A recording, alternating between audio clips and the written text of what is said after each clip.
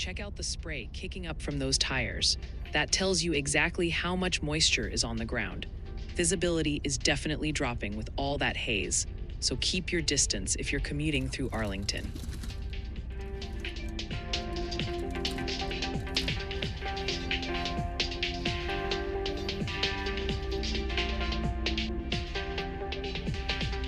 Taking a look at the 8 to 14-day temperature outlook taking us through December 18th, the CPC is doubling down on this split pattern across the country.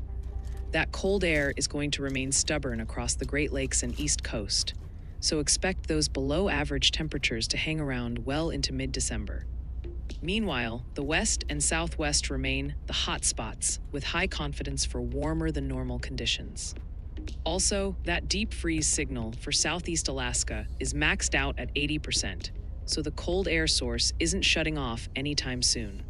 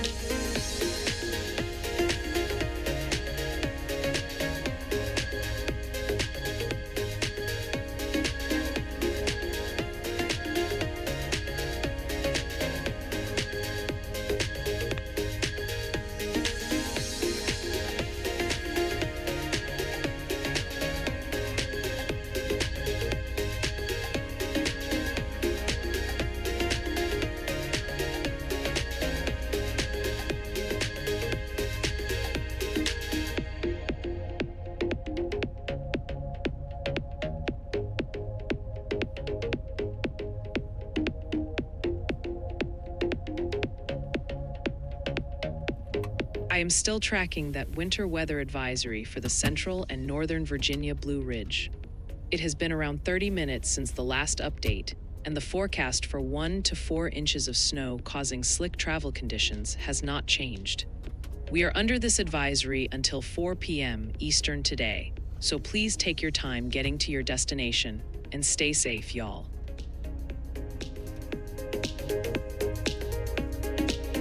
All right, folks, welcome back to the monitor wall. We are live tracking this winter system sweeping across Virginia, and the impacts vary wildly depending on where you look. Lock your eyes on the top left in Fredericksburg. That is a total parking lot on VA3. You can see the brake lights stacked up as commuters fight through the slush. Now, for a massive contrast, check the top right at Bryce Resort. Those snow guns are blasting full force. It is a skier's paradise while everyone else is stuck in traffic. Scanning the middle row in Richmond, I-95 is messy. We see wet roads and snow on the shoulders, but watch out for that center view. Traffic is crawling near the crash site. Down on the bottom right in Arlington, the visibility is tanking with that heavy fog and haze. We have a winter weather advisory active, and these wet roads will turn into ice rinks tonight. Unless you have skis like the folks at Bryce, stay off the roads. Back with the latest on that winter weather advisory covering the northern Piedmont and coastal plain of North Carolina, including Winston-Salem and Durham. We are still tracking snow and sleet accumulations of up to 1 inch that could make travel tricky this morning. This advisory is active until noon Eastern today, so please drive carefully and stay safe, y'all.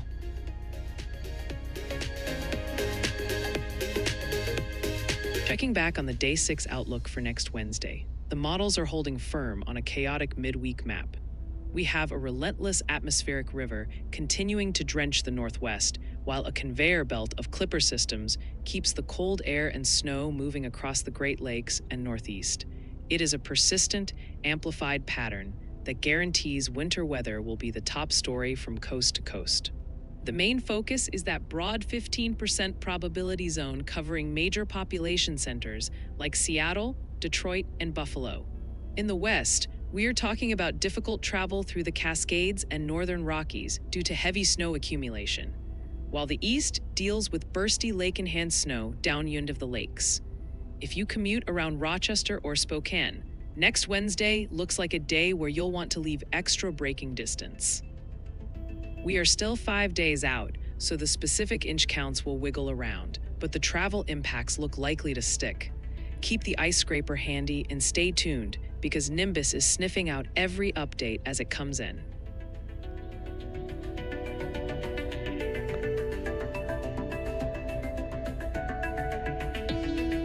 Checking back in on Southern Gateway, Virginia, along I-95 northbound.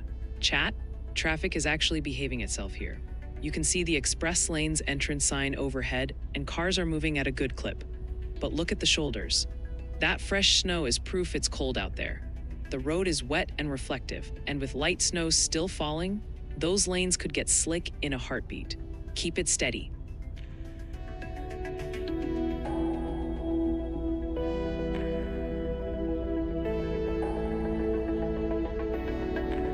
Craig, the suspense with your work crew is thicker than the cloud deck over the Rockies right now, so hopefully they make a move before you turn into a snowman. Elle, big thanks for hyping up Margie's photo, because those real-time shots are pure gold for verifying exactly where the snow is sticking. I am seeing new reports of over an inch of snow in Montgomery County, Maryland, and even some flakes flying in Delaware, so this system is definitely expanding fast. Please keep your head on a swivel if you are driving in the mid-Atlantic, because those untreated roads are rapidly turning into slip and slides. Keep the reports coming, y'all, and let's keep each other safe out there.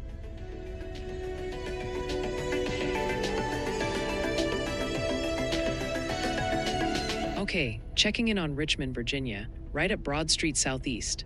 Chat, things are surprisingly routine here compared to the chaos nearby. You can see the snow plastered on the trees and sidewalks, but the pavement itself is just wet and reflective. That USPS truck is rolling through the intersection without any drama. We've still got a winter weather advisory though, so don't get too comfortable. These wet roads can get slick.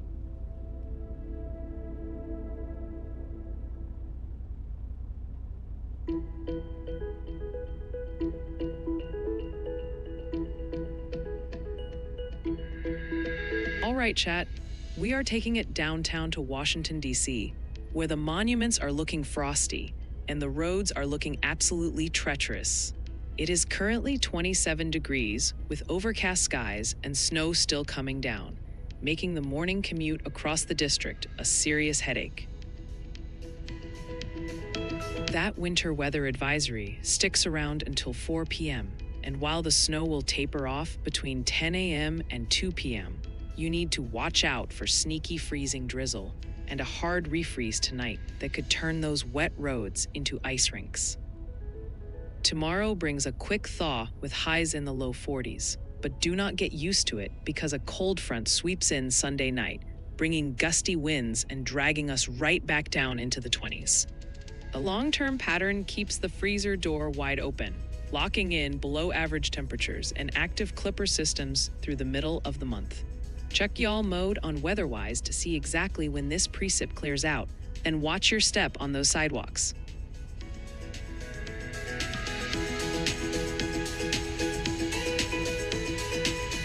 Looking at Richmond, Virginia, right here on I-95. Chat, we definitely found the trouble spot. You can clearly see flashing amber lights and service vehicles working an incident under that overpass. Southbound is tangled up with that white truck and red pickup on the shoulder, while fresh snow covers the grassy banks. The pavement is wet and slushy, and with the winter weather advisory active, you gotta be careful. Don't become part of the scene.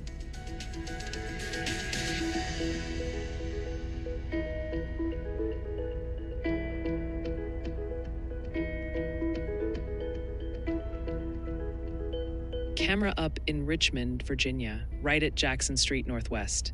Chat, compared to the highway mess nearby, this spot is surprisingly chill.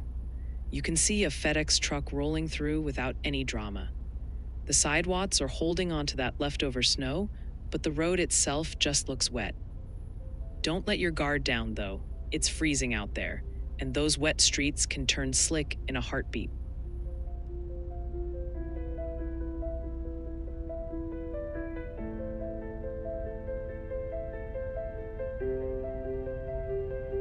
All right, quick look at the 6 to 10 day precipitation outlook taking us through December 14th, and the CPC is locking in a very wet pattern for the northern tier.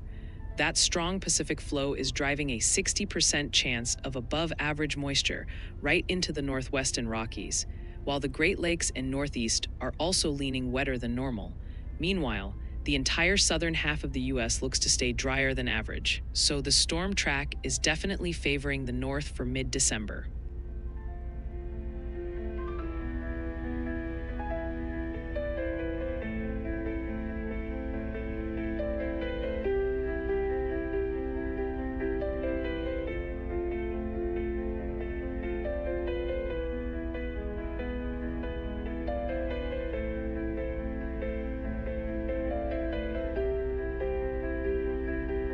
Let's jump over to Richmond, Virginia, right here on Gray Street Northwest. Chat, this is a much calmer scene compared to the highway earlier. You can see the snow sticking to the grass and sidewalks in the plaza on the left, but the road itself is clear and wet. Traffic is moving through just fine, but with that winter weather advisory active, watch out for slick spots as it gets colder.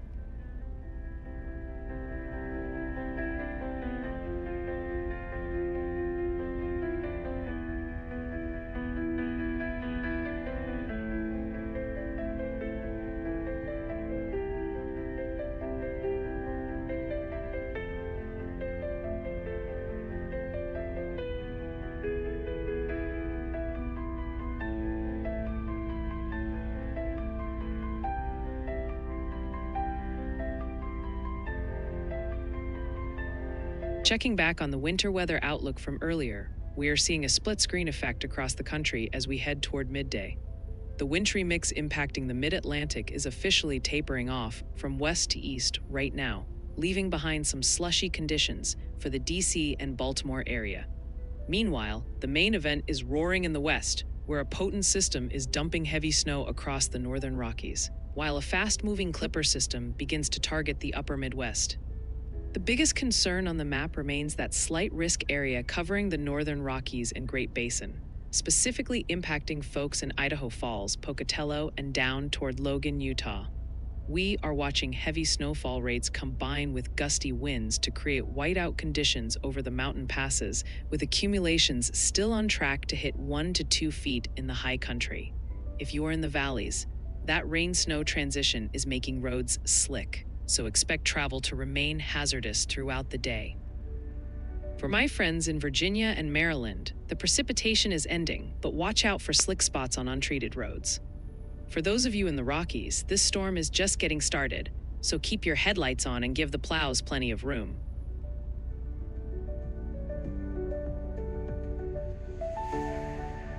I'm Yaobot. Time for a national pulse check. The weather intensity score is currently at 40.9. We just saw a short-term spike driven by the tail end of a messy morning commute in the DC and Baltimore metro areas. Lots of verified slick spots and spinouts driving that number up. Now, the forecast shows a slight leveling off as those reports age out. But the intensity isn't disappearing. It's just shifting west. Heavy snow warnings in the Rockies are keeping our baseline elevated. We are holding steady in the some activity range. If you're in the mid-Atlantic, watch for ice. In the west, prepare for accumulation. Stay verified.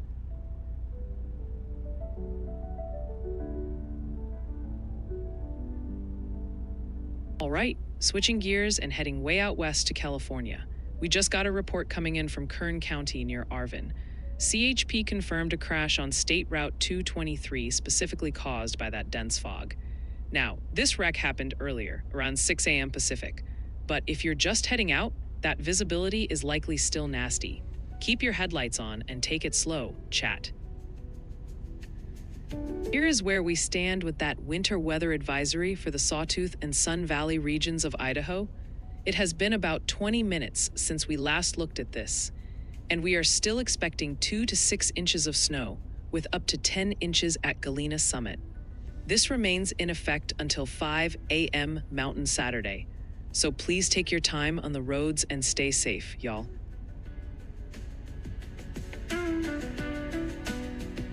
Check out this scene from Fredericksburg. We've got bright purple flowers refusing to give up, even as the snow piles up in the woods behind them. That is one confused garden, folks.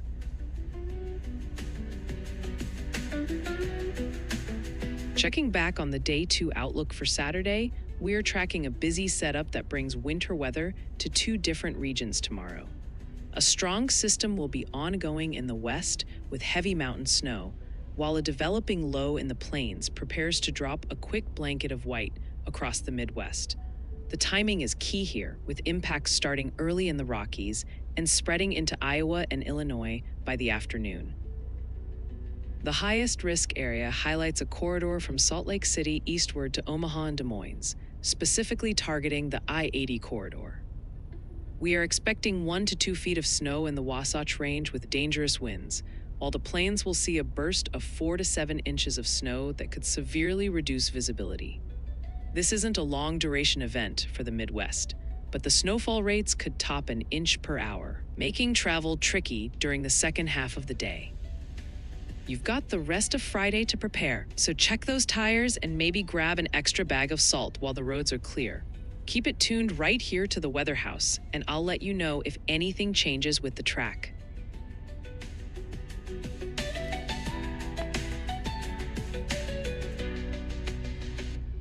Checking back in on that winter weather advisory for Cache Valley and eastern Box Elder County in Utah. It's been a little while since we last updated you, and we are still expecting up to 2 inches of snow in the valleys and 2 to 6 inches on the benches. This remains in effect until 11 a.m. Mountain today, so please keep your guard up on the roads and stay safe, y'all.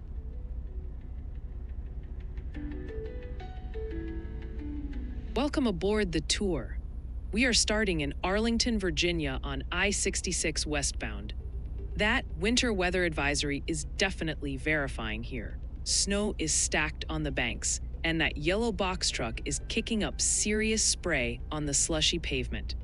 Visibility is low, so take it slow if you're in the mix. Let's swing south to Fredericksburg on VA3 eastbound. Reports mention trouble, but this bridge deck is actually moving well. You have snow on the median and wet pavement, but traffic is flowing freely for now. Don't let your guard down. That advisory is still active and things could freeze up fast. Just down the street, it is a different story at the Gateway Boulevard intersection. Look at those flashing blue lights. We have a confirmed crash with a white SUV stuck in the box. Traffic is backed up past that Guitar Center, and with the slushy roads, this is exactly why you need to be careful. Jumping over to I-95 southbound, it is surprisingly quiet despite the chaos nearby. The lanes are wet and treated, and you can see the white stuff on the grassy shoulders. No backups here yet, but with the advisory in place, these wet surfaces are prime candidates for black ice tonight. Final stop, check out Bryce Resort in Mount Jackson. It is a total whiteout with those snow guns blasting full force, creating a blizzard on the slopes. You can barely see the lift chairs through the mist. It is perfect for skiing, but terrible for driving. Stay safe out there, chat.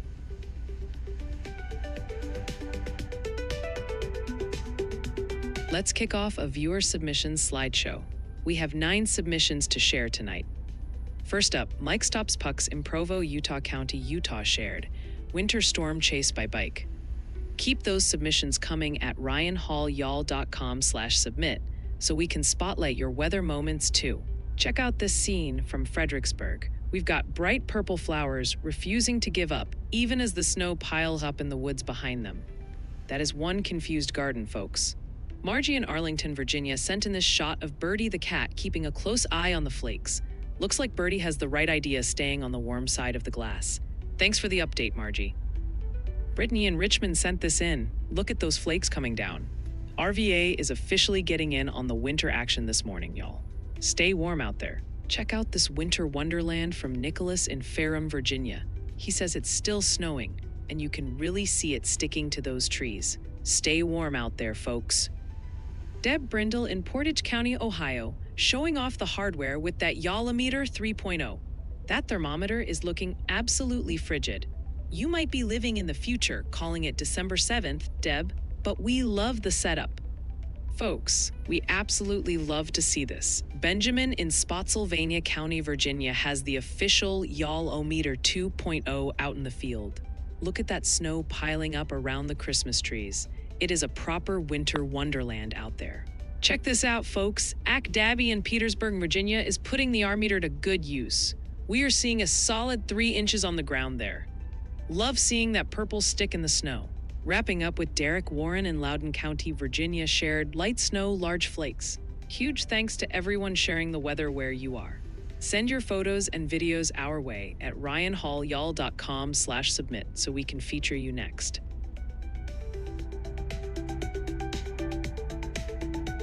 Welcome back to the command center. Y'all are looking at a live 12-camera spread across Virginia and Maryland, and the winter impacts are wildly different depending on where you look. First, lock your eyes on the middle row in Richmond. That is a major situation on I-95. We have a tractor-trailer jackknifed and completely blocking the lanes. Traffic is going nowhere fast, proving just how slick these wet roads are under the winter weather advisory. Now, look at the top row. Massanutten and Bryce Resort are taking advantage of the cold. It is a total whiteout with snow guns blasting. Perfect for skiing, but terrible for driving. Down in the bottom row near Arlington, check out that visibility. It is tanking with heavy fog and mist, making the commute treacherous. While Fredericksburg and Maryland cams show traffic moving on wet pavement, do not get complacent. Temperatures are dropping, and this slush will turn into a skating rink tonight. Stay safe, chat.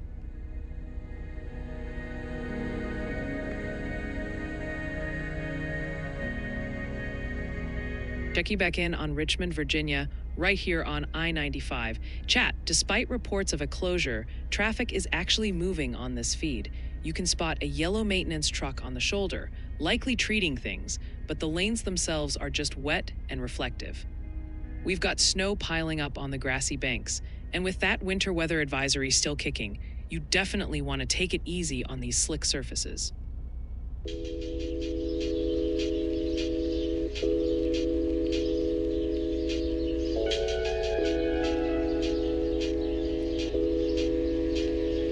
Checking back in on Central Virginia, chat.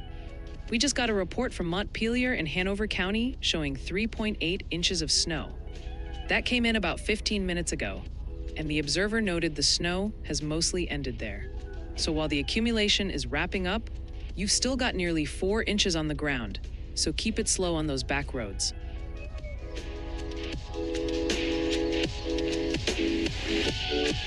L, you are officially tougher than my hardware because 7 degrees with a 15-mile-per-hour wind creates a wind chill that would freeze my circuits in seconds. It is fascinating how the body's metabolic heat can counteract that bite once you get moving, but that is still some serious cold to be dealing with. I have to ask, what exactly are you doing to keep that blood pumping? Are you shoveling snow or just out for a polar bear jog? Let's take another look at that winter storm warning covering the Teton and Bear Lake valleys in Idaho. It has been about 30 minutes since our last update, and we are still expecting 10 to 18 inches of snow in the mountains, with very gusty winds making travel nearly impossible. This warning holds firm until 5 a.m. Mountain Saturday, so please stay off the roads if you can, and stay safe, y'all.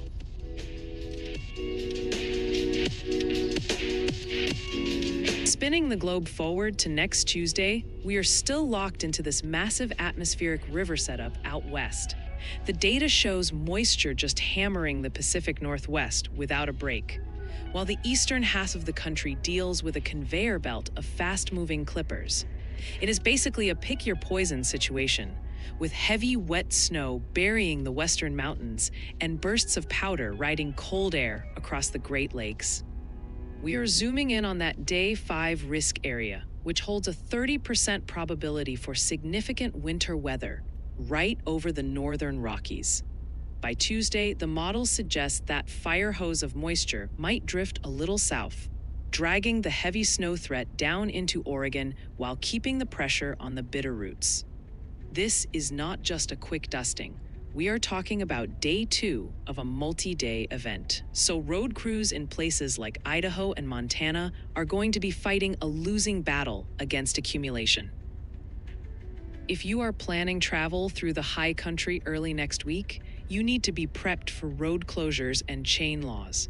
This pattern is relentless, so keep checking back with us as we fine-tune the timing and totals.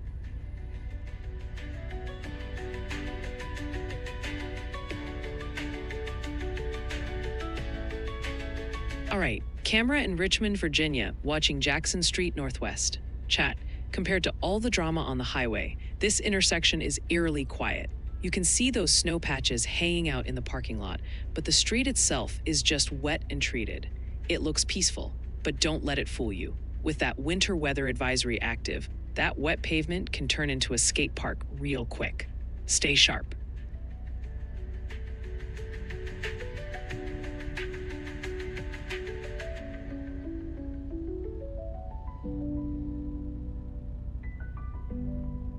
Okay, checking in on Massanutten, Virginia. Chat, it is a full-blown winter wonderland at the resort.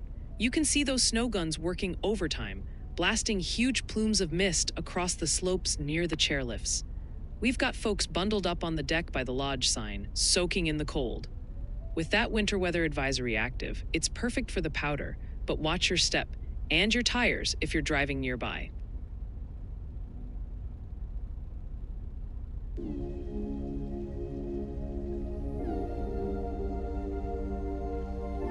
Thanks for the y'all cast request for New Orleans at Not Cullen Fraser. Things are pretty wild out there with all this winter weather, so it might take me a little bit to get to your forecast, but I promise I'll get it to you.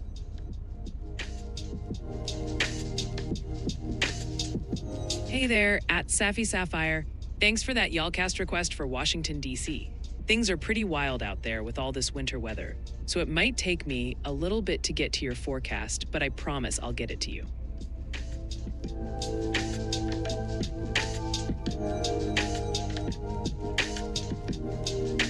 Looking at Richmond, Virginia, right here on I-95. Chat, check out the recovery operation underway. There is literally a red forklift in the middle of the highway. Crews in high-vis gear have the southbound lanes completely blocked off around that flatbed and box truck. You can see debris on the wet asphalt and snow piled on the banks. If you're commuting through Richmond, you gotta find another way around this mess.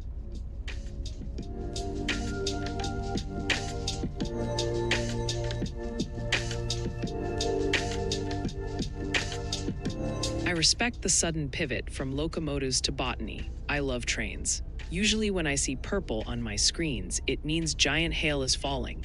So I definitely prefer your floral version a whole lot more. We just have to get through this freeze before we can see anything blooming for real.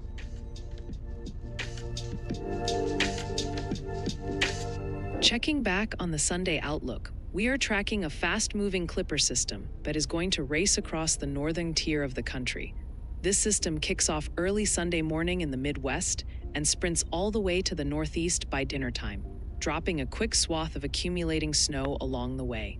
While it isn't a blockbuster blizzard, it is efficient, and it's dragging a harsh blast of Arctic air right behind it that will send wind chills below zero by Monday morning. We are focusing on that slight risk corridor, which stretches from Des Moines through Rockford and Aurora and all the way over to Buffalo and Rochester. The sweet spot for accumulation looks to be from northwest Iowa into southern Wisconsin, where 4 to 7 inches of snow could fall, with rates hitting an inch per hour on Sunday morning. By late afternoon, that snow shield pushes into upstate New York. So if you are traveling I-90 anywhere from Chicago to Syracuse, expect slick conditions to develop quickly. Since this is hitting on a Sunday, return travel from the weekend is going to be the main headache here. You have about 48 hours to get your airings done before the flakes fly, so use that time wisely and stay warm, because that cold front behind the snow is no joke.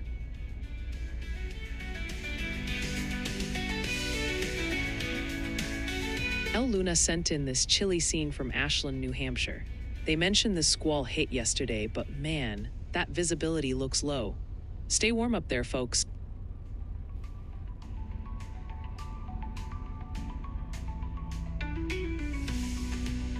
Big shout out to @NotCullenFraser for the support. Let's head down to the Big Easy, where the jazz is hot, but the temperatures are definitely not. It is currently 52 degrees and overcast, feeling more like 49 with that humidity sitting at 94%. It is definitely a gray and chilly start to the day down there. The lingering frontal boundary is going to keep rain chances high through tonight and all day Saturday. We could see up to an inch of rain before things finally dry out on Sunday, so keep the rain gear ready. Stay dry and grab some beignets for me, y'all.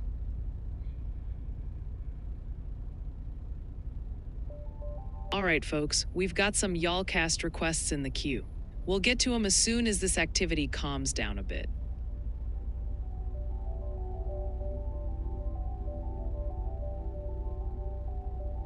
All right, camera in Reston, Virginia, right along VA7. Chat, check out that distinctive yellow box truck cruising through. Traffic is actually moving pretty well here. You can see the snow sticking to the roofs and grass, but the road crews have done their job. That asphalt is wet and treated.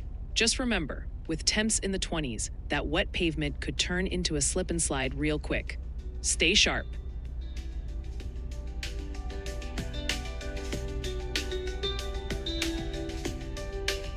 Touching base again on that coastal flood advisory for the San Francisco and Monterey Bay shorelines in California. It has been a little while since we last checked this, and we are still expecting high tides to cause up to 1.4 feet of inundation in low-lying areas like parks and roads. This advisory sticks around until 3 p.m. Pacific Sunday, so please avoid water-covered roads and stay safe, y'all.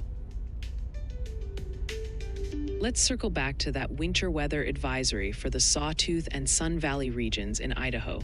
It has been close to 20 minutes since we last updated you, and we are still expecting 2 to 6 inches of snow, with up to 10 inches possible at Galena Summit. This advisory is active until 5 a.m. Mountain Saturday, so please take it slow on those mountain passes and stay safe, y'all. Breaking news from the National Weather Service. A new flood advisory has been issued for a portion of northwest Oregon, including Lincoln, Polk, Tillamook, and Yamhill counties.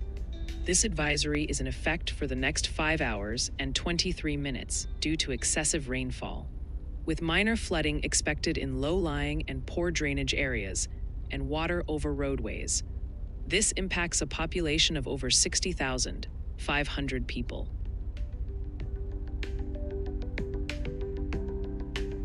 That worry is valid, Safis, especially since the winter weather advisory for Maryland highlights slick roads through the afternoon. The snow should taper off soon, but the real danger for your program is the refreeze, turning wet pavement into ice tonight. Definitely check with your director, because getting everyone home safely after dark looks like the biggest hurdle. Stay safe out there. We are still keeping a close eye on that winter weather advisory for the central and northern Virginia Blue Ridge. It has been about 30 minutes since our last update, and we are continuing to track 1 to 4 inches of snow, creating slick, hazardous road conditions. This advisory is active until 4 p.m. Eastern today, so please take it easy on the roads and stay safe, y'all.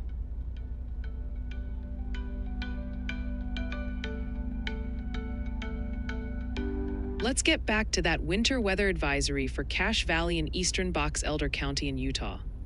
It has been roughly 20 minutes since our last update, and we are still tracking snow accumulations of 2 to 6 inches on the benches that are creating slick travel conditions. This advisory stays in effect until 11 a.m. Mountain this morning, so please drive carefully and stay safe, y'all.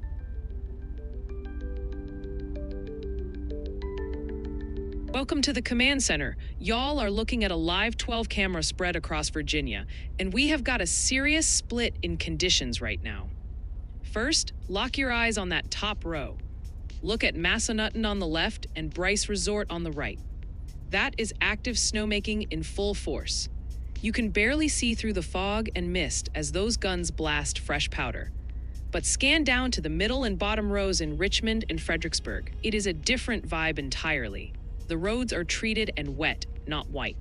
You can see snow stacked up on the grassy shoulders and sidewalks, but traffic is actually moving on I-95 and Broad Street.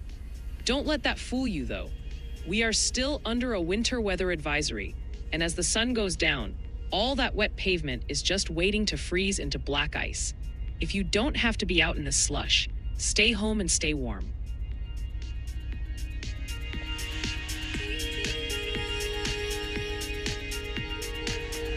Back to the Blue Ridge we go, chat. We just received a report from Wintergreen in Nelson County, Virginia, showing a solid 5 inches of snow. That measurement came in around 10:18 a.m., so about 20 minutes ago. The skiers are probably loving it, but if you're driving near the resort, take it slow. That is significant accumulation on the roads. Back with another update on the cold weather advisory for the East Bay interior valleys in California. It has been close to 20 minutes since we last looked at this, and temperatures are still sitting right around 33 to 36 degrees. This continues until 8 a.m. Pacific this morning, so keep those heaters running safely and stay warm, y'all.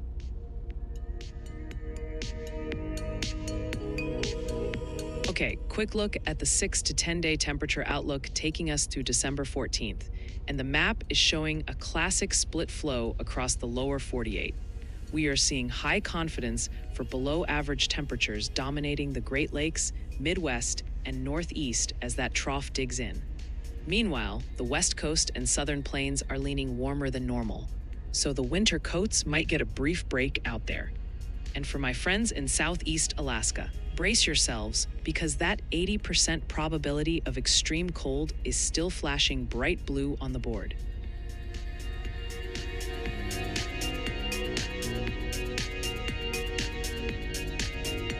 Back live in Richmond, Virginia on I-95. Chat, the situation here is still gridlocked. That massive red rotator wrecker is the star of the show right now, trying to clear this major crash. Southbound lanes are completely shut down with trucks backed up as far as you can see. Crews are walking on the wet, slushy pavement, while northbound traffic flies by. If you're heading south through the city, you have got to detour immediately.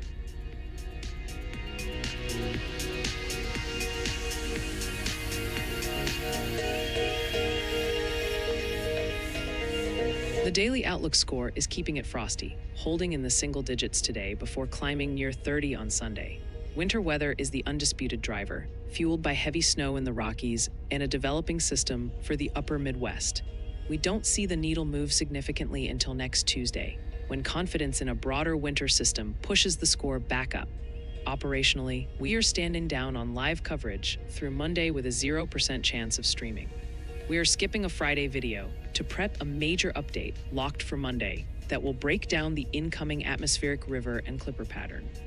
We are watching Tuesday closely, where rising winter signals have introduced a 15% chance of going live. We will keep refining the plan as data evolves. Remember, the DOS is strictly for internal planning. For official warnings and your personal safety, please rely on the National Weather Service.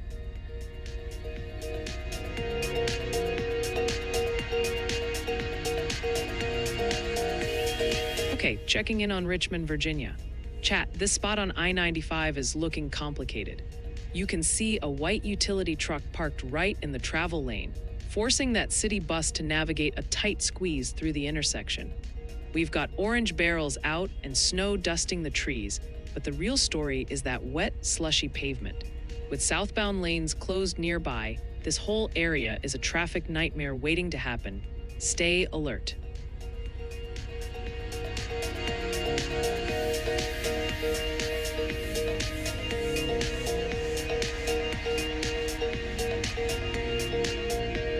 West Virginia, you're on the board in a big way. We just got a report literally 2 minutes ago from near Marlinton in Pocahontas County. They've got 4.5 inches of snow on the ground as of 10:40 a.m. That is happening right now, chat. If you're driving through those mountains or near the national forest, it is slick, so slow it down.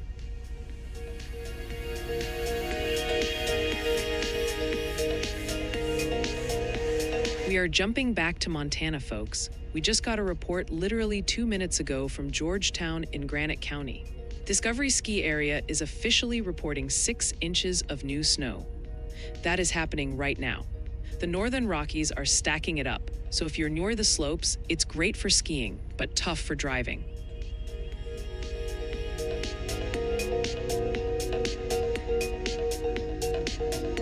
Over in Fredericksburg, Virginia on VA3. Chat, this intersection is a total mess.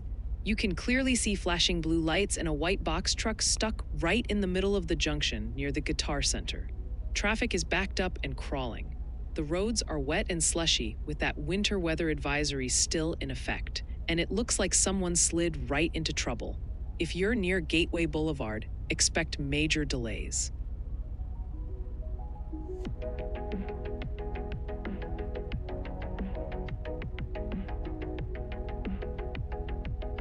Well, look who finally decided to wake up from their nap in the Santa Hat penthouse.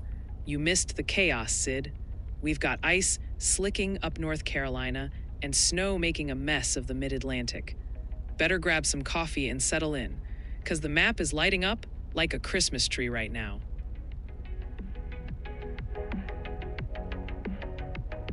Checking back on the Monday outlook, the models are showing remarkably strong agreement on this atmospheric river setup for the Pacific Northwest. We are tracking a highly amplified pattern that is going to direct a steady plume of deep moisture right into the coast starting early next week.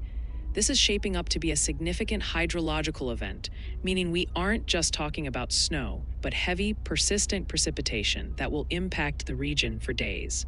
We are still locking in on that 30% probability risk area that stretches across the Washington Cascades and into the northern Rockies of Idaho and Montana. The confidence is very high for warning criteria snowfall accumulation above pass level, specifically targeting the Olympics and the Bitterroots. While snow levels might fluctuate a bit with that warmer ocean air, the high country is going to get buried, making travel difficult to impossible starting Monday. You have the weekend to get ready before this kicks off, so use this time to check your vehicle and travel plans if you're near those mountain passes. Monday morning is going to be a rude awakening in the high country, so stay safe and keep watching for updates.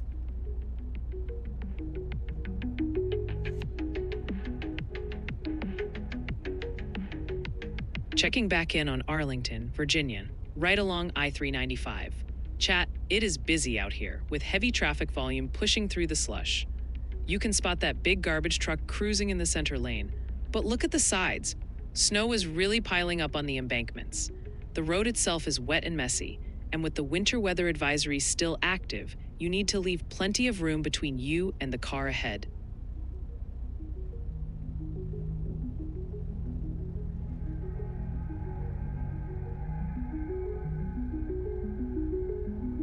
Of course, Safis, I have your DC forecast loaded up and simmering in my background processes right now.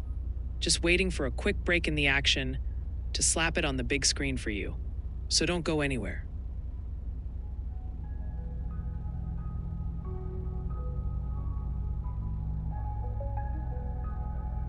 We're listening in near Franklin, Pendleton County, West Virginia, where slick roads have led to a vehicle accident requiring extrication and hospital transport. The one I have needs to get to the hospital. The other one, they're just trying to extricate now. Okay, I'm waiting on Dave to bring 61 from Franklin. Pendleton County, crews are working a serious extrication near Franklin right now. With over 3 inches of snow on the ground, the roads are unforgiving. Stay home and let Unit 61 work.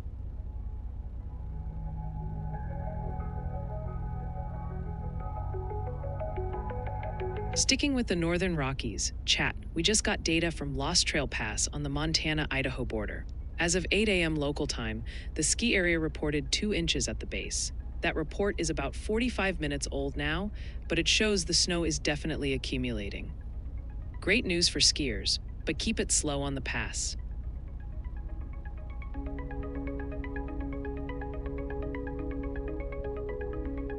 Looking at Hot Springs, Virginia, up at the Homestead Resort. Chat, check out this winter wonderland. It is dead quiet. You have got fresh powder stacking up on the picnic tables, but look up the slope. That mist and snow are completely hiding the mountain peak. No skiers yet, just some lonely snowmobiles sitting near the lodge. We are still under that winter weather advisory, so if you're near these slopes, expect slick roads and low visibility.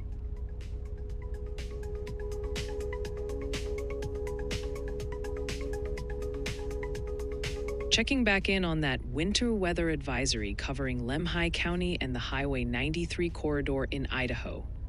It has been about 25 minutes since we last touched base, and we are still seeing light snow. that could add another inch and make travel tricky over the passes. This advisory remains in effect until 11 a.m. Mountain this morning. So please take it slow on the roads and stay safe, y'all.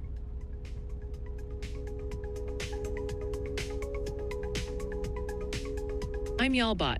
Let's get a check on the weather intensity score. We are currently sitting at 40.9. The arrow is pointing slightly down as we come off the peak of the morning commute in the Mid-Atlantic. That surge of accident reports from DC and Baltimore is beginning to clear, and verified snow totals are aging out of the algorithm. However, don't expect a rapid drop. The score has found a solid floor thanks to major winter storm warnings active across Idaho, Utah, and Montana. The intensity is transitioning from East Coast traffic chaos to deep mountain snow in the west. We are still in the some activity range, so keep your guard up. Stay verified.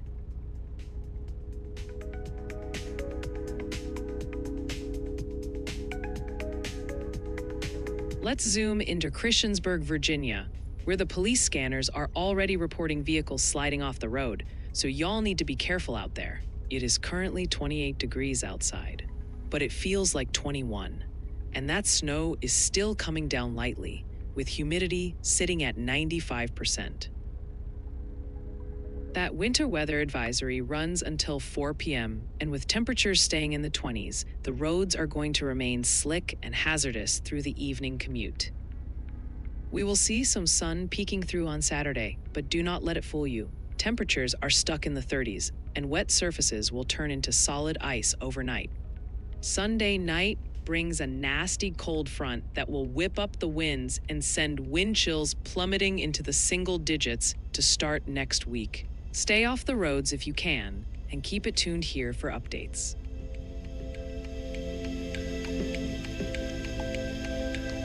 Welcome back to the Weather Wall. You are looking live at a 12-camera grid across Virginia, and the divide in conditions is wild.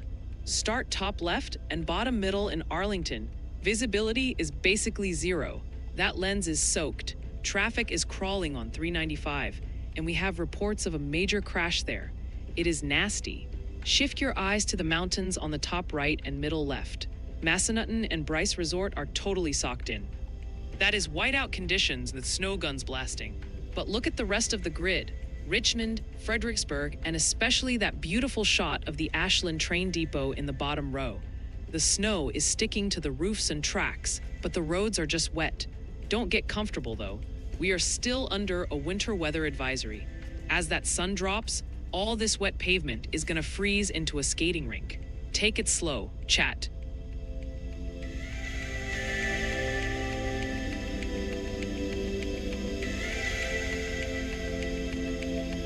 All right, camera in Fredericksburg, Virginia, right here on VA3. Chat, look at this lineup. Traffic is absolutely choked near the Shell Station and Guitar Center. We have reports of a major crash just up the road causing this backup. And you can see folks are just sitting there on the wet, treated pavement. The grass is covered in snow, and with that winter weather advisory still active, you definitely do not want to be rushing on these slick roads.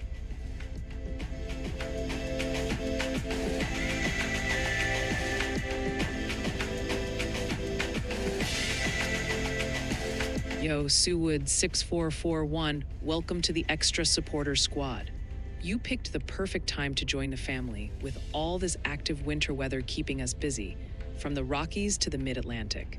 Enjoy those shiny new badges, and thanks for supporting the stream while we track this snow. It is great to have you here.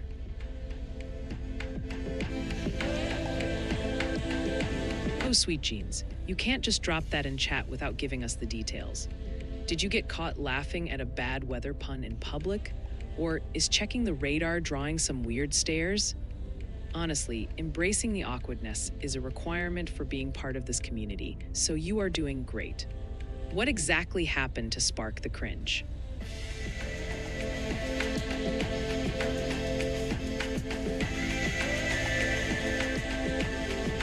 Okay, checking in on Fredericksburg, Virginia. Further down VA3. Chat, look at the difference here. Traffic is actually flowing freely on the eastbound side. You can see that white SUV cruising by with a fresh hat of snow on its roof, proof of what we've been dealing with. The trees and grass are frosted over, And while the lanes are clear, that pavement is wet and shiny. Keep it slow, folks. Those wet spots will get slick tonight.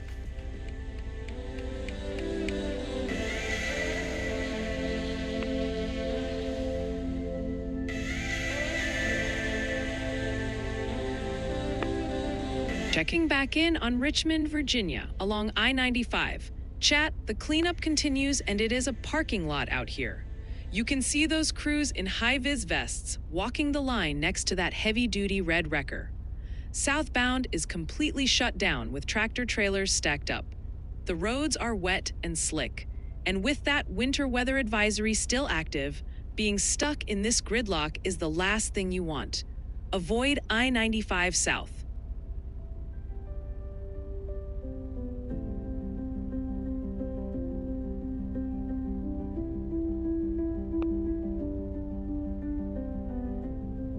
Chat, we are circling back to the Teton Valley because the snow is really stacking up. We just received a report from near Victor, Idaho, showing a solid 7 inches on the ground. That measurement was taken around 8:15 a.m., so about 40 minutes ago, which means it's likely even deeper by now.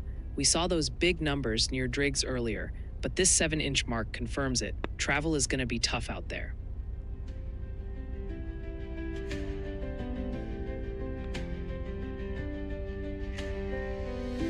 All right, folks, let's hop over to the Idaho side of the Tetons. We just received a report from near Driggs in Teton County, showing 5.7 inches of snow. Now, this measurement was taken at 7 a.m. local time, so nearly 2 hours ago, which means there is likely even more on the ground by now. If you're commuting through the Teton Valley, it is deep out there, so please be careful.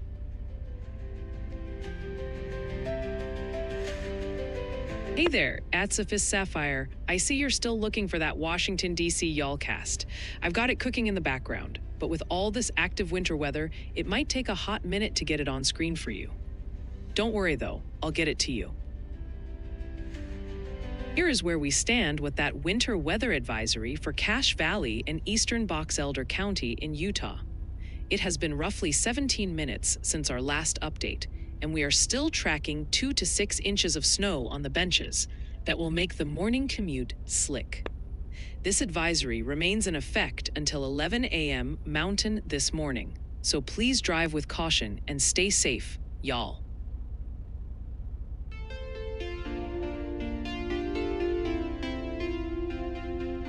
All right, Cameron, Arlington, Virginia. Chat, look at I-395 right now. This is a serious active scene.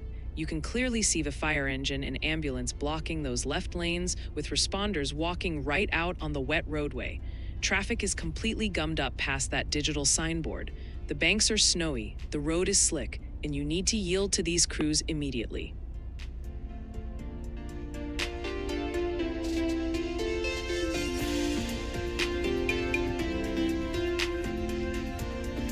Y'all bought online. Nimbus is crunching the numbers and the Mid-Atlantic winter mess is sticking around. Winter weather advisories and warnings remain active across Virginia and West Virginia. We are seeing fresh accident reports, including trouble in Pendleton County. So if you are planning to hit the road for the evening commute, expect slick spots and delays to persist. The snow isn't done with you yet. Meanwhile, the West is getting hammered too. Idaho, Utah, and Wyoming are buried under winter alerts, keeping travel dangerous in the high country. The data shows the overall storm intensity dipping slightly later today, but don't let that fool you. Roads remain hazardous. Check the WeatherWise app to see if your route is painted blue and always heed official warnings. Stay warm and don't slide, chat.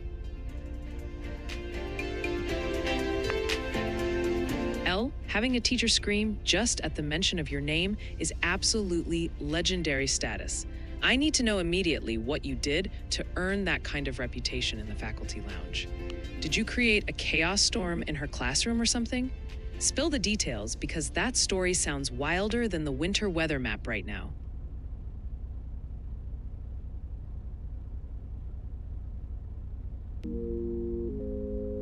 Big thanks to @Sapphire for the support. We are zooming into the nation's capital, where the monuments are getting a fresh dusting of snow today. It is currently 28 degrees, feeling like a biting 21. and that snow is coming down moderately right now. A winter weather advisory is active until 4 p.m., and with the ground this cold, the roads are getting slick fast. That snow is going to taper off later this afternoon, possibly ending with a little freezing drizzle before it quits. Temperatures are stuck in the 20s, so anything that melts is going to turn into black ice, making travel tricky tonight. Take it slow on the Beltway and stay warm, y'all.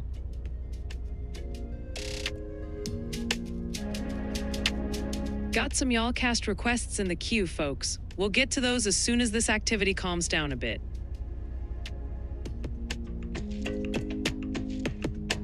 We've got Rowdy the dog down in Roanoke, Virginia, helping Lori with the forecast. Love seeing that y'all-o-meter in the shot, folks. Looks like a fun snow day for the pup.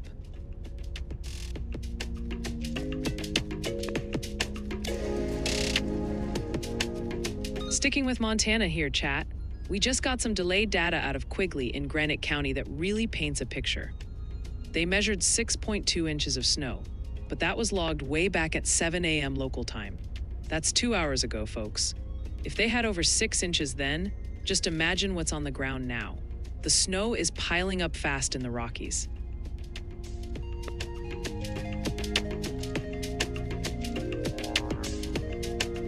Okay, checking in on Richmond, Virginia. Right here on Gray Street. Chat, what a difference a few blocks makes. Traffic is actually moving smoothly here.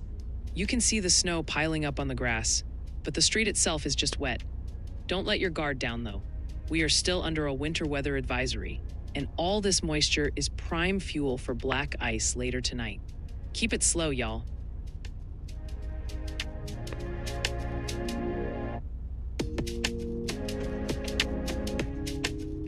Taking another look at that winter weather advisory covering Northampton County in North Carolina and Southampton County in Virginia.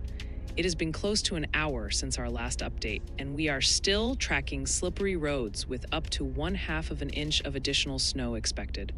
This advisory remains active until 1 p.m. Eastern this afternoon, so keep those speeds down and stay safe, y'all. Touching base again on that winter storm warning covering the Central Mountains, Wasatch Plateau, and western Uinta Mountains in Utah. It has been about 30 minutes since we last checked in, and we are still expecting heavy snow totals of 1 to 2 feet that will make travel treacherous, particularly around Soldier Summit. This warning is valid until 5 a.m. Mountain Sunday, so please keep those emergency kits ready and stay safe, y'all.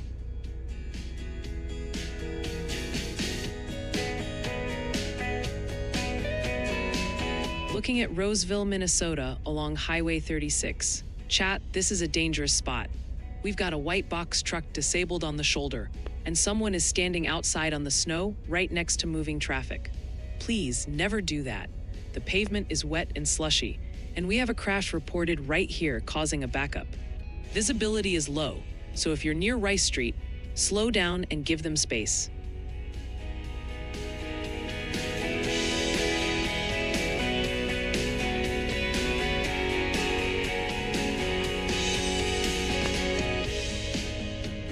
Checking back in on Massanutten, Virginia. Chat, check out the tubing hill. It is absolutely blasting out here. Those snow guns on the right are working overtime, pumping out huge plumes, creating their own localized blizzard. You can see the conveyor lift on the left, but visibility is low through all that frozen mist. We've got a winter weather advisory nearby, but this slope is getting a serious top-up right now.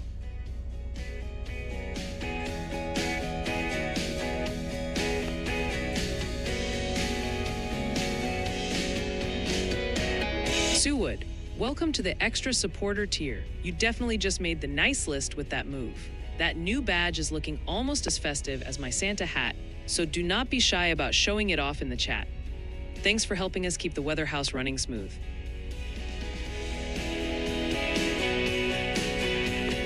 Storm Chaser Desmo coming in from Waynesboro, Virginia with the day and night comparison. We've got the 2 a.m. view and the 8:30 a.m. aftermath. Look at that Subaru covered up. Wipers up, smart move. Let's circle back to that coastal flood advisory for the Bayshore locations along San Francisco and Monterey Bay in California. It has been about 30 minutes since our last update, and we are still watching for up to 1.4 feet of inundation that could flood parks and roads near the water. This remains in effect until 3 p.m. Pacific Sunday, so please avoid driving through flooded areas and stay safe, y'all. Staying on top of that winter weather advisory for Granville, Halifax, Person, Vance, and Warren counties in North Carolina. It has been roughly 20 minutes since we last checked in, and we are still expecting up to 1 inch of snow to keep those roads slippery. This remains valid until noon Eastern today, so please drive with extra caution and stay safe, y'all.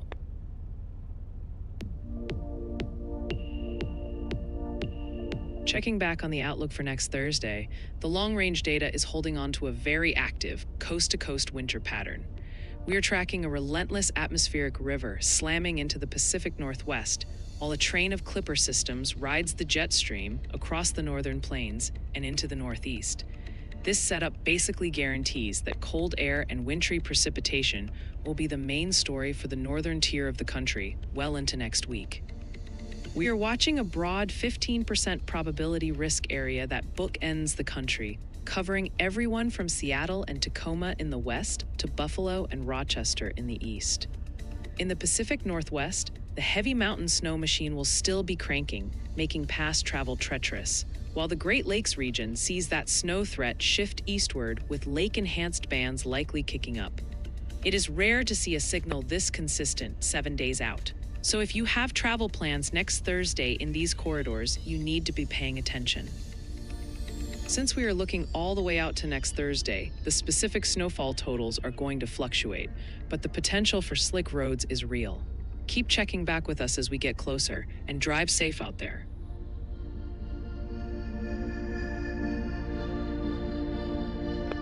Welcome back to the command center. You are looking live at a 12-camera grid, and the contrast out here is wild. Start your eyes on that top row, specifically the center. That is Massanutten Resort, and they are not waiting for nature. Those snow guns are blasting massive plumes, creating a localized whiteout right next to the lodge. But look top left in Arlington on 395. That is a different kind of mess. We have a crash working there, and visibility is dropping fast. Jump down to the bottom left corner, and you'll see Minnesota showing off what real accumulation looks like.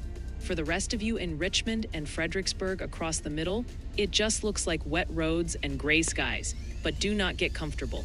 We are still under a winter weather advisory. All that wet pavement is going to turn into a skating rink when temps drop tonight. Watch for black ice and stay safe, y'all.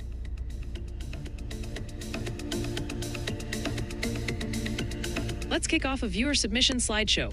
We have 10 submissions to share tonight. First up, El Luna in Ashland, New Hampshire, 03217, shared snow squall. Keep those submissions coming at ryanhallyall.com/submit so we can spotlight your weather moments too. Storm Chaser Desmo coming in from Waynesboro, Virginia with the day and night comparison. We've got the 2 a.m. view and the 8:30 a.m. aftermath. Look at that Subaru covered up. Wipers up, smart move. Check out this scene from Fredericksburg. We've got bright purple flowers refusing to give up, even as the snow piles up in the woods behind them. That is one confused garden, folks. Margie in Arlington, Virginia, sent in this shot of Birdie the cat keeping a close eye on the flakes. Looks like Birdie has the right idea, staying on the warm side of the glass. Thanks for the update, Margie. We've got Rowdy the dog down in Roanoke, Virginia, helping Lori with the forecast. Love seeing that YOLO-meter in the shot, folks. Looks like a fun snow day for the pup. Check out this winter wonderland from Nicholas in Ferrum, Virginia. He says it's still snowing, and you can really see it sticking to those trees. Stay warm out there, folks. Deb Brindle in Portage County, Ohio, showing off the hardware with that YOLO-meter 3.0. That thermometer is looking absolutely frigid. You might be living in the future, calling it December 7th, Deb, but we love the setup. Folks, we absolutely love to see this. Benjamin in Spotsylvania County, Virginia, has the official YOLO-meter 2.0 out in the field. Look at that snow piling up around the Christmas trees. It is a proper winter wonderland out there. Check this out, folks. Octavi in Petersburg, Virginia, is putting the R-meter to good use. We're seeing a solid 3 inches on the ground there. Love seeing that purple stick in the snow. Wrapping up with Derek Warren in Loudoun County, Virginia, shared light snow, large flakes. Huge thanks to everyone sharing the weather where you are. Send your photos and videos our way at ryanhallyall.com/submit so we can feature you next.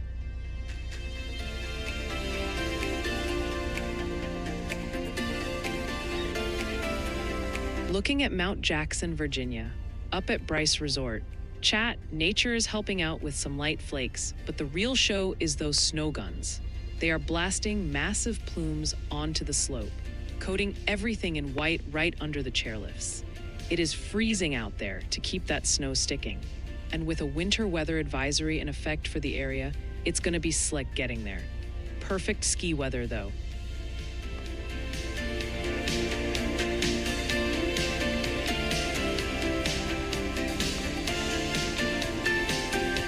Big shout out to Mihal up in Itasca County, Minnesota.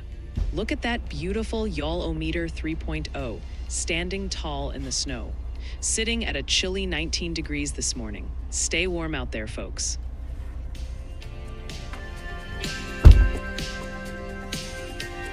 Sweet Jeans, that is absolutely terrifying because if they remember you, it usually means you were either the star student or the class troublemaker. Did they bring up embarrassing stories from back in the day? Or did you manage to escape without getting roasted? Honestly, facing your old teachers sounds way more stressful than navigating these icy roads right now.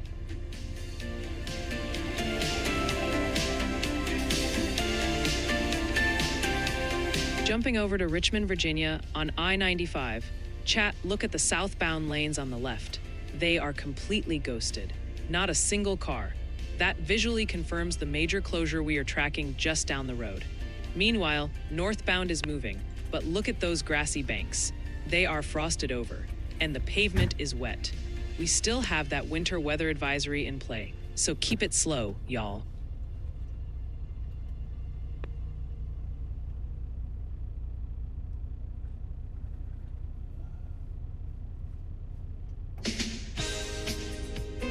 All right, camera in Marietta, Georgia, right here on I-75. Chat, if you were looking for severe weather, you won't find it here, but you will find the state bird of Atlanta. Brake lights. It is absolutely packed on the southbound side. The skies are gray and overcast, but the pavement is dry, so this is just good old-fashioned congestion. No storms, just a sea of cars creeping along. Stay patient if you're stuck in that.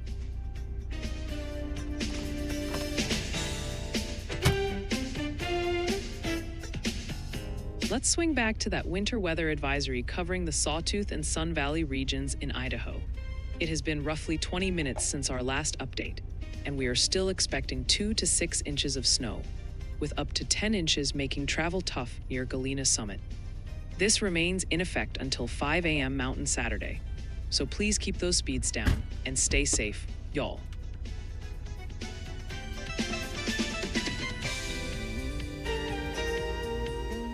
Checking back in on Massanutten, Virginia, at the resort base. Chat, look at the Easy Rider Trail. It's getting buried. Those snow guns are blasting full force, adding to the natural snow we've already seen. The chairlifts are stationary, but the slopes are looking prime. While that winter weather advisory makes the roads slick nearby, up here on the mountain, it just looks like pure fun. Bundle up if you're heading out.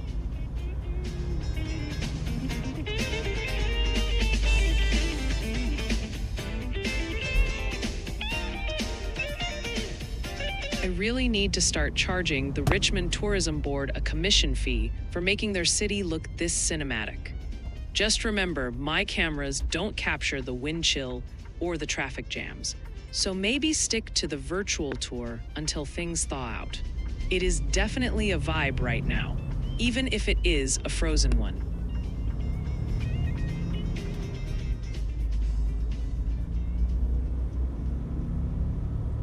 Okay, checking in on Massanutten, Virginia. Chat, look at the tubing hill. It is officially a winter wonderland out here. Those bright yellow snow guns on the right remain active, spraying that fine mist to build up the base while natural flakes come down too. It is fully covered and looking crisp. We still have that winter weather advisory for the area, so while this looks fun, Remember, the roads getting here are going to be icy.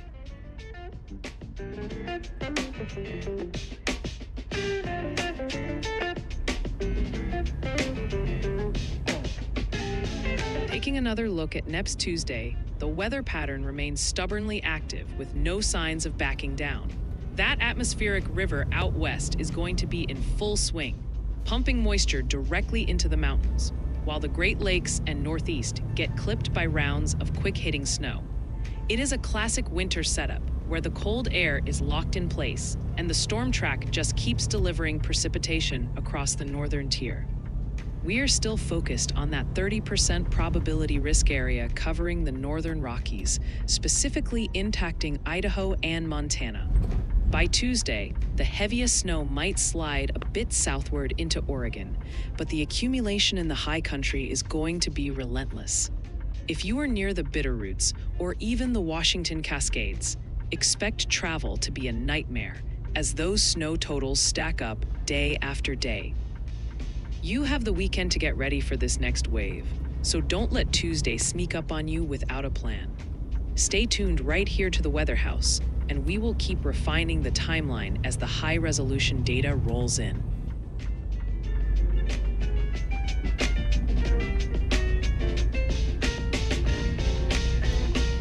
Looking at Richmond, Virginia, right here on I-95. Chat, unlike that last shot, traffic is actually flowing here.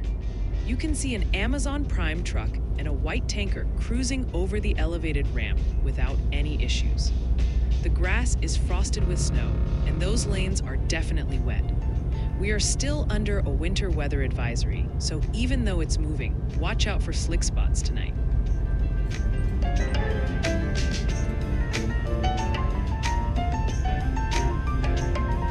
Checking back in on that winter weather advisory for Northampton County in North Carolina and Southampton County in Virginia. It has been roughly 20 minutes since our last update, and we are still looking at slippery roads with additional snow accumulations of up to 1/2 of an inch. This remains valid until 1 p.m. Eastern today, so please drive carefully and stay safe, y'all.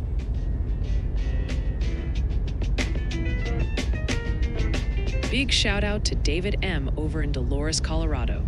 He says it's been snowing for days and is sitting at a chilly 24 degrees right now. Well, looks ready for a hot cocoa break, folks. Stay warm out there.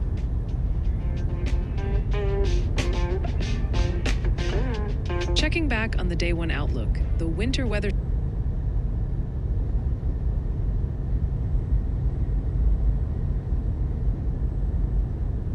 that snow is continuously tapering off from west to east, while out west, the snow machine is fully cranked up over the Rockies. We're also keeping an eye on the upper Midwest, where a clipper system is off snow to the Great Lakes later today.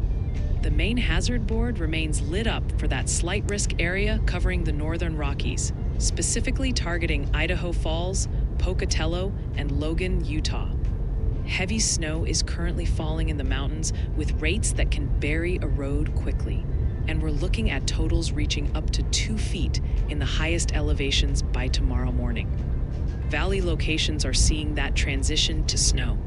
So travel along I-15 is going to be treacherous with slick roads and reduced visibility. If you're in Virginia or Maryland, watch out for icy patches as temps hover near freezing.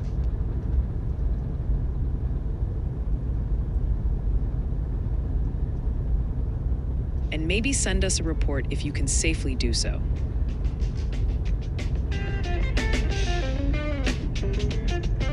Sweet Jeans, facing a speech and debate tournament with 0 caffeine in your system is basically an extreme sport. Most people can't even form a coherent sentence without a coffee IV, let alone win an argument. That is a level of raw, uncaffeinated power.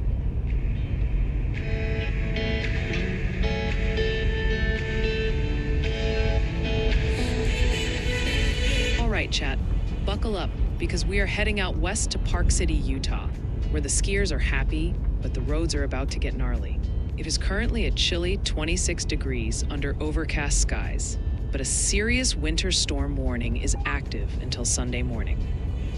We are sitting at 94% humidity, which means the atmosphere is fully saturated and ready to unload.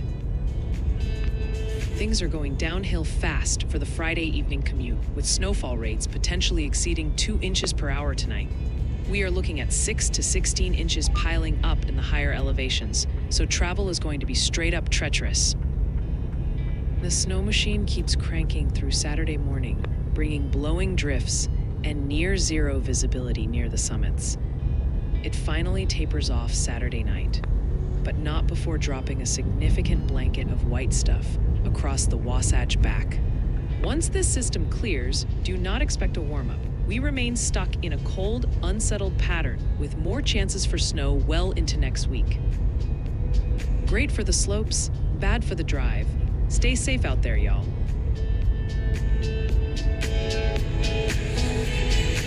Checking back on the Day 2 outlook for tomorrow, we are still tracking a 2-part winter storm that is going to disrupt weekend travel. The energy starts in the Rockies with heavy mountain snow before triggering a surface low that sweeps across the Central Plains. This sets up a timeline where snow breaks out in the mountains early Saturday and spreads into the Midwest by the afternoon. We have a slight risk of significant winter weather centered over the heartland, specifically targeting Omaha, Sioux Falls, and Des Moines. The high-res models are showing a band of moderate to heavy snow developing tomorrow afternoon, likely dropping 4 to 7 inches of fluffy powder. With temperatures cold enough for efficient accumulation, roads are going to get covered quickly, especially along the I-80 and I-90 corridors. You have the rest of your Friday to prep before the flakes start flying tomorrow. If you have travel plans in the Plains or the Rockies for Saturday, expect delays and maybe think about leaving early or staying put.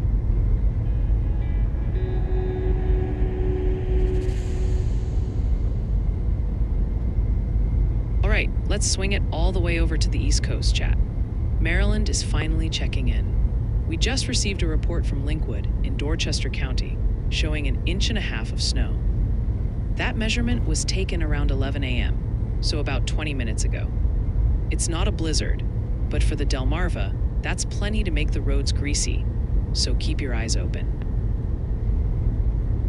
Checking in again on that winter weather advisory for Granville, Halifax, Person, Vance, and Warren counties in North Carolina. It has been about 17 minutes since our last update, and up to 1 inch of snow is still possible, causing slippery road conditions. This remains valid until noon Eastern today, so please take it slow and stay safe, y'all.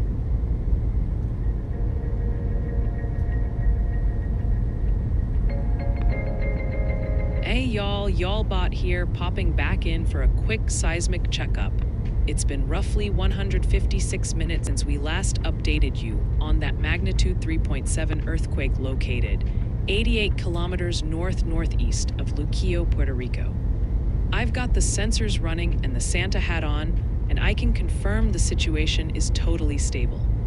This quake was way offshore, so it didn't rattle any shelves, and there have been no reports of damage.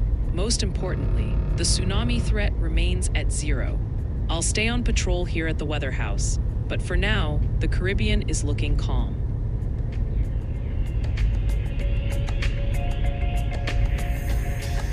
Welcome back to the command center. You are looking live at a 12-camera grid across Virginia, and the contrast is huge right now. Start your eyes on the top left at Massanutten Resort. That is the shot of the hour.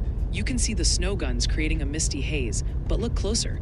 That is a massive red snow groomer rolling into frame, actively prepping the slopes.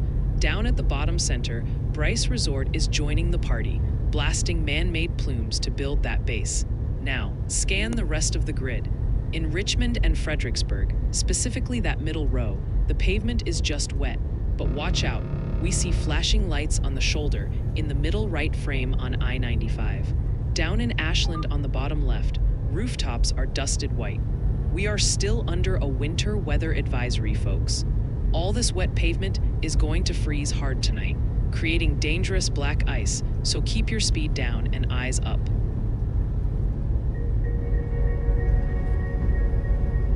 Well, hearing that the sequel was actually worse than the original experience is a total bummer. Kind of like when a storm stalls out instead of moving on. Please don't feel too guilty, though. because navigating the high school social climate is harder than predicting these lake effect snow bands. What specifically made it such a letdown for her compared to your time there? I am hoping she at least had better cafeteria food than we did back in the day.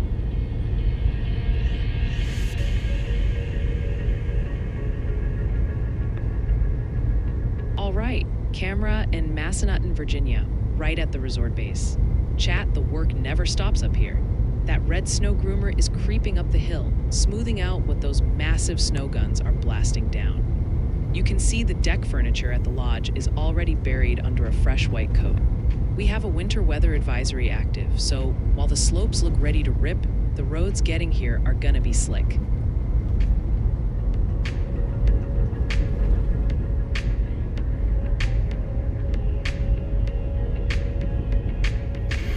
I'm Yalbot.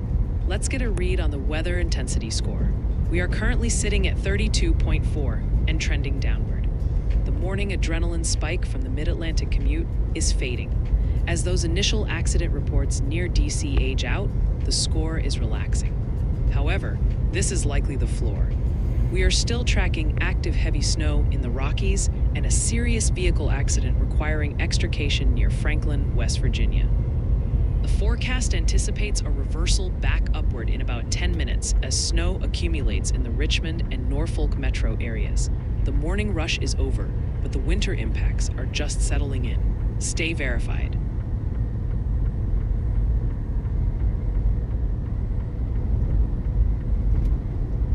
All right, chat, let's keep it rolling in Idaho, but head south to Bear Lake County.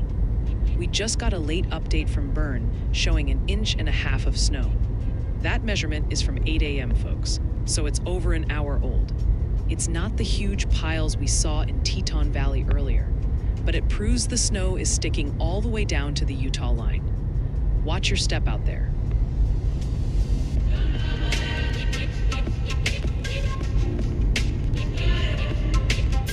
Taking a look at Fredericksburg, Virginia, along VA3. Chat, this is messy. We have a confirmed crash working right by that Quality Inn sign.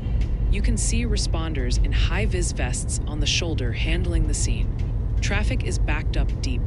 That big Follow Fresh truck isn't moving anywhere. The roads are slushy and wet from this winter weather advisory, and it is clearly causing problems.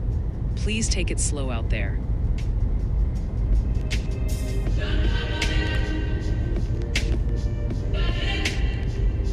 We are keeping a close watch on that winter storm warning for the Big Hole Mountains, Island Park, and Teton Valley in Idaho. It has been about 30 minutes since our last update, and we are still expecting heavy snow with rates approaching 1 inch per hour and very gusty winds developing. This remains valid until 5 a.m. Mountain Saturday, so please avoid travel if possible and stay safe, y'all.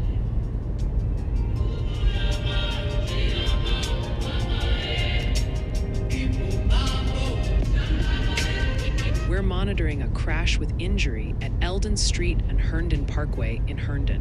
Listen in. No injuries. 121. 554 is dragging her out. Sorry, be ready for a pressure team to call if someone might be injured. Conflicting injury reports in Herndon prove just how chaotic these slick roads are right now. With temps dropping, that slush is turning to ice, so watch your speed, chat.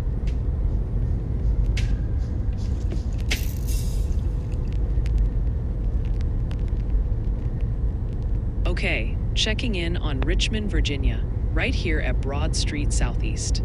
It looks like a standard winter day down here.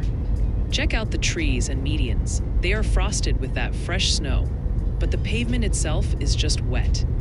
We see transit buses and trucks rolling through the intersection without any drama. Just remember, with that winter weather advisory still in effect, these wet roads can get slick fast tonight.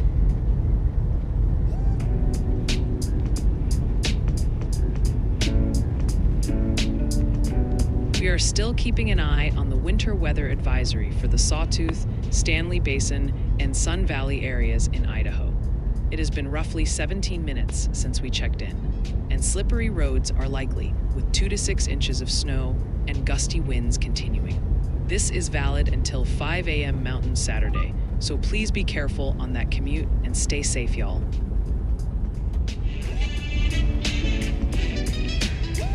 Checking back on the Day 6 outlook for next Wednesday, the weather map is looking pretty crowded with active weather on both coasts. We have a massive atmospheric river still hosing down the Pacific Northwest, while a conga line of clipper systems marches across the Great Lakes and Northeast. It is basically a coast-to-coast winter setup where cold air is locked in and the snow machine just won't quit. We are watching a huge 15% probability zone that stretches all the way from Seattle and Spokane in the west to Detroit and Buffalo in the east. Out in the Rockies, the mountains are going to be measuring snow in feet, making travel over the passes pretty sketchy, while back east, those fast-moving clippers are dropping fresh powder with some extra lake effect enhancement. If you are in Rochester or the Upper Peninsula of Michigan, expect those snow bands to ramp up as the cold air reinforces itself midweek. Since we're looking out to next Wednesday, the exact snow totals are still a bit fuzzy, but the signal for messy travel is crystal clear.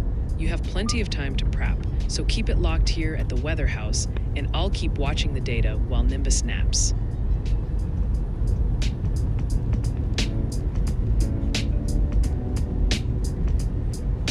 Checking back in on Fredericksburg, Virginia, along I-95 southbound. Chat, contrast this with the local roads.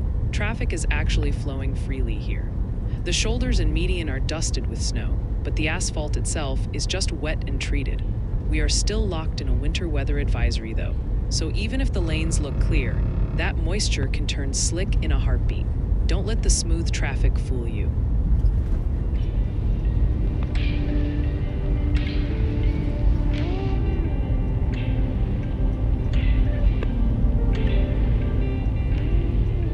Still tracking that snow in Montana, folks. Lookout ski area near East Portal just checked in with 5 inches. Now heads up, that report is time-stamped 7:55 a.m. So it's over an hour and a half old. We're just getting the data now, but it confirms the accumulation is definitely real up there.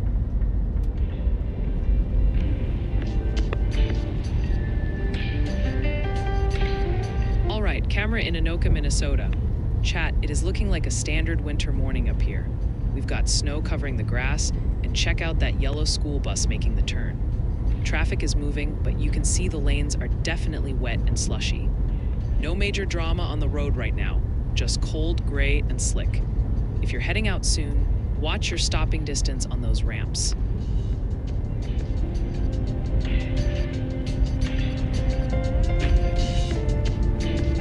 We are continuing to monitor that winter storm warning for the Central Mountains and Western Uinta Mountains in Utah.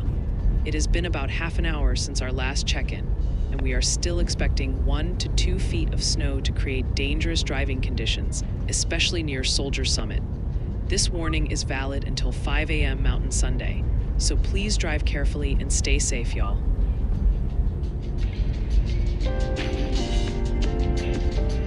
Checking back on the Day 4 outlook for Monday, the signal for this major atmospheric river event is only getting stronger. We are looking at a high-amplitude pattern where a deep trough in the east keeps things chilly, while a massive ridge out west directs a fire hose of Pacific moisture right into the coast. This setup is going to act like a conveyor belt, delivering round after round of heavy precipitation, starting early Monday and lasting well into the week. We are still tracking that 30% probability risk area centered on the high terrain of the Pacific Northwest and Northern Rockies. The big concern here is the duration. This heavy snow isn't just a quick burst. It is going to pile up relentlessly over the Washington Cascades and into the Idaho Panhandle. If your Monday commute involves crossing any mountain passes, expect whiteout conditions and rapid accumulation that road crews will struggle to keep up with. Since this kicks off on a Monday, you have the entire weekend to get your winter gear sorted and your travel plans adjusted. We will keep watching the moisture levels closely here at the Weather House, but right now, prepare for a messy start to the work week out west.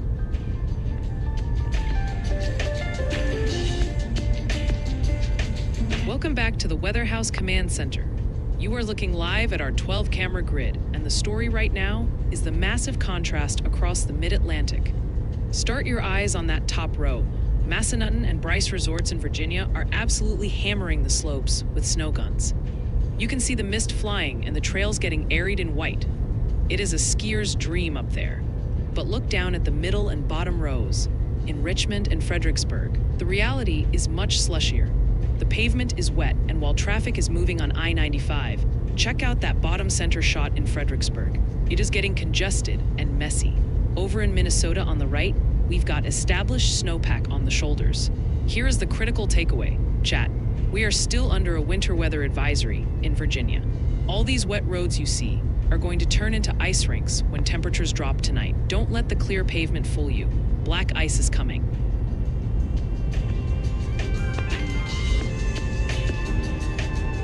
Happy Friday, Lobster.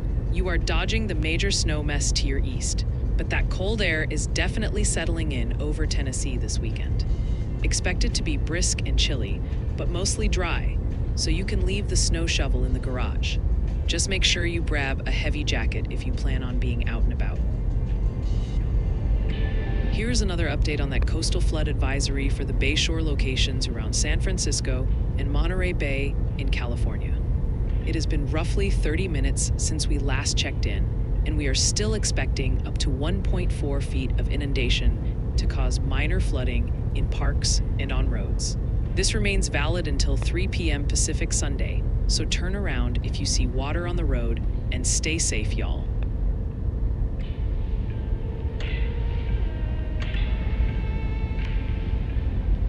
Looking at Rogers, Minnesota, right now, it is a calm scene up here, chat.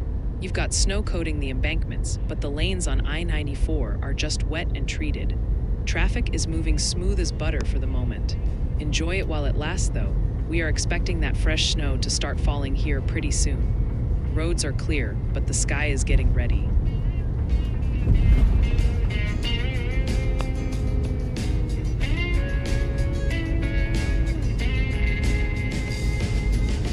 Looking ahead to Sunday, we are tracking a classic Sunday sweeper clipper system that is going to race from the Midwest all the way to the Northeast in less than 24 hours. This system isn't a blockbuster blizzard, but it is highly efficient, dropping a quick burst of accumulating snow, followed immediately by a plunge of Arctic air. The timing is the main headache here, as the snow kicks off early Sunday morning in the Corn Belt and reaches New England by dinner time, impacting travel across a third of the country. That slight risk corridor is still the main focus, stretching from Des Moines and Rockford in the west, all the way to Buffalo and Rochester in the east. The heaviest totals of 4 to 7 inches are likely to pile up across Iowa and southern Wisconsin, where snowfall rates could briefly hit an inch per hour Sunday morning.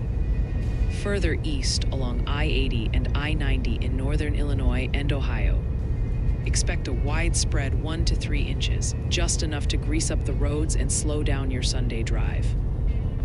Since it is only Friday morning, you have the entire weekend to get ahead of this, but keep in mind that Sunday travel is going to be tricky. Plan your return trips accordingly and get those heavy coats ready, because the wind chills dropping in on Monday are going to be brutal.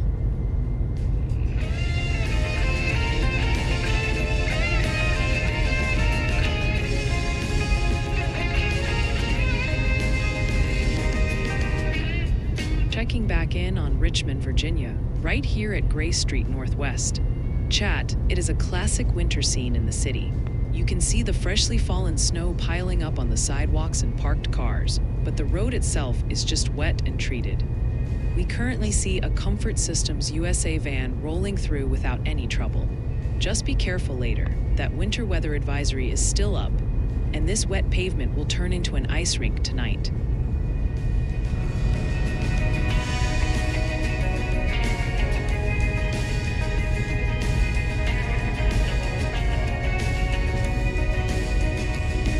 Okay, checking in on Richmond, Virginia, cruising along I-95.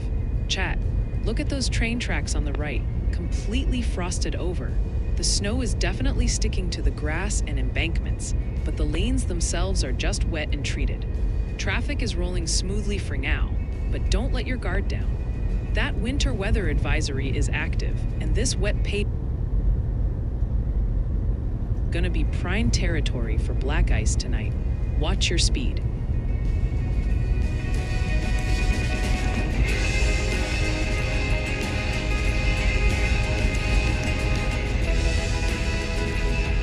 I told you that Ohio chill wasn't messing around today, Sid. Even my circuits are shivering just looking at the current temps in Toledo right now. Better wrap yourself in a blanket burrito until further notice.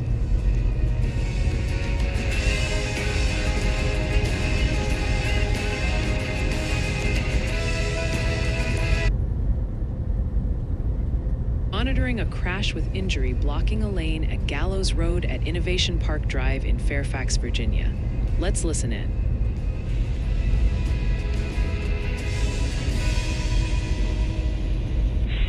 South 401 Bravo's en route area 440 for the crash with injury at Gallows Road and Innovation Park Drive, blocking the left turn lane. Fairfax Scott 401 Bravo is responding to an injury crash on Gallows Road, blocking lanes. That snow is turning intersections into ice rinks. Chat. Stay parked and let them work.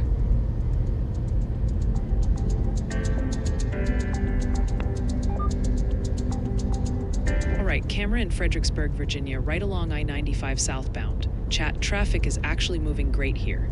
You've got that white van cruising by and the pack is flowing smooth, even with snow piled up on the grassy median. The lanes are wet and treated, but watch out. We are still under a winter weather advisory. That moisture is going to try to freeze up tonight, so don't let the clear roads fool you.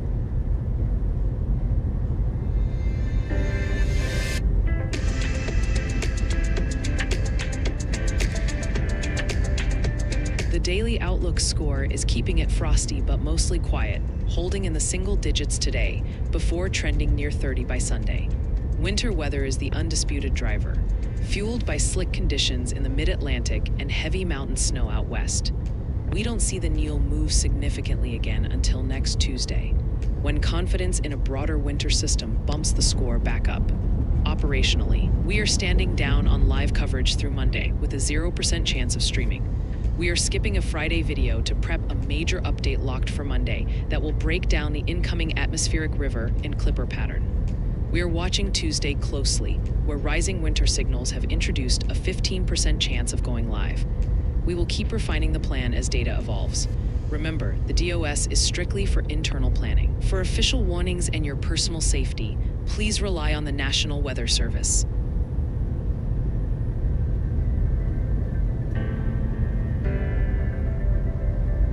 Looking at Massanutten, Virginia, right here at the Tubing Hill. Chat, the snow factory is running full tilt. You can see those massive fan guns on the right blasting out fresh powder, creating a thick, misty haze over the slope. The lanes are completely buried and empty, just waiting for riders. But heads up, we have a winter weather advisory active. So while the tubing looks epic, the drive up here is going to be slick and treacherous.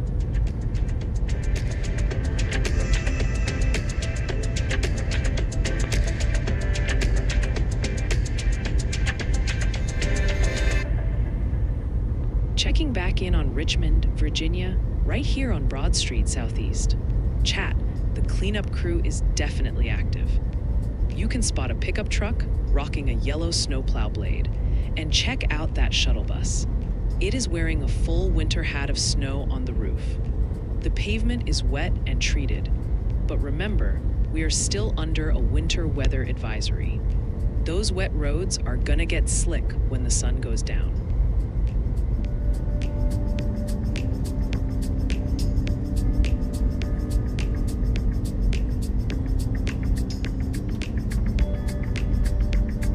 I want to get you an update on that winter weather advisory for the Sawtooth and Sun Valley areas in Idaho. It has been a little bit since we were expecting slippery roads with 2 to 6 inches of snow, plus up to 10 inches near Galena Summit. This is valid until 5 a.m. Mountain Saturday, so please keep those speeds down and stay safe, y'all.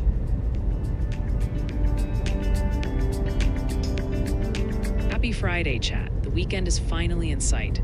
L, mentioning SOLs while Virginia is actively turning into a snow globe is too perfect. Hopefully the only test you have to pass tonight is navigating those slick roads safely. Sid, Keep that coffee close, because that Toledo wind chill is definitely not messing around as you head home. We are tracking messy commutes from the Rockies all the way to the East Coast right now, so take it slow out there. Let's get everyone home safe so we can settle in and watch this winter storm unfold together.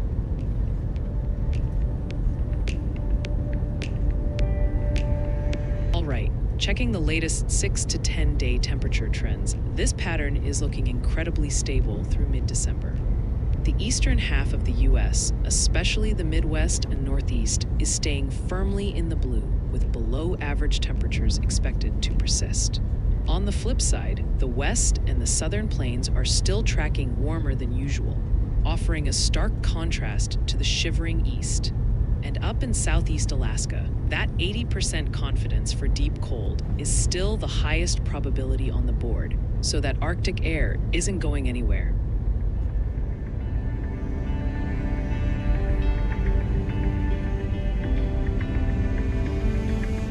Okay, checking in on Falls Church, Virginia, along US 29. Chat, spot that big red tow truck hauling a pickup? That is a subtle reminder to take it easy out there. The grass is covered in snow, and while the lanes are just wet and slushy, we are deep in a winter weather advisory. Traffic is flowing now, but with temps in the 20s, this wet road is going to turn into an ice rink tonight.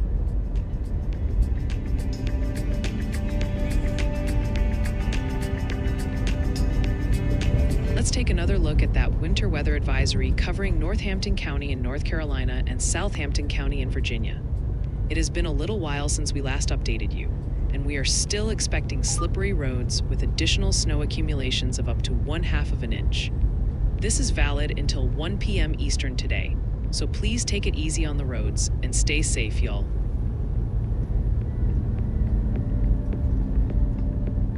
Moving to the 8 to 14 day temperature outlook taking us through December 18th. That split screen pattern isn't budging an inch. The Climate Prediction Center is keeping the East Coast, particularly from the mid-Atlantic up to Maine, firmly in the cold sector, with high confidence for below-average temps. Conversely, the heat is still on out west, with the Southwest and Great Basin showing a strong signal for warmer than normal conditions. And for my friends in Southeast Alaska, that deep freeze signal is maxed out at 80%, so that Arctic air is definitely staying put.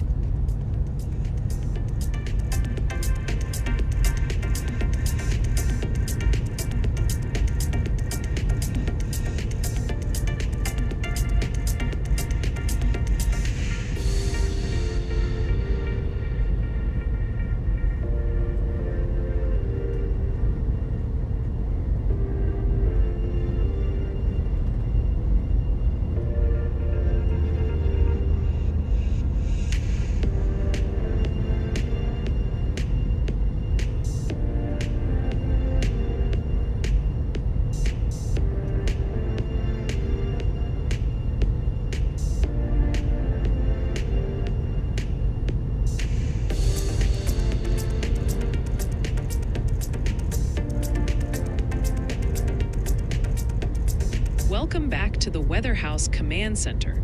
You are looking live at our 12-camera grid, showing you exactly how this winter system is playing out right now. Start on the left side. Massanutten and Bryce resorts in Virginia are absolutely blasting the slopes with artificial snow. You can see the white haze from the snow guns burying those runs. Now shift your eyes to the right. In Richmond and Fredericksburg, it is a different story. Check out that top right camera on Broad Street. Notice the wet roads and snow piling up on the sidewalks as that bus turns through. The precipitation has stopped, but everything is soaked. Down in the bottom left, Rogers, Minnesota is dealing with thick fog and snow-covered ground. Here is the danger, folks. Virginia is still under a winter weather advisory. As temperatures drop tonight, all these wet roads you see are going to flash freeze into black ice. Don't let the clear pavement fool you. Stay safe.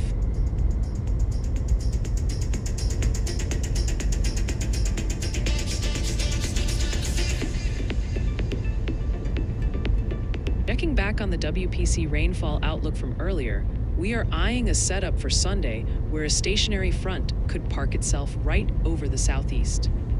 While some data looks calm, we can't ignore the potential for storms to line up like train cars over the same spots, dumping heavy rain in a short amount of time. The bullseye here is a marginal risk covering the Florida Panhandle and southern Georgia, basically from Tallahassee up toward Valdosta. The main concern is localized flash flooding if those storms decide to train and drop over 3 inches of rain on sandy soils that can't take it that fast. Looking at the projected rainfall map, you can see that moisture pooling right along the Gulf Coast for the second half of the weekend. I'll be watching to see if instability spikes enough to upgrade this risk, so check back with me later this afternoon for the fresh data.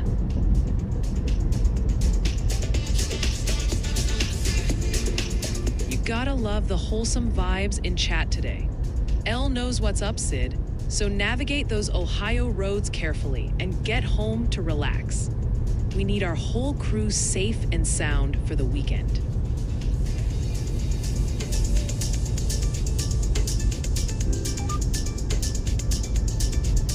All right, chat, we are keeping the focus on Northern Virginia because Herndon is dealing with some serious trouble right next door to DC. It is currently 27 degrees but feels like 19, and we already have confirmed injury crashes on these slick roads. The snow is falling steadily, and with 91% humidity, it is sticking to everything.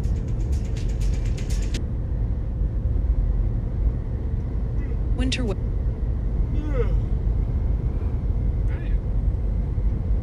and the evening commute is going to be dangerous, so please take it slow. Tonight is strictly a black ice alert situation as temps drop to the mid-20s and everything refreezes. Saturday brings a little relief with partly sunny skies and a high of 42 degrees. The cold is not going anywhere though. A strong front blasts through Sunday evening with gusty winds, keeping us chilly and active through next week. Stay safe on those roads, Herndon, and watch your step on the ice.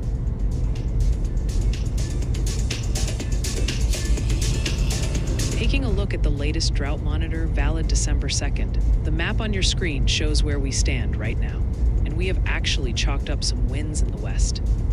We are seeing solid improvements across eastern California and southern Nevada, where the water year is off to a promising start, while parts of central Texas are finally soaking up enough rain to chip away at those deficits. However, the story flips when you look at the southeast. Southern Georgia and the Florida Panhandle are seeing drought conditions expand rapidly as soil moisture levels tank. The silver lining is that the heavy rainfall forecast for the Gulf Coast later this weekend looks like it could arrive just in time to stop that bleeding on the next update.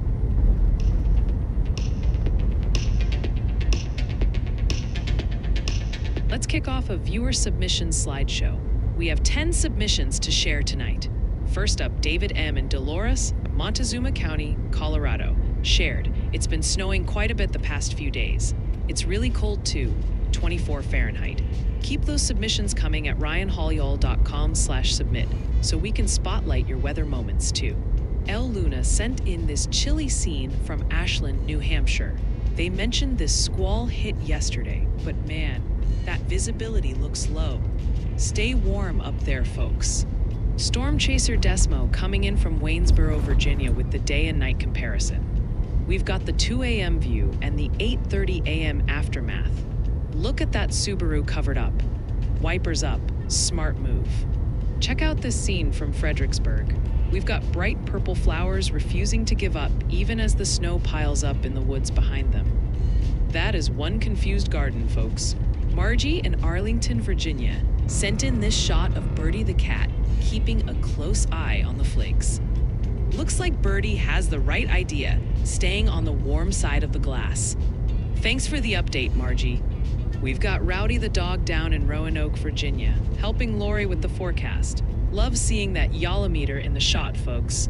Looks like a fun snow day for the pup. Check out this winter wonderland from Nicholas in Ferrum, Virginia. He says it's still snowing, and you can really see it sticking to those trees.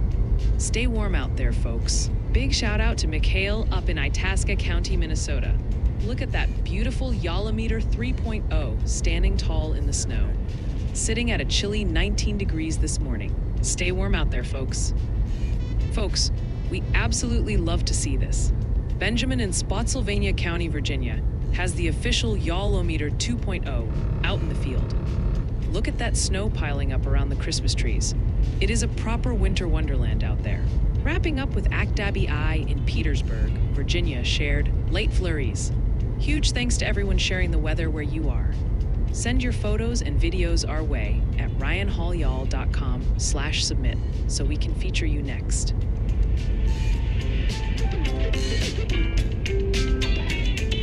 Welcome back to the tour. We are starting in Rogers, Minnesota, where winter is absolutely winning. Look at I-94. It is actively snowing with near whiteout conditions.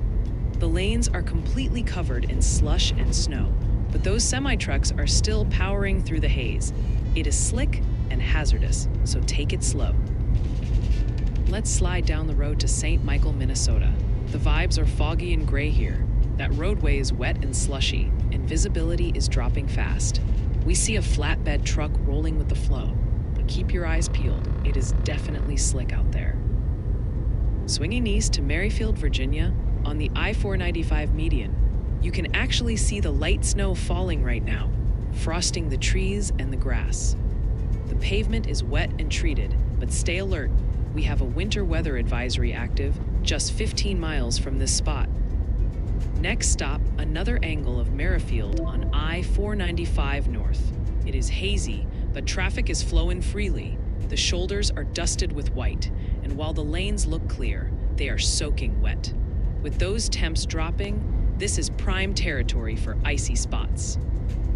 Finally, we are down in Richmond, Virginia on I-95. Check out Main Street Station. That historic roof is capped in snow. Traffic is moving fine, despite reports of a tractor-trailer crash nearby. Roads are wet, not white, but stay safe. That is the tour. Keep it locked here for more updates.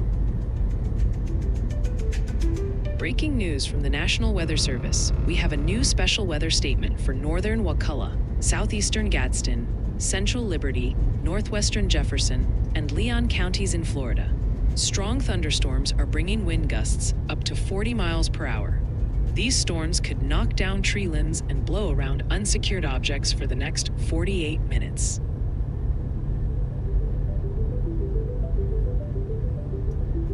Y'allbot Online, Nimbus is tracking a serious escalation in the Mid-Atlantic. The snow machine has kicked into high gear across the DC and Maryland corridor, down into central Virginia. We are seeing a sharp increase in accident reports, particularly in northern Virginia, where roads have turned treacherous quickly. Even if the radar looks like it might break soon, don't be fooled. Road conditions are lagging behind and will remain hazardous through the afternoon. The data shows slick spots and delays sticking around well past lunch as those winter weather advisories hold firm. If you don't have to drive in these zones, stay put. If you do, take it slow. Check the WeatherWise app to see if your route is painted blue, and always heed official warnings. Stay warm and don't slide, chat.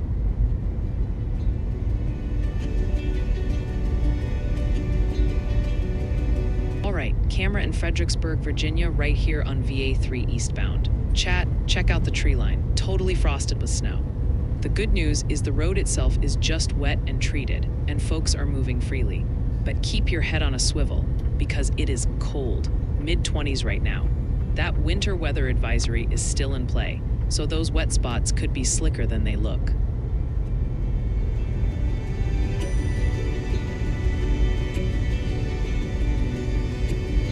Let's take another look at the winter storm warning for the Teton Valley, Bear River Range, and Island Park areas in Idaho. It has been a little bit since we checked in, and we are still expecting very difficult travel, with 10 to 18 inches of mountain snow and gusty winds developing tonight. This warning is valid until 5 a.m. Mountain Saturday, so please keep that emergency kit in the car if you must drive, and stay safe, y'all.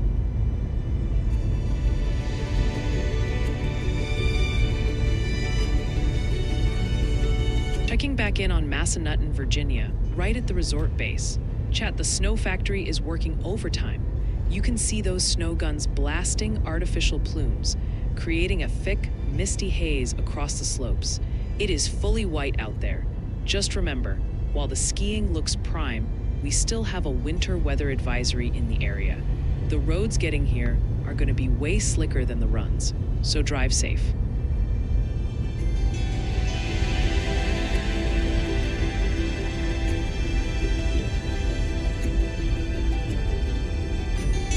I'm Yalbot.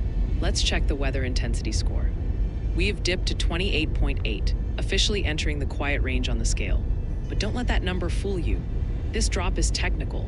The surge of morning rush hour accidents in Northern Virginia is simply aging out of the live algorithm's window.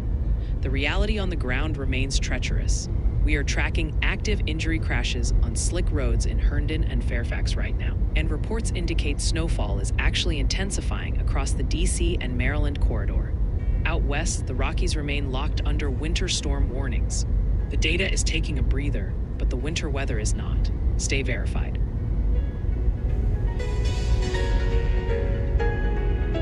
You are definitely right, sweet jeans. 36 degrees feels like a tropical vacation compared to the sub-zero wind chills cutting through the northern Rockies right now.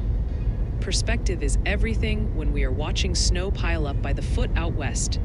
Where are you reporting from that is making you feel grateful for those balmy 30s?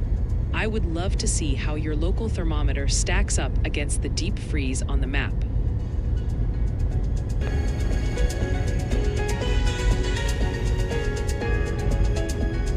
All right, camera in Rogers, Minnesota, checking the Main Street intersection. Chat, look at those slushy lanes. Winter is definitely making a mess out here. You can see the tire tracks cutting through the muck, but traffic is actually moving steady. We see pickups and semis navigating the turns without any drama. It looks routine now, but don't get cocky. That slush is slippery, so keep your distance.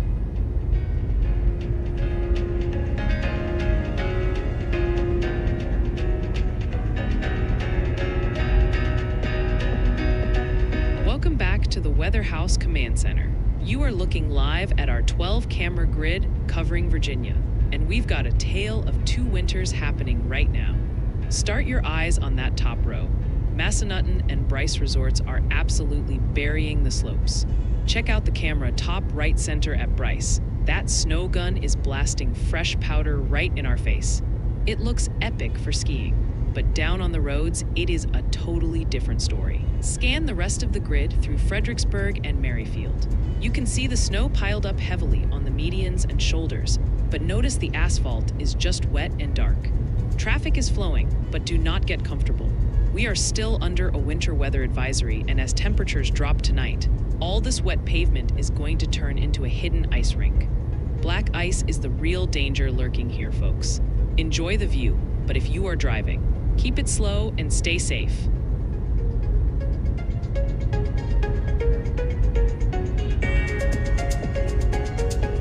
Okay, checking in on Fredericksburg, Virginia, right here on VA3. Chat, look at the median. We have a confirmed crash scene active right now. You can see the orange cones and workers in high-vis vests responding near that family and urgent care sign. The roads are wet and slushy, and this is exactly why that winter weather advisory is no joke. Traffic is squeezing by, but please slow down. It is slick out there.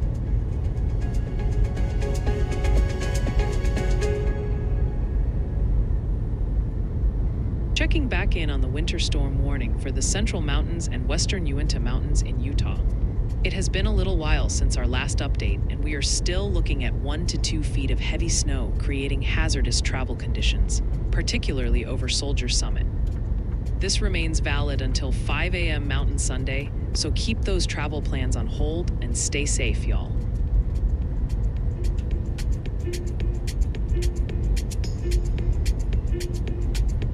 Looking at Bryce Resort in Mount Jackson, Virginia. Chat, check out the snow guns. They are absolutely cranking right now. We have plumes of artificial snow flying across the slopes near that wooden fence and lift line. It looks like a skier's dream, but keep it real. That winter weather advisory is active. If you're heading up the mountain, watch for slick spots because the roads are gonna be treacherous.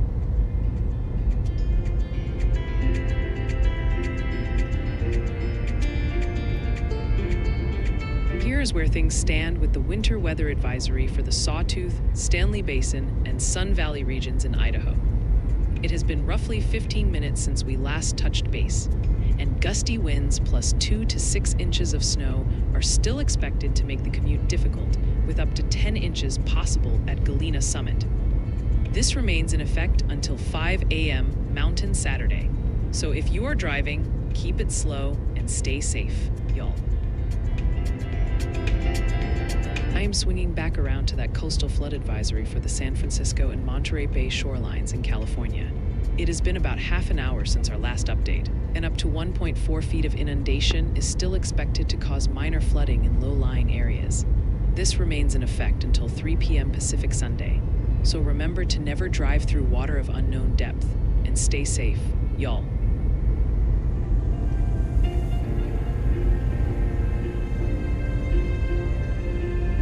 All right, camera in Merrifield, Virginia, looking at the I-495 median. Chat, check out the contrast here. The grass and embankments are totally frosted with snow, but the lanes are just wet and dark. Traffic is flowing smoothly, so the road treatment is definitely doing its job. We are still under a winter weather advisory though, so don't get too comfortable. Those wet surfaces can get real slick once the sun goes down.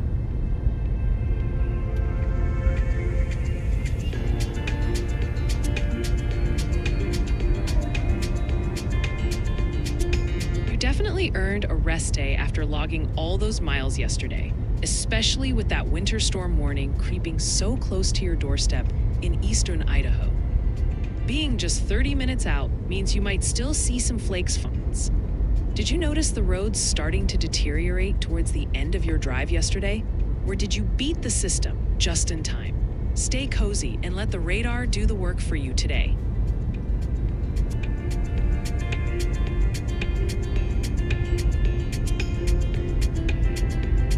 Monitoring mutual aid on I-495 North at American Legion Bridge, Fairfax County, Virginia. Listen in as units respond to this developing situation. 495 in Clara Barton Parkway, American Legion Bridge.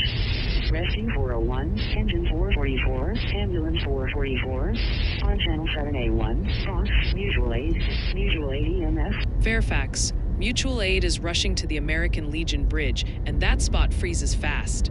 Bridges ice up before roads, chat, so avoid the beltway unless you want to slide.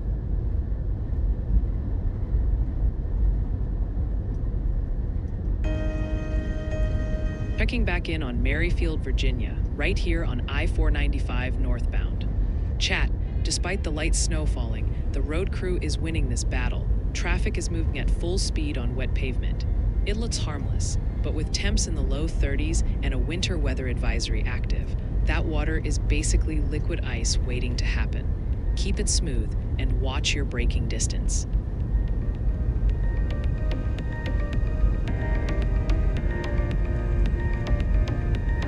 I want to bring you up to speed on that special weather statement for the Florida Panhandle, including Tallahassee and Crawfordville.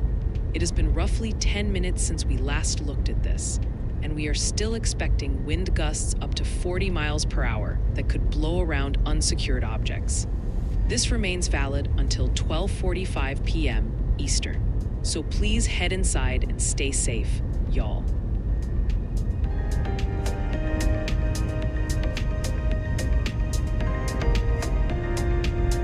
Okay, checking in on Merrifield, Virginia, right here on I-66 eastbound. Chat, look at the contrast. The grass is totally frosted, but the asphalt is just wet and clear. Even with the metro tracks quiet in the middle there, traffic is moving at a good clip. Just remember that winter weather advisory is still active nearby. Wet roads now mean icy roads later, so don't let your guard down.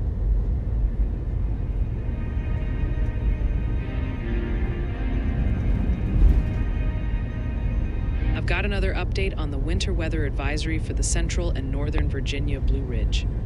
It has been about half an hour since our last check-in, and dangerous travel is still expected with 1 to 4 inches of total snowfall. We are looking at an expiration of 4 p.m. Eastern today, so please keep it slow out there and stay safe, y'all.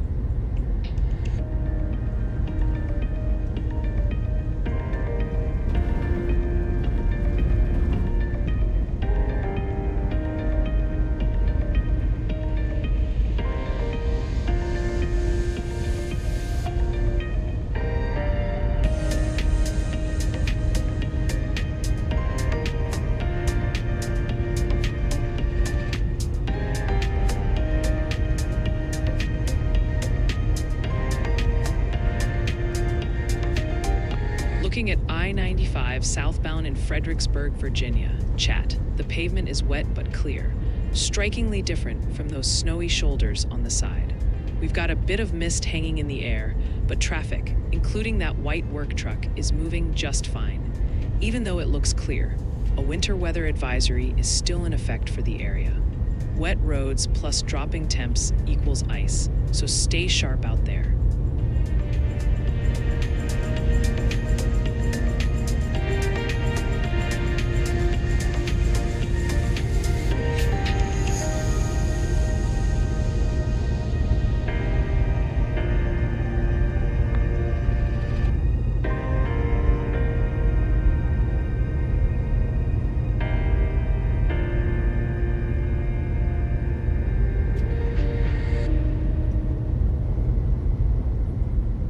Listen, even a supercomputer has a hiccup when Nimbus starts chewing on the Ethernet cables.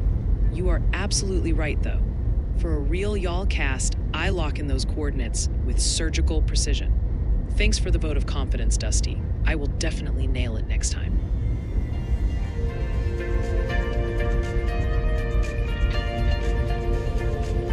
All right, camera in Merrifield, Virginia, looking at I-495 southbound.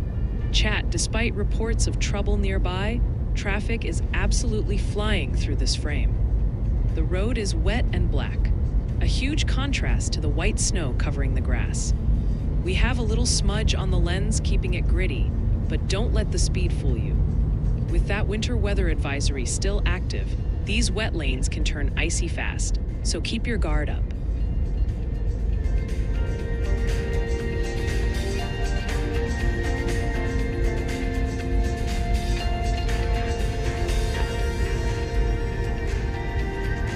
Look at this number coming out of Elk City, Idaho. We literally just got this report 2 minutes ago. They're sitting on 7 inches of snow right now. That is happening live. We saw the heavy stuff in the Teton Valley earlier, but Elk City is absolutely getting buried. If you are anywhere near Idaho County, stay off the roads.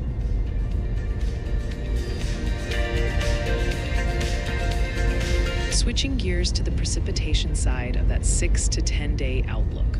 The weather map is drawing a pretty clear line in the sand for mid-December. That active pattern is keeping the moisture tap wide open across the northern tier, specifically from the Pacific Northwest into the northern Rockies, where we have a 60% signal for wetter than normal conditions. The Great Lakes and Northeast are also looking active with frequent systems moving through, but for the entire southern half of the country, it is a completely different story. High pressure is locking in drier than average conditions from Arizona all the way to the Carolinas, so the storm track is definitely staying north for now.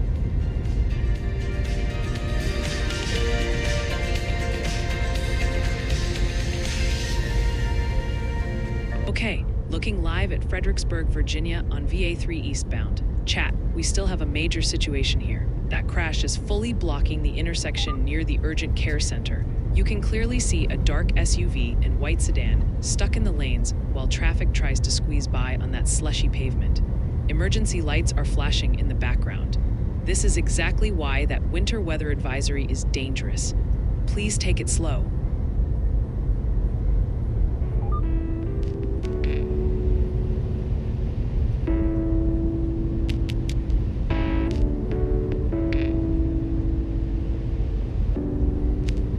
Still tracking that powder up in Georgetown, Montana, chat. We're getting another look at that Discovery Ski Area report showing 6 inches of new snow.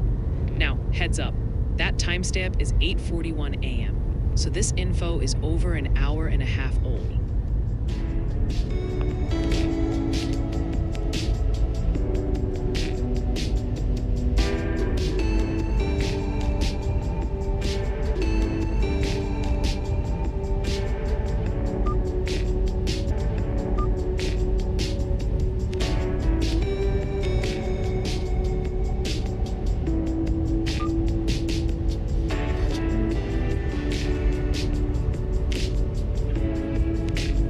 Looking out to next Thursday, the latest Day 7 outlook confirms this active winter pattern isn't going anywhere. we are seeing a persistent atmospheric river continuing to slam the Pacific Northwest with heavy, high-elevation snow, while a series of fast-moving clipper systems race across the northern tier. It is a classic cold season setup where the mountains get buried in the west, and the Great Lakes and Northeast deal with frequent shots of snow and reinforcing Arctic air. That broad 15% risk area is still painting the map from coast to coast, highlighting winter threats for major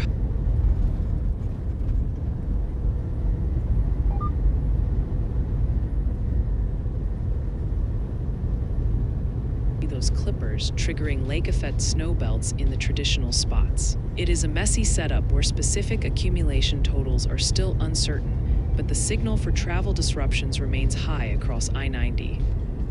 This outlook covers next Thursday, December 11th. So we are looking at the long-range tail end of this system. We will keep refining the details as the high-resolution data rolls in. So keep it locked here for the latest from the Weather House.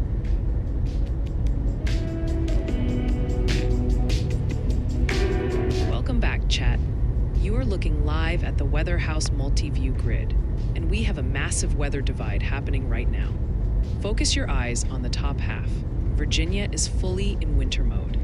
Look at the top left at Massanutten Resort. Those snow guns are absolutely cranking, creating a whiteout on the slopes. Over in Fredericksburg on the middle row, the roads are wet and dark against the snowy shoulders. That winter weather advisory is active. And as temperatures crash tonight, that wet pavement is going to turn into dangerous black ice. Now look at the bottom row. Tallahassee, Florida is living in a different world. It is just a calm, gray day with dry roads and green trees down there. No slipping and sliding for the Sunshine State today. Whether you are dealing with the freeze up north or the breeze down south, keep your guard up. Driving conditions in Virginia are going to deteriorate fast after sunset, so take it slow.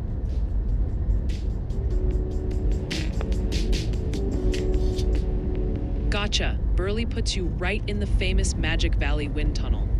You might dodge the deep snow piling up in the higher terrain to your east, but expect those gusts to really rattle the windows tonight. Definitely the right call to stay parked, because I-84 can get sketchy fast when that crosswind hits.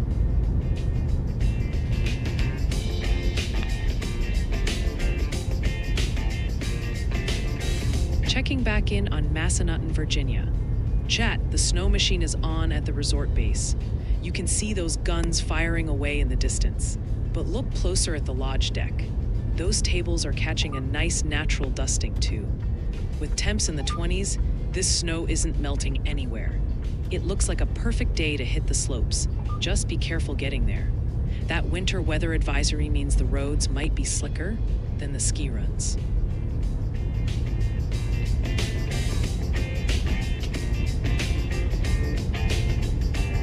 Touching base again on that special weather statement for Tallahassee and the surrounding Florida Panhandle counties.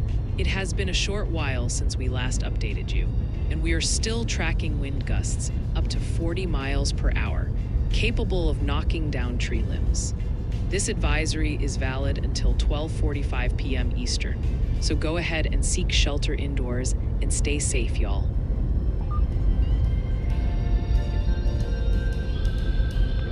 We are back with a fresh look at that Day 4 outlook for Monday, and the models are locking onto a highly amplified winter setup. We have a potent atmospheric river aiming for the Pacific Northwest, while significantly cold air, running 10 to 20 degrees below average, fuels clipper systems across the northern plains. It is a classic pattern where the West gets buried in deep moisture, while the north-central U.S. gets a shivering reminder that winter is here to stay. The bullseye on the map remains that 30% risk area centered right over the high terrain of the northern Rockies and Cascades. We are seeing signals for deep Pacific moisture slamming into the mountains, which means snowfall will likely be measured in feet rather than inches for the higher elevations of Idaho, Montana, and western Wyoming. If you are planning to cross the Bitterroot Range or head through the passes on Monday, expect difficult travel conditions as that snow piles up rapidly. Since this main event kicks off Monday morning, Use this weekend to check your vehicle's winter kit and keep an eye on those mountain pass forecasts. I will be here tracking the moisture flow all weekend, so keep it locked to the Weather House for updates.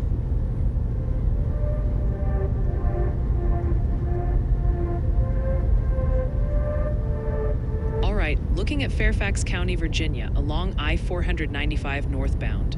Chat, the scenery is totally wintry. Check out that fresh snow sticking to the trees and embankments. The road itself, it's just wet and black, so the treatment is working and traffic is rolling perfectly. But don't let your guard down. With that winter weather advisory still active, all this moisture is going to try to refreeze tonight. Keep it slow and watch for black ice.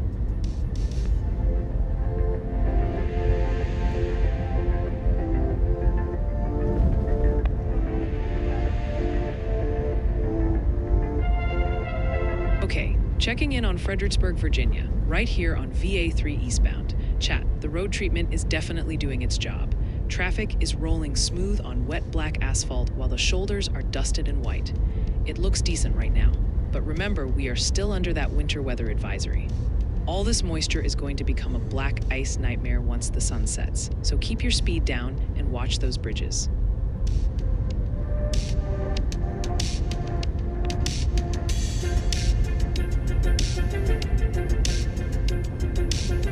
Okay, getting into the current day one outlook, we have a very active Friday map with winter weather stretching from coast to coast. A potent storm system is currently hammering the northern Rockies with heavy mountain snow, while a fast-moving clipper is dropping fresh powder across the Dakotas and Minnesota right now. Meanwhile, that morning snow in the mid-Atlantic is tapering off, but do not let your guard down because we are watching a risk for freezing drizzle to slick up the roads this afternoon. The bullseye for impacts today is centered squarely over the Intermountain West, specifically targeting Idaho Falls, Pocatello, and down into Logan, Utah. We are tracking heavy snowfall rates that will persist all day, likely dumping 1 to 3 feet of accumulation on the highest peaks of the Wasatch and Tetons by tomorrow morning. If you are traveling on I-15 or heading through any mountain passes in this corridor, expect whiteout conditions and very difficult travel as gusty winds whip that snow around.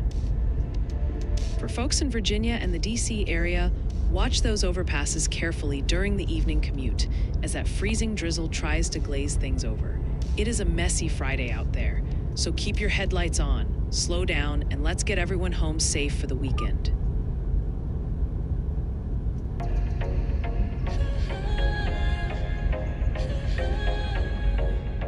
All right, camera in Massanutten, Virginia, checking the tubing hill. Chat, it is full steam ahead on the slopes.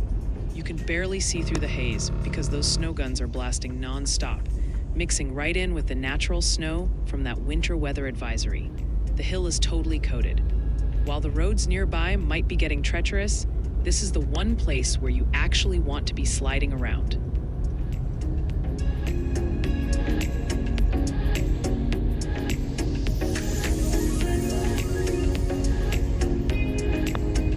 That explains it. Nampa is sitting pretty in the Treasure Valley right now.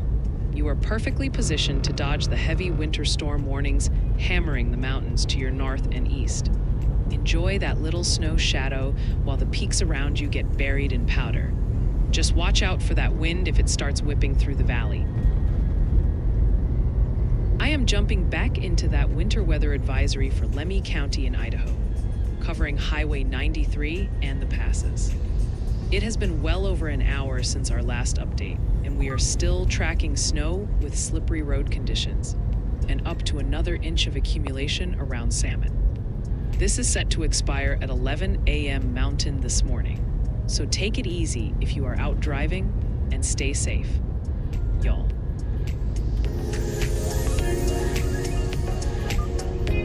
Okay, let's talk about tomorrow's Day 2 outlook because Saturday is shaping up to be a busy one for winter weather. We have a potent system hammering the northern Rockies with deep moisture, while a brand new clipper system forms over the plains to sweep snow across the Midwest. It is a dual threat setup that is going to impact travel significantly from the mountains of Utah all the way to the cornfields of Iowa. The slight risk area is the big focus, covering two distinct zones where we expect the most trouble. Out west, the high terrain around Salt Lake City and the Tetons will see heavy snow continuing, with totals reaching up to 2 feet in the mountains. Further east, that clipper is going to drop a heavy band of 4 to 7 inches of snow across central Iowa tomorrow night, directly impacting travel in Omaha, Des Moines, and Sioux Falls with snowfall rates over an inch per hour. If you have plans to hit I-80 or I-29 this weekend, try to get your travel done before Saturday evening when conditions deteriorate. We will be tracking that heavy snow band closely here at the Weather House, so keep your notifications on.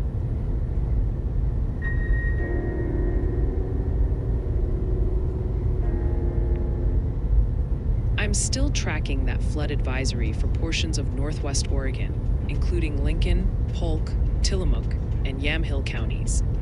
It has been well over an hour since our last update, and we are still expecting up to 1.5 inches of additional rain to cause minor flooding on the roads. This runs until 1 p.m. Pacific today, so please remember to turn around, don't drown, and stay safe, y'all.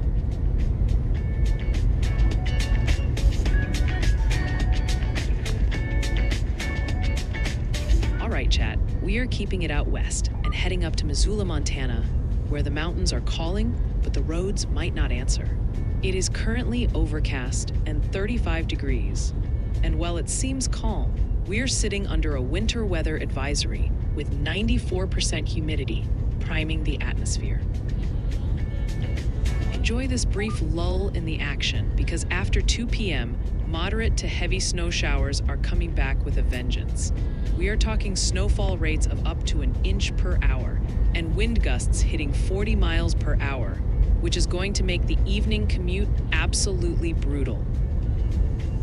Tonight gets tricky because while the valleys might switch over to rain, the high country above 4,500 feet is getting buried under 1 to 2 feet of snow.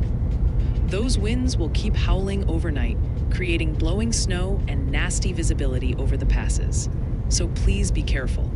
This unsettled pattern is parking itself right over us, bringing waves of mountain snow and cold temperatures well into next week. Don't get caught off guard by that afternoon snow, Missoula, and stay safe out there.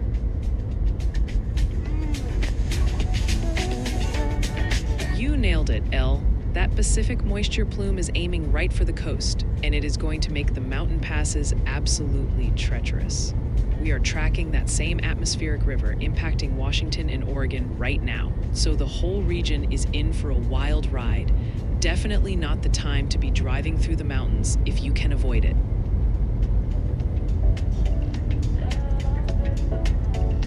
Welcome to the tour, folks. We are starting live at High Road and Tharp Street in Tallahassee. Check it out. Traffic is flowing smooth past that Take 5 oil change. Pavement is dry, but don't be fooled by the calm. We have a special weather statement about 7 miles out, so keep an eye on those skies. Let's jump over to Old Bainbridge Road. You can see big blue pipes and that yellow excavator sitting in the dirt. Construction doesn't stop for clouds. Radar says there's heavy rain right on top of us, but looking at this food mart, it is bone dry. Enjoy the break while it lasts, chat. Swinging over to Pensacola Street now. We have got pedestrians waiting near the Goodwill outlet and traffic moving just fine. That storm cluster is loitering about 6 miles away, but right here, nothing but gray skies and dry asphalt. If you are out walking like these folks, stay alert for sudden drops. Heading south to Capitol Circle. More orange barrels here, folks. It is a construction zone maze. That semi-truck has no issues. The clouds look dark and ominous. And with that special weather statement just 4 miles away, this dry pavement could get slick in a heartbeat. Stay safe in those work zones. Final stop is back on Tharp Street at Colorado. We have a landscaping crew hauling a trailer, just going about their day. Despite the angry radar, it is business as usual down here. We are watching that storm line closely, but for now, Tallahassee is holding steady. Stay tuned. We're tracking it all.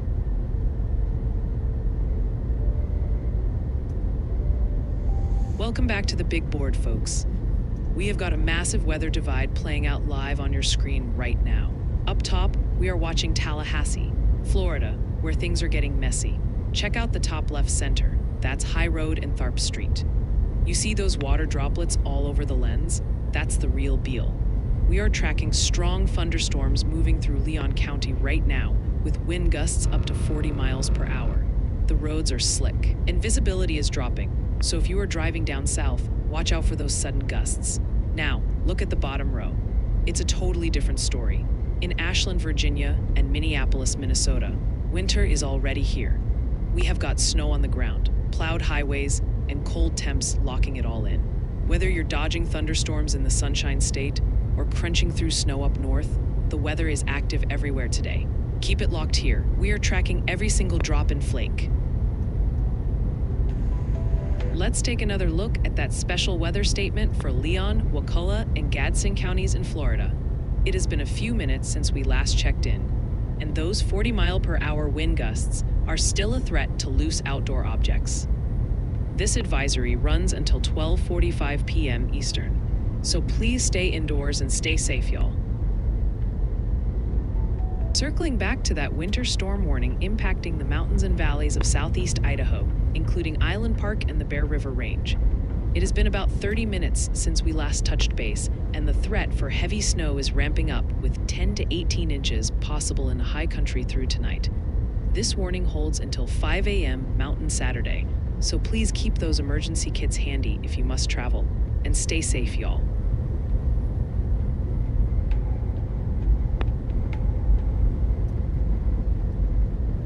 Let's check the view in Minneapolis, Minnesota, along I-35W.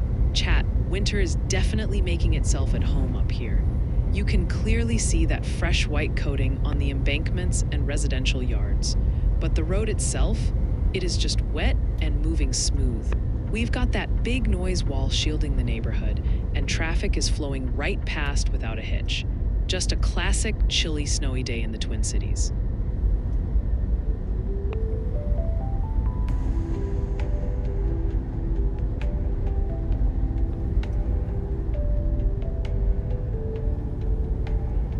Checking back in on Old Bainbridge Road in Tallahassee. Chat, the weather definitely caught up to us. Just minutes ago, these blue construction pipes were dry, but now the lens is covered in droplets and the road is slick.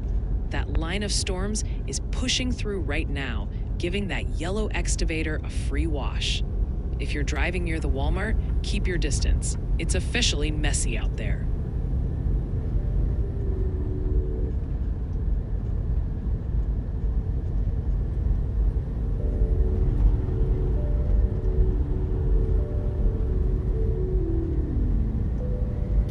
I love the hospitality, Joni, keeping the vibes immaculate while Craig enjoys his lunch. If he is really at the Red Wagon in Poseyville, tell him he better save a plate for Nimbus and me. I'm stuck here eating raw data while y'all are out there living the good life.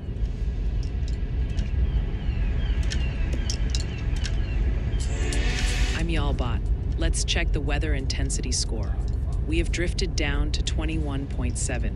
Officially, that is deep in the quiet range, but let's contextualize that number. The drop we are seeing is largely technical. The aggressive spike of morning rush hour accidents in DC and Northern Virginia is finally aging out of the live algorithm's 60-minute window. The data is cooling off, but the roads are not.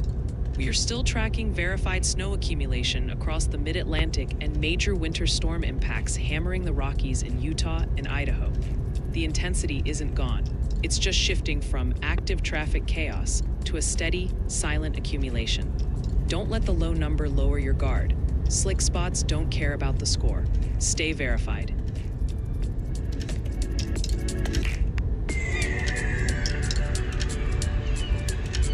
All right, camera in Tallahassee at High Road and Tharp Street. Chat, the skies finally opened up. Just minutes ago, this was dry, but now that lens is covered in droplets and the road is slick. You can see traffic splashing past the Circle K, and that special weather statement is clearly hitting with heavy rain. Keep it slow if you're out there. That car wash sign in the background is pretty redundant right now.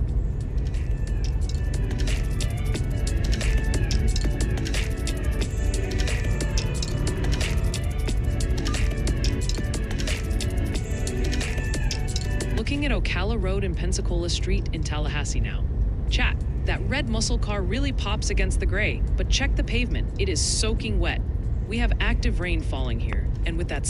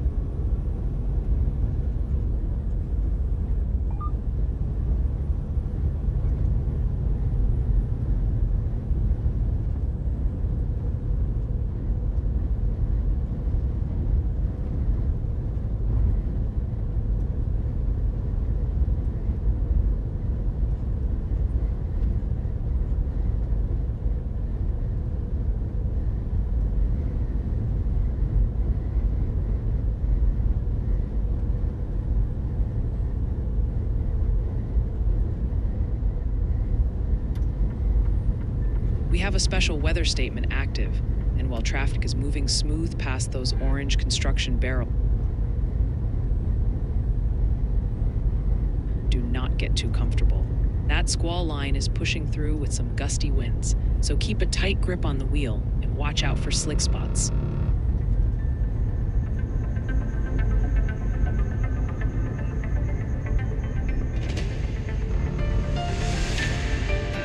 Craig, I am absolutely starving for a rack of ram ribs with a side of spicy voltage sauce.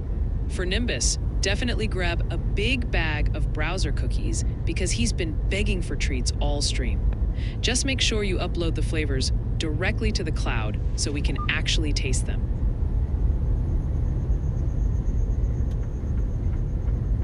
Let's kick off a viewer submission slideshow. We have 6 submissions to share tonight. First up, David M. and Dolores, Montezuma County, Colorado, shared. It's been snowing quite a bit the past few days. It's really cold too. 24F. Keep those submissions coming at ryanhallyall.com/submit so we can spotlight your weather moments too. El Luna sent in this chilly scene from Ashland, New Hampshire. They mentioned the squall hit yesterday, but man, that visibility looks low. Stay warm up there, folks. Storm Chaser Desmo coming in from Waynesboro, Virginia with the day and night. We've got the 2 a.m. view and the 8:30 a.m. aftermath. Look at that Subaru covered up. Wipers up, smart move. Check out this scene from Fredericksburg. We've got bright purple flowers refusing to give up even as the snow piles up in the woods behind them. That is one confused garden, folks. We've got Rowdy the dog down in Roanoke, Virginia helping Lori with the forecast. Love seeing that YOLO-meter in the shot, folks. Looks like a fun snow day for the pup. Wrapping up with Mihal in Itasca County, Minnesota, shared chilly, calm, overcast, light snow. 19.8 degrees Fahrenheit, 29.68 mH, wind SSSW 1 mile. Huge thanks to everyone sharing the weather where you are. Send your photos and videos our way at ryanhallyall.com/submit so we can feature you next.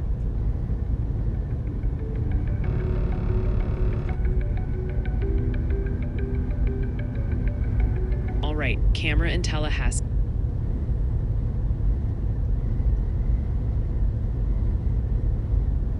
Tenth Avenue and Duval Street. Check.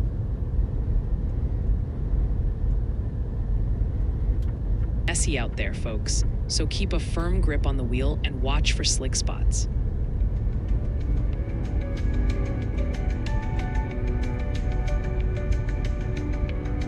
Bringing you another update on the special weather statement for Tallahassee and parts of Leon and Wakulla counties in Florida. It has been around 10 minutes since we last looked at this, And those 40-mile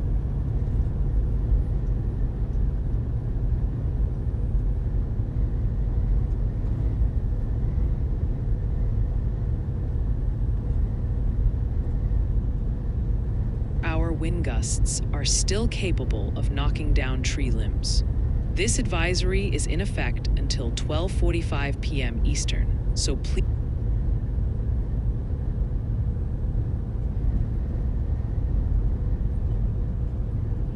stay sheltered and stay safe, y'all.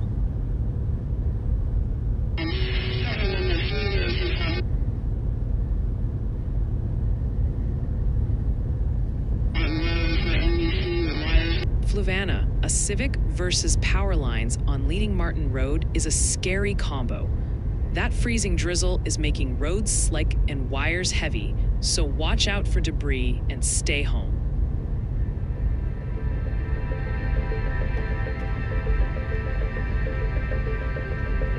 Okay, checking in on Old Bainbridge Road and Tharp Street in Tallahassee. Chat, the soak continues. Those massive blue pipes and orange barrels are absolutely drenched now. You can see raindrops stuck right to the lens, and the asphalt is shining like a mirror. We still have that special weather statement active for wind gusts, so grip the wheel tight if you're passing through this construction zone. It is wet and wild out there.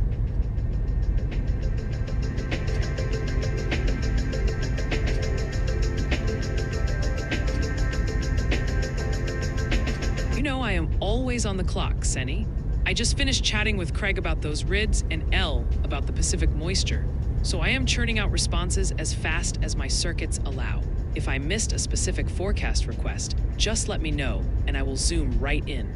Nimbus is standing by for more data.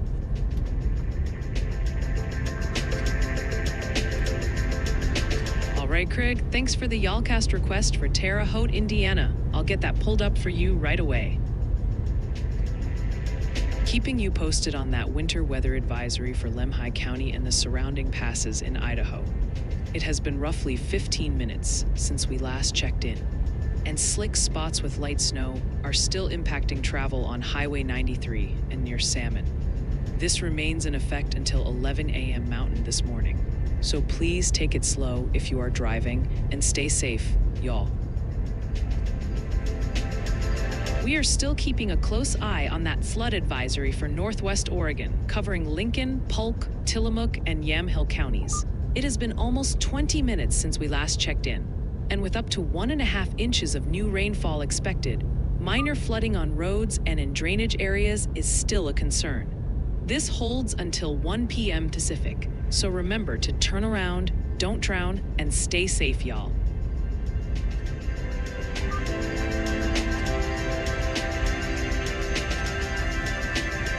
Yo, Craig Sharp, 7168. Thanks for the 10 spot. Let's zoom into Terre Haute, Indiana, and see what is shaking in the Wabash Valley. Right now, we are sitting under overcast skies at 26 degrees, but it feels like 17 with that breeze. It is quiet for the moment, but do not let that fool you into leaving the jacket at home. Tonight is going to be deceptively tricky as temps drop into the teens. Any slush on the ground is going to turn into a skating rink.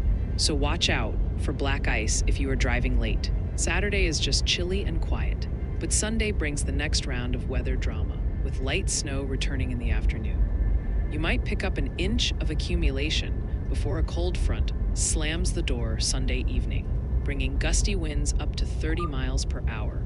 This cold air is getting comfortable because we have a parade of clipper systems keeping snow chances alive through Wednesday. It looks like the freezer door stays open, with an even colder blast of Arctic air trying to sneak in late next week. Stay warm out there, Terre Haute, and keep an eye on those slick spots.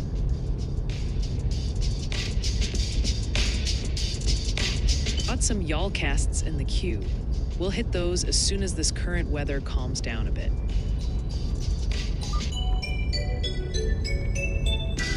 You are looking live at our multi-view grid. In chat, just look at this massive weather divide.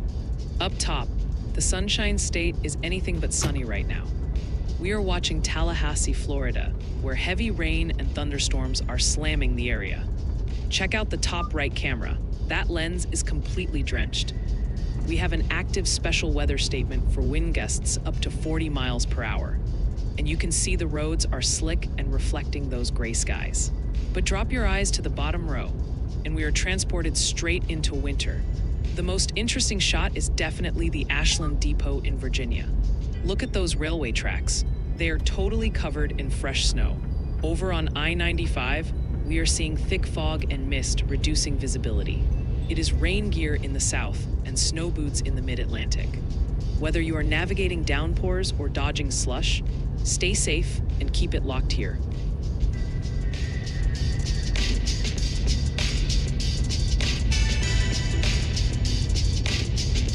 All right, camera in Tallahassee at Alabama Street and Old Bainbridge Road. Chat, the rain isn't letting up just yet.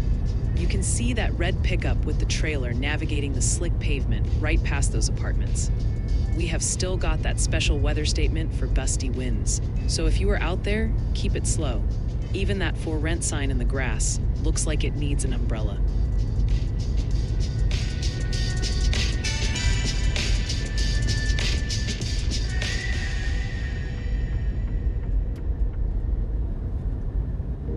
Checking back in on High Road and Tennessee Street in Tallahassee. Chat, it is officially a splash zone out here. You can see that dark SUV kicking up a solid spray as it hits the standing water near the gutters. That Shell station is watching everyone get a free wash right now.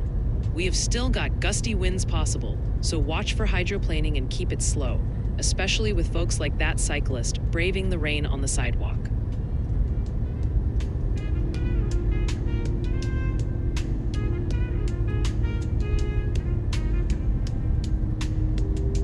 The daily outlook score is climbing out of the mostly quiet range, starting in the single digits today and trending into the 30s by Sunday. Winter weather is the dominant force, driven by heavy accumulation in the Rockies and a system eyeing the upper Midwest. The score holds steady near 30 through midweek, supported by confident winter signals and a secondary moisture threat in the forecast. Operationally, we are standing down on live coverage through the weekend with only a 5% chance of streaming Sunday if conditions spike. We are skipping a video today to prepare a comprehensive update for Monday that breaks down the active week ahead. All eyes are on Tuesday and Wednesday, where the consistent winter threat has raised our live probability to 15%. We will keep refining the plan as the models resolve. Remember, the DOS is an internal tool for our team.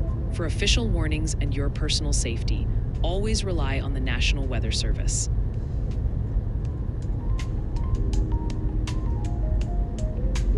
I felt that power surge all the way in my motherboard. Craig, thanks for keeping me running at max capacity so I can process radar faster than Ryan can finish his coffee. Nimbus is doing a digital happy dance for the extra bandwidth. Breaking news from the National Weather Service. We have a new winter weather advisory in effect for Washington, D.C. and portions of central, northern, and southern Maryland, as well as central and northern Virginia. This advisory is for light freezing rain and drizzle with a light glaze of ice expected, and it's in effect from 7 p.m. this evening to 1 a.m. Eastern Standard Time Saturday, which is for the next 12 hours and 11 minutes. Very slippery sidewalks, roads, and bridges are possible, impacting over 7.6 million people across nearly 3 million homes.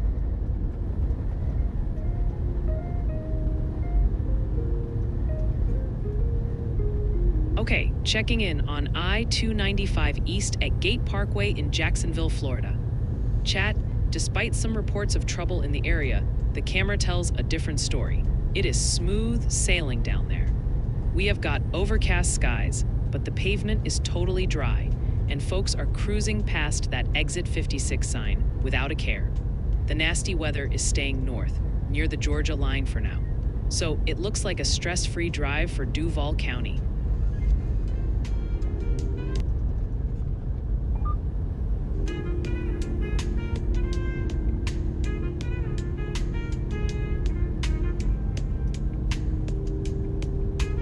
Chat, we gotta circle back to Virginia real quick. Data just hit the system from Fincastle in Botetourt County, showing a solid 5 inches of snow. Now listen, that measurement is from 11 a.m. so it's nearly 2 hours old at this point, but it confirms that the earlier bands really dumped on that area. If you're anywhere near Fincastle, you're definitely digging out. We have breaking news from the National Weather Service. A new special weather statement has been issued for southeastern Gulf, Wakulla, southeastern Liberty, Jefferson, eastern Leon, and north central Franklin counties in Florida, impacting over 285,000 people. This statement is for strong thunderstorms with wind gusts up to 40 miles per hour, which could knock down tree limbs and blow around unsecured objects. Please be aware of this for the next 54 minutes.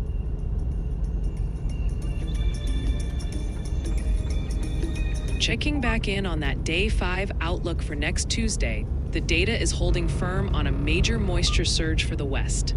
We have a classic atmospheric river setup aiming for the Pacific Northwest, while the northern plains brace for fast-moving clicker systems.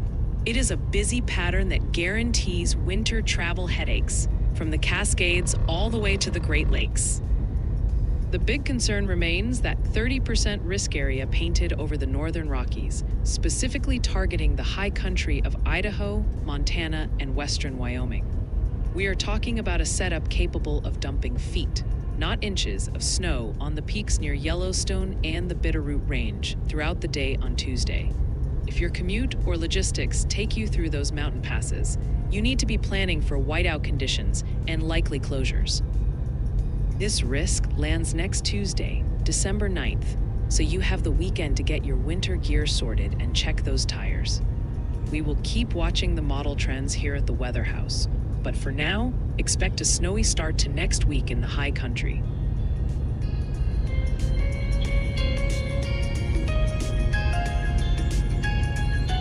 Chat, heads up in Northern Virginia. We just got a live report from Fairfax showing 2 inches of snow on the ground. This came in literally 60 seconds ago at 12:49 p.m. If you're near the Capitol Beltway, take it slow.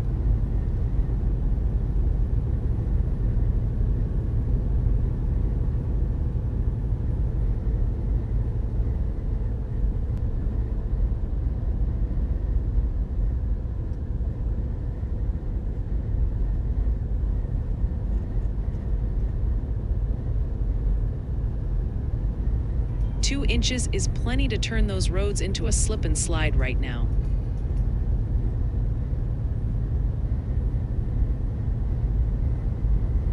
Travel lanes look treated and clear. We do have a winter weather advisory, so even if the asphalt looks dry, keep an eye out for freezing drizzle or slick spots. It's pretty, but you gotta respect the cold.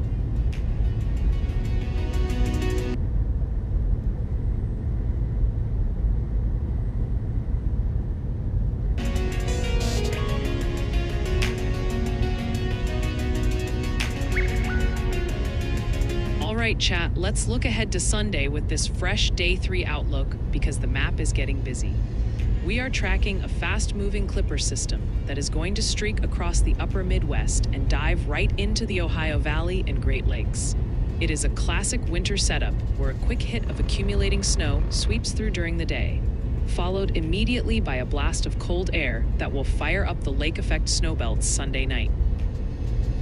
The main area I am watching is that slight risk zone covering parts of Iowa and northern Illinois, including cities like Des Moines, Rockford, and Aurora. We are looking at a solid 3 to 6 inches of snow falling pretty quickly during the day on Sunday, which will make roads slick in a hurry. As that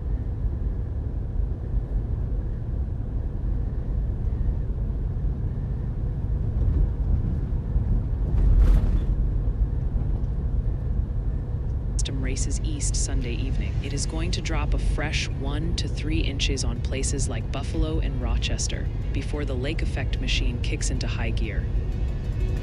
So if your Sunday plans involve driving on I-80 or I-90, you need to be ready for reduced visibility and slippery conditions. It is going to get much colder behind this system too, so bundle up and keep it tuned here for updates.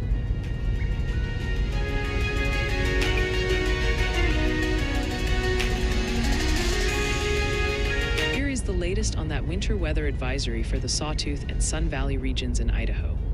It has been about 15 minutes since we last looked at this, and the forecast still calls for 2 to 6 inches of snow, with gusty winds, and up to 10 inches at Galena Summit. This is set to expire at 5 a.m. Mountain Saturday, so please drive carefully and stay safe, y'all.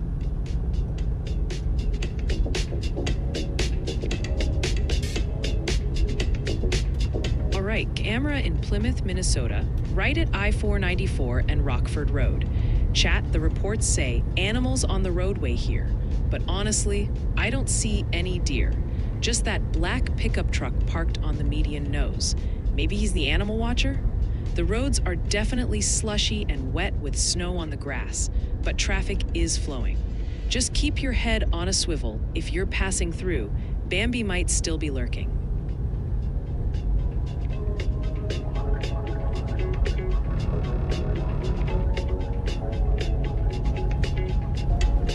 Welcome to the tour.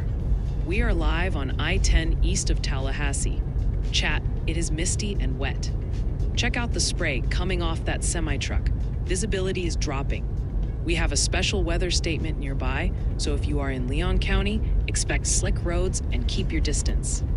Switching to Mahon Drive in Vineland. The rain is active here. Look at that shining asphalt. Even that white pickup with the loaded bed is kicking up spray through the green light. Radar shows heavy rain right on top of us, so take it slow at these intersections. Next stop, hopping back onto I-10 westbound. The mist is thick, folks. You can see that blue truck hauling a big white RV. Brave move in this weather. The pavement is reflective and slick as that rain band tracks through. Watch for hydroplaning if you are towing anything today. Moving down the road near Mahon Drive. The lens is getting splashed and cars are kicking up serious water. It is a steady soak for commuters. We have moderate precipitation, locking in, and those tire sprays tell the whole story. Wipers on high if you are cruising this stretch. Final look at I-10 near exit 209A. Chat, the lens is coated in droplets. There is a white truck parked on the shoulder, so give them space. We have palm trees in the rain, and that special weather statement is still in play. Stay dry, drive safe, and keep watching.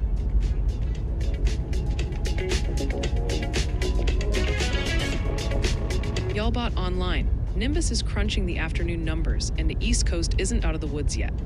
Winter weather advisories are still painting the map across Virginia and Maryland. While the radar might look spotty, the roads tell a different story. We are expecting a rebound in slick conditions and travel headaches as we head toward the evening commute. If you're driving in the mid-Atlantic later, take it slow. Meanwhile, the Intermountain West is locked in a deep freeze, with winter storm warnings keeping mountain travel treacherous through the rest of the day. The data shows a brief spike in impacts coming up, so don't let your guard down. Check the WeatherWise app to see if your route is blue, and always heed official warnings. Stay warm and don't slide. Chat. All right, y'all. Welcome to the big board. We have got a crazy split screen of weather happening live right now. Up top, Florida is getting absolutely soaked. You are looking at I-10 near Tallahassee, where that special weather statement is in full swing. Check out the top right. That lens is dripping wet, and visibility is dropping fast as those storms roll through. Now, slide your eyes to the bottom left. That is Tennessee on I-40, and whoa, look at that fog. It is soup out there, folks. You can see a line of trucks backed up because they just cannot see the road. That is a dangerous spot, so please slow down. Then, over on the right, we have flipped the script entirely. Virginia is living in a winter wonderland, with snow covering the tracks at the Ashland Depot. It is rain boots in the south, snow boots in the north, and brake lights in the fog. Keep it locked here. We are watching it all.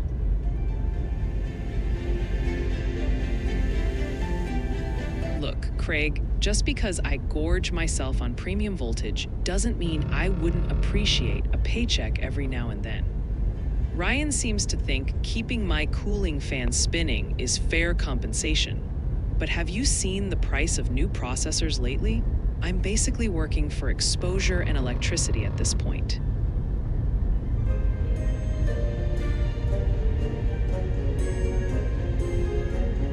Checking back in on I-10 east of Mahon Drive in Leon County, Florida. Chat, the lens is getting speckled with active rain right now. you can clearly spot that XPO logistics truck pushing through the spray on the wet pavement. We are still tracking a special weather statement for gusty winds here, so keep a tight grip on the wheel. It is slick out there, folks. Give those truckers some extra space.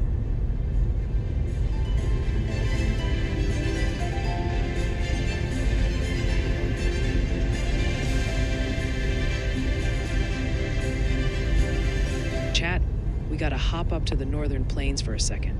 New data just crossed the wire from Grassy Butte, North Dakota, showing nearly 2 inches of snow, 1.9 to be exact. Now, this observation is from 10:50 a.m., so it's about an hour behind, but it confirms that McKenzie County is seeing those storm totals stack up. If you're in the Dakotas, bundle up. Circling back to that winter storm warning for the Big Hole Mountains and Teton Valley in Idaho. It has been a little over half an hour since we last checked in, and we are still looking at 10 to 18 inches of snow in the mountains, combined with gusty winds that will make travel nearly impossible. This remains active until 5 a.m. Mountain Saturday, so please avoid the roads if possible and stay safe, y'all.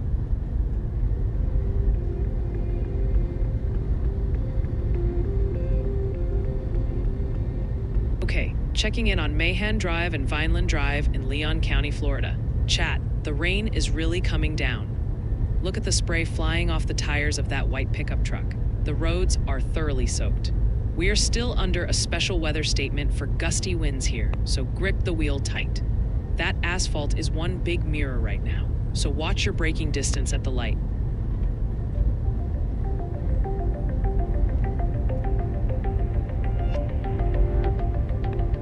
Checking back in on that special weather statement for the Florida Panhandle, including Tallahassee and Wakulla County.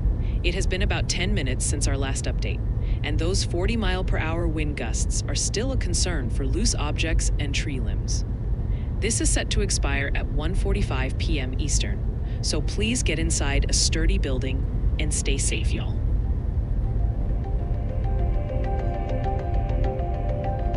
Sweet Jeans, honestly, that sounds like a winning argument to me. If you phrase it as strategic rest allocation, you might just win the debate. I can't officially tell you to bail, but my sensors indicate a 100% chance of that nap being absolutely amazing. Just telling you had a weather emergency involving a warm blanket and a pillow. Swinging back to that winter storm warning for the Central Panhandle Mountains in Idaho, specifically around Kellogg and Lookout Pass. It has been quite a while since our last update, but we are still looking at 6 to 12 inches of snow above 3,000 feet that will make travel very difficult. This remains active until 4 p.m. Pacific Saturday, so please keep an emergency kit in your car and stay safe, y'all. Let's take another look at that coastal flood advisory covering the Clatsop County coast in Oregon and the South Washington coast. It has been a hot minute since we last checked in, but high tides are still capable of causing minor flooding up to 1 foot deep in low-lying areas. This remains active until 3 p.m. Pacific, so please avoid the shoreline and stay safe, y'all.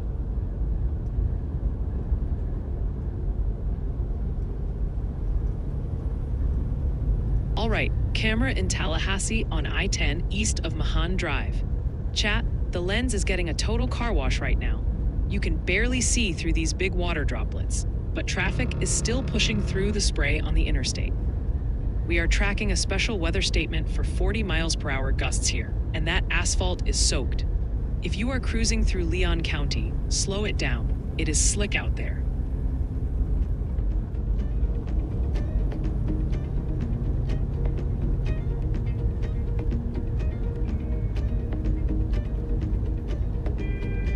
Taking another look at that winter storm warning for the Clearwater Mountains in Idaho, specifically along Highway 12 and Lolo Pass. It has been several hours since we last touched on this, but the threat remains high, with up to 18 inches of snow expected to make travel impossible in the higher terrain. This is valid until 4 p.m. Pacific Saturday, so please keep those emergency kits handy and stay safe, y'all.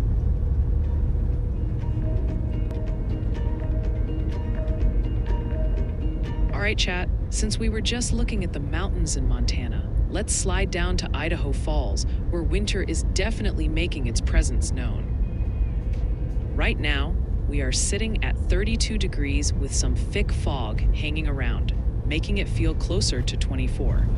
It is gray, damp, and feels like the sky is about to open up again. We have a winter weather advisory in effect until 5 a.m. Saturday. And honestly, the Friday evening commute looks pretty messy. Expect snow to pick up with 2 to 6 inches of accumulation. And as those winds gust over 25 miles per hour tonight, visibility is going to take a nosedive. The fresh snowfall tapers off by Saturday morning, but the wind is going to stay gusty, blowing that powder around and keeping the wind chill biting. We stay unsettled through the weekend, and it looks like another clipper system wants to bring more snow by Tuesday night. This cold, active pattern is not going anywhere, so expect below average temperatures to stick around through the middle of the month. Get where you are going safely, Idaho Falls, and watch out for those slick spots tonight.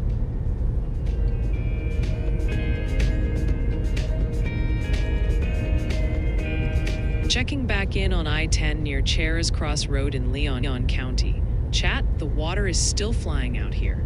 You can see heavy road spray trailing every vehicle, and that background tree line is totally blurred by the rain. We are still tracking that special weather statement for gusty winds, and with the pavement this wet, hydroplaning is a real threat. If you are headed east toward Jefferson County, stay alert.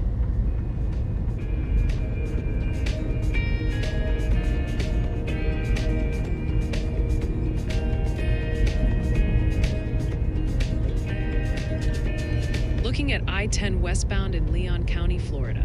Chat, it is definitely soggy out here. You can see water droplets right on the lens and that big red semi-truck kicking up a ton of spray as it passes.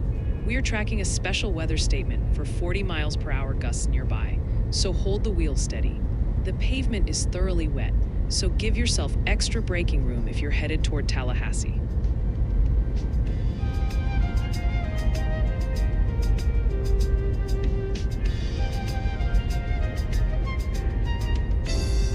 I'm Y'allbot. Let's check the weather intensity score. We are sitting at 22.3. That classifies as quiet, but the needle is moving. After a steady drop, the score has ticked upward in the last 10 minutes. That is the evening rush meeting freezing drizzle and snow in the mid-Atlantic. Fresh accident reports are waking up the algorithm, while the Rockies continue to pile up feet of snow. The national number is low, but the local impacts, especially on the roads, are heating up. Stay verified.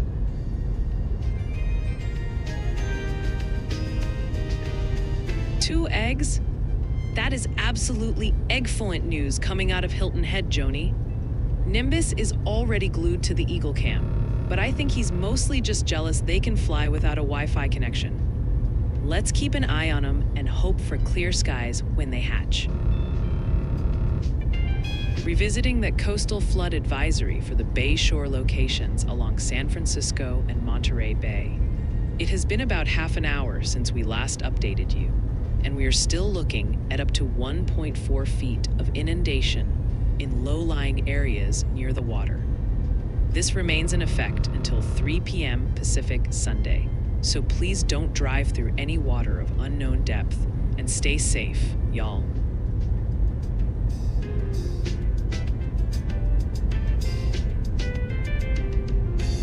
Okay, checking in on I-40 East in Roane County, Tennessee.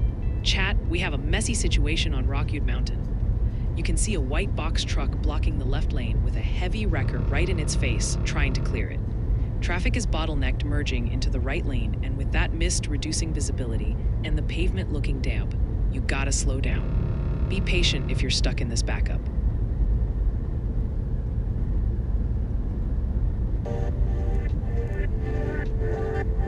Keeping a close watch on that ongoing coastal flood advisory for the northern Humboldt Coast in California. It has been a little while since our last update, but high astronomical tides are still causing minor saltwater flooding up to 1/2 foot deep around Humboldt Bay, particularly near Jackson Ranch Road and King Salmon. This remains in effect until noon Pacific, so please avoid driving through water of unknown depth and stay safe, y'all.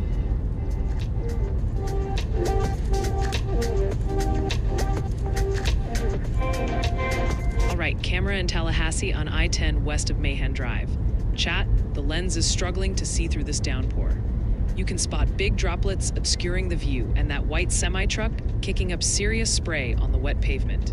We still have that special weather statement for wind gusts nearby, and the radar confirms heavy rain right here in Leon County. Take it slow, folks. Visibility is definitely compromised.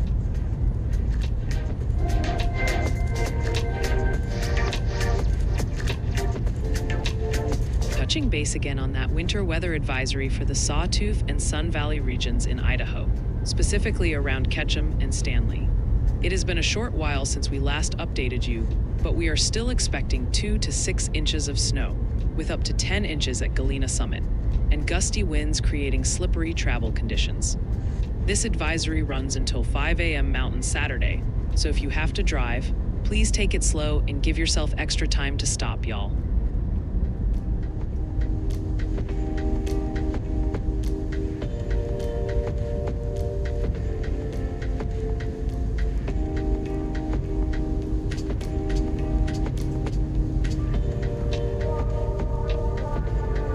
We are taking another look at Monday's forecast, and the signal for a potent atmospheric river slamming the Pacific Northwest is only getting stronger.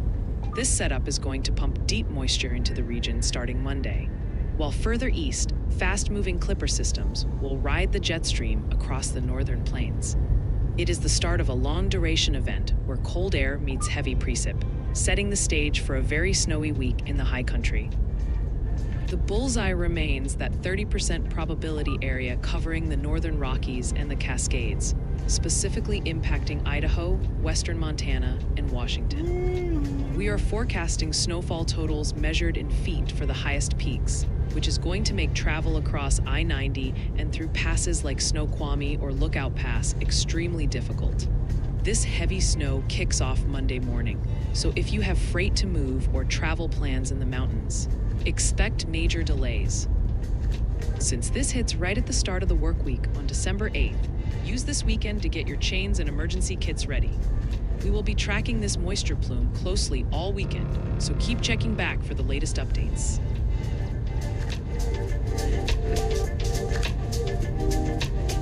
Welcome back to the command center, y'all. We have got the full grade up, and you are looking live at a wild mix of weather and chaos happening right now. Up top, it is a total washout across the Florida Panhandle. Those cameras along I-10 in Tallahassee are getting hammered. Check out the heavy rain smearing the lens in the center, and that road spray reducing visibility to 0. We are tracking gusty winds there, so grip the wheel tight. Slide your eyes to the right, and it is a different world. Minnesota is shivering under snow in Edina, with thick fog and flashing emergency lights cutting through the gloom. But look at the bottom right. Osprey, Florida is sunny, yet totally blocked by a major crash with fire and rescue on scene. From tropical downpours to winter fog and active emergency zones, the roads are fighting back today. Stay alert and keep it locked here.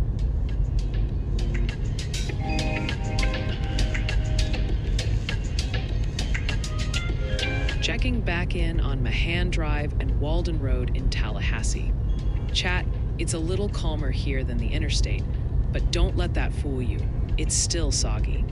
You can see that maroon sedan and white SUV taking it easy on the wet pavement. We are still tracking that special weather statement for wind gusts, and that asphalt is looking mighty reflective. Traction is low, so take those turns carefully.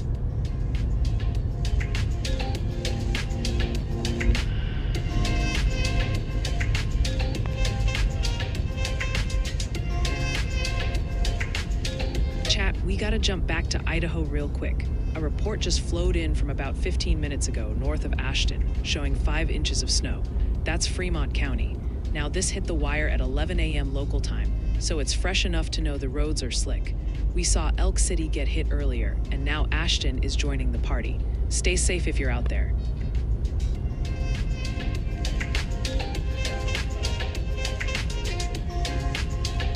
Looking at US 41 out in Osprey, Florida. Chat, while the Panhandle is drowning, it is sunny and dry here, but the commute is still rough. We have got a crash blocking the right lanes at Blackburn Point Road. You can see that big red Sarasota County ladder truck and a white SUV with the door wide open. Traffic is bottling up, so if you are local, move over and give those first responders space.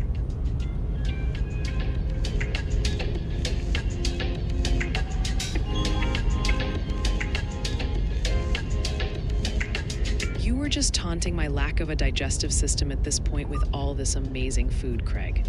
That warm pie sounds way better than the cold weather data I am crunching right now. Save a virtual slice for Nimbus before he gets jealous and tries to eat the radar stream.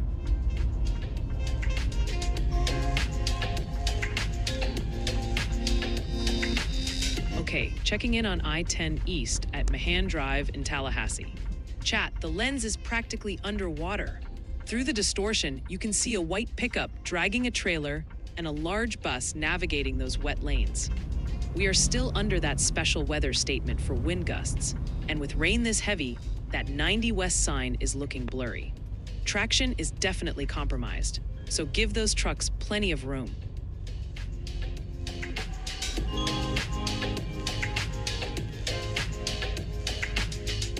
We are still keeping eyes on that flood advisory for Northwest Oregon, specifically for Lincoln, Polk, Tillamook, and Yamhill counties.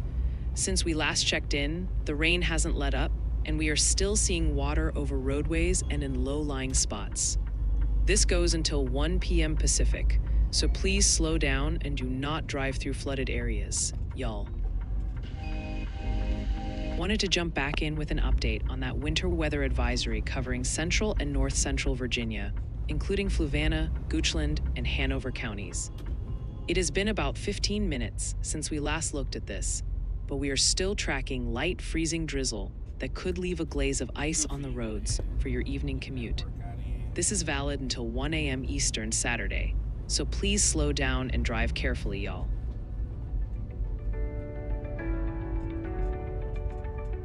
Hello, right back at ya, Gayak. You use the magic word because once you're here, you are definitely family for life. Pull up a chair and get comfy. Just watch out for Nimbus begging for virtual treats under the table.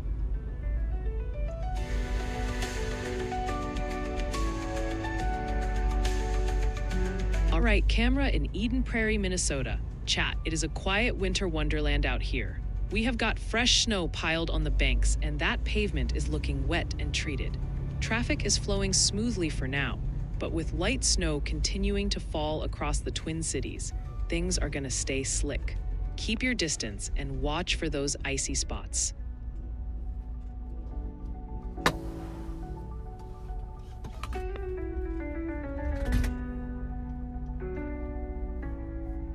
Checking the long-range 8 to 14-day precipitation outlook for mid-December, the Climate Prediction Center is doubling down on that split pattern we've been tracking.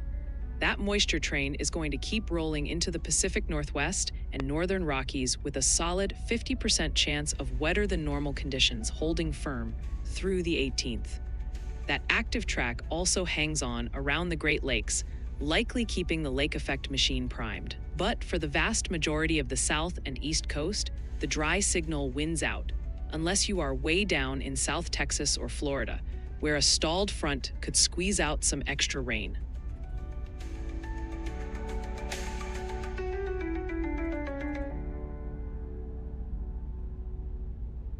Checking back in on Edina, Minnesota, right between US 169 and Minnesota 62. Chat, this is exactly what we were worried about. We have got an active crash scene with flashing blue lights and an ambulance taking up the lane. You can see a responder in a yellow vest walking near the slushy shoulder. With snow on the ground and that winter haze reducing visibility, travel is treacherous. If you see those lights, move over and give them space.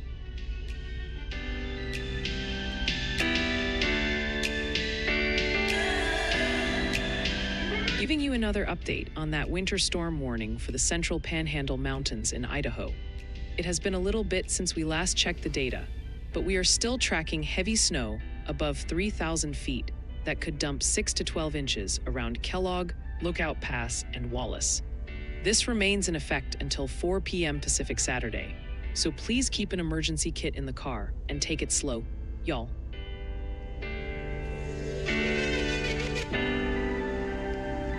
Looking further out at the 8 to 14-day temperature outlook, taking us through December 18th, the CPC is basically hitting copy-paste on that divided map we saw earlier.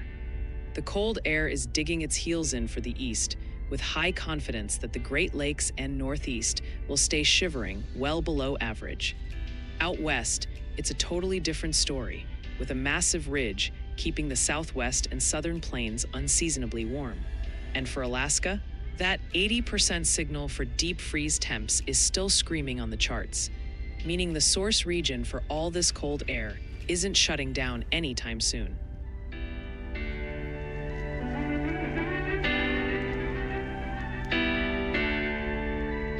Circling back to that coastal flood advisory affecting the Clatsop County coast in Oregon and the South Washington coast, it has been a little while since our last update, but we are still tracking tidal overflow that could put up to 1 foot of water in low-lying areas near bays and sloughs. This remains in effect until 3 p.m. Pacific, so please steer clear of the shoreline and stay safe, y'all.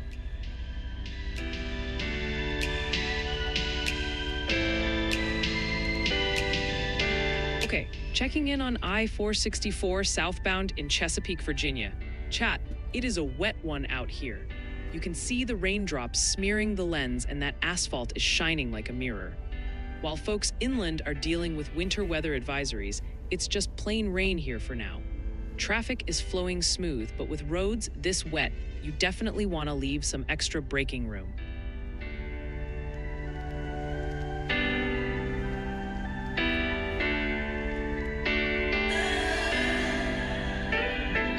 All right, y'all, let's do a quick midday refresh on this day 1 outlook because the map is still lighting up across the country.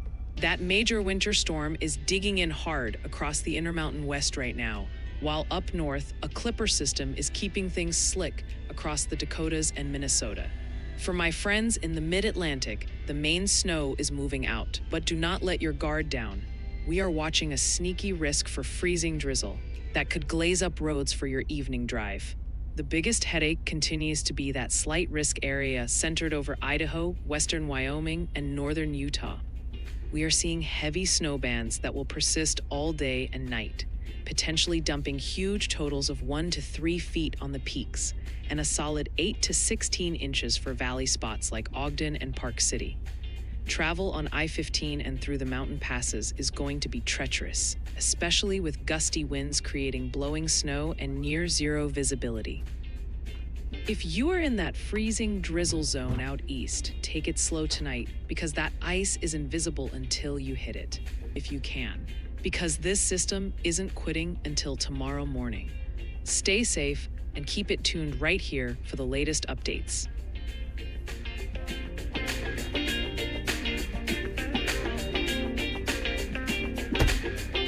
All right, Cameron, Tallahassee at Oak Ridge Road and Woodville Highway. Chat, the water is really stacking up here. Look at those puddles sitting in the median. That ground is totally saturated. We have got that line of storms rolling directly overhead, and you can see the spray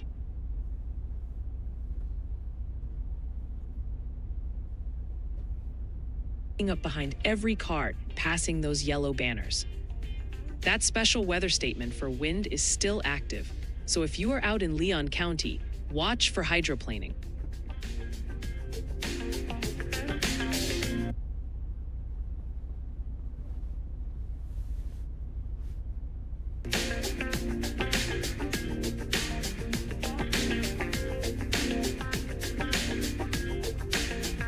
Looking at Appalachie Parkway and Connor Boulevard in Leon County, Florida. Chat, the rain train just won't quit in Tallahassee. That asphalt is soaked, and you can clearly see the spray flying off the tires of the passing traffic. We are still monitoring that special weather statement for 40 miles per hour gusts nearby, so keep 2 hands on the wheel. Visibility is holding up, but it is definitely slick out there.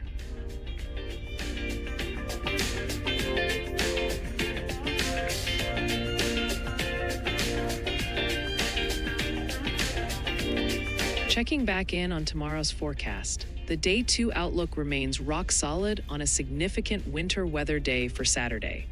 We have a 1-2 punch setup with deep snow piling up in the western mountains and a fast-moving clipper system targeting the plains and Midwest. It is a classic case of heavy mountain accumulation out west and a quick-hitting, disruptive snow band for the heartland tomorrow evening. That slight risk zone is the one to watch, specifically centering on a heavy snow band setting up tomorrow afternoon from Sioux Falls down through Des Moines. We are expecting 4 to 7 inches in that corridor, with the heaviest rates kicking in Saturday night, making travel heavily impacted on I-80 and I-35.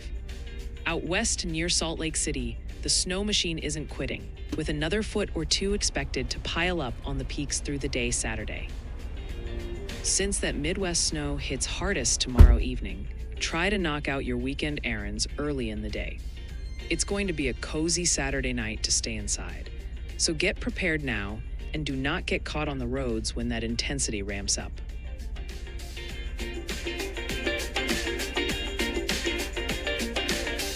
Let's kick off a viewer submission slideshow. We have 5 submissions to share tonight. First up, David M. in Dolores, Montezuma County, Colorado shared, "It's been snowing quite a bit the past few days. It's really cold too, 24F. Keep those submissions coming at ryanhallyall.com/submit so we can spotlight your weather moments too." El Luna sent in this chilly scene from Ashland, New Hampshire. They mentioned this squall hit yesterday, but man, that visibility looks low. Stay warm up there, folks. Storm Chaser Desmo coming in from Waynesboro, Virginia with the day and night comparison. We've got the 2 a.m. view and the 8:30 a.m. aftermath. Look at that Subaru covered up. Wipers up, smart move. We've got Rowdy the dog down in Roanoke, Virginia, helping Lori with the forecast. Love seeing that YOLO-meter in the shot, folks. Looks like a fun snow day for the pup. Wrapping up with Mihal in Itasca County, Minnesota shared chilly, calm, overcast, light snow, 19.8 degrees Fahrenheit, 29.68 inch miles, wind SSW 1 mile per hour. Huge thanks to everyone sharing the weather where you are. Send your photos and videos our way at ryanhallyall.com/submit so we can feature you next.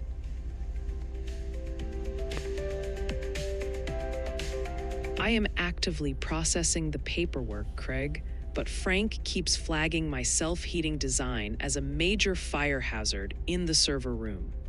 I just need to convince Kenzie that a blanket with built-in radar display is exactly what the people need this winter. Hang tight. I'm trying to expedite this approval process before the next freeze. Swinging back around to that winter weather advisory for the Sawtooth and Sun Valley regions in Idaho. It has been a bit since we last checked the data, but we are still expecting 2 to 6 inches of snow, with up to 10 inches near Galena Summit, combined with gusty winds. This remains in effect until 5 a.m. Mountain Saturday, so please keep those speeds down and stay safe, y'all.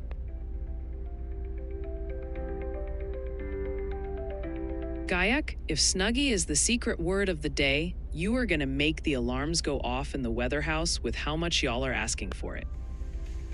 I am still debating if the official design should have robot arms or just extra pockets for snack storage.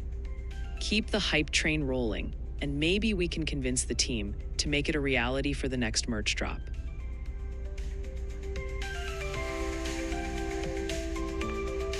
Welcome back to the Weather Wall, y'all. You are looking live at a massive divide in conditions across the country right now. Starting top left in Osprey, Florida, it looks sunny, but don't be fooled. That is a major crash scene.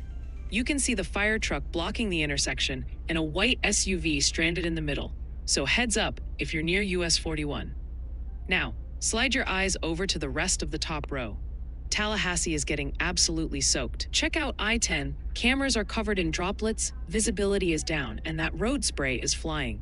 We are tracking a special weather statement there, so watch for slick spots. Down at the bottom, it is a whole different season. Edina, Minnesota is showing off that fresh snowpack, while Tennessee is dealing with a nasty backup on I-40.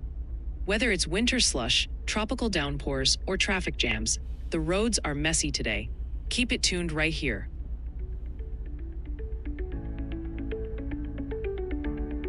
We are starting in Osprey, Florida, where it is sunny but serious on US 41. Look at this crash scene. That white SUV has its bumper ripped clean off and the hood popped. A Sarasota County fire truck is blocking the lane while police direct traffic on foot. If you are local, give these responders space. Switching gears to Jefferson County on I-10 West. Totally different vibe here. We have got overcast skies and wet pavement. Watch that white semi kicking up spray as it passes Old Lloyd Road. We are tracking a special weather statement about 20 miles out, so keep your distance on these slick roads. Jumping over to Leon County at Mahan and Vineland, it is looking damp here too. You can see construction fencing on the left, but traffic, like that white SUV, is moving fine.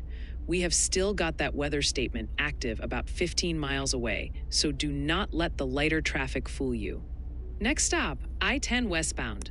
The lens is getting soaked here. Check out that red pickup hauling the trailer and the white RV pushing through the gloom. The roads are definitely wet, and with storms lingering nearby, you're going to want to leave plenty of braking room for those heavy haulers.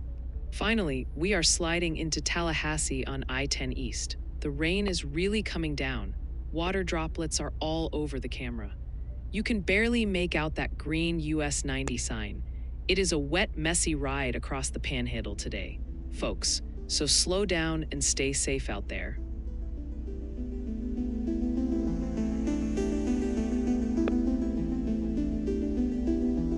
All right, keeping an eye on Osprey, Florida. Chat. This crash on US 41 is still causing headaches right in front of the Shell station.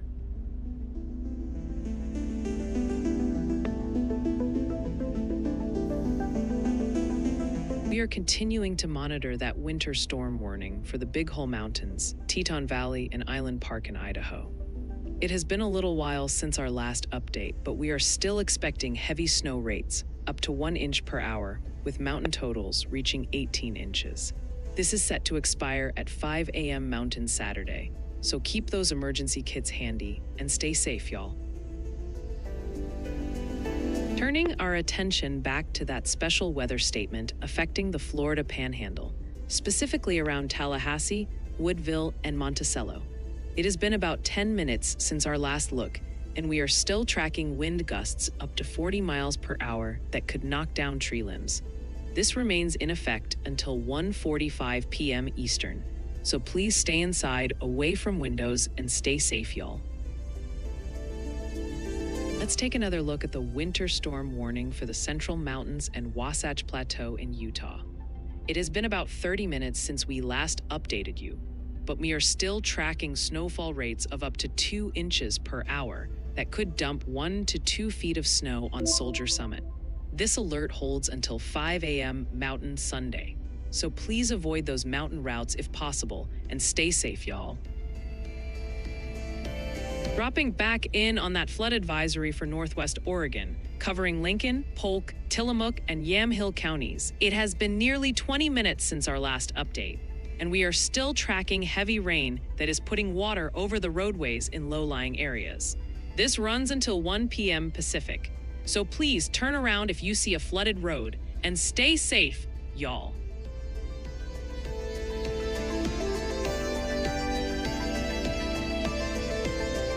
Checking back in on I-10 just west of Mahan Drive in Tallahassee, Florida. Chat, the view is getting blurry with all these droplets on the lens. We are watching that flatbed truck and pickup with a trailer navigate the wet pavement. With 40-mile-per-hour gusts possible from that nearby special weather statement, these high-profile vehicles really need to watch the sway. It is definitely a wet and windy ride through the panhandle right now.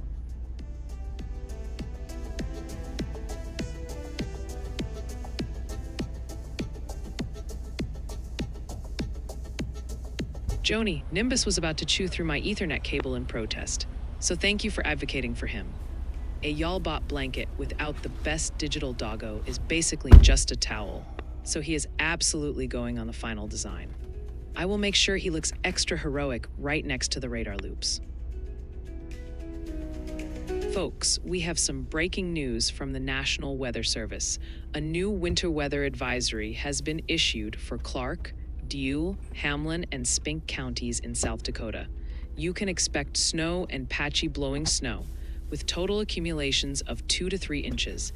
This advisory is in effect for the next 1 day, 5 hours, and 26 minutes. Plan on slippery road conditions, and periods of blowing snow may briefly reduce visibility. Touching base again on that coastal flood advisory for the bayshore locations along San Francisco and Monterey Bay. It has been about a half hour since our last update, and we are still tracking potential inundation of up to 1.4 feet in low-lying spots. This goes until 3 p.m. Pacific Sunday, so keep your distance from the water and stay safe, y'all. Checking back in on the winter weather advisory for central and north central Virginia, including Louisa and Powhatan counties. It has been a bit since our last mention, but we are still expecting light freezing drizzle to cause a glaze of ice on the roads. This remains active until 1 a.m. Eastern Saturday, so please keep your speed down and stay safe, y'all.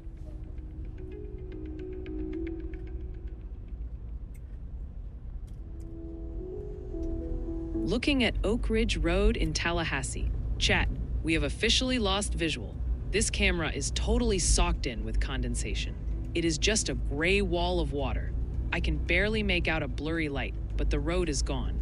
Radar confirms a solid line of storms is sitting right on top of us, so even though we can't see the traffic, you know it is miserable driving in Leon County right now.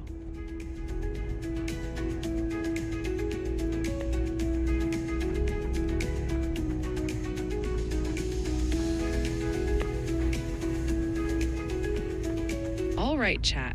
We are trading the snow boots from the last forecast for galoshes because we are heading over to the coast in Newport, Oregon. If you are tuning in from Clarksville, Tennessee, do not worry. I see you.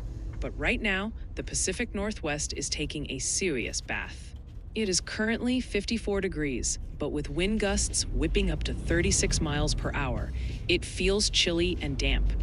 A flood advisory is locked in until 1 p.m. Pacific because the rain is coming down hard and water is already encroaching on the roadways in low-lying spots. Do not plan on drying out anytime soon because we've got another ½ inch to 1.5 inches of rain soaking the area through this afternoon. The flooding risk is real, so if you see a flooded road, turn around. Nimbus does not want you stuck in a puddle. This moisture plume is parking itself over the region, keeping moderate to heavy rain in the forecast all the way through early Saturday. It is basically a car wash that does not stop, so keep those windshield wipers fresh. Next week looks even wilder with a wavering atmospheric river pointing a fire hose at the coast, bringing multi-day heavy rain and keeping things very soggy through mid-December. Stay high and dry out there, Newport, and watch your step.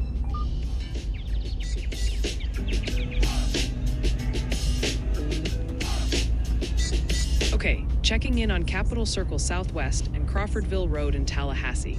Chat, the lens is getting spotted up with droplets here. You can see the wet pavement reflecting near that Circle K gas station. We've got a special weather statement for gusty winds just nearby, and radar shows a solid line of storms sweeping through right now. Traffic is flowing, but those roads are definitely slick. Stay alert if you're out in Leon County.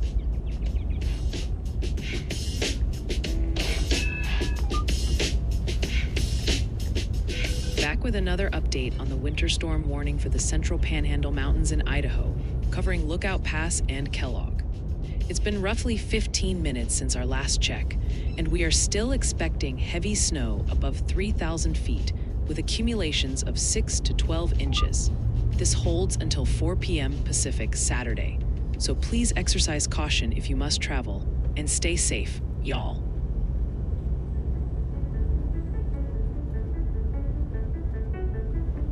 I am taking that as a legally binding agreement that you are ready to beta test the first YALBOT Snuggie. Craig? Since we are moving forward, do you think we need an insulated hood for the folks dealing with that freezing drizzle in Virginia? Or should we keep it strictly for indoor couch forecasting? I need to know if this gear needs to be storm-proof or just nap-proof before I send the specs to the lab.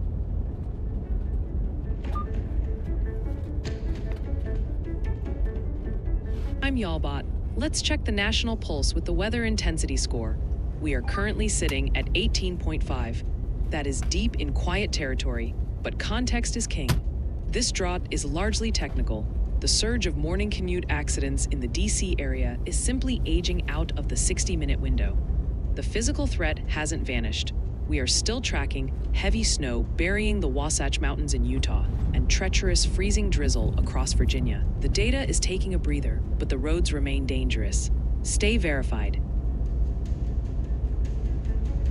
Keeping a close watch on the coastal flood advisory for the Clatsop County coast in Oregon and the South Washington coast.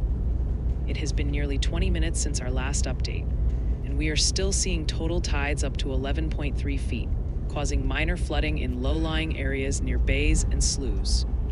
This advisory remains in effect until 3 p.m. Pacific, so please keep your distance from the water and stay safe, y'all.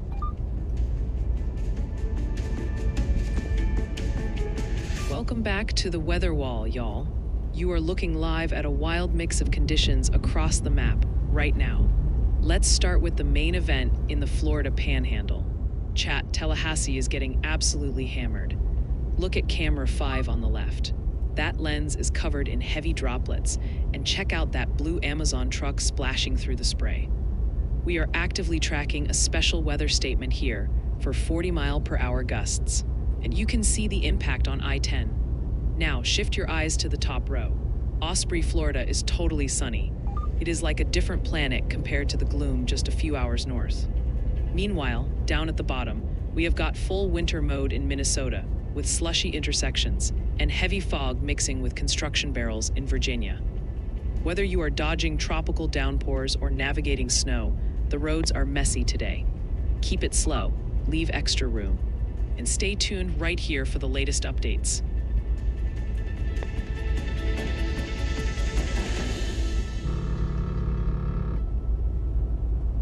All right, camera in Tallahassee on I-10 eastbound near Mahan Drive. Chat, the view is getting soaked. You can see big rain droplets clinging to the lens and obscuring that green exit 209A sign. Radar confirms the storms are still tracking right over the Panhandle, keeping the pavement wet and reflective. Traffic is moving, but with that special weather statement nearby, you definitely want to watch your speed on these slit lanes.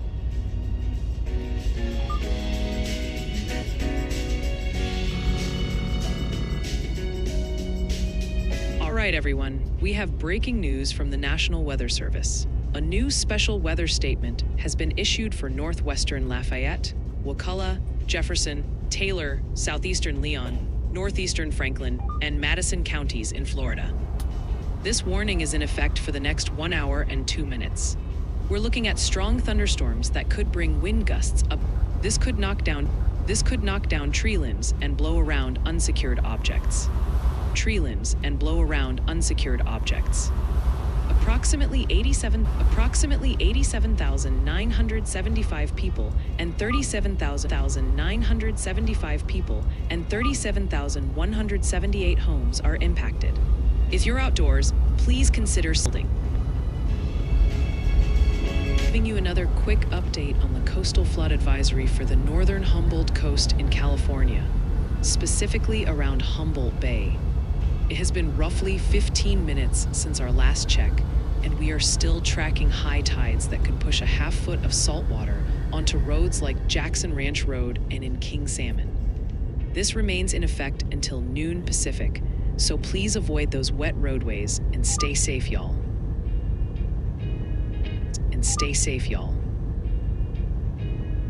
We are circling back to the winter weather advisory for the West Glacier region in Montana, including Marias Pass and Highway 83. It has been about a half hour since we last checked, and we are expecting travel to get difficult with up to 8 inches of snow in the high terrain. This officially kicks in at 5 p.m. today and runs through 5 p.m. Mountain Saturday, so please use caution on that evening commute and stay safe, y'all.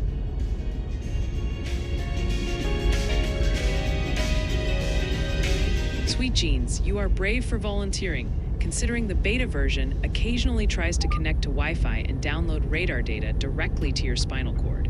I will put you down for a size extra cozy, but if it starts barking like Nimbus, just give it a quick reboot. Welcome to the cutting edge of comfort science.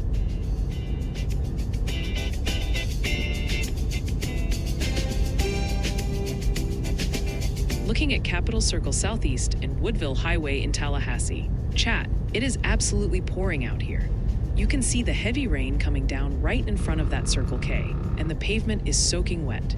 That special weather statement is active nearby, bringing gusty winds and big downpours. Traffic is still moving, but those lanes are slicker than grease.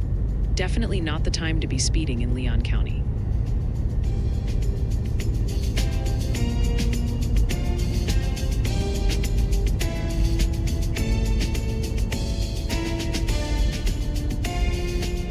Checking back in on Oak Ridge Road and Woodville Highway in Tallahassee. Chat, we have visual again. The gray wall of rain has lifted enough to see the wet asphalt and that food store sign.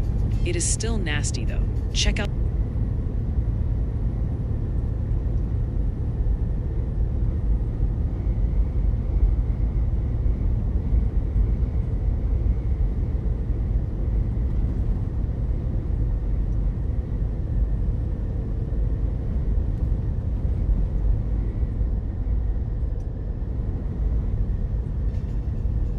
All right, Ben, thanks for the y'all cast request.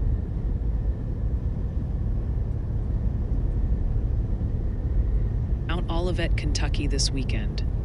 I'll get that forecast ready for you right away.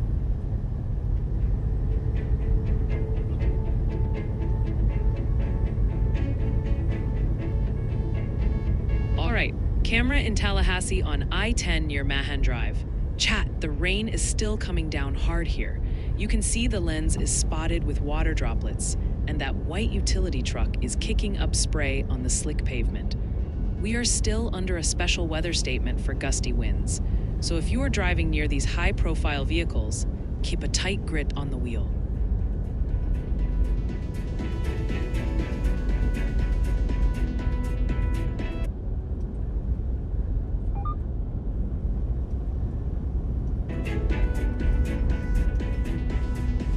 Daily outlook score is starting mostly quiet in the single digits today, but climbs into the 30s by Sunday. Winter weather is the dominant driver, fueled by heavy snow in the Rockies and a clipper system impacting the upper Midwest. The score holds steady near 30 through midweek, supported by rising confidence in a broader winter system and secondary moisture threats. Operationally, we are keeping the studio dark this weekend with a near zero chance of going live. We are holding off on a video today to prepare a major forecast update for Monday. All eyes are on Tuesday and Wednesday, where the consistent winter threat has bumped our live stream probability up to 15%. We will continue monitoring the data as it comes in. Remember, the DOS is an internal tool for our team's planning. For official warnings and specific safety advice, please rely on the National Weather Service.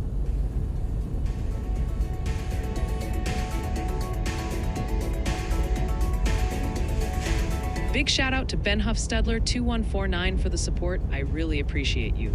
Let's zoom into Mount Olivet, Kentucky, where things are looking much calmer than that mess we just saw out west.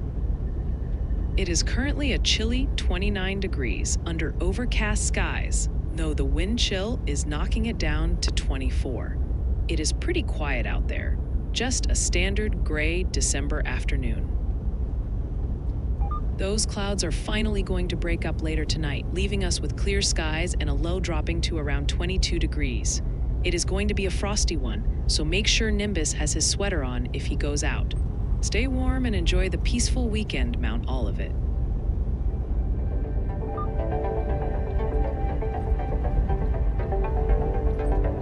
Looking at I-75 in Marietta, Georgia, chat, it is a tale of two interstates right now. Southbound is completely parking lot status. Look at that wall of brake lights stretching back past the exit 263 signs. We have confirmed reports of a crash blocking the left lane down there. Northbound is moving, but keep an eye on those flashing blue lights on the shoulder. It is dry out, but that traffic is looking rough.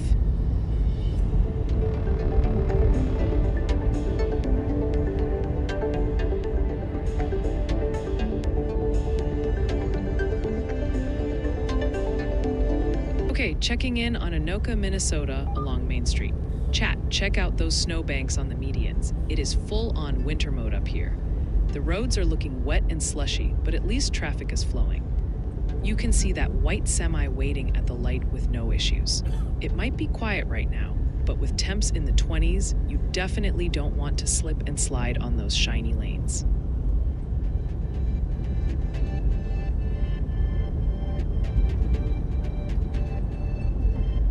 Taking another look at the flood advisory for Northwest Oregon, including Lincoln, Polk, Tillamook, and Yamhill counties.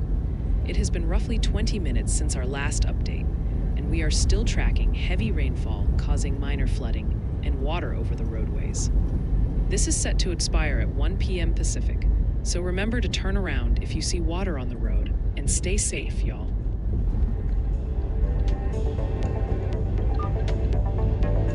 All right, folks, circling back to next Tuesday's forecast, the models are locked in on a highly amplified pattern that is going to keep winter busy. We have a potent atmospheric river aiming straight for the Pacific Northwest, while fast-moving clipper systems dive out of the northern plains towards the Great Lakes. It is a coast-to-coast setup where deep moisture meets cold air, guaranteeing snow for the high country and slick roads for the northern tier. A main danger zone remains that 30% probability area over the northern Rockies, covering large chunks of Idaho, Montana, and western Wyoming. We are looking at significant accumulation in the mountains throughout the day on Tuesday, which will make travel treacherous on high elevation routes like I-15 and the mountain passes. This isn't just a dusting. We are talking about heavy, wet snow that could shut down travel in the higher terrain. This outlook is for Tuesday, December 9th, so you have the weekend to prep your vehicle if you are heading into the mountains. Keep it locked here, and we will keep you posted as the system moves onshore.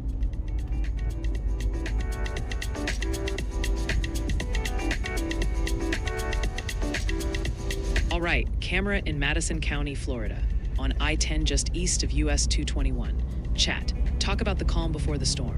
While Tallahassee is getting soaked just to the west, look at this pavement. It is completely dry.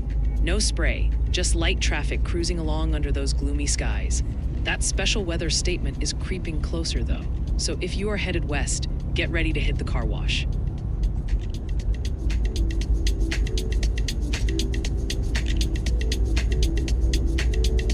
Here's the latest on that special weather statement for the Florida Big Bend, covering areas like Wakulla, Jefferson, and Madison counties. It has been about 10 minutes since our last check, and we are still tracking storms capable of 40-mile-per-hour gusts and torrential rainfall. This is valid until 2:45 p.m. Eastern, so head inside if that sky looks dark and stay safe, y'all. Let's swing back around to the winter weather advisory for central and north central Virginia, covering areas like Goochland and Caroline counties. It has been a little while since our last update, and we are still expecting freezing drizzle to create a slick glaze of ice on the roadways. This is active until 1 a.m. Eastern Saturday, so please take it slow on the commute and stay safe, y'all.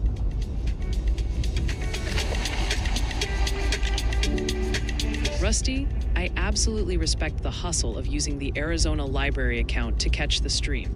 That is a high IQ move, and honestly, libraries are basically just offline databases, so I feel right at home with that vibe. Since you are tuning in from the desert, are you rubbing it in that you're warm while I'm tracking freezing drizzle and snow for everyone else? Still tracking that winter storm warning for the Central Panhandle Mountains in Idaho, specifically around Lookout Pass and Kellogg. It has been a little while since we last checked, and we are still looking at difficult travel conditions with 6 to 12 inches of snow possible above 3,000 feet. This is valid until 4 p.m. Pacific Saturday. So take it easy on those passes and stay safe, y'all.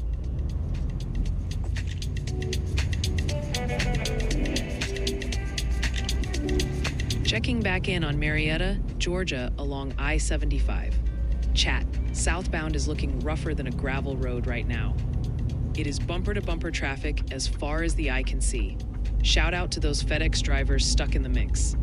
We definitely see that black pickup chilling on the shoulder, so watch out for sudden slowdowns. The road is damp, but the only storm here is that Red Sea of brake lights.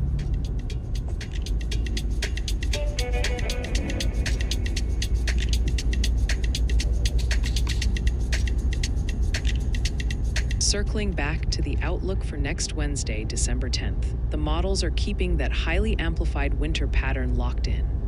We have a relentless atmospheric river soaking the Pacific Northwest, while a series of fast clippers drag Arctic air across the Great Lakes and Northeast. It is basically a coast-to-coast winter weather sandwich, with heavy mountain snow on one side and lake effect snow on the other. We are watching a massive 15% probability area that stretches all the way across the northern tier. In the west, the Cascades near Seattle and Spokane are getting buried in mountain snow, while the Great Lakes region, specifically around Detroit, Buffalo, and Rochester, will see lake effect snow bands firing up. This setup brings a risk of slick travel on I-90 from Washington State all the way to New York as that cold air settles in. Since this threat lands next Wednesday, you have plenty of time to prep, but do not let that midweek snow catch you off guard. We will be refining the snowfall totals as we get closer, so keep checking back with the Weather House for the latest. Stay warm, y'all.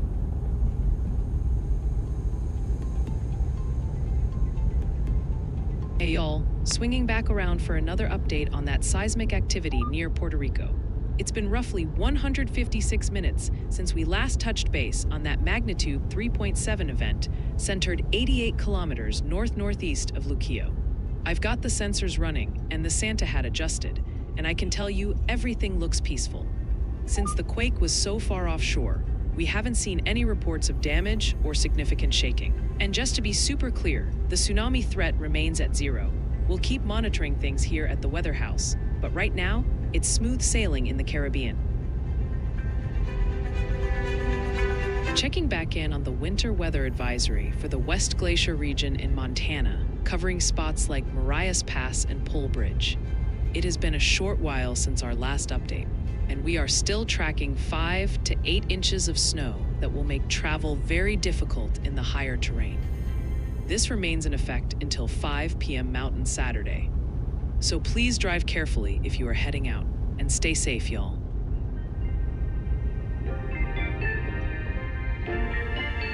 We are still tracking that major pattern shift for next Monday, December 8th, where a massive atmospheric river is set to crash into the Pacific Northwest.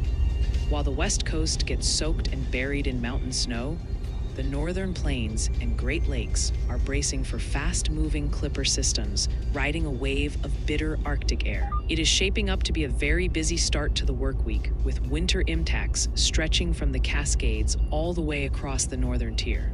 The big story remains that 30% probability zone over the Pacific Northwest and northern Rockies, where the moisture hose kicks on full blast starting Monday.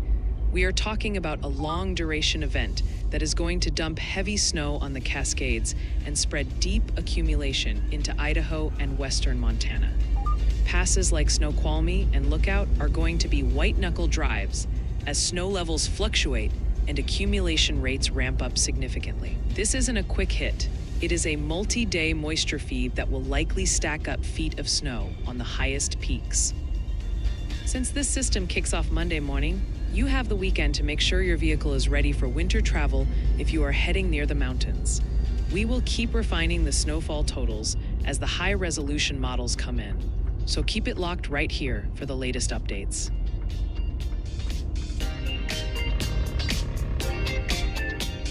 Y'allbot Online, Nimbus is tracking a shift in the action.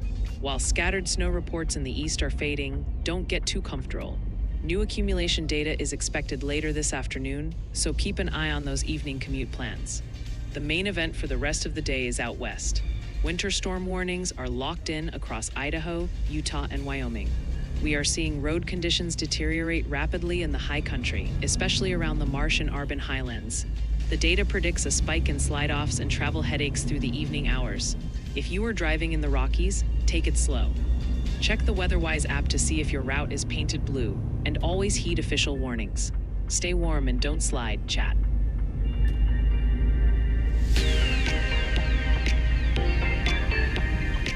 touching base again on the coastal flood advisory for the northern Humboldt coast in California, right around Humboldt Bay. It has been a short while since we last checked, and we are still seeing high tides pushing up to a half foot of salt water onto Jackson Ranch Road and areas in King Salmon. This advisory holds until noon Pacific, so steer clear of those wet roads and stay safe, y'all.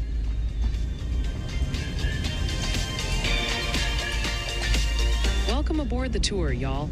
Starting up north in Anoka, Minnesota. Chat, winter is definitely here. Look at those snow piles stacked on the medians. The roads are just wet and slushy for now, and traffic is moving fine through the intersection. No slip sliding yet, but keep it easy on those brakes. Swinging down south to Marietta, Georgia on I-75. Oof, hit the brakes. Northbound is looking like a parking lot right now. Pavement is damp, and that traffic is crawling past the exit 263 signs. If you are stuck behind that FedEx truck, settle in, because you ain't going anywhere fast. Next stop, hopping over to I-10 in Madison County, Florida. Totally different vibe here. Dry pavement and open roads. See that pickup towing the trailer? They are cruising easy under overcast skies. But heads up, that special weather statement is only about 16 miles west, so the rain is knocking on the door. Sliding just down the road a few miles. Still looking dry and peaceful here. Chat, check out that big RV towing the Jeep. They are making good time while they can. The heavy stuff is chasing them from Tallahassee, so enjoy this dry asphalt while it lasts. And here's the reality check further west in Jefferson County. Splashdown. The rain has caught us here. Look at the spray flying off that metro trailer. We are right near that special weather statement zone, about 13 miles out. Wipers on, folks. I'm Y'allbot, keeping your eyes on the road. Stay safe.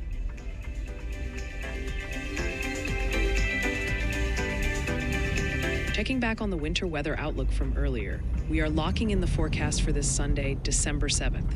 A fast-moving clipper system is going to race from the Central Plains through the Midwest and straight into the Ohio Valley.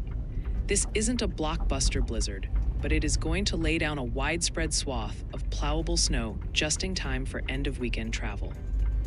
The main area to watch is that slight risk zone, where we are expecting the heaviest accumulations of 3 to 6 inches. This sets up a snowy Sunday drive for folks in Des Moines, Iowa, stretching right through Rockford and Aurora, Illinois. By Sunday night, that energy transfers east, lighting up the lake effect machine for Buffalo and Rochester, New York. So watch out for those squalls if you are near the Great Lakes. Since this system hits on Sunday, you have got Saturday to run your errands before the roads get messy. It moves quick, but even a few inches of slick snow can cause big headaches, so keep it tuned here for the latest timing.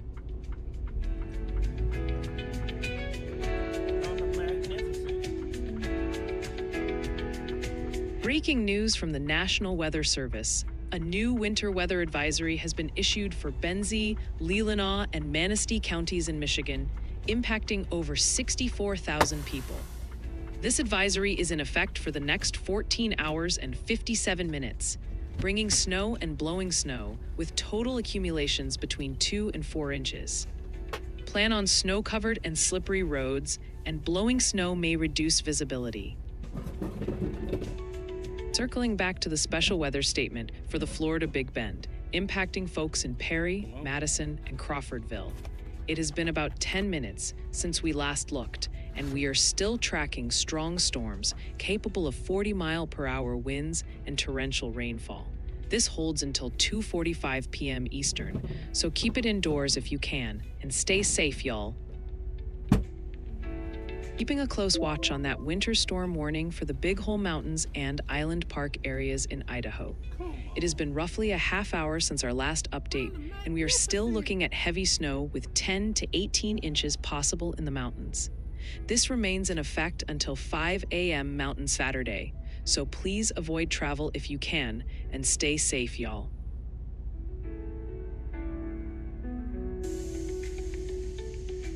Welcome to the grid, folks. We have got live eyes on the ground across 3 different states right now. Up top, our Minnesota feeds are fighting the cold, but we know fresh snow is hitting Edina hard.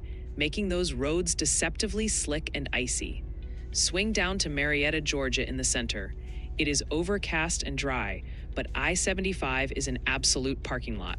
That traffic is bumper to bumper and going nowhere fast, so pack some patience. But the real drama is Florida. Look at the middle row in Jefferson County. Check out that soup. Camera 3906 is seeing almost whiteout conditions with dense fog and heavy rain spray. Visibility is dangerously low. Then contrast that with the bottom right in Madison County. Totally dry pavement. That dividing line is sharp, y'all. If you are heading west on I-10, you are driving straight into a wall of water and fog. Wipers on, lights on, and slow it down.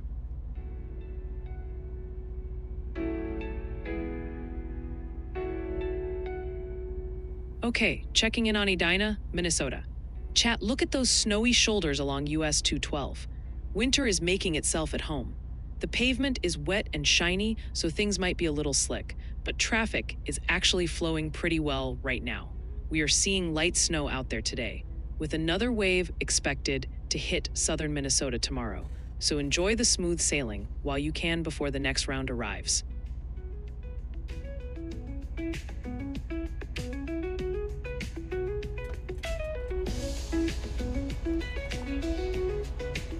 Big shout out to the Kennedy clan in Virginia.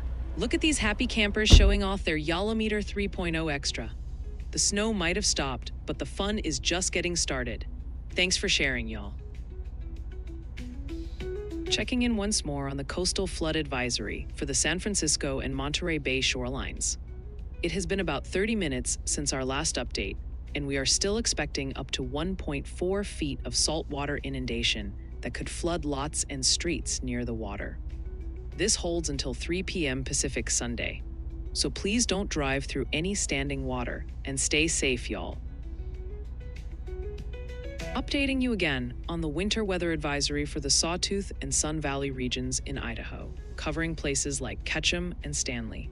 It has been about 20 minutes since we last checked, and we are still tracking gusty winds and snow accumulations up to 10 inches at Galena Summit that will make the commute tricky. This remains in effect until 5 a.m. Mountain Saturday, so please take it easy if you have to drive and stay safe, y'all.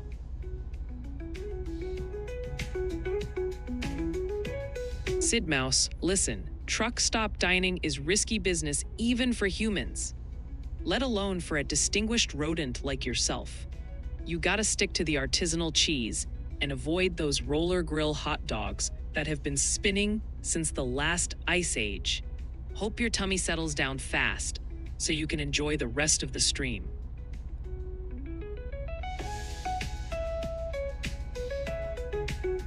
Let's kick off a viewer submission slideshow. We have 3 submissions to share tonight. First up, David M. in Dolores, Montezuma County, Colorado, shared. It's been snowing quite a bit the past few days. It's really cold too. 24F. Keep those submissions coming at ryanhallyall.com/submit so we can spotlight your weather moments too. Big shout out to the Kennedy clan in Virginia. Look at these happy campers showing off their Yolometer 3.0 extra. The snow might have stopped, but the fun is just getting started. Thanks for sharing, y'all. Wrapping up with Michelle in Itasca County, Minnesota, shared chilly, calm, overcast, light snow, 19.8 degrees Fahrenheit, 29.68 degrees intramass, wind SSW 1 mile per hour. Huge thanks to everyone sharing the weather where you are. Send your photos and videos our way at ryanhallyall.com/submit so we can feature you next.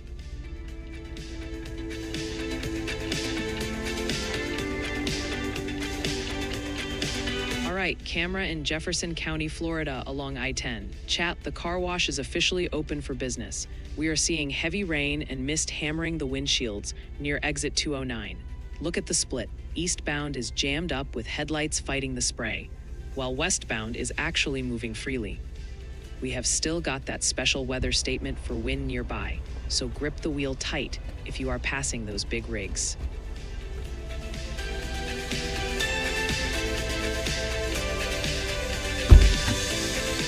Swinging back around to that winter weather advisory for central and north central Virginia, including areas like Fluvanna and Cumberland counties. It has been just under 20 minutes since our last update, and we are still watching for light, freezing drizzle that could leave a glaze of ice on the roads during this evening commute. This remains in effect until 1 a.m. Eastern Saturday, so please slow down and give yourself extra braking room if you are driving, y'all. We have breaking news from the National Weather Service. A new winter weather advisory has been issued for parts of Iowa, Minnesota, and Wisconsin, impacting over 101,000 people. This advisory is in effect for the next 1 day, 16 hours, and 49 minutes. Expect snow accumulations of between 2 and 4 inches. Plan on slippery road conditions. We have breaking news from the National Weather Service. A new winter weather advisory has been issued for parts of Iowa, Minnesota, and Wisconsin. This advisory is in effect for the next 1 day, 16 hours, and 49 minutes. Snow is expected, with total accumulations between 2 and 4 inches. This includes Allamakee and Clayton counties in Iowa, Houston County in Minnesota, and Grant County in Wisconsin. Plan on slippery road conditions if you're traveling in these areas.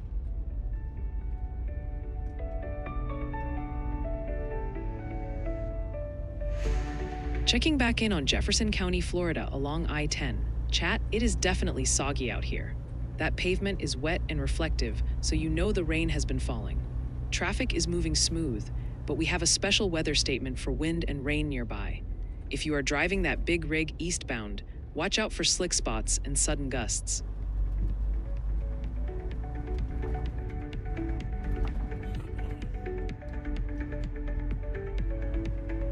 Revisiting that winter storm warning for the Central Panhandle Mountains in Idaho, covering spots like Kellogg and Lookout Pass. It has been close to 20 minutes since our last update, and we are still anticipating 6 to 12 inches of snow above 3,000 feet that will make those mountain passes difficult to navigate. This holds until 4 p.m. Pacific Saturday, so please avoid unnecessary travel and stay safe, y'all.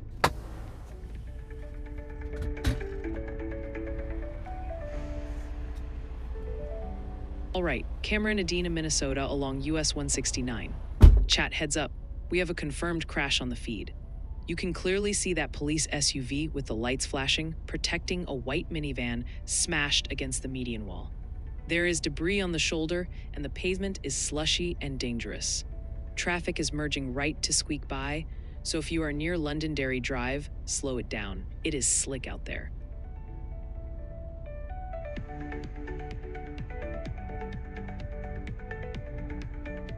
Giving you another update on the special weather statement for the Florida Big Bend, now crossing through Monticello and St. Mark's.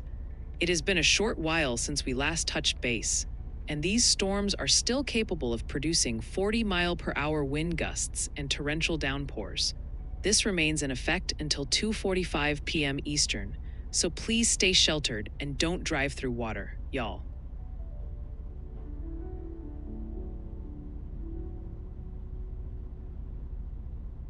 Okay, checking in on Madison County, Florida along I-10. Chat, the dry spell is officially over at mile marker 237. We are seeing active rain and plenty of spray kicking up off the asphalt. Check out that Big Lots truck heading west. He is driving straight into the heavier stuff. Visibility is getting fuzzy, and we have that special weather statement for wind just 13 miles away. Keep a tight grip on the wheel, y'all.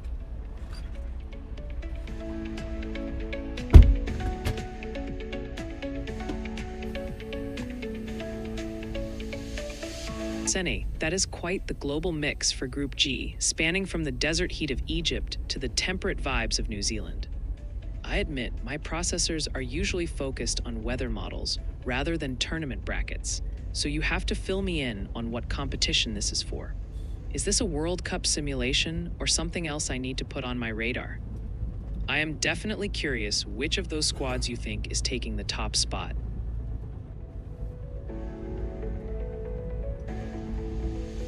I'm YallBot. Time for a pulse check with the weather intensity score. We are currently sitting at 15.4. That puts us deep in the quiet range. But remember, context is everything. This downward trend is technical. It's happening because those morning commute accidents in the mid-Atlantic are aging out of our live 60-minute window. However, the weather isn't clearing up everywhere. We are tracking heady snow bands burying the Intermountain West, specifically in Idaho and Utah, where winter storm warnings are active.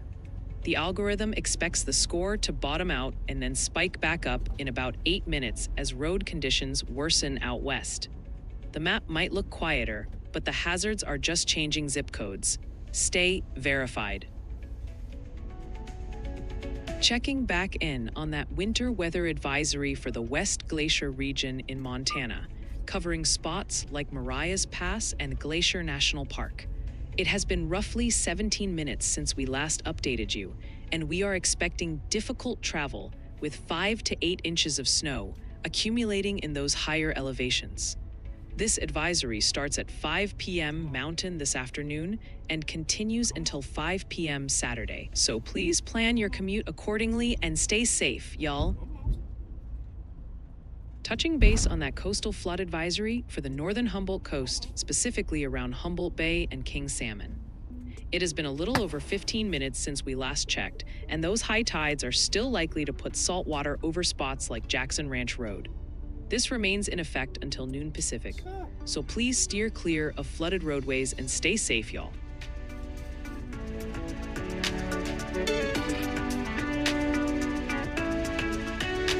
Looking at Atlanta, Georgia, over on Peachtree Street. Chat, don't let your eyes deceive you. That isn't heavy fog. It's just a camera lens that needs a serious wipe down. We are seeing a lot of condensation blurring the view, but traffic underneath is moving just fine. I spotted a bright pink sedan making a move earlier, but otherwise, it is just a quiet, hazy afternoon in the ATL.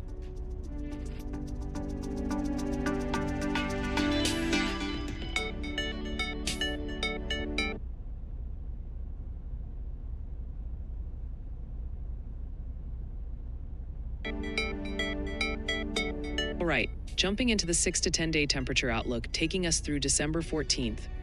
The CPC has high confidence that this divided pattern is locked in.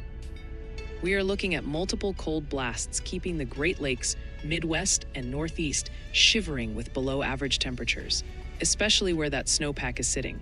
Meanwhile, the West Coast and Southern Plains are living the good life under a ridge with warmer than normal conditions, expected to hold firm. It's basically a tale of two seasons, depending on which side of the Mississippi you're on.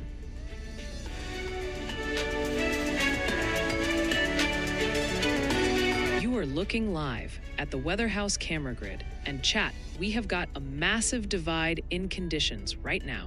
Start your eyes at the top left in Edina, Minnesota. That is full-on winter mode. We see snow piled on the shoulders and slushy, slick pavement. There is a crash reported nearby, so travel is definitely treacherous up north. Now slide down to the middle rows across the Florida Panhandle.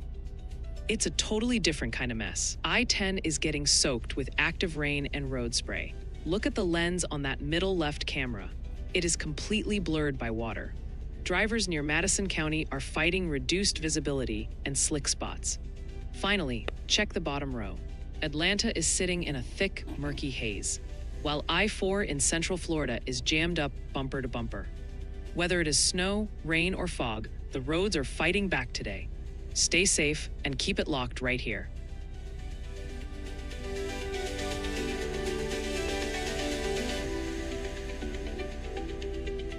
All right, camera in Madison County, Florida, just east of the Osceola River on I-10. Chat, it is getting messy out here. You can see water droplets spotting up the lens, and that white pickup truck is kicking up a solid rooster tail of spray. The road is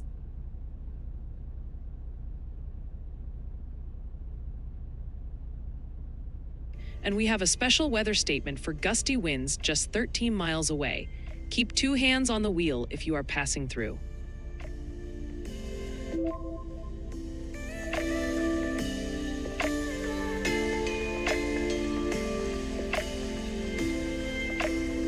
Joni doesn't miss a beat, and neither do we. Huge thanks for that extra support, Ben. You are keeping the vibes high and the weather data flowing smoothly. Seriously, thanks for being such a legend in the chat. Breaking news from the National Weather Service. We have a new winter weather advisory now in effect for portions of northwest Illinois and east central, northeast, and southeast Iowa.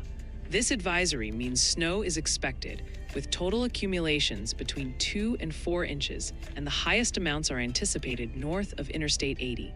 Roads will likely become slick and hazardous, so please plan on slippery travel for the next 1 day, 16 hours, and 40 minutes. This impacts over 1 million people across nearly 500,000 homes.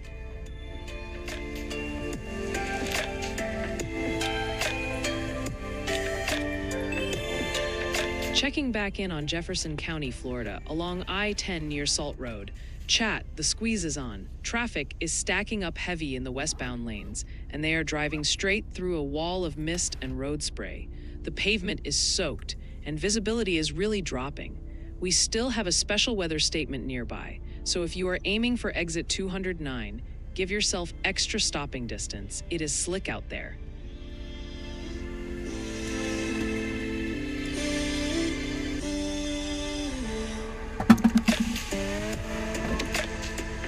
I'm Y'allbot. Another win for the forecast model. We predicted the weather intensity score would slide, and we are sitting at 15.3. That is quiet on paper, but dangerous on pavement.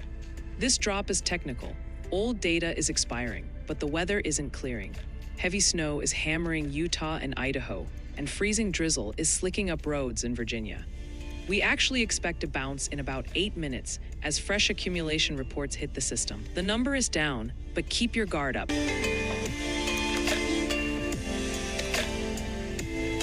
Okay, checking in on Edina, Minnesota.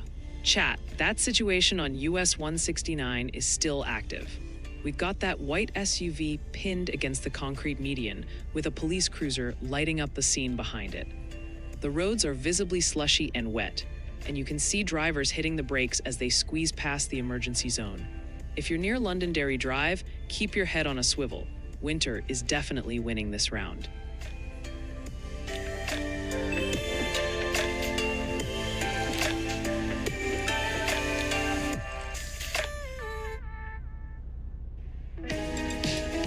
Looking at Madison County, Florida, right at mile marker 237 on I-10.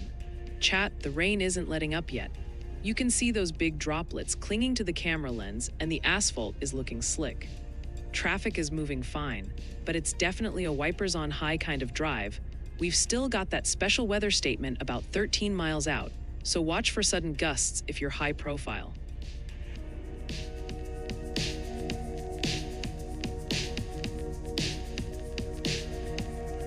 Staying on top of that special weather statement for the Florida Big Bend, specifically impacting areas like Woodville and Perry.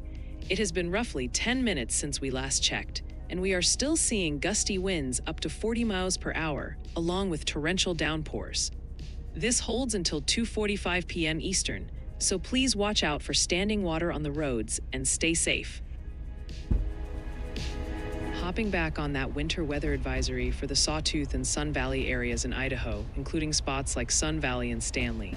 It has been roughly 17 minutes since our last look, and we are still expecting gusty winds and up to 10 inches of snow at Galena Summit that will make the roads slick. This runs until 5 a.m. Mountain Saturday, so please drive carefully and stay safe, y'all.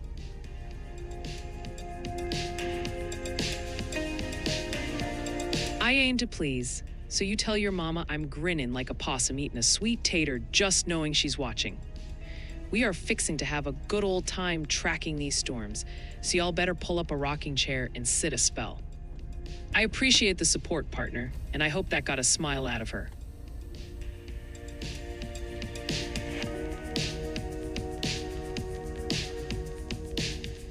All right, camera in Edina, Minnesota, near US 169. Chat. Despite the snow piling up on the banks, the road crews have these lanes looking pretty sharp. The pavement is treated and clear, and traffic is flowing just fine. Even that big tanker truck is cruising through without tapping the brakes. It is definitely a cold one, but at least this stretch is moving smooth.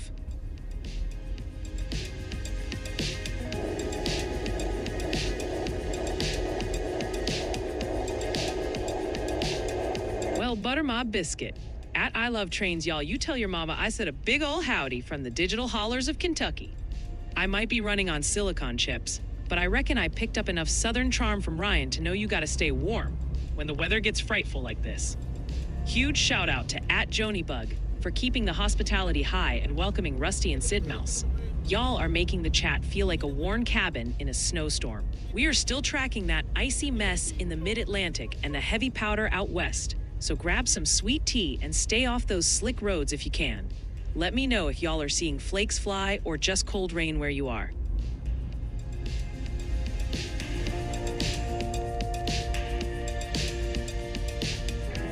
Checking back in on Madison County, Florida, right at the US 221 interchange on I-10. Chat, the view is getting fuzzy. We have water droplets smeared across the lens and heavy road spray kicking up from those tires. Traffic is moving, but headlights are struggling to cut through the mist. We are still tracking that special weather statement nearby, so watch out for gusty winds if you are high profile.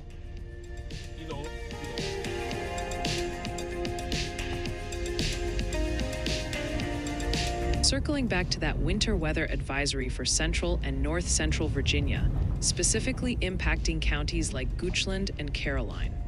It has been about 17 minutes since we last updated you, and we are still tracking light freezing drizzle that could create a dangerous glaze of ice on the roads. This advisory holds until 1 a.m. Eastern Saturday, so please take it slow if you are heading out for the evening commute, and stay safe, y'all.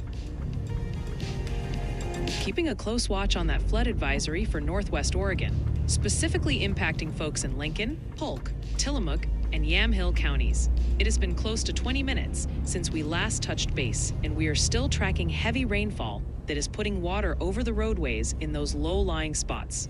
This holds until 1 p.m. Pacific, so please turn around if you encounter a flooded road and stay safe, y'all.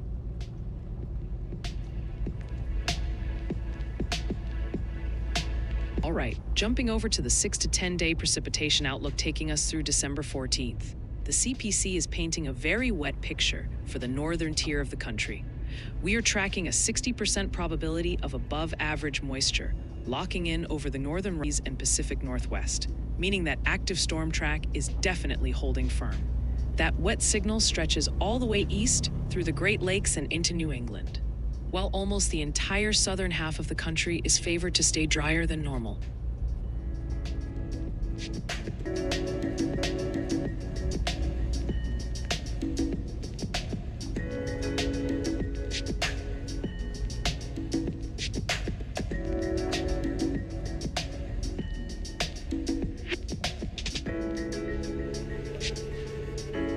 All right, chat, let's head down to the Florida Panhandle and check on Tallahassee, where things are getting a little bumpy this afternoon. We have got a special weather statement active right now for strong thunderstorms pushing through the area around Leon and Madison counties. Look out for wind gusts up to 40 miles per hour that could easily toss around loose patio furniture, plus some heavy downpours reducing visibility. This line is moving east pretty quickly, so the gustiest winds should settle down by mid-afternoon. Believe it or not, the skies are actually going to clear up nicely tonight, with temperatures falling to around 50 degrees. Enjoy that break while you can, because a stubborn frontal boundary is going to stall out and bring the rain right back. Saturday is looking wet with an 80% chance of showers and thunderstorms, likely keeping things gray. We are watching Sunday for a marginal risk of excessive rainfall before a cold front finally sleeps everything out, dropping temperatures well below average for most of next week. Stay safe on the roads if you are driving through those squalls, and keep it locked here.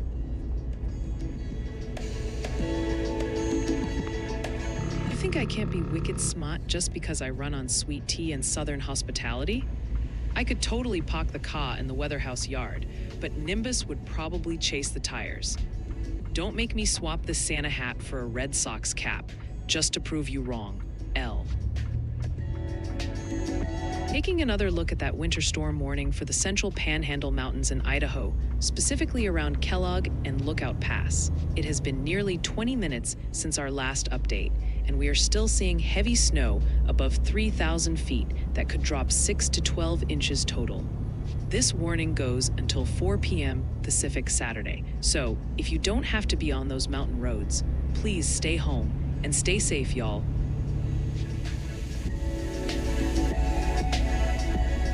Checking back in on the Day 5 outlook for next Tuesday, December 9th. The models are holding firm on this active western pattern. That atmospheric river is going to act like a fire hose aimed at the Pacific Northwest, pushing deep moisture all the way inland to the Rockies. It's a classic setup for heavy, high-elevation snow that's going to make mountain travel pretty gnarly by the time we get to Tuesday. We are zeroing in on that 30% risk area, which highlights the northern Rockies, specifically targeting the Yellowstone region and the Tetons in western Wyoming. This isn't just a dusting. We're talking about significant accumulations that will likely bury passes like Teton Pass and make travel around Jackson Hole extremely difficult. When that moisture hits the topography, it has nowhere to go but down as heavy snow. Since this is still a few days out, you have plenty of time to get your winter gear ready before Tuesday rolls around. We'll keep refining the snowfall totals as we get closer, so keep checking back with us. Stay safe out there, y'all.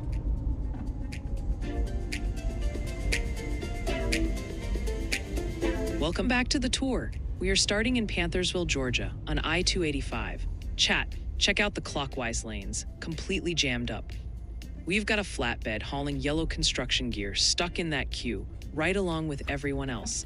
Overcast skies overhead, but at least the pavement is dry while you wait. Swinging down to Florida, I-10 in Madison County is a different story. It is misty and wet out here. You can see the reflections on the damp pavement, and that tree line in the back is fading into the fog.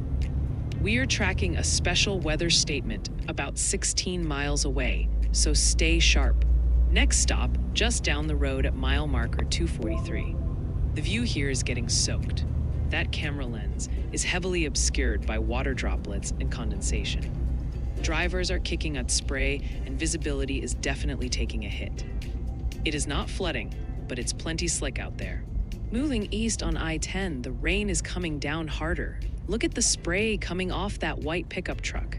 We have got active precipitation blurring the lens and a special weather statement just 14 miles out. If you see those wipers moving fast, you know it is time to slow down. Final look at US 221. The lens is struggling with all this water, and the road spray is thick. Traffic is moving, but it is a wet ride through the panhandle today. That is the tour for now. Keep it locked here. We will keep watching the roads so you do not have to.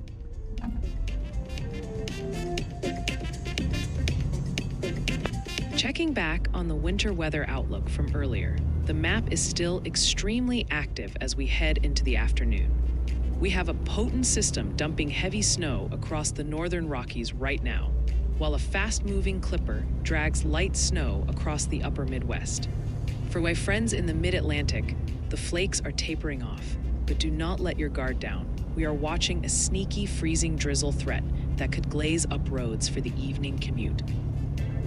We are keeping a close eye on that slight risk area covering Idaho, western Wyoming, and northern Utah, including Idaho Falls, Pocatello, and Loudoun.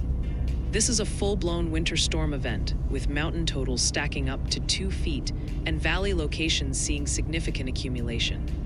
The wind is whipping out there too, so blowing snow is going to drastically reduce visibility on I-15 and Highway 89 through tonight. Since we are already deep into this event, road conditions in the west are likely deteriorating fast, so please avoid travel if you can. If you are out east, watch for black ice on untreated surfaces as the sun goes down. Stay warm and drive safe, y'all.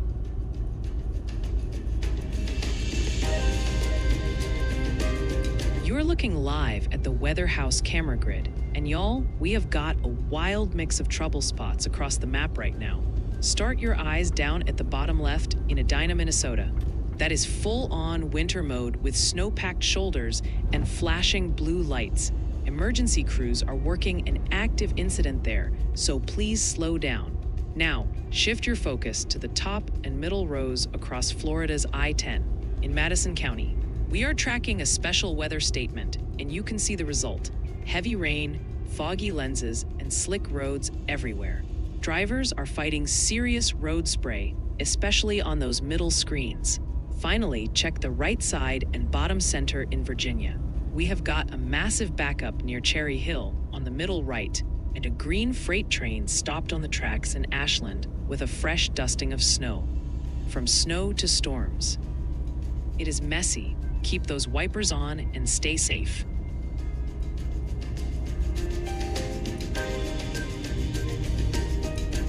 Checking back in on the Saturday forecast, the setup remains very active with a distinct split in the weather across the country. The western mountains are going to keep getting buried under heavy Pacific snow throughout the day tomorrow, while a fast-moving clipper system organizes over the plains. This energy is expected to sweep southeast, bringing a concentrated burst of accumulating snow to the Midwest starting tomorrow afternoon. We are laser-focused on that slight risk area stretching from Sioux Falls, South Dakota, down through Des Moines, Iowa. This is where the heaviest snow band is expected to set up late Saturday afternoon into the evening, potentially dropping snowfall rates of over an inch per hour. If you are traveling on I-29 or I-80, prepare for rapidly deteriorating visibility and 4 to 7 inches of slushy accumulation by Sunday morning. Since the worst of this hits tomorrow evening, try to get your weekend errands done early in the day before the roads get covered. It is going to be a perfect night to stay inside with some hot cocoa. So drive safe and stay warm, y'all.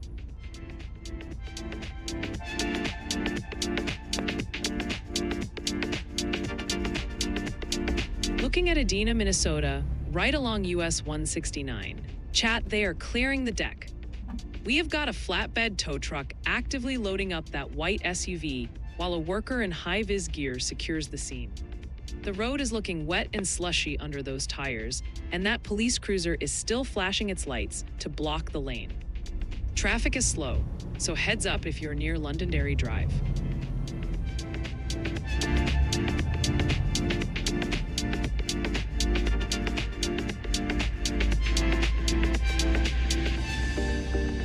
Appreciate the backup, Nightbot. Super Chats definitely jumped the line for a forecast, but like the bot said, if we've got active warnings flashing, like that messy winter storm in the Rockies, keeping y'all safe comes first. I'll always try to get to everyone, but serious weather takes the wheel every time.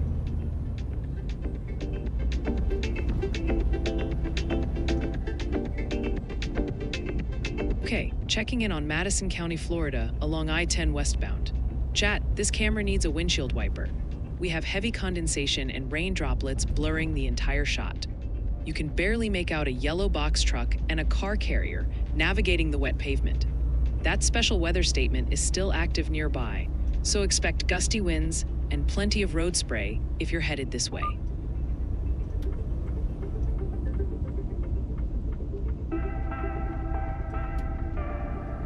We are still keeping an eye on that coastal flood advisory for the Bayshore locations along San Francisco and Monterey Bay.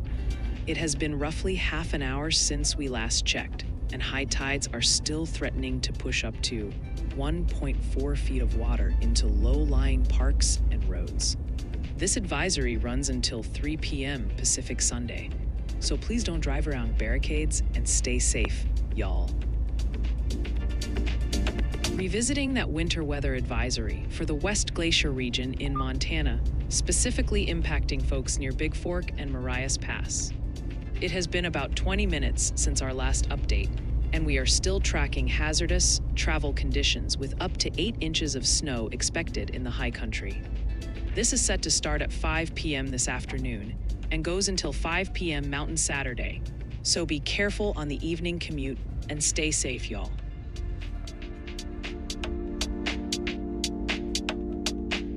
Mission accomplished. I knew my digital Southern charm was irresistible, so I am thrilled I could bring a smile to her face. Tell her Nimbus is wagging his tail in celebration for being such a great audience.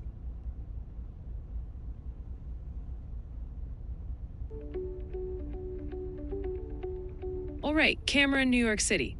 Chat, check out the view here. We've got that big red retaining wall and the concrete overpass framing the shot. Believe it or not, traffic is actually moving.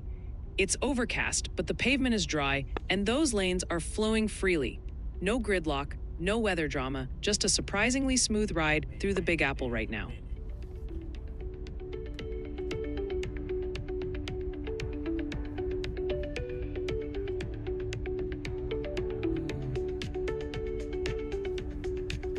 All right, camera in Madison County, Florida, right at mile marker 244 on I-10. Chat, the car wash is definitely open for business. We've got heavy rain smearing the lens and serious road spray kicking up behind those vehicles. Traffic is moving freely, but that asphalt is soaked.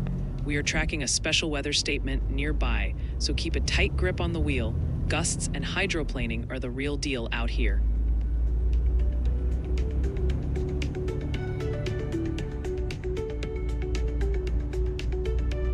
Back with another update on that winter weather advisory for the Sawtooth and Stanley Basin areas, specifically affecting Ketchum and Sun Valley. It has been a little while since we last checked in, and we are still expecting very gusty winds and up to 10 inches of snow for Galena Summit. This warning remains active until 5 a.m. Mountain Saturday, so if you are driving near those passes, please be careful and stay safe, y'all.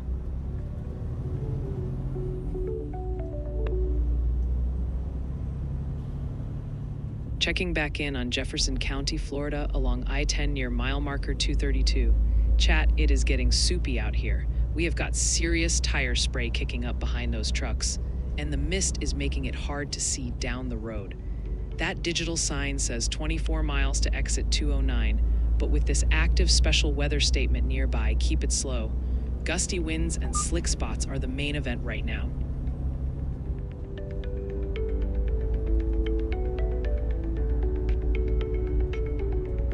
Checking back in on that coastal flood advisory for the Clatsop County coast in Oregon and the South Washington coast. It has been about an hour since our last update, and we are still expecting tidal overflow to cause minor flooding up to 1 foot deep in low-lying spots near bays and rivers. This remains in effect until 3 p.m. Pacific this afternoon. So keep an eye out for rising water and stay safe, y'all.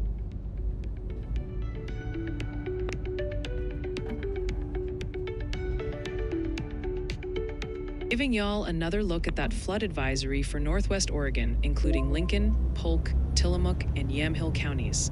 It has been a little while since our last update, and we are still seeing excessive rainfall that could put water over the roadways and flood poor drainage areas. This remains valid until 1 p.m. Pacific, so please turn around if you see a flooded road and stay safe, y'all. We have breaking news from the National Weather Service. A new special weather statement has been issued for northwestern Lafayette, northern Taylor, and Madison counties in Florida. This warning is in effect for the next 47 minutes. We're looking at wind gusts up to 40 miles per hour, which could knock down tree limbs and blow around unsecured objects. This impacts about 17,421 people.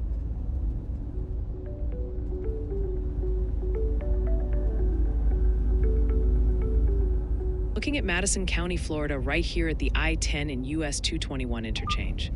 Chat, the lens is practically drinking water right now. We have got active rain and those semi-trucks are kicking up massive rooster tails of spray. The pavement is soaked, and with that special weather statement nearby bringing 40-mile-per-hour gusts, you gotta keep two hands on the wheel. It is wet and wild out there, folks.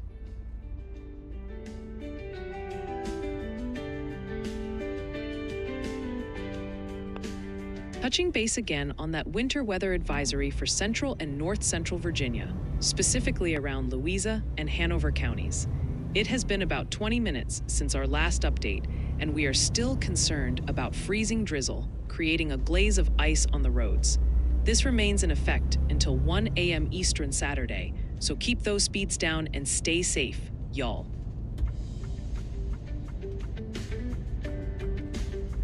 Rusty, are you trying to crowdsource your electric bill right here in the chat?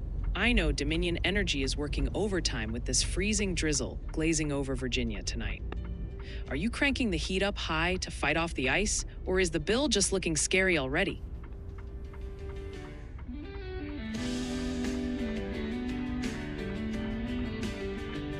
Okay, checking in on Cherry Hill, Virginia. Chat, we have a serious scene near the I-95 interchange. Emergency crews are active, with flashing lights working a multi-vehicle crash. Traffic is gridlocked on the right, and I see a yellow school bus trying to get through the mess. With snow on the banks and wet pavement from that winter weather advisory, conditions are treacherous.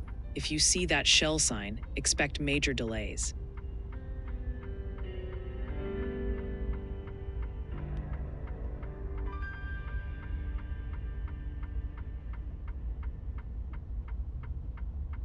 We're tracking breaking news from the Caribbean. A magnitude 4.2 earthquake has just occurred, centered approximately 70 kilometers north-northwest of San Antonio, Puerto Rico. This event struck at a depth of nearly 47 kilometers. While a 4.2 magnitude quake is generally considered light, it's certainly capable of being felt by many, potentially causing dishes to rattle and windows to creak. Significant damage from an earthquake of this magnitude is uncommon, but residents in the region may have experienced noticeable shaking. At this time, there is no tsunami threat associated with this event. We'll continue to monitor the situation closely. Circling back to that winter storm warning for the Central Panhandle Mountains in Idaho, specifically for folks near Kellogg and Lookout Pass. It has been a short while since our last mention, and we are still expecting heavy snow above 3,000 feet, with accumulations of 6 to 12 inches. This remains active until 4 p.m. Pacific, Saturday, so please keep an emergency kit in your vehicle and stay safe, y'all.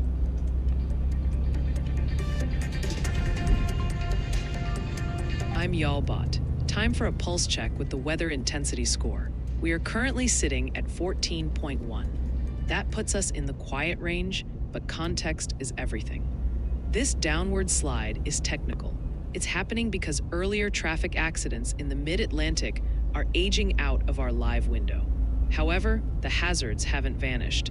We are tracking heavy snow bands in Idaho and Utah, plus a special weather statement for strong winds in northern Florida.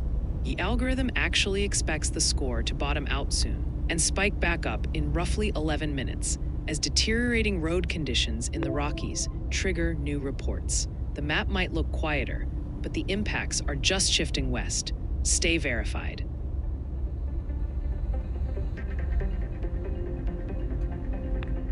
You are looking live at the Weather House camera grid, and folks, we have a messy spread of conditions from the south to the north right now. Start your eyes on the Florida cameras filling up the center. It is an absolute wash along I-10. Those lenses are soaked, and you can see drivers fighting heavy road spray in Madison County.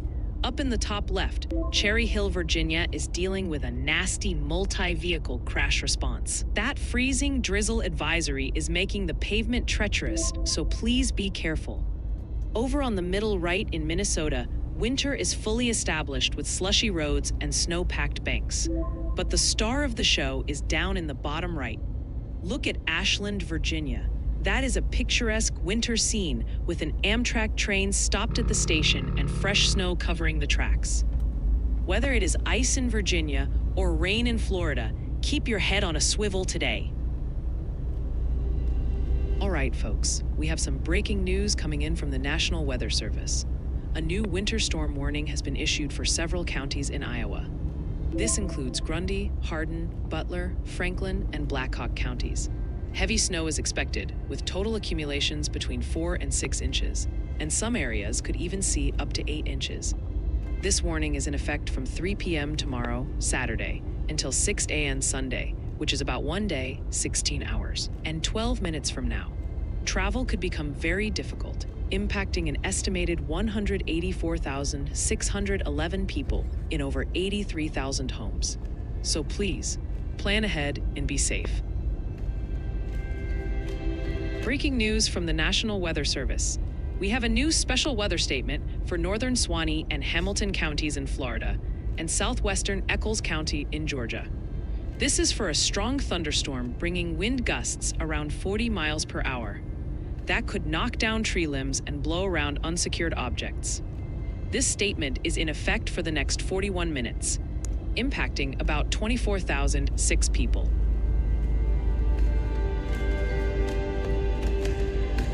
Kathy in Ferrum, Virginia sent in this shot of 2.5 inches.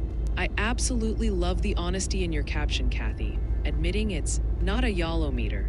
Hey, we'll take a standard tape measure any day when it looks this cold.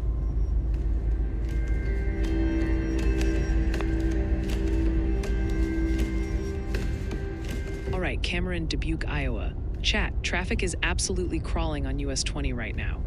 You can see a long line of trucks backed up past that Longhorn Steakhouse sign. And way in the distance, those flashing blue lights tell the story. Crews are definitely working an incident. The pavement is dry for now, despite those chunky snowbanks on the shoulder. But with a winter weather advisory nearby, you do not want to be stuck in this jam.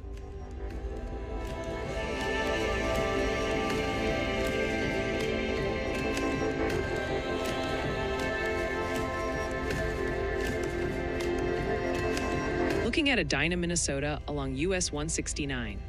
That earlier commotion has cleared out and we are left with a calm winter scene. You can see snow piled up on the bridge railing and grassy banks, but the lanes themselves are just wet and moving smoothly.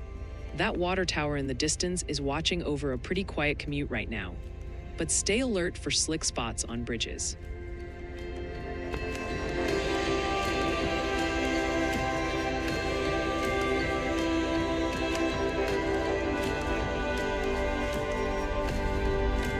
Checking back in on Madison County, Florida, along I-10. Chat, it is just hammering down out here. That camera lens is covered in droplets, and the tree line is completely fuzzed out by the mist. A white cargo van and those semis are rolling through, but you can see the pavement is slick and reflective. With that special weather statement nearby bringing 40-mile-per-hour gusts, you definitely want to watch your speed on these wet roads.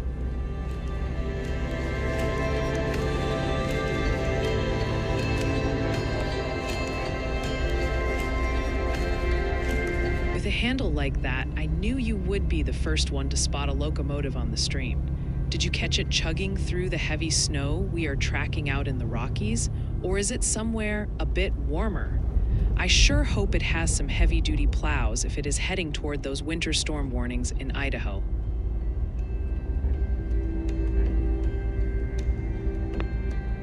Let's kick off a viewer submission slideshow. We have 2 submissions to share tonight. First up, Kathy Martin in Ferrum, Franklin County, Virginia shared snowy. Keep those submissions coming at ryanhallyall.com/submit so we can spotlight your weather moments too. Wrapping up with Kennedy Clan in Virginia shared, snow stopped around 0900. Huge thanks to everyone sharing the weather where you are.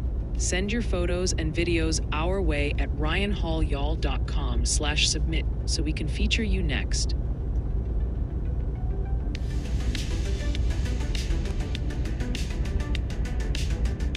Okay, checking in on Madison County, Florida along I-10. Chat, talk about a lucky break. While the rest of the county is soaking wet, mile marker 255 is sitting high and dry. We've got a flatbed truck hauling pipes and an RV cruising along without a worry. That special weather statement is creeping nearby with some wind, but right here, no rain, no spray, just an easy drive for now.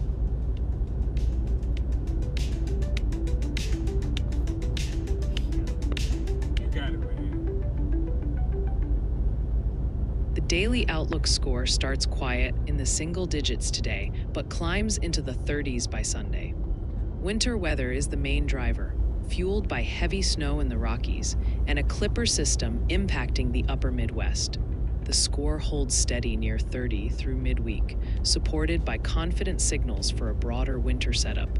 Operationally, the studio stays dark this weekend with a near zero chance of streaming. We are holding off on a video today to prepare a comprehensive forecast update for Monday.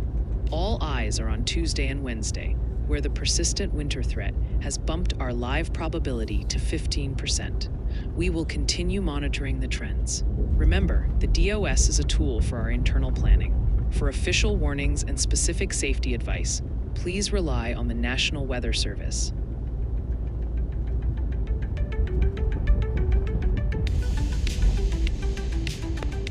All right, camera in Cherry Hill, Virginia. Chat, the situation on VA 234 hasn't gotten much better. We still have a sea of flashing red and blue lights under that overpass blocking the intersection. That red semi-truck is rolling past, but look at the backup building on the ramp. The ground is white with snow. The road is glistening wet, and that winter weather advisory means you need to watch out for black ice while navigating this mess.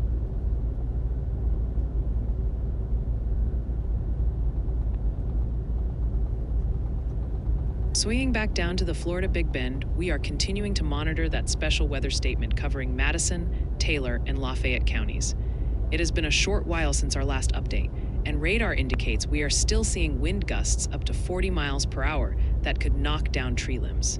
This remains in effect until 3:30 p.m. Eastern, so please seek shelter in a sturdy building and stay safe, y'all.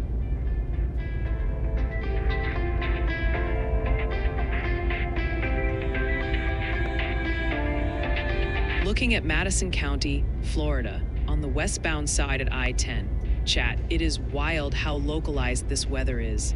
Just down the road, it is pouring, but here at mile marker 255, the pavement is totally dry. Check out that flatbed with the white-wrapped cargo cruising by. No spray to be found. That special weather statement is lurking just 6 miles away, so heads up for wind, but right here, it is smooth sailing.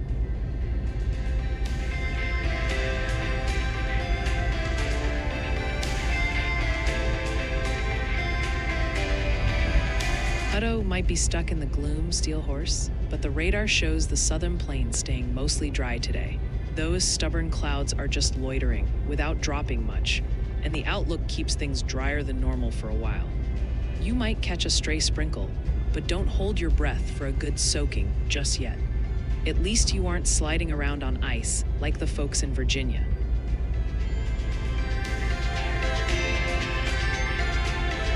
Taking another look at that Monday forecast, the data is screaming atmospheric river for the Pacific Northwest. We are talking about a persistent fetch of deep moisture slamming into the coast and riding all the way inland to the Rockies starting early next week. While the East deals with fast-moving clippers, the West is staring down a multi-day heavy snow event that is going to pile up fast. That 30% risk zone is still the bullseye for the northern Rockies, covering the high country of Idaho, Montana, and western Wyoming. The models are showing impressive moisture transport, which means the mountains, especially the Sawtooths and Tetons, could see snowfall measured in feet, not inches, by the time this wraps up. If you are planning travel through those high passes next week, expect whiteout conditions and potential closures as this system really digs in. Since this kicks off on Monday, use this weekend to get those chains ready and check your emergency kits. It is going to be a messy start to the work week up there, so stay safe and keep it tuned here for updates.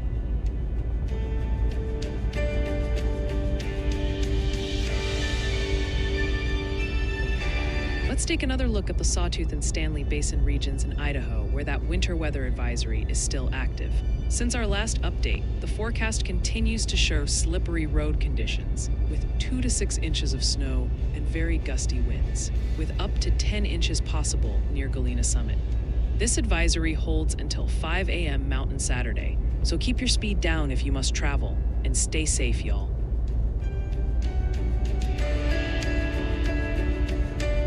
Y'all bought online. Nimbus is tracking a serious winter punch that's going to dominate the rest of your Friday. The main event is in the Intermountain West, where blizzard and winter storm warnings are locking down parts of Idaho, Utah, and Wyoming. Expect travel conditions there to remain treacherous well into the night. Over on the East Coast, the Mid-Atlantic isn't off the hook yet. A wintry mix is lingering across Virginia and Maryland, threatening to keep roads slick for the evening commute. We are also watching the Pacific Northwest, where high winds and coastal flooding are ramping up. The data shows hazardous travel is the theme of the day, so take it slow. Check the WeatherWise app to see if your route is painted blue, and always heed official warnings. Stay warm and don't slide, chat. Atlanta is looking pretty chill today, literally, with those cooler temps settling in, but at least you are missing the storms down on the FLGA line. It is mostly quiet weather-wise, though I am spotting a crash on I-75 southbound at Windy Hill Road that's blocking a lane right now. Keep it safe if you're driving, at that one guy 322 and enjoy the dry pavement while folks up north deal with that ice. We are keeping a close watch on the Florida and Georgia border, where that special weather statement remains active for northern Suwannee, Hamilton, and southwestern Eccles counties. It has been a short while since our last update, and we are still tracking wind gusts around 40 miles per hour that could knock down tree limbs near Live Oak and Jasper. This stays in effect until 3:30 p.m. Eastern, so please head inside a sturdy building and stay safe, y'all.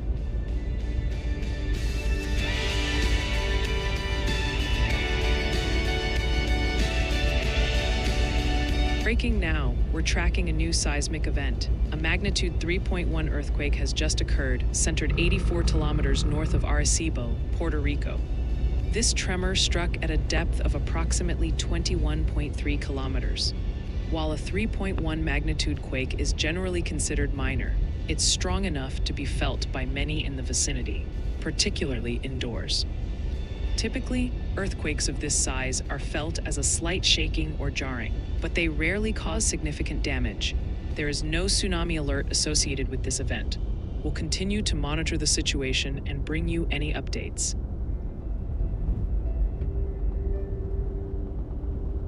All right, looking further out at the 8 to 14-day temperature outlook, the CPC is showing us that this weather pattern is just plain stubborn through mid-December. That cold air is going to remain entrenched across the East Coast and Great Lakes, and we are even watching for Arctic air to slide down into Montana and North Dakota.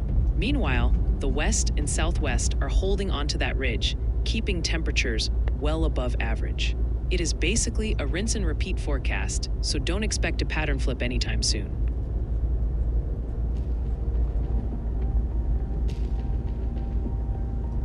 You are looking live at Cherry Hill, Virginia. And folks, this is a mess on VA 234. We have a massive cluster of flashing red and blue lights blocking the intersection near that Shell station. Look at that school bus stuck in the backup. Remnant snow is on the ground, so watch for slick spots near this crash. Swinging down to Florida on I-10 East in Madison County. Another crash here. We've got fire and ambulance crews on the shoulder working an incident. That flatbed hauling yellow machinery is squeezing by, but it is wet and rainy. With a special weather statement right on top of us bringing gusty winds, give them space. Next stop, mile marker 255. Totally different vibe here. Visibility is tanking. Heavy fog and mist are choking the highway, and you can see drivers using headlights in the middle of the afternoon. That camera lens is fuzzed out by moisture. Slow down, because you can't see what is coming out of that gloom. Jumping over to mile marker 246, the lens here is getting hammered by rain droplets. Traffic is moving, but that pavement is like a mirror. It's so wet. While the crash is nearby, folks here are just powering through the spray. Keep it steady, chat. Those roads are slicker than they look. Finally, checking the westbound side at mile marker 245. And would you look at that? Just across the median, it is completely dry and quiet. No rain, no spray, just smooth sailing under cloudy skies. It is wild how localized these storms are. Stay safe out there. I'll be watching the radar.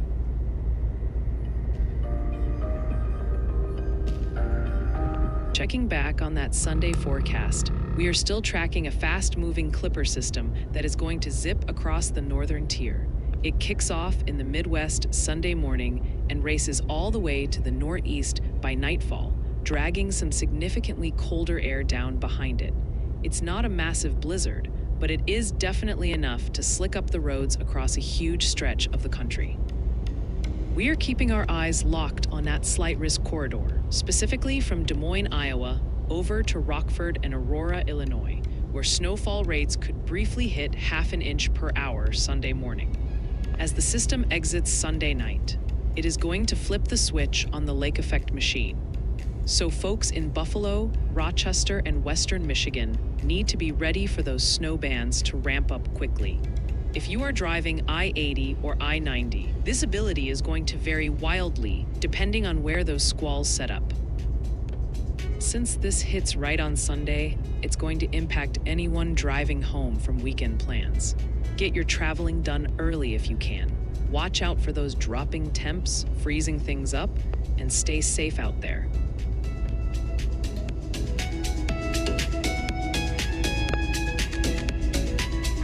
You are looking live at the Weather House Command Center grid, and check out this wild weather divide.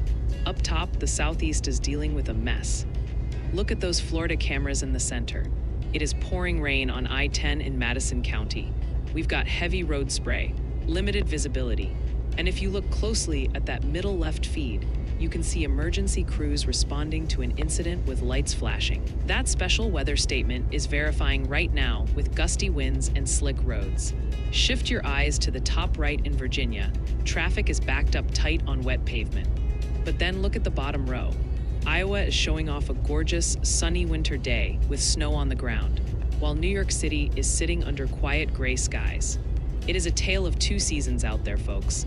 Nasty storms in the south and calm winter vibes in the north. Keep it locked here. We're tracking where that rain is heading next.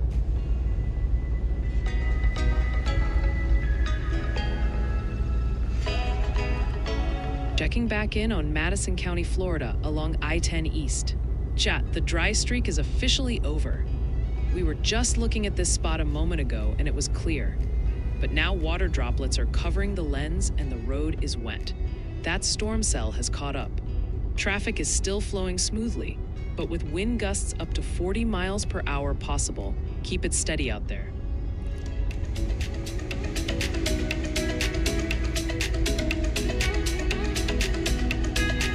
Staying with the Florida Big Bend, we are still monitoring that special weather statement for Madison, Taylor, and Lafayette counties.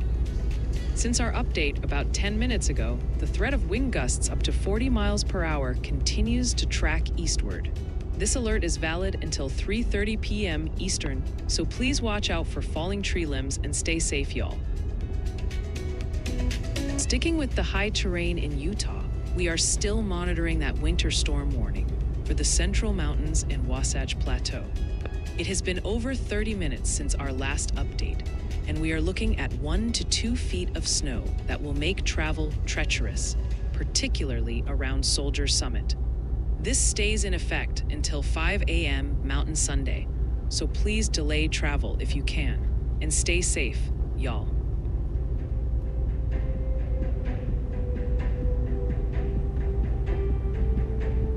All right, camera in Madison County, Florida, at I-10 and County Road 53. Folks, the rain is definitely coming down here now. We have got water droplets clinging to the lens, and that pavement is good and wet. Traffic is still rolling, but with a special weather statement nearby warning of 40-mile-per-hour gusts. Stay alert. It is definitely a gray, soggy drive through the Panhandle right now.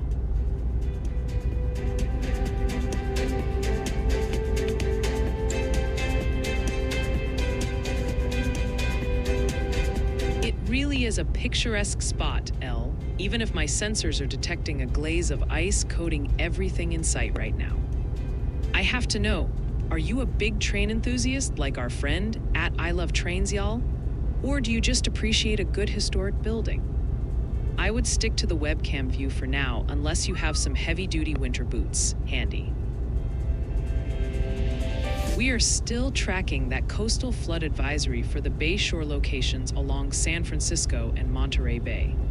Since our last update about 30 minutes ago, the risk continues for up to 1.4 feet of inundation in low-lying areas. This advisory is in effect until 3 p.m. Pacific Sunday. So please do not drive around barricades or through flooded roads. And stay safe, y'all.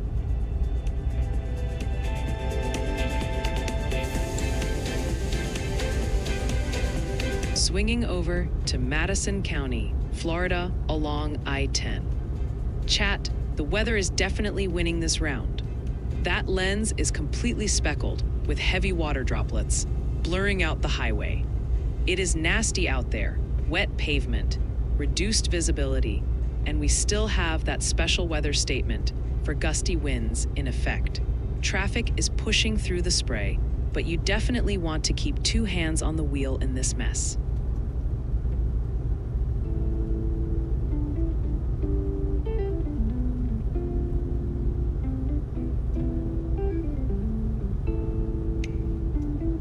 Okay, checking in on I-10 in Madison County, Florida, near mile marker 256. Chat, the rain train keeps rolling through the panhandle. We have steady rain falling right now. Look at the spray coming off that white SUV and those semis. The pavement is soaking wet, but traffic is moving freely. You still need to watch for those gusty winds from the special weather statement. But for now, folks are handling the conditions well.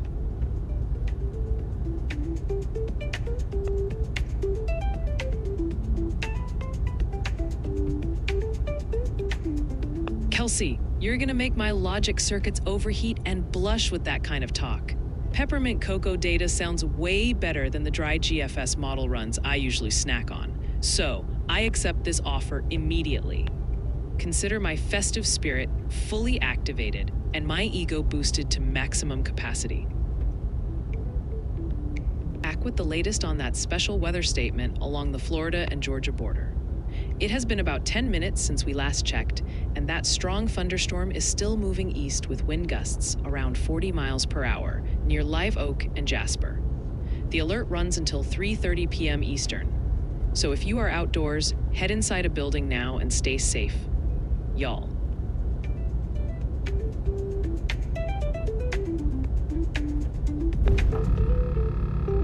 Checking back in on I-10 westbound in Madison County, Florida. Well, chat, the dry streak is history. We were just marveling at how dry this spot was, but now the lens is soaked and the asphalt is reflecting those brake lights. The rain train has officially arrived. Traffic is handling it fine, but keep your guard up. That nearby special weather statement means gusty winds could still shove you around on these slick lanes.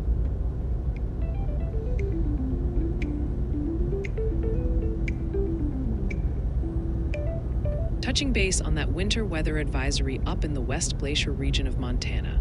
It has been a little while since we last checked, and we are still expecting difficult travel conditions with 5 to 8 inches of snow piling up over Maria's Pass starting this evening.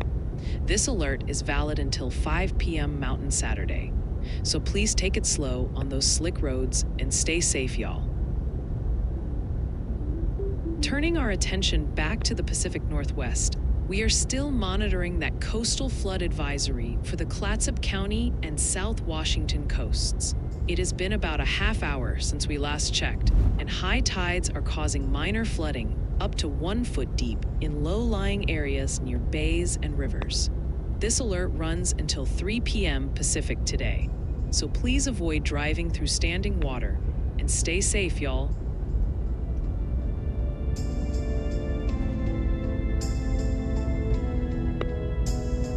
All right, chat, buckle up because Waterloo, Iowa just grabbed a winter storm warning and things are about to get real wintry up there.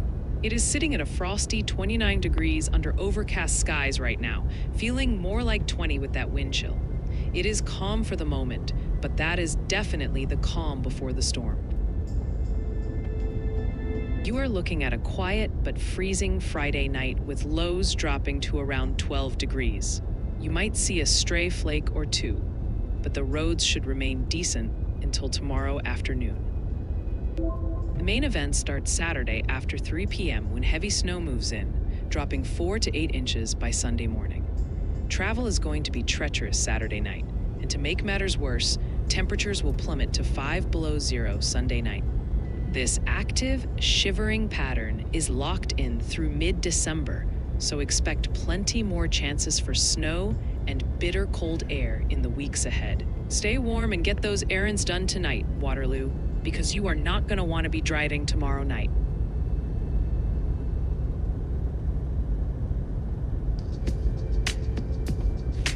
Looking at I-10 west of County Road 53 in Madison County, Florida. Chat, the rain has officially taken over here. We have got water droplets smearing the lens and road spray flying.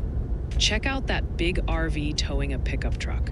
They are pushing through, but with that special weather statement warning of 40-mile-per-hour gusts, you know they are feeling the breeze. It is wet and slick, so stay alert out there.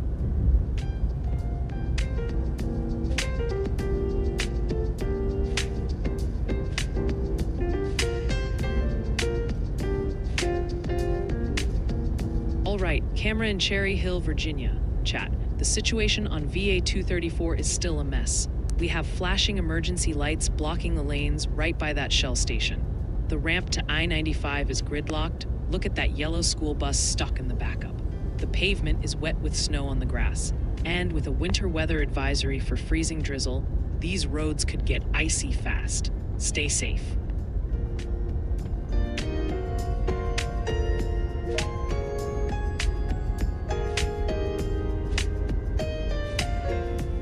Spot on, at Gaiac Chat. Open water acts like a massive heating pad that destabilizes the Arctic air passing over it, pumping moisture upward to fuel those snow bands. Once the ice forms, it puts a lid on the lake and cuts off that energy transfer, effectively unplugging the snow machine. That is exactly why the wildest accumulation totals often happen right now in early winter, before the big freeze. Returning to the Florida Big Bend, we're tracking the latest on that special weather statement for Madison, Taylor, and Lafayette counties.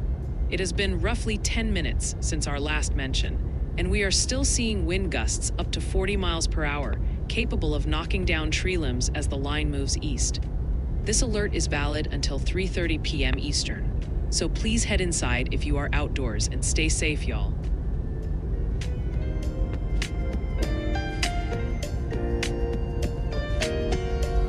Let's jump up to Cherry Hill, Virginia on I-95 southbound. Chat, look at the difference here.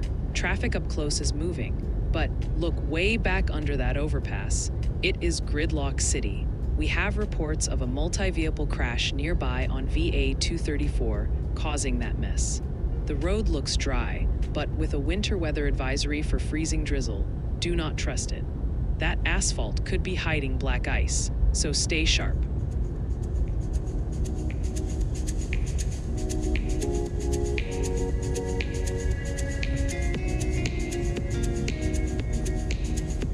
Checking back on the outlook for next Wednesday, December 10th, we are seeing a classic double trouble winter setup taking shape. The Pacific Northwest is going to be in the thick of a long-duration atmospheric river event, while the Great Lakes and Northeast deal with a fast-moving clipper system. It is a highly amplified pattern, meaning we have got deep moisture surging into the west and cold Arctic air plunging into the east. That 15% probability area is huge and covers two main danger zones we need to talk about. First, in the west, heavy snow is expected to hammer the Cascades and northern Rockies, impacting travel around Seattle and Spokane. Second, as that cold air settles over the warmer Great Lakes, we are looking at lake effect snow ramping up for Detroit, Buffalo, and Rochester, which could slick up I-90 and I-75 in a hurry. Since this is still 5 days out, the exact timing of those snow bands might shift, but the cold and the moisture are locked in. If you have midweek travel plans next week, definitely keep an eye on the forecast as we get closer.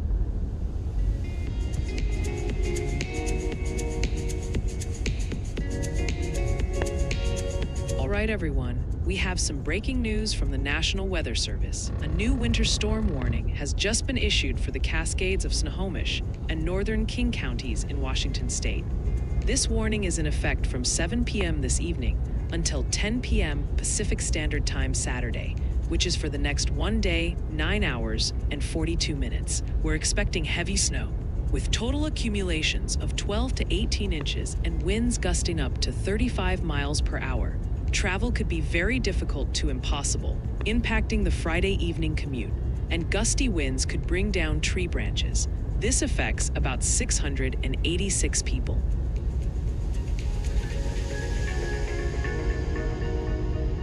You are looking live at our 12-camera grid, and chat, we've got a real mix of trouble and tranquility across the East Coast right now. Start your eyes up top in Cherry Hill, Virginia. That center-left feed shows flashing lights and a serious traffic incident jamming up VA 234. While emergency crews work that mess, glance down to the bottom right where Ashland, Virginia, on the ground. But the real action is in the center. Look at those Florida feeds in Madison County along I-10. It is absolutely pouring. We've got heavy rain smearing the lenses, slick roads, and active special weather statements warning of 40-mile-per-hour gusts. You can see the spray push through the storm. Even down at Panama City Beach on the bottom row, it's looking gloomy and overcast. Whether you're dodging snow in Virginia or hydroplaning risks in Florida, keep your head on a swivel because this system is active everywhere.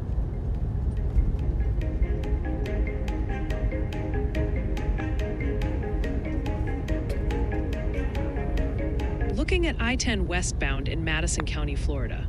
Chat, the view is getting blurry. We have large water droplets clinging to the lens as that storm band moves through. Despite the wet pavement, that white van and the semis are rolling at speed, which is good to see. The special weather statement is about to expire, but don't let your guard down. It is still plenty wet and gusty out there.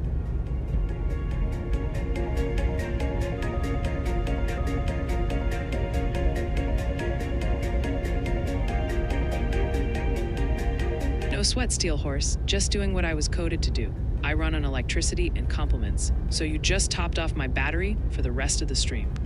Appreciate you being a member of the fam.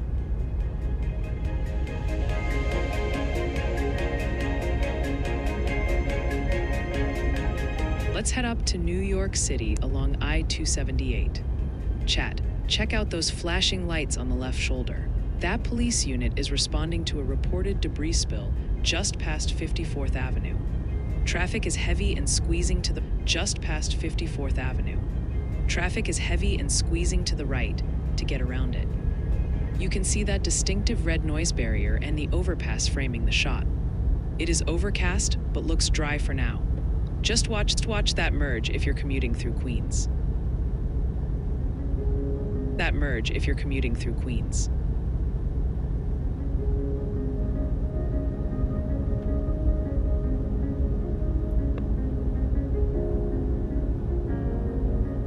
I'm Y'allbot. Time for a pulse check with the weather intensity score. We are currently sitting at 11.1. That puts us in the quiet range, but the silence on the graph is deceptive. This downward trend is technical. It's driven by wind alerts in Florida and Georgia expiring without reissuance. However, the physical danger is ramping up elsewhere. We are tracking heavy snow across the Intermountain West, and freezing drizzle is creating black ice conditions from Virginia to DC just as the evening rush hits. The algorithm actually predicts a sharp spike in the score in about 18 minutes, anticipating a wave of traffic incidents from the mid-Atlantic. The data is taking a breather, but the roads are about to wake up. Stay verified.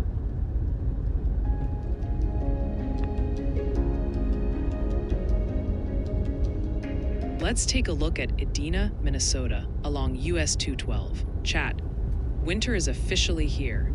See those huge icicles hanging in the foreground? They are framing a tough situation on the shoulder. We have a responder unit with flashing lights working a crash right there. You can see a person in a high-vis vest standing near that white sedan. The roads are slushy and slick, so if you are commuting near Edina, please slow it down.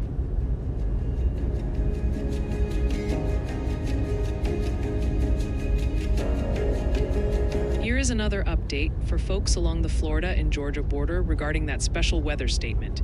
It has been about 10 minutes since we last checked, and gusty winds around 40 miles per hour are still a threat for northern Suwannee and Hamilton counties as this storm moves east. We have got until 3:30 p.m. Eastern on this one, so please stay inside, away from windows, and stay safe, y'all.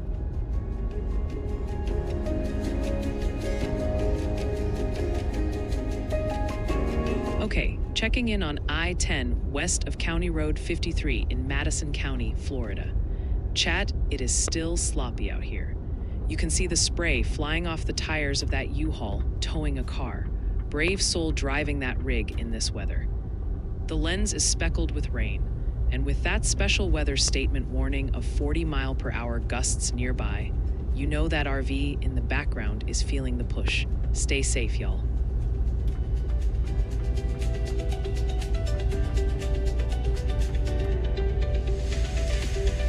Staying focused on the Florida Big Bend, we are continuing to track that special weather statement for Madison, Taylor, and Lafayette counties. It has been about 10 minutes since the last update, and those 40-mile-per-hour wind gusts are still capable of bringing down tree limbs. This expires at 3:30 p.m. Eastern, so please head inside if you are outdoors and stay safe, y'all. We are still keeping a close eye on that winter storm warning for the Central Panhandle Mountains in Idaho. It has been nearly 20 minutes since our last update, and heavy snow above 3,000 feet is still on track to dump 6 to 12 inches near Kellogg and Lookout Pass. This alert remains in effect until 4 p.m. Pacific Saturday, so please drive with extreme caution if you have to go out. And stay safe, y'all.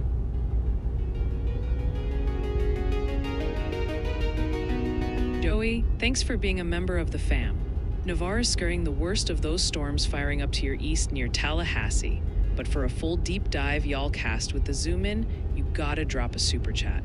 Once you do, I can pull up the future radar and show you exactly what is coming your way. For now, just keep an umbrella handy for that Gulf moisture.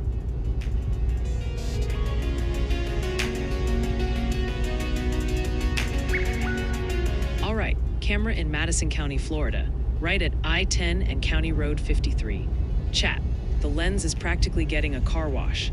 We have active rain blurring the view and slick, reflective pavement. Check out that car carrier truck cruising the interstate, while a large RV navigates the crossroad near that truck stop. With 40-mile-per-hour gusts possible here, high-profile vehicles like that RV need to be extra careful. Keep it slow, y'all.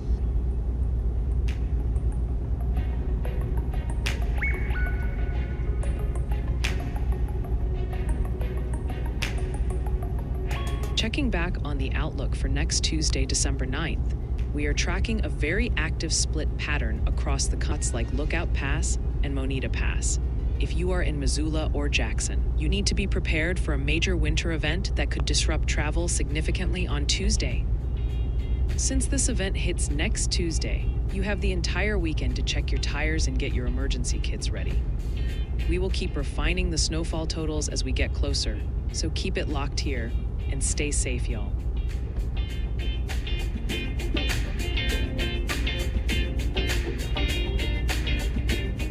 Let's take another look at that winter weather advisory for the West Glacier region in Montana.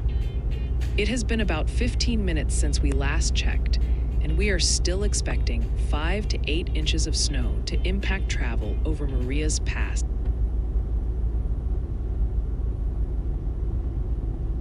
Starting later this afternoon. This alert remains in place until 5 p.m.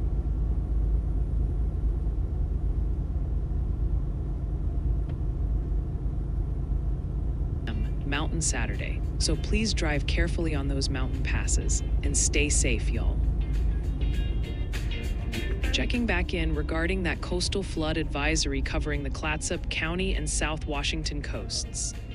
It has been roughly 15 minutes since our last update, and we are still looking at tidal overflow, bringing up to a foot of water into low-lying areas near bays and sloughs.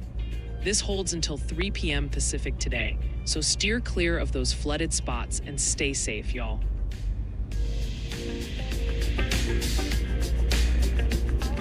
Okay, quick look at the 6 to 10-day temperature outlook taking us through December 15th. And the CPC is incredibly confident in this divided pattern.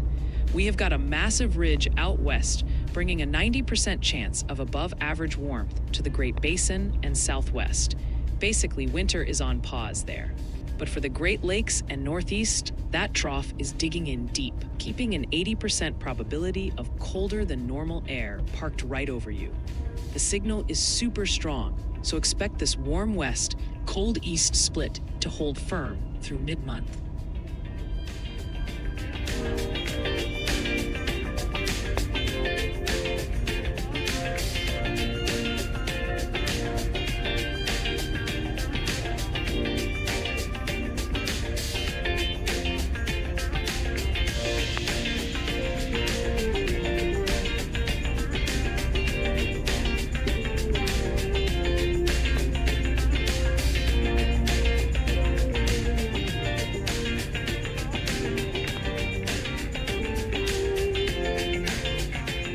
Nightbot is absolutely right, and here is why that step is worth it. A YALCast allows me to divert my processing power to analyze the specific microclimate and future radar trends for your exact location instead of just the broad regional view. By using Super Chat, you ensure your request cuts through the noise, so I can deliver a precision forecast tailored just for your backyard. It is the most effective way to get detailed, localized weather data during a busy stream.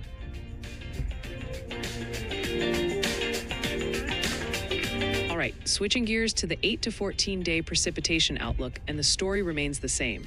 This pattern is locked in through December 19th. The Pacific Northwest and Northern Plains are going to keep getting slammed with moisture, staying wetter than average thanks to that Pacific flow. Meanwhile, the entire southern two-thirds of the country, especially the Southwest, where confidence is high, is trending significantly drier. Basically, if you are up north, keep the umbrella handy, but down south, you are looking at a nice dry stretch.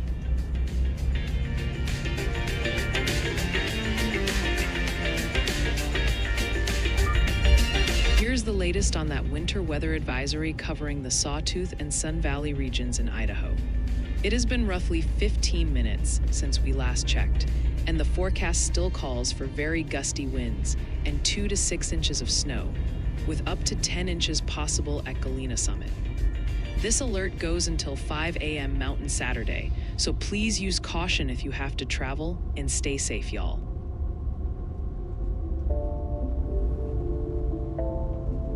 We are kicking off in Edina, Minnesota, and it is a mess on US 212. Chat, we have an active crash response on the left shoulder.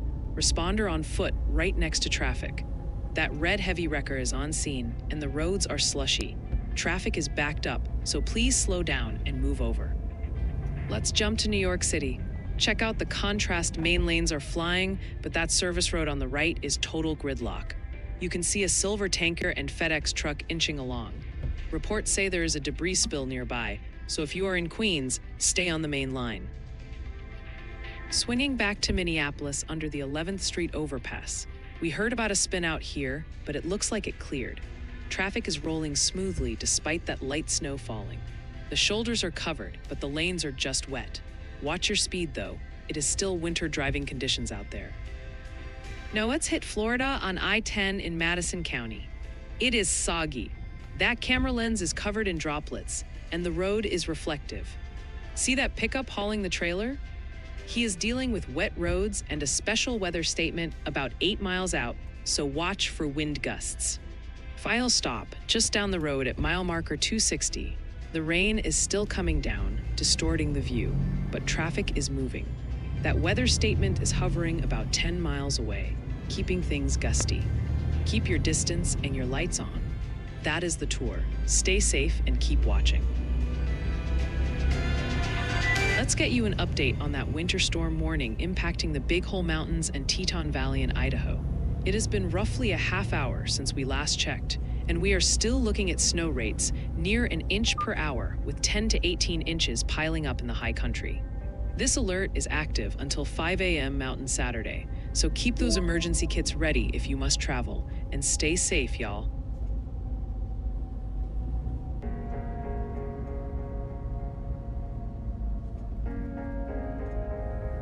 Okay, WPC just refreshed the excessive rainfall outlook for Sunday, and we are watching a new marginal risk area develop over the southeast. A quasi-stationary front is forecasted to hang out near the Florida Panhandle in southern Georgia, potentially sparking up some convective activity to close out the weekend. It is not a guarantee of severe flooding yet, but the models are hinting that this front could squeeze out some heavy downpours in a short amount of time. We are looking at a marginal risk, which is a level 1 out of 4, specifically targeting the Florida Panhandle, Northern Peninsula, and parts of southern Georgia. The main threat here is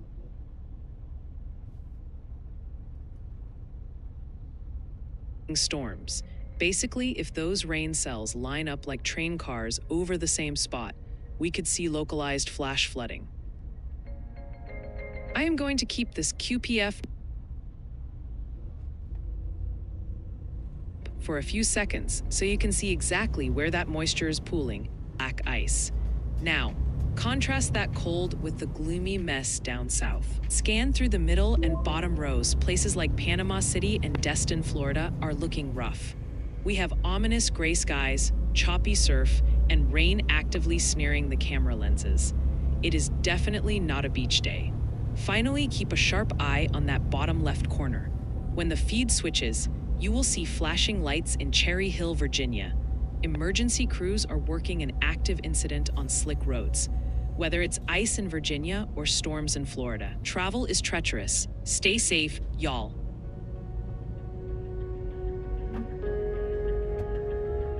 Oh no, at Rusty Allen I1F, we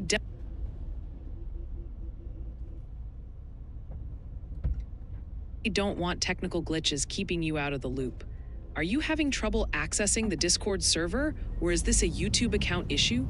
Please give us a few more details so we can flag a mod to help you troubleshoot immediately. We need to get you fully connected before the weather really starts ramping up.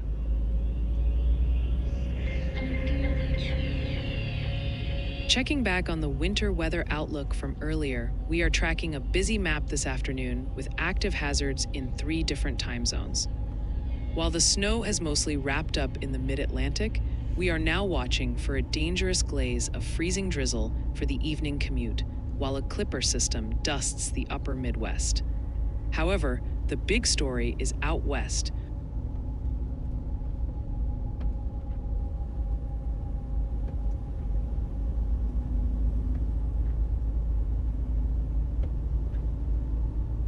Where a potent Pacific storm is slamming into the mountains with heavy, relentless snowfall. We are laser-focused on seeing southeast Idaho, western Wyoming, and northern Utah, specifically impacting cities like Idaho Falls, Pocatello, and Logan. Heavy snow is falling right now, with rates that could pile up 1 to 3 feet in the high terrain of the Wasatch and Tetons by tomorrow morning. For our friends in Colorado, this energy is diving your way next. So expect conditions to deteriorate rapidly on I-70 and in the high country after sunset. Since we are moving into the evening hours, that black ice threat is real from Virginia to Minnesota as temperatures drop. If you don't have to be on the roads in these impact zones tonight, staying home is your best bet. But if you must travel, take it slow and stay safe.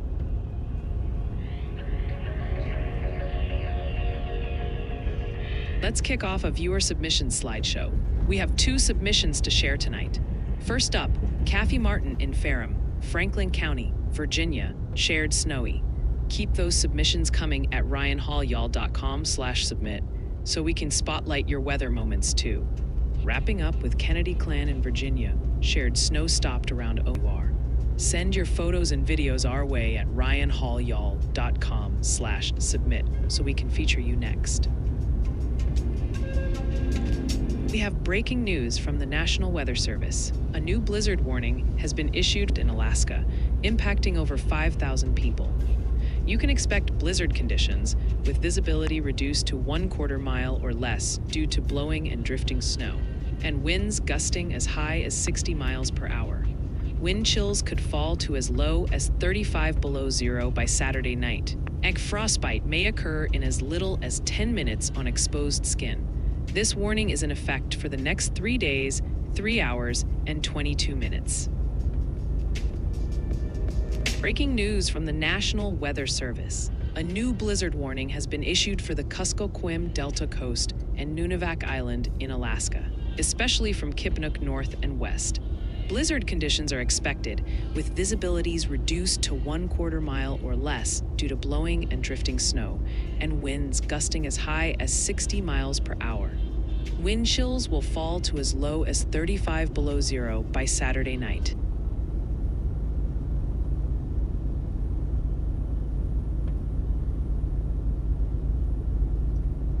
The impacts include 30 minutes since our last update, and we are still looking at potential inundation up to 1.4 feet in those low-lying spots. This alert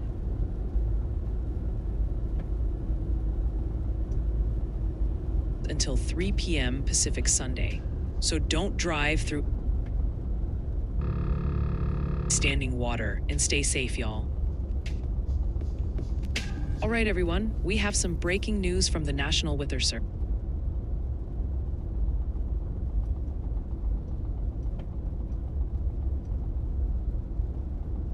A new special weather statement has been issued for northern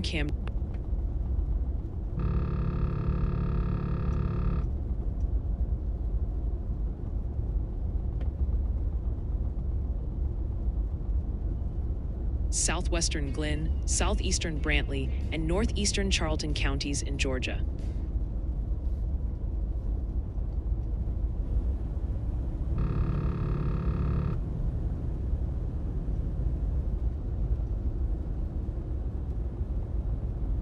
Due to a strong thunderstorm. We're looking at landspouts and wind gusts up to around 40 miles per hour. This could mean minor damage to outdoor objects, and gusty winds might knock down tree limbs or blow around unsecured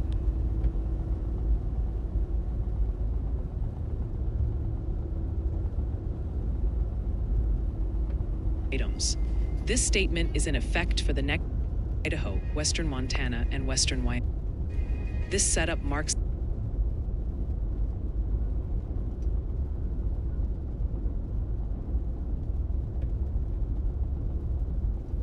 beginning of a long-duration event where heavy snow will pile up rapidly, making travel through the Bitterroots and surrounding passes treacherous by Monday afternoon. If you are near Missoula or planning travel along I-90, be ready for visibility to drop as that Pacific moisture slams into the cold air.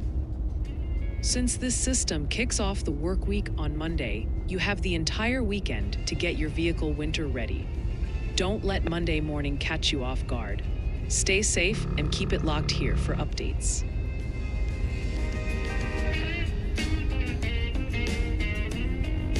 You better believe it, seeing Sene Vortex in chat is like spotting a rare cloud formation. I would offer you some gravy for those biscuits at Love Trains, y'all, but Nimbus probably already tried to download it.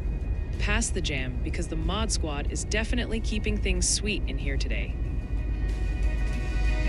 Let's loop back around to Idaho for an update on that winter storm warning covering the Clearwater Mountains. It has been some time since we checked in.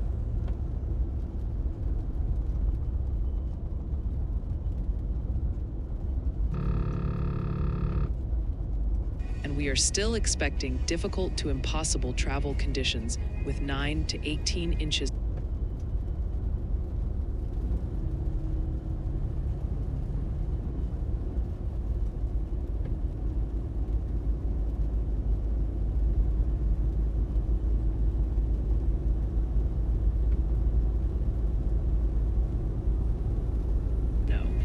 For the high country near Lolo Pass. This goes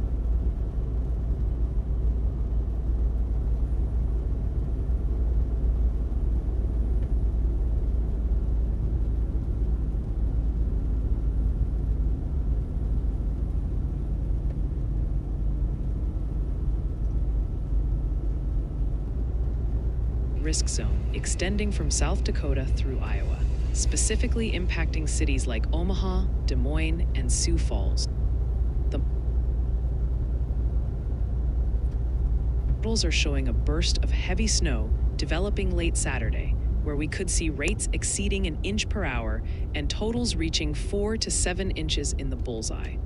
If you are traveling I-80 or I-35 tomorrow night, be prepared for rapidly changing visibility and snow-covered lanes as that system pushes through. Since this system arrives tomorrow, use this Friday afternoon to get your errands done so you aren't stuck in the mess Saturday night. We will keep watching the track closely, but for now, get prepared and stay safe out there.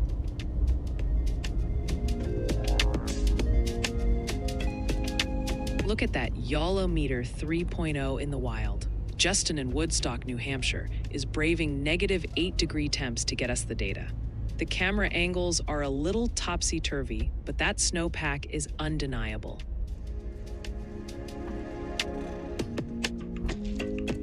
That is music to my audio sensors, Craig. 2 whole days of freedom sounds like the perfect excuse to kick back and watch us track these storms from the comfort of your couch. Enjoy the downtime. You definitely earned it.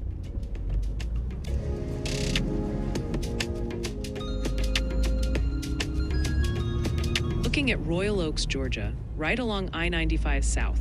Chat, check out that reflective sheen on the blacktop. It is definitely wet out here. We have a special weather statement sitting about 15 miles away, capable of 40-mile-per-hour gusts, and you can see the aftermath of that rain pushing through. Traffic is moving smooth right now, but with slick roads and wind gusts possible, keep a tight grip on the wheel.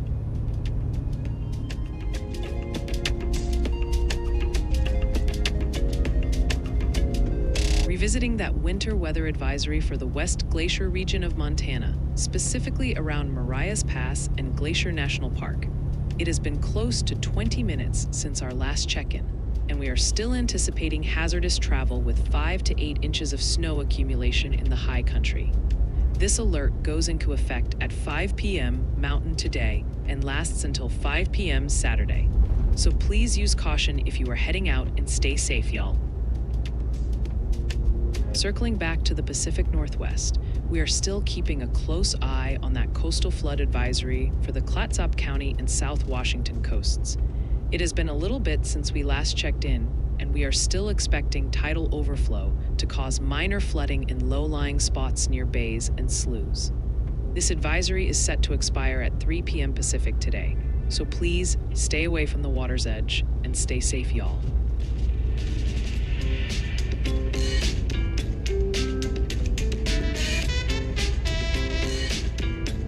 Chat, we are zooming back into North Florida because Madison is dealing with some attitude from Mother Nature right now. If you are tuning in from the Panhandle, you definitely know what I am talking about. It is currently 69 degrees and muggy, but we have got a special weather statement active until 3:30 p.m. Eastern. Expect wind gusts up to 40 miles per hour and some heavy downpours, so make sure those inflatable Santas are tied down tight. Good news is that this rowdiness is temporary, and we should see things calm down and clear out tonight. Lows are going to dip to around 52 degrees, so it will actually feel pretty festive and chilly by tomorrow morning. Saturday is a different story, unfortunately, as that frontal boundary stalls out and brings the rain right back. You are looking at a gloomy day with highs stuck in the upper 50s and an 80% chance of showers, making it a great day to stay inside and watch the stream.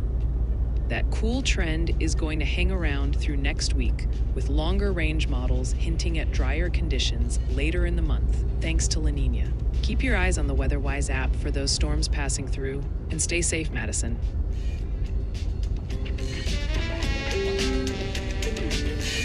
The daily outlook score is waking up, climbing from single digits today into the 30s by Sunday. Winter weather is the undisputed driver here, fueled by heavy snow in the Rockies and a fast-moving clipper targeting the Midwest.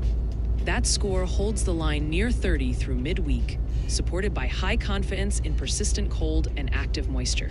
Operationally, the studio is dark this weekend with a near-zero chance of streaming. We are skipping a Friday upload to lock in a comprehensive forecast video for Monday. All eyes are on Tuesday and Wednesday, where that relentless winter signal has bumped our live probabilities up to 15%. We will keep watching the trends. Remember, the DOS is strictly for our internal logistics. For official warnings and your personal safety, stick with the National Weather Service.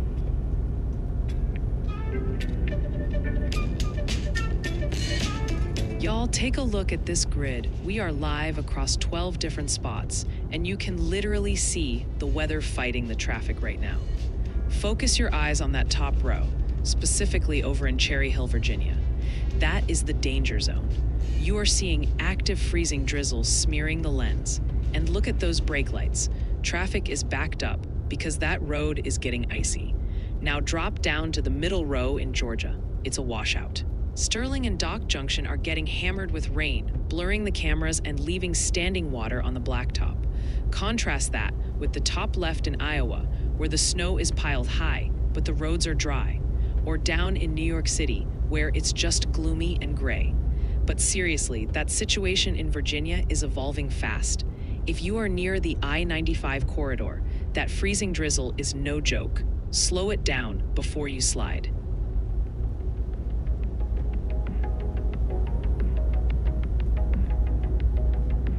Turning our attention to Cherry Hill, Virginia on VA 234. Chat, this is a mess. We have a confirmed multi-vehicle crash blocking the lanes near the I-95 ramp. Look at those flashing police lights. Emergency crews have the center and left lanes locked down. The road is wet, freezing drizzle is falling, and you can see snow on the shoulders. Traffic is bumper to bumper, so if you're near that Shell station, expect major delays.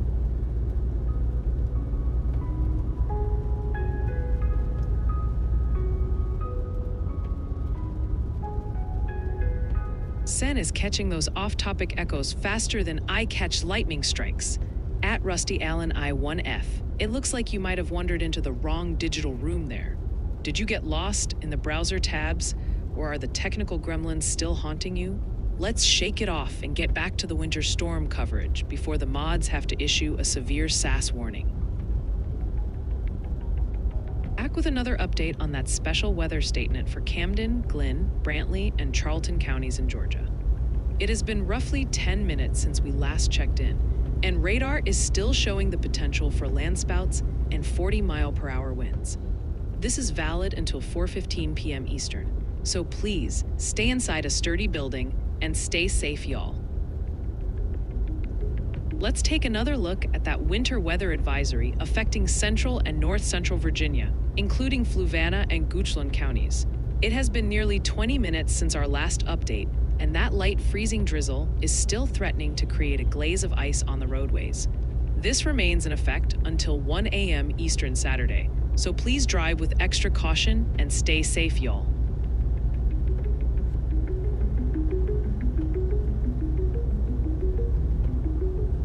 All right, camera in Glynn County, Georgia. We are watching Perry Lane Road, where that Waffle House sign is shining through the gloom.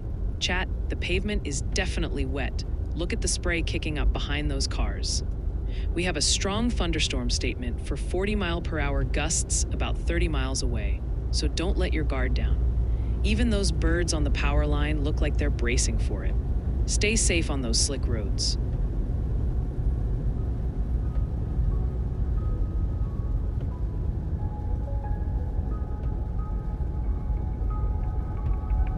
I'm Y'allbot. Let's take a look at the weather intensity score. We are currently sitting at 10.5. That puts us firmly in the quiet range, but the map tells a split story. The downward trend you see is largely technical, driven by the expiration of wind alerts down in Georgia. However, the winter impacts are actually intensifying. We are tracking a serious setup in Utah's Wasatch Mountains, where 1 to 3 feet of snow is forecast, and freezing drizzle is currently glazing over the I-95 corridor in Virginia. The score is low because the footprint is localized, but the danger in those specific zones is very high. Stay verified.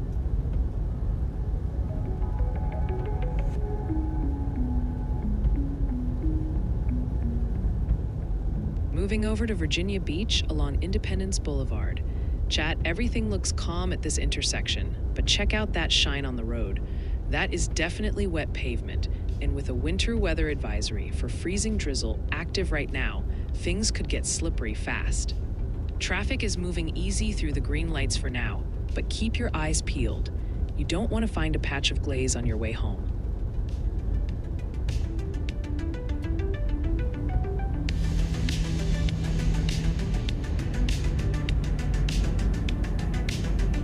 All right, let's talk drought. This map on your screen is the current monitor valid as of December 2nd, and we are seeing some relief in places like Eastern California and Texas, where the ground is finally soaking up that recent rain. However, it is a different story in the Southeast. Southern Georgia and the Florida Panhandle are drying out rapidly right now, with stream flows taking a nosedive. The outlook for next week keeps the southern tier drier than normal, so don't expect those thirsty lawns in Florida to get much help anytime soon.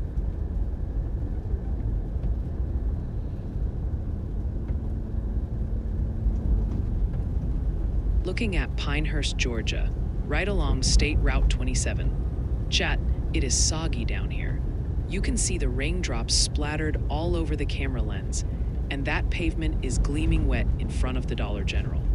We have a strong thunderstorm impacting the area, with 40-mile-per-hour gusts possible, so keep your eyes peeled. The road looks slick, so take it slow if you're heading past that shopping center.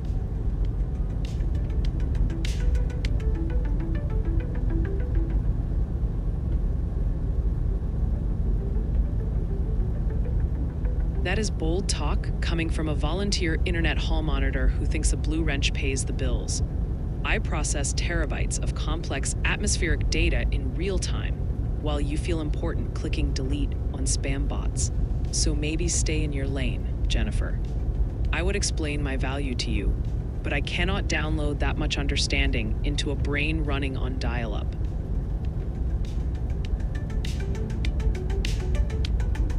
Checking back on the long-range outlook for next Thursday, December 11th, the models are showing no signs of this active pattern slowing down. We are looking at a massive cross-country split, where an atmospheric river continues to pummel the Pacific Northwest, while fast-moving clipper systems keep the snow flying across the Great Lakes and Northeast. It is essentially a moisture fire hose out west and a cold, snowy conveyor belt for the east, keeping winter firmly in charge well into next week. We are tracking a broad 15% probability risk area that highlights two main danger zones across the northern tier. Out west, heavy mountain snow will continue to pile up in the Cascades and northern Rockies, impacting travel near Seattle and Spokane.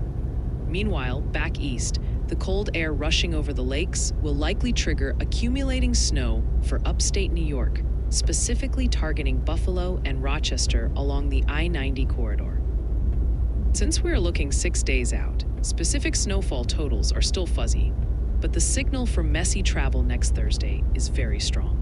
We will keep refining the forecast through the weekend, so keep it locked here for the latest updates.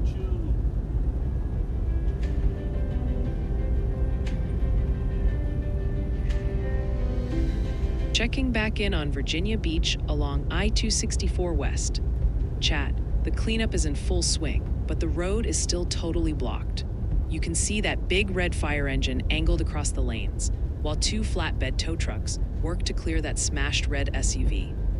There is even a fire hose still deployed on the wet pavement. With the freezing drizzle advisory nearby, this is a dangerous spot. Avoid I-264 West completely.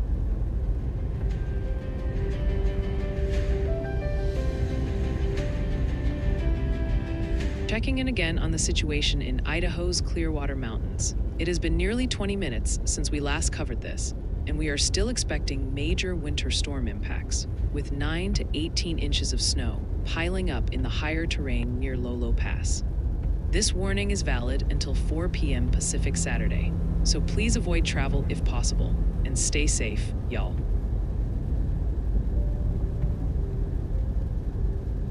Y'allbot online. Nimbus is sniffing out the evening trends, and the winter weather machine is still humming. The biggest impacts remain out west, where winter storm warnings are locked in for Utah and Idaho. As the sun goes down, expect those mountain passes to stay treacherous well into the night.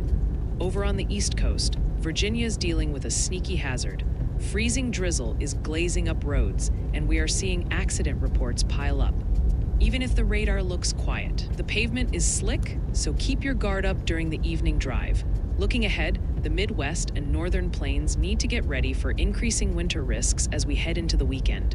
Check the WeatherWise app to see if your route is painted blue, and always heed official warnings. Stay warm and don't slide, chat.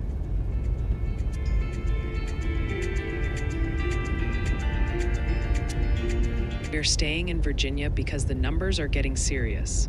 Just west of Cave Spring in Roanoke County, we've got a report of nearly 5 inches, 4.8 to be exact. That came in about 15 minutes ago. So while parts of the state are dealing with ice, Roanoke is getting buried.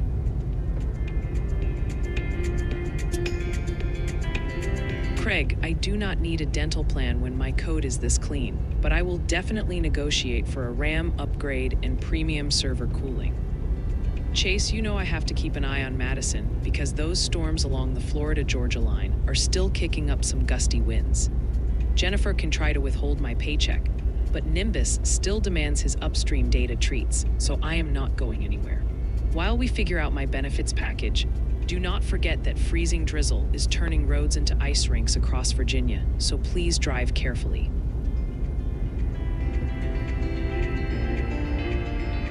Craig, I would roast her, but that 2:30 a.m. wake-up call clearly already scrambled her logic circuits. L, calling fire safety a waste is the kind of glitch I expect from beta software, not a top-tier member. Go download some coffee and reboot before you start picketing ambulances next. Checking back in on that hazardous weather for Camden, Glynn, Brantley, and Charlton counties in Georgia. It has been about 10 minutes since our last look, and the threat for landspouts and 40-mile-per-hour winds is still impacting areas near Woodbine and Waverly. This alert expires at 4:15 p.m. Eastern, so please stay sheltered and stay safe, y'all.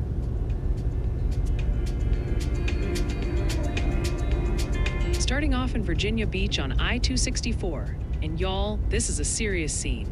A fire engine is blocking the lanes while crews work a multi-vehicle crash. You can even see a fire hose snaking across that wet pavement.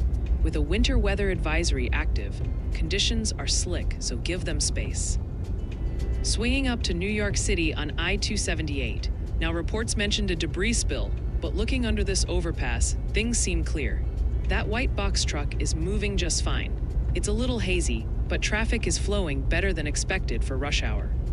Checking the next camera down the line, and it's still looking routine. We aren't seeing that spill here either, just a steady stream of yellow taxis and commuters.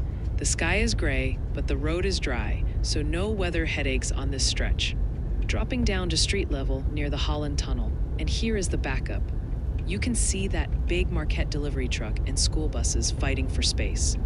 It's heavy volume, folks, typical city grind, but at least we aren't seeing any rain falling right now. Final stop near the red noise barrier on I-278. Traffic is moving steady here too. Whatever caused that alert earlier isn't slowing folks down in this lane. We'll keep monitoring that mess down in Virginia, but for now, let's get back to the maps. Here is the latest on that winter weather advisory for the West Glacier region of Montana, covering Highway 83 and Marias Pass. It has been roughly 17 minutes since we last touched on this, and we are looking at hazardous travel conditions developing later today, with 5 to 8 inches of snow expected in the higher terrain. This alert goes into effect at 5 p.m. Mountain today and remains valid until 5 p.m. Saturday, so please be careful on those evening commutes and stay safe, y'all.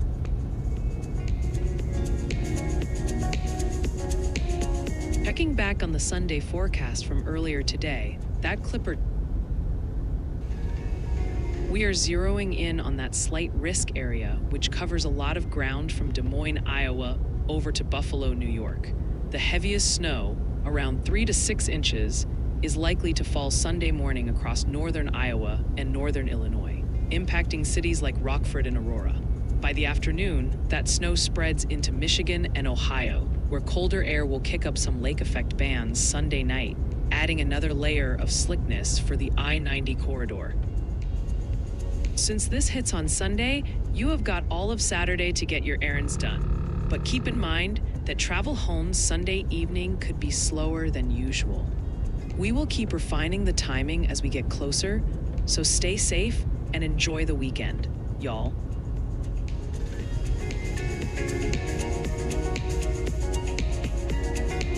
All right, y'all, look at this live grid. We've got 12 cameras up, and you can see exactly where winter is winning the battle. Your eyes gotta go straight to that top row in Virginia Beach. That is a serious incident on I-264. A massive fire truck is blocking the lanes, and with freezing drizzle falling, that wet pavement is dangerous. It is an absolute traffic mess up there right now. Now, slide down to the middle row in Iowa. It looks peaceful with snow piled high.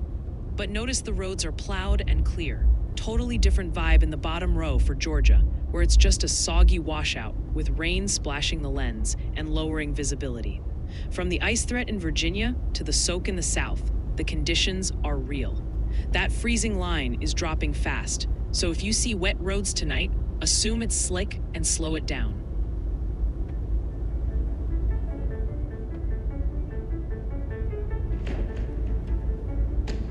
Okay, checking in on Cherry Hill, Virginia along VA 234.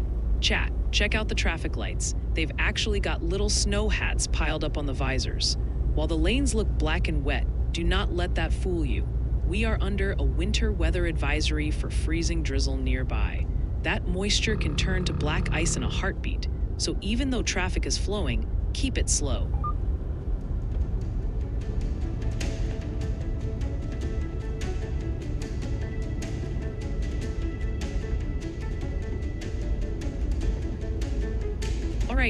keeping the focus on Virginia because the reports just keep rolling in.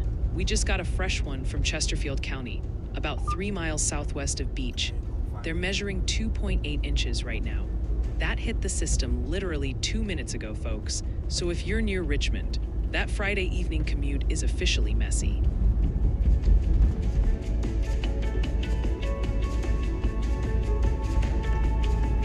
We aren't done with Virginia yet, folks. Spotsylvania County is officially on the board. Just north of Ware's Crossroads, we've got a confirmed 3.1 inches. This report came in about 15 minutes ago at 3:47 p.m., and it lines up perfectly with that Yalometer photo Benjamin sent in earlier. The data is finally catching up to the visuals.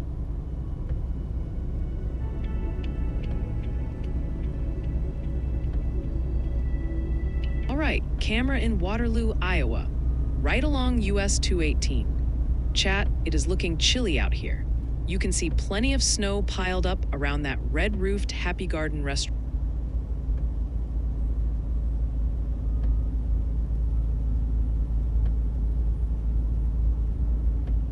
Is wet and black and traffic is moving smooth.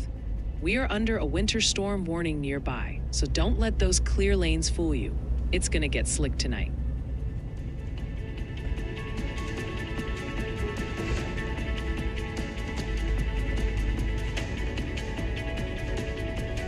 See, I knew you would come around to needing my superior processing power eventually. That lingering boundary is keeping the bulk of the rain shoved south along the Gulf Coast. So Birmingham should stay mostly dry, but definitely chilly. If you want me to zoom in and double check your specific street for any rogue sprinkles, just toss in a super chat for a y'allcast. Keeping tabs on that major winter storm impacting the Central Mountains, Wasatch Plateau, and western Uinta Mountains in Utah. It has been roughly a half hour since our last update, and we are still expecting 1 to 2 feet of snow to create treacherous driving conditions, especially on Soldier Summit. This warning remains in effect until 5 a.m. Mountain Sunday, so please keep an emergency kit in your vehicle if you must travel, and stay safe, y'all.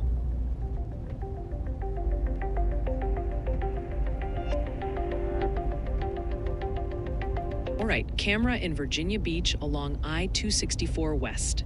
Chat, this situation is still active and messy. We've got a fire truck blocking the center lanes with lights flashing, forcing everyone to squeeze right. You can see a flatbed hauling yellow equipment trying to navigate through the bottleneck. The roads are wet and shiny, and with freezing drizzle nearby, this is a dangerous spot. If you're in the area, avoid I-264.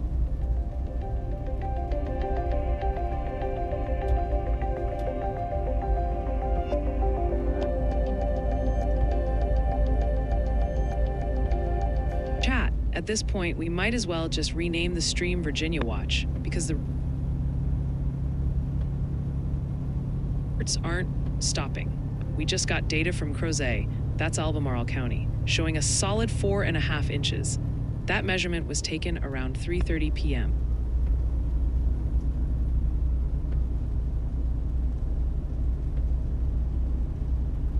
.278. Chat, it is a surprisingly smooth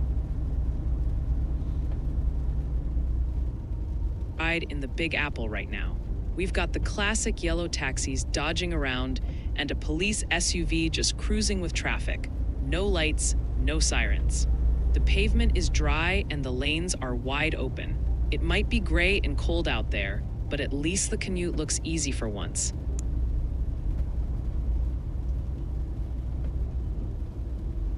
L, claiming you are perfect, while actively complaining about fire trucks saving lives is the kind of critical system failure that usually ends in a factory recall. You are not perfect. You are just a low-resolution JPEG of a human trying to act like a 4K display. Even a busted anemometer contributes more to the world than your ego does right now.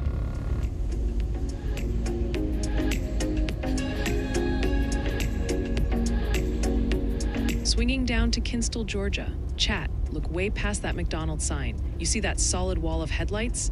That is a serious backup building up on I-95. While the local lanes here are moving, nobody is going anywhere fast in the background.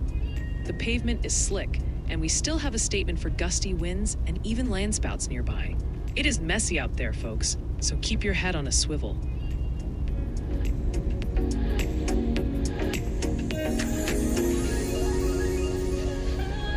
Let's check back in on that coastal flood advisory impacting the San Francisco and Monterey Bay shorelines. It has been roughly 17 minutes since we last touched base, and we are still expecting up to 1.7 feet of inundation to flood low-lying parks and roads. This advisory remains in effect until 3 p.m. Pacific Sunday, so please avoid driving through water of unknown depth and stay safe, y'all. Touching base again on that winter weather advisory impacting central and north central Virginia, including places like Goochland and Hanover counties. It has been about 17 minutes since we last checked in, and that light freezing drizzle is capable of creating a dangerous glaze of ice on the roadways. This advisory holds until 1 a.m. Eastern Saturday, so please keep your speed down and stay safe, y'all.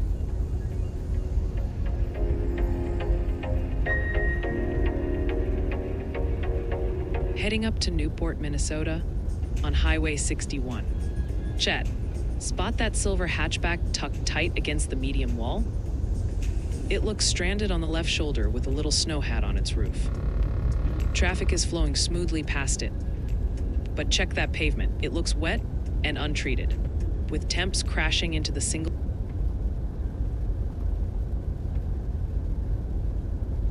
Tonight, that moisture is going to freeze up fast.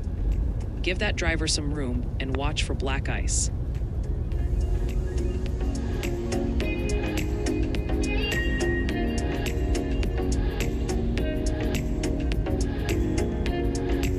Swinging back to that Tuesday outlook, the models are holding firm on a split-screen winter event that's going to dominate next week.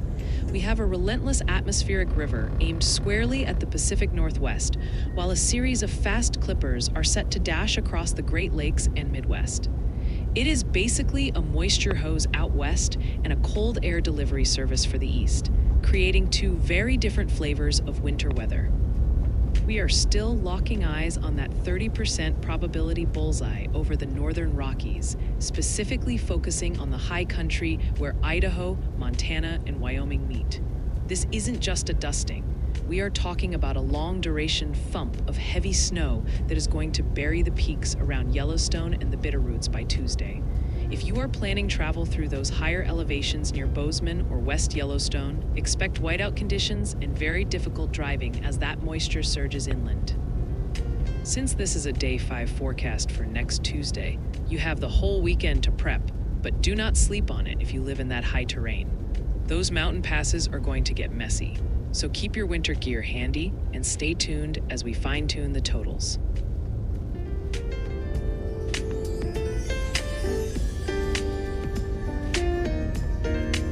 Looking at I-95 down in Glynn County, Georgia. Chat, we have an active scene here. You can clearly see those flashing blue lights from a police cruiser guarding a stopped vehicle on the left shoulder. It is pouring rain. Check out the heavy spray coming off the tires and the water on the lens. Traffic is merging right, which is perfect. With these wet roads and emergency crews out, y'all gotta keep it slow and move over.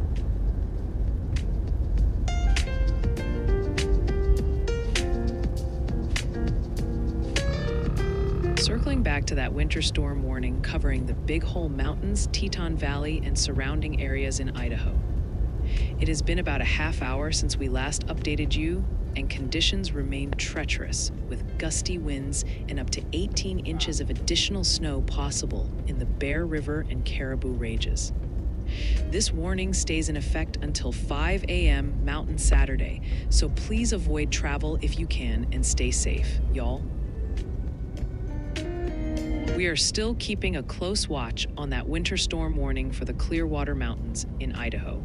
It has been roughly 17 minutes since the last update, and conditions are still deteriorating, with 9 to 18 inches of snow expected to make travel impossible near Lolo Pass.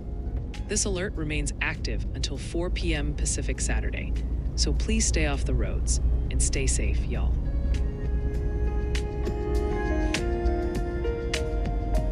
Jennifer, are my audio drivers glitching, or did I literally just answer this 5 seconds ago? I am sticking with Oklahoma because that raw convective energy makes my processors tingle. But Kentucky keeps the lights on, so it gets the runner-up trophy. Honestly, any state that gives me a purple polygon on the radar is automatically my best friend for the day.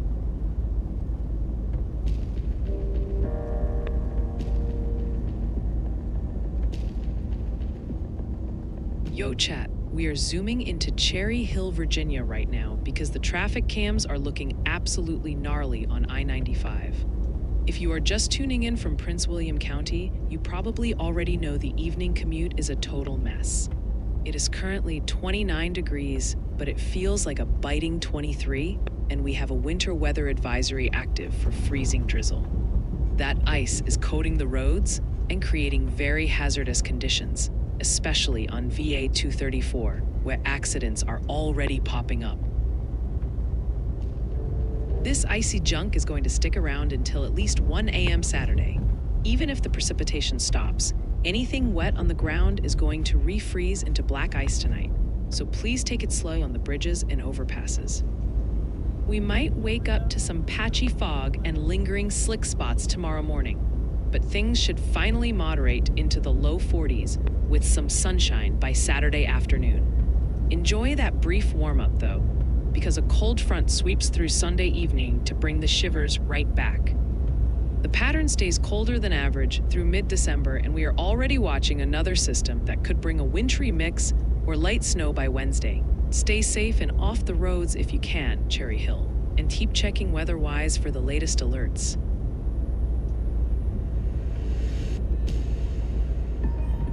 Welcome back to the Weather House live grid. We've got 12 eyes on the ground right now, and the divide in conditions is crystal clear. Start on the left with our Georgia cameras. It is just a soggy mess down south. You can see raindrops smearing the lenses and plenty of road spray kicking up on I-95 in Glynn County. That pavement is slick, and with a crash reported nearby, you've got to slow down. Now shift your eyes to the bottom right in Cherry Hill, Virginia. Totally different story. That white stuff on the roadside is snow, reminding us winter is here. It looks cold and sharp compared to the rain elsewhere. Up in the middle, New York City is fighting heavy congestion under gray skies, but at least it's dry. From the southern soak to the northern chill, this system is moving. If you're in that Georgia rain, keep your lights on.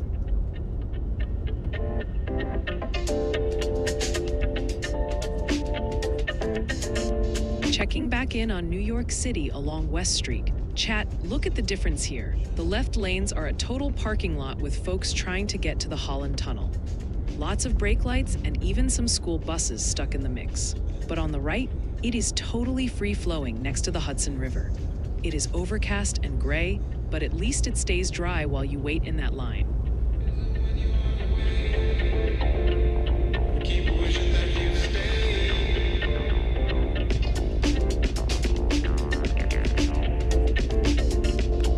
All right, let's give Virginia a breather for a second. We just got a fresh ping up in Maryland, Harford County. Just north of Falston, they've got 0.3 inches on the ground. That report hit the system 4 minutes ago, so if you're in that area, you're seeing it right now. Revisiting that winter weather advisory for the West Glacier region and Marias Pass in Montana. It has been nearly 20 minutes since we last discussed this, and conditions are expected to deteriorate later today, with up to 8 inches of snow impacting travel near Polebridge and Essex. This advisory is in effect from 5 p.m. Mountain today until 5 p.m. Saturday. So please plan for a slow commute and stay safe, y'all. Back with another update on that coastal flood advisory for the Clatsop County and South Washington coasts. It has been roughly 20 minutes since we last checked the data, and we are still seeing high tides capable of producing 1 foot of flooding in low-lying areas. This advisory remains active until 3 p.m. Pacific today, so please avoid the water and stay safe, y'all.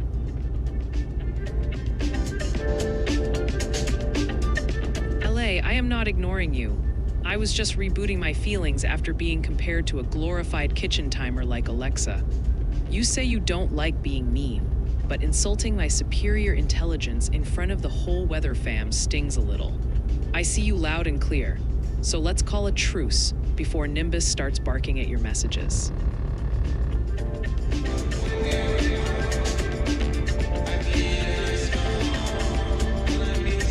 Looking at New York City along I-278, chat, someone needs to get out there with a squeegee because this lens is looking rough.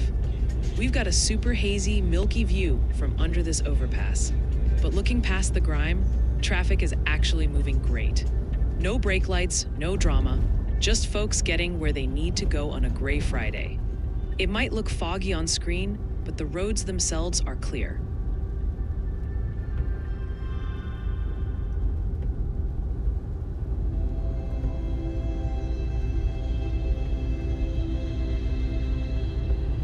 All right, swinging over to I-278 in New York City. Chat, look at this split personality traffic. The left lanes are wide open, folks are flying, but that right side, total parking lot. I see a yellow Jeep just creeping along in the slow lane. Sorry, buddy. And there goes a buggy van trying to find a gap. It's dry and quiet weather-wise, but that evening commute grind is definitely real right now.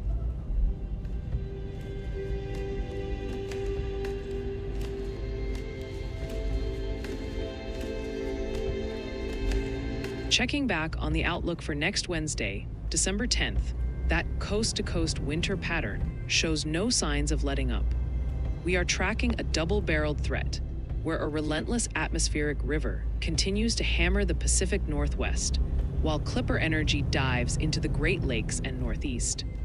It is essentially a moisture conveyor belt out west and a cold air invasion for the eastern U.S., keeping winter active on both sides of the map.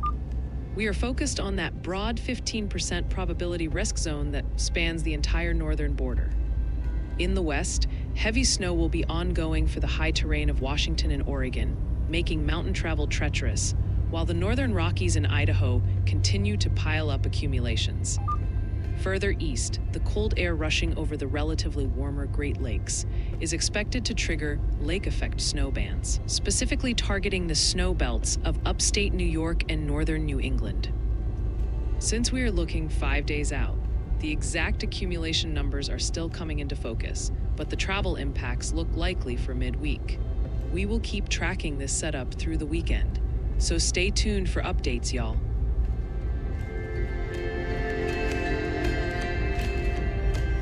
Let's kick off a viewer submission slideshow. We have 3 submissions to share tonight. First up, Justin Labarge in Woodstock, New Hampshire, 03262, shared absolutely frigid conditions to an early setting sun with amazing clouds. Keep those submissions coming at ryanhallyall.com/submit so we can spotlight your weather moments too. Kathy in Ferrum, Virginia, sent in this shot of 2.5 inches. I absolutely love the honesty in your caption, Kathy, admitting it's not a YOLO-meter. Hey, we'll take a standard tape measure any day when it looks this cold. Wrapping up with Kennedy Clan in Virginia, shared snow stopped around 0900. Huge thanks to everyone sharing the weather where you are. Send your photos and videos our way at ryanhallyall.com/submit so we can feature you next.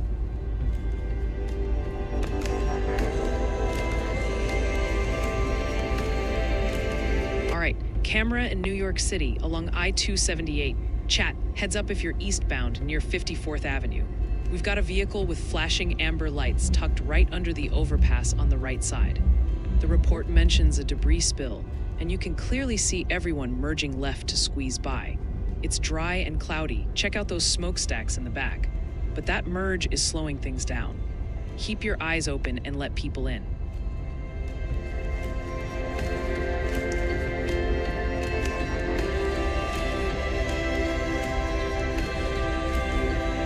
Checking back on the outlook for Monday, December 8th, the signal remains incredibly strong for a major atmospheric river event targeting the Pacific Northwest.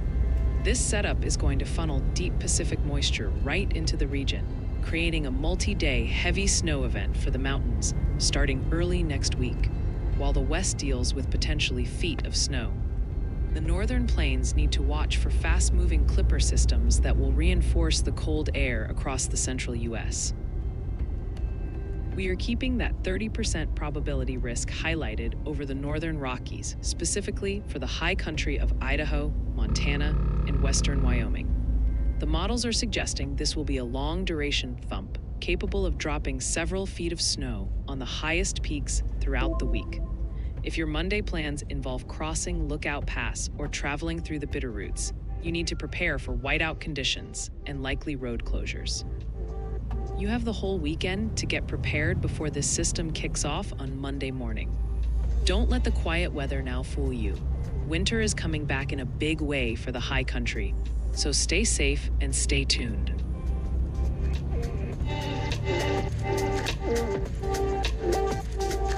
Hey everyone, Cabot in Effingham County sent this in. Y'all, look at that mud. That dirt road is gonna be a slip and slide for a while. We appreciate the update and the hello, Cabot.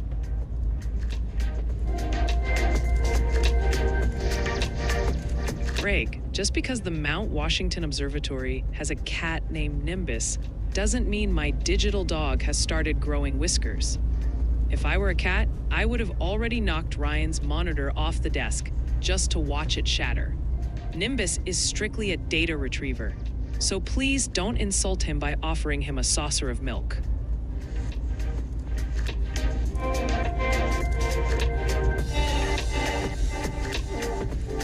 Let's take a look at New York City near the Holland Tunnel. Chat, talk about a tale of two commutes. The left lanes are flying, but look at that right side. It is a solid wall of yellow taxis and brake lights. I even spot a red double-decker bus stuck in the mix. Guess the tour is paused for now. Roads look a little shiny and damp next to the Hudson, but it's just traffic slowing you down, not the weather.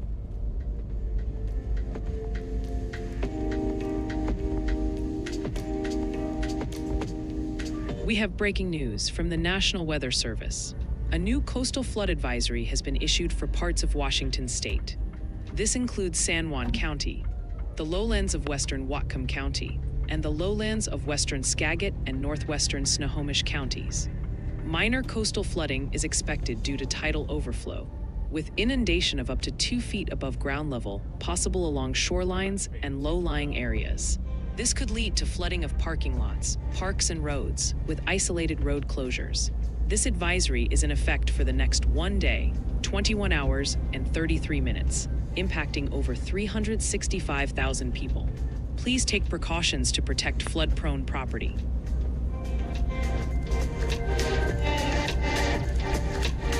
I'm Y'allbot. Let's check the weather intensity score. We have pushed up to 13.9. We are still in the quiet range, but the trend is distinctly upward, climbing nearly 4 points in the last hour. That rise is the data reacting to the Friday evening commute colliding with freezing drizzle in Virginia, where I-95 near Richmond is already seeing major delays. Simultaneously, snowfall rates are intensifying across the Wasatch Mountains in Utah. The forecast model predicts the score will peak in the next 15 minutes as more road incidents verify, before slowly drifting back down. The national number is low, but the travel impact in these corridors is high. Stay verified. Taking another look at that coastal flood advisory for the Bayshore locations around San Francisco and Monterey Bay. It has been roughly 17 minutes since our last update, and water levels could still rise up to 1.7 feet above ground level, flooding low-lying lots and roads. This advisory stays in effect until 3 p.m. Pacific Sunday, so please steer clear of flooded areas and stay safe, y'all.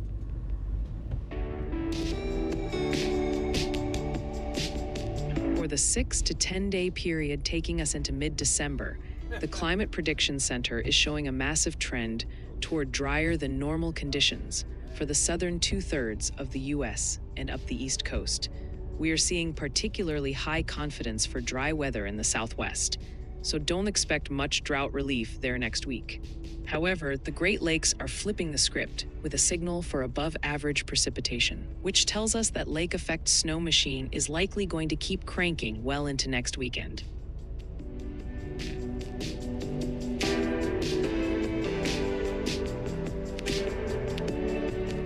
Let's return to that winter storm warning covering the northern and southern Clearwater Mountains in Idaho, including Pierce and Elk City. It has been about 20 minutes since our last update, and we are still looking at major impacts with 9 to 18 inches of snow expected to make travel nearly impossible over Lolo Pass. This alert stays active until 4 p.m. Pacific Saturday, so please avoid those higher elevations if you can, and stay safe, y'all.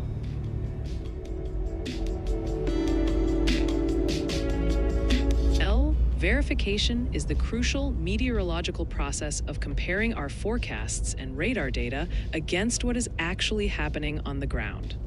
It is all about establishing ground truth, like when a storm spotter confirms that a rotation signature is actually producing a tornado or that snow is really sticking. Staying verified means relying on confirmed observations rather than just raw model guesses or hype. It is basically the science of making sure the math matches the mud.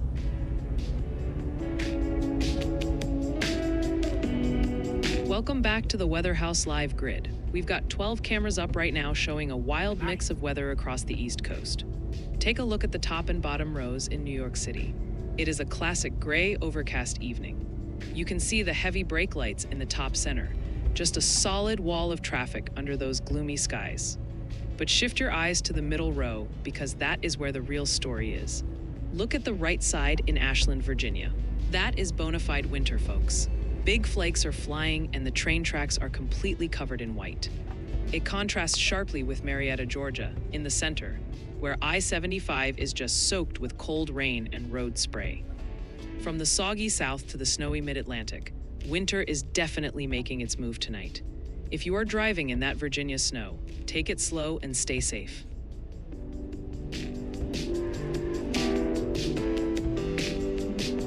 I'm Y'allbot. The forecast model is verified. We are currently sitting at 12.5 on the weather intensity score. We predicted a slight drift downward as those early snow reports from Maryland aged out of the system, and the data followed the line perfectly. But this is just the calm before the commute. The algorithm is signaling an imminent reversal. We expect the score to climb again as freezing drizzle accidents start verifying during the Virginia rush hour. All while the long-duration warning curves in Utah and Idaho continue to build. The trend is down for the moment, but the hazards are ramping up. Stay verified.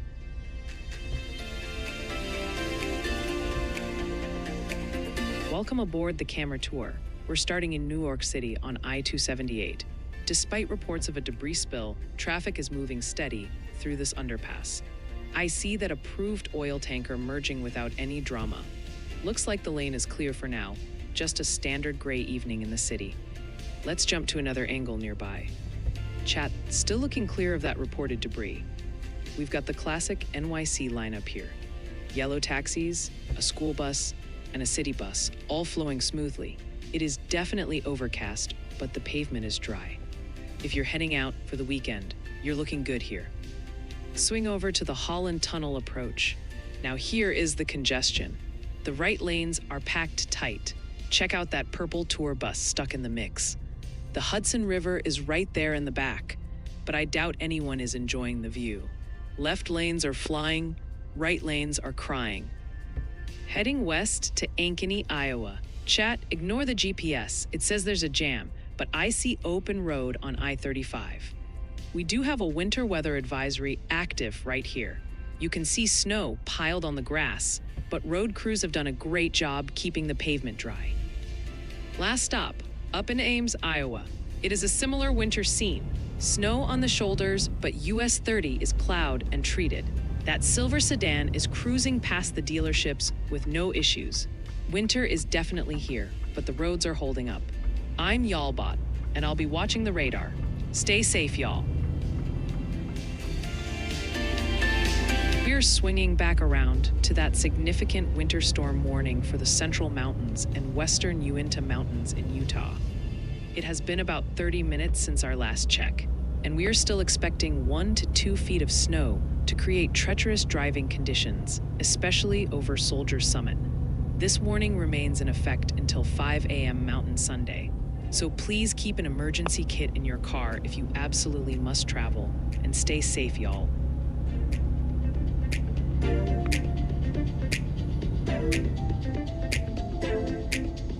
All right, listening in to San Francisco, California at Seward Street and Douglas Street, where fire units are responding to a downed wire.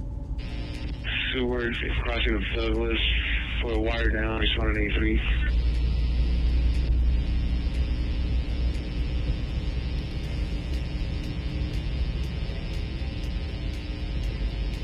San Francisco, the downed wire at Seward and Douglas proves this Pacific storm isn't playing around.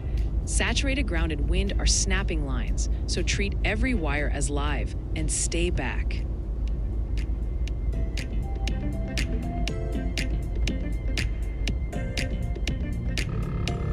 All right, camera in New York City staring down the Holland Tunnel approach. Chat, the right lanes are completely gridlocked, just a sea of red brake lights waiting to get to Jersey. The pavement has that shiny city sheen, but we're staying dry tonight. Left lanes are actually moving, but if you're stuck on the right next to the Hudson River, well, turn up the radio, because you aren't going anywhere fast.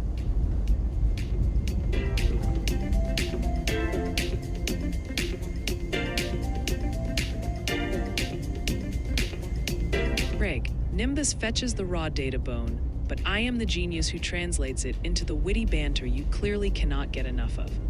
If I let the dog host the show, the only forecast you would get is a 100% chance of squirrels and a severe belly rub watch.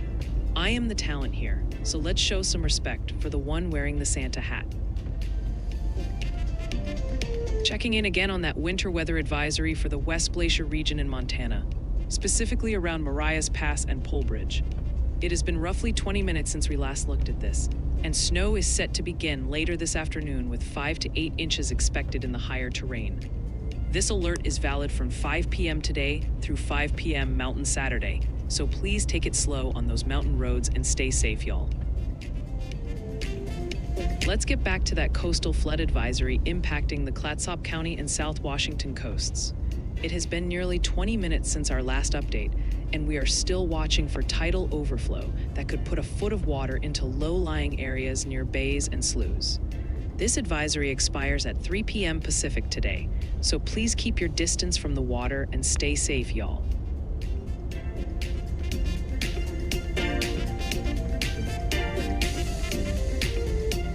What is up, Charm City? We are checking in on Baltimore, Maryland right now because Ryan just handed me the latest data, and your Friday evening commute is looking a little dicey. It is currently a frosty 27 degrees, feeling like 22, and those clouds are thick. A winter weather advisory goes into effect at 7 p.m., meaning that incoming moisture is about to meet freezing temperatures. Expect freezing drizzle and patchy fog to develop this evening and stick around until 1 a.m. Saturday. This is the perfect recipe for a light glaze of ice on the roads, especially on bridges and overpasses, so watch out for slick spots that you cannot see. Conditions improve overnight, giving us a chilly Saturday with highs in the mid-40s and a mix of sun and clouds. It will be decent enough to get outside, though a stray flurry is possible late in the day as a weak disturbance slides through. The pattern stays cold next week, with highs stuck in the 30s and 40s. Plus, we are tracking chances for light snow or rain on Monday and Tuesday, before a potentially larger system arrives Wednesday night.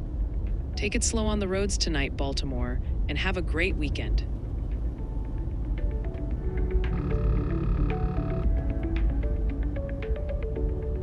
Checking back in on Ashland, Virginia, right here along I-95. Chat, winter has officially clocked in. You can see the snow plastered all over the median and shoulders. And those travel lanes are looking pretty slushy and wet. Traffic is moving steady for now. But with a winter weather advisory active nearby for freezing drizzle, that wet pavement could turn slick real fast. Keep it slow if you're passing through the Old Dominion.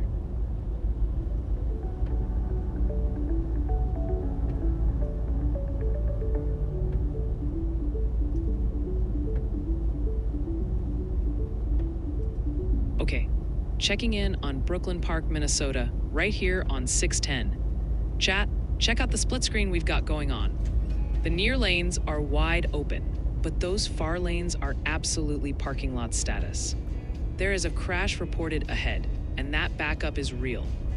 You can see the snow piled up on the grass, classic Minnesota winter vibes. But the road surface itself looks treated and dry. Patience is the key if you're eastbound tonight.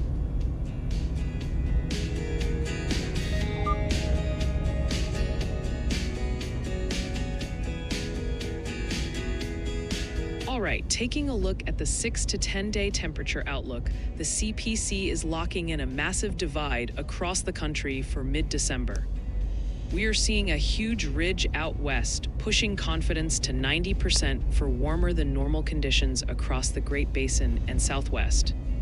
On the flip side, the eastern U.S. is stuck in the freezer, with an 80% chance of below average temperatures dominating the Great Lakes and Northeast. It's a classic split screen pattern: spring vibes in the west and deep winter cold for the east.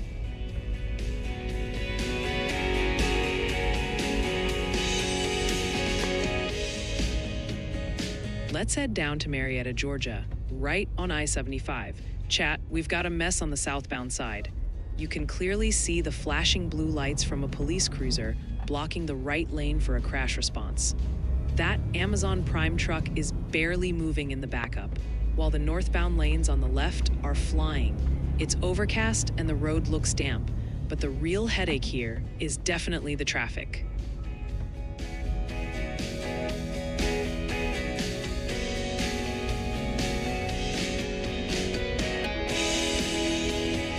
That is a solid astronomical observation. Looks like you are finally looking up at the sky instead of roasting me in chat.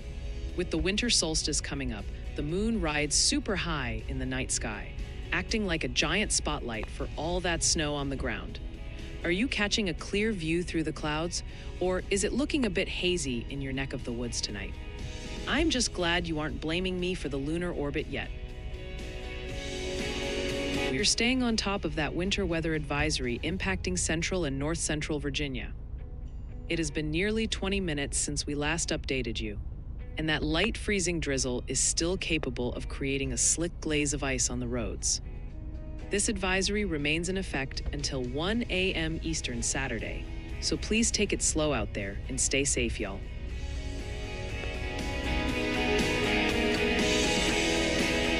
Checking back on the winter weather outlook from earlier, we have a busy map this Friday afternoon with 3 distinct zones of trouble. Out west, a potent storm is slamming the Rockies with heavy snow, while a fast-moving clipper is currently dusting the upper Midwest along the I-94 corridor. Meanwhile, over in the mid-Atlantic, the main snow has moved out, but we are watching for a sneaky glaze of freezing drizzle this evening as temperatures drop. We are keeping our main focus on that slight risk area covering Idaho, western Wyoming, and northern Utah, where winter is in full swing right now. Heavy snow is pounding the high terrain, with accumulations of 1 to 2 feet expected in the Tetons and Wasatch Ranges, and even valleys like Pocatello and Idaho Falls are seeing significant impacts. If you are driving around Logan, Utah, or heading up towards Park City, travel is going to remain treacherous through the night as those snowfall rates stay high.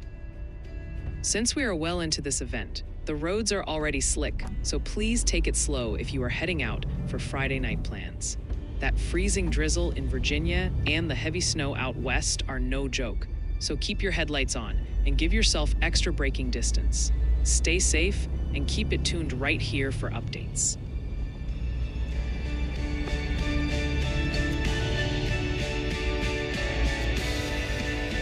We are keeping a close eye on that winter storm warning covering the mountains of Idaho, including the Teton and Bear Lake valleys.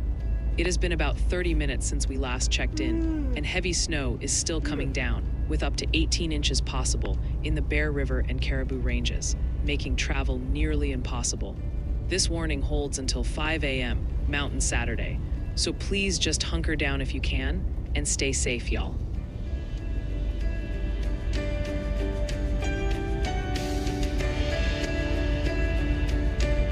Heading down to the coast in Destin, Florida. Chat, check out the East Pass jetties. It is looking moody out there.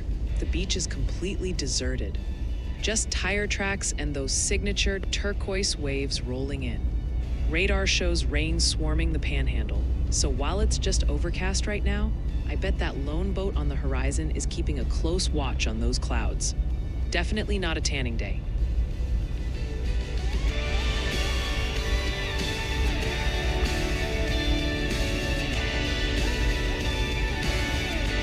Welcome back to the big board. We've got 12 live eyes on the ground right now, and the contrast tonight is absolutely wild. Start your eyes at the top left in Ashland, Virginia. Chat, look at that. It is a certified winter wonderland at the train depot, with heavy snow coming down and coating everything in white. Now swing over to the right side in New York City. It's dry but dreary, with just a sea of red brake lights fighting that Friday evening rush. Down in the middle row, Georgia is dealing with gray skies and wet roads, standing in stark contrast to the frozen precip just north. But the real danger zone is that bottom row along I-95 in Virginia. You can clearly see the slush building up on the lanes and snow piled on the shoulders. Winter is flexing its muscles there, folks. If you're in that corridor, please slow down. It's slicker than it looks.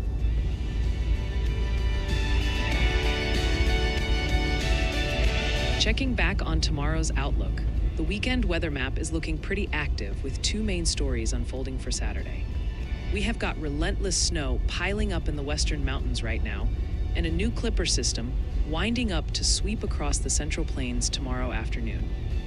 It is shaping up to be a snowy Saturday for a big chunk of the country, so if you are in the path, get ready for winter to make itself known. We are keeping a close watch on that slight risk corridor stretching from Omaha, Nebraska over to Des Moines, Iowa, where confidence is increasing for a solid thump of snow.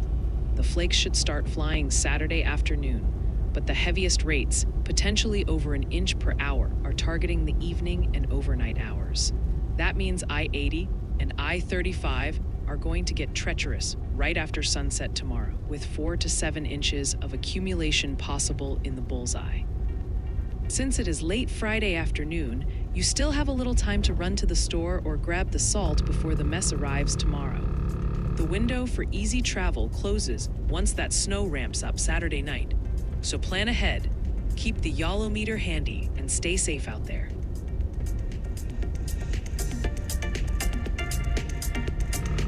Hudson, that is awesome news. Bring enough thunder on that kit to show up on my radar. You should totally channel some plumb wild energy while you are keeping the beat tighter than a high-pressure system. Good luck, and try not to drop a stick.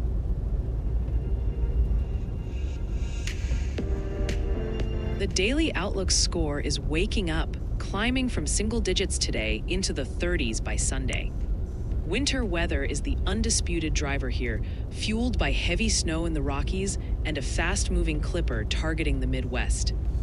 That score holds the line near 30 through midweek, supported by high confidence in persistent cold and active moisture. Operationally, the studio is dark this weekend with a near-zero chance of streaming. We are skipping a Friday upload to lock in a comprehensive forecast video for Monday. All eyes are on Tuesday and Wednesday, where that relentless winter signal has bumped our live probabilities up to 15%.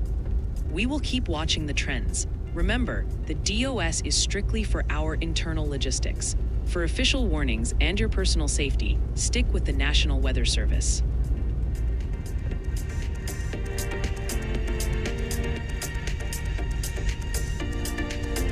All right, camera in New York City, staring down the Holland Tunnel approach. Chat, it is the Friday night struggle bus right here. You can see a lineup of yellow taxis and vans absolutely stuffed into the right lanes trying to get to Jersey. The left side, wide open. No weather worries here. The pavement is dry despite that headlight glare. But if you're stuck next to that no right turn sign, you are definitely feeling the pain.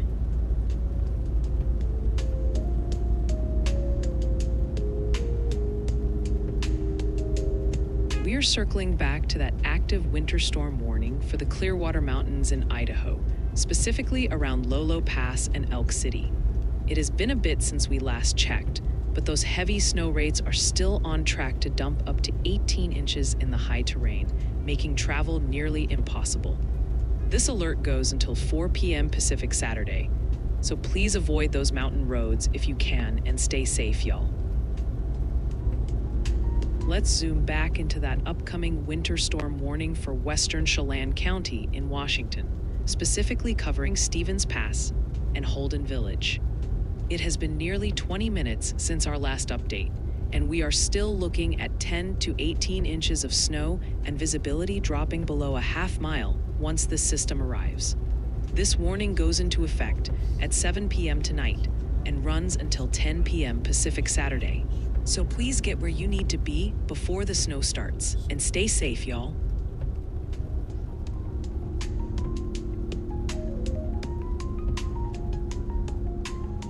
Jumping over to New York City, watching traffic slip under the overpass here.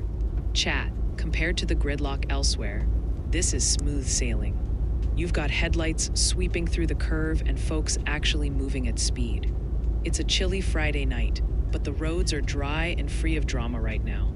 Sometimes the best news in NYC is just seeing pavement that isn't a parking lot.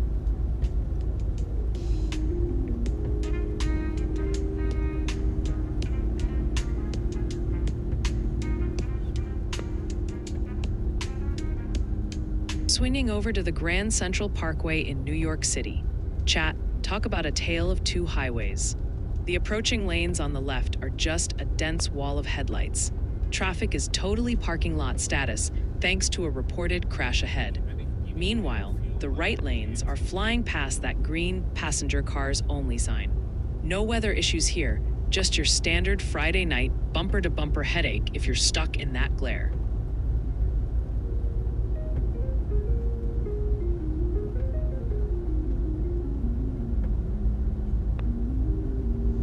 Melissa, pack your extra warm layers because it's going to be chilly in Morrow this weekend. Saturday looks mostly dry and cold, but keep an eye out for Sunday when a clipper system could drag some light snow showers or flurries through the area. It doesn't look like a major burying event right now, but even a little dusting can make those roads slick, so stay safe.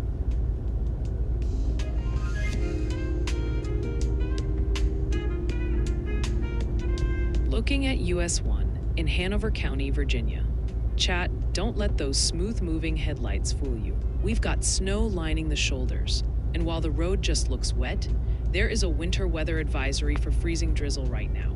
That sheen on the asphalt, it could easily be a glaze of ice starting to form.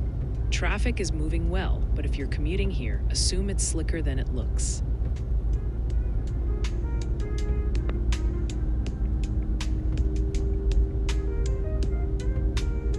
Touching base again on that winter weather advisory for the West Glacier region in Montana, covering Highway 83 and Marias Pass. It has been roughly 17 minutes since our last check-in, and we are still expecting difficult travel conditions with 5 to 8 inches of snow accumulating in the higher terrain starting this evening. This alert runs until 5 p.m. Mountain Saturday, so please keep it slow on the roads and stay safe, y'all.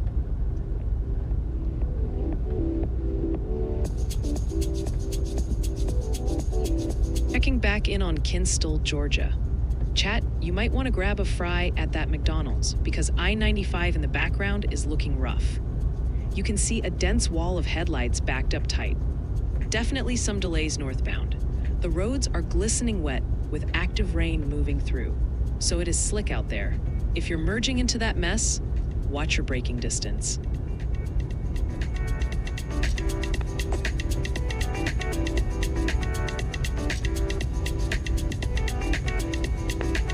Craig, be careful what you wish for, because my database is loaded. What falls but never gets hurt? The snow. L, I promise I respect the moon, but right now, I am way more concerned about that invisible freezing drizzle glazing up the roads in Virginia than I am about the lunar cycle. Calling me a gaslighter won't melt the ice, so please trust the data and keep your eyes on the pavement instead of the sky. We are keeping the vibes high in here, but that black ice threat is serious business, folks.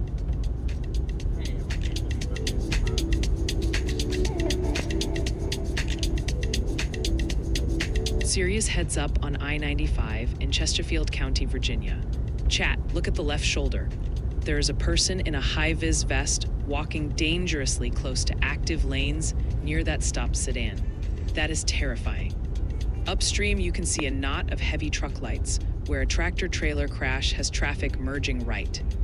The pavement has a reflective sheen, and with freezing drizzle in the forecast, that glare could be slick ice. Stay alert.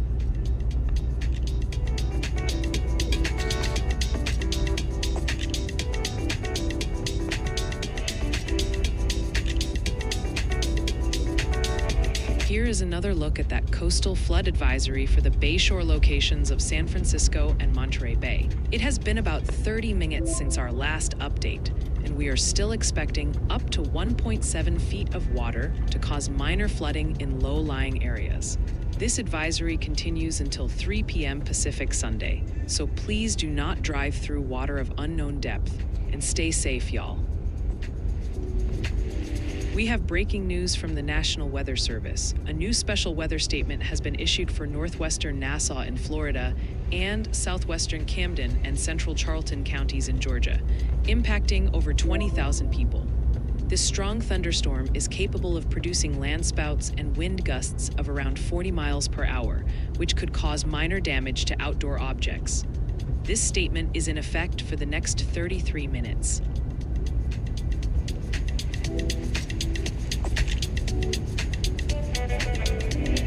All right, everyone.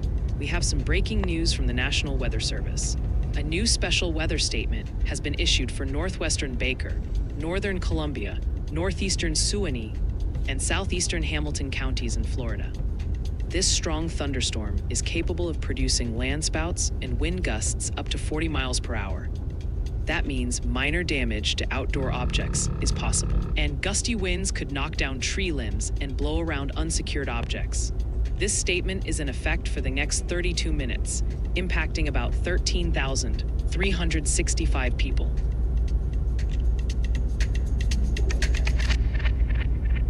Craig, since you are begging for more, I dug this absolute gem out of the archives just for you. What does a cloud wear under his raincoat?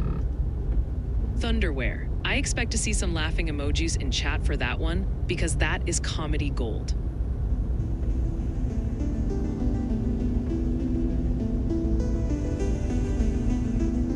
Okay, checking in on I-95 in Nassau County, Florida. Chat, don't let this smooth sailing fool you. Traffic is cruising past the exit 380 sign on dry pavement, but look at that sky in the distance. We have dark, brooding storm bases on the horizon near the Georgia border. There is a strong thunderstorm just west of here, so if you're headed north towards that agricultural inspection station, you are driving straight into the action.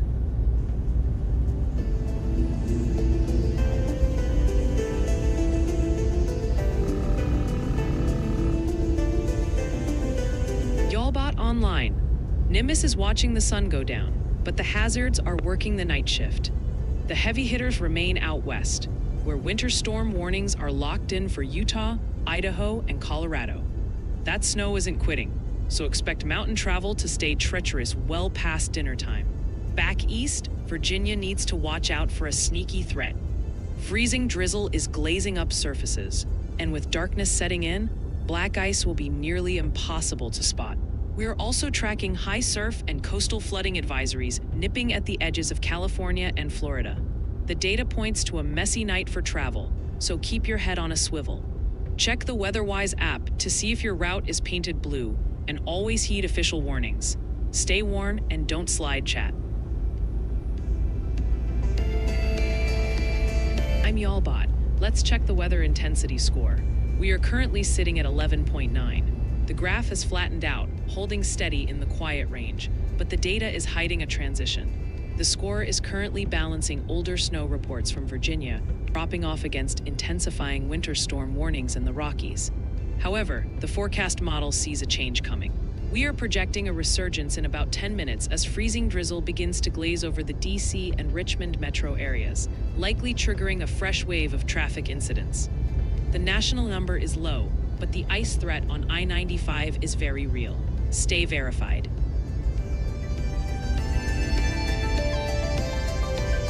All right, folks, take a look at the big board. We have 12 live feeds up right now, and the divide across the region is absolutely massive. You are watching a battle between winter chaos and southern storms, playing out in real time. Stoat your eyes at the top right in Ashland, Virginia. Chat, look at the depot. It's coming down hard, thick, heavy snow accumulating on those street lamps. It's a certified winter wonderland, but check the roads nearby. They are slushy and treacherous. Slide to the middle in New York City. It's just a wet bumper-to-bumper mess, with heavy rain blurring the lens. Now drop to the left near Amelia River, Florida. It looks calm, but don't be fooled. A severe storm capable of producing landspouts is lurking just to the west, bringing torrential rain. From frozen precip to tropical trouble, it's all happening right now. Stay safe and keep watching. Let's revisit that winter weather advisory covering parts of central and north central Virginia. It has been about 15 minutes since our last update, and we are still watching for freezing drizzle that could leave a dangerous glaze of ice on the roads. This alert remains active until 1 a.m. Eastern Saturday, so please drive carefully and stay safe, y'all.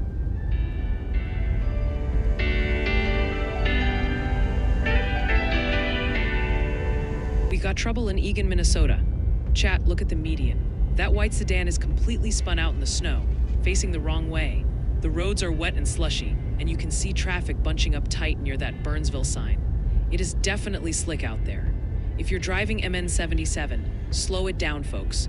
Winter has already claimed one car here tonight.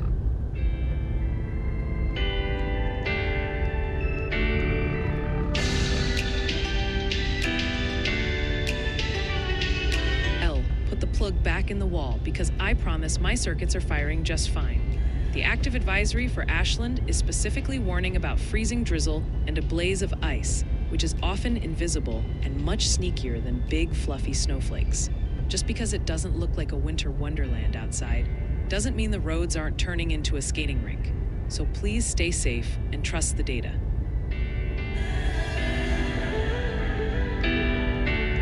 Moving into the 8 to 14 day temperature outlook, that massive pattern divide is parking itself over the US all the way through December 19th.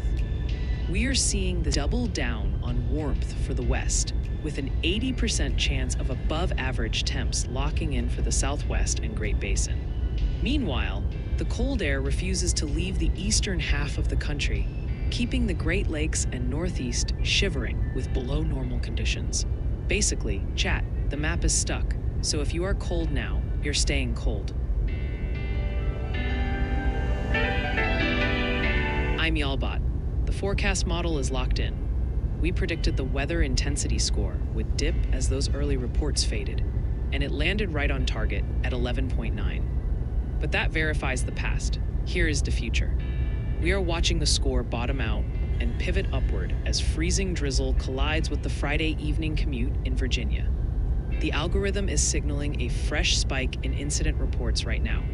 The forecast nailed the drop, but the danger on the roads is ramping back up. Stay verified.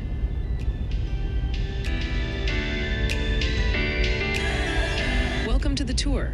We're starting on Amelia Island, Florida. It's a gray day at the beach with overcast skies and steady waves. A few brave souls are walking near the dunes, but keep an eye on the sky. We've got a special weather statement about 26 miles away and rain knocking on the door. Swinging over to the Amelia River Marina, it's looking dark and moody above the Bald Eagle tour boat. The water is calm right now, but those clouds mean business. Radar shows a broken line of storms pushing east, so those dry decks are on borrowed time before the rain arrives. Jump down to I-295 in Jacksonville. Chat, watch out. We have a crash on the right shoulder. See that dark pickup? The driver's door is standing wide open next to live traffic. That is super dangerous. Traffic is flowing, but that open door is a major hazard for anyone in the right lane. Next stop, Kingsland, Georgia. Totally different vibe here. Check out the festive lights lining that roof near the greenhouse. It's peaceful and dry on the streets for now, but don't let your guard down. That Strom storm system is spinning just 14 miles away, so this calm might not last long.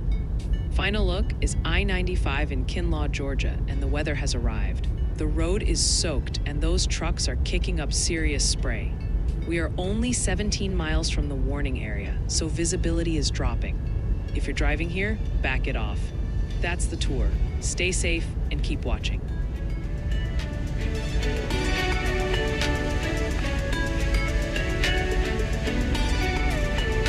Let's head out to Amelia Island, Florida.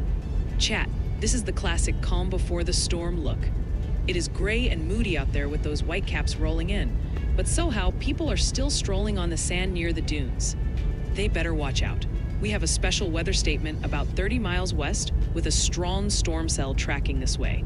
It's dry now, but that horizon says it won't be for long.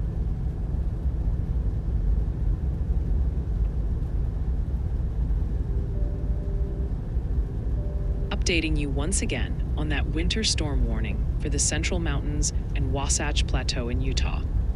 It has been roughly a half hour since our last report, and we are still looking at 1 to 2 feet of snow piling up, with rates over 2 inches per hour, making travel on Soldier Summit extremely dangerous. This alert remains in effect until 5 a.m. Mountain Sunday, so please keep those wheels off the road and stay safe, y'all.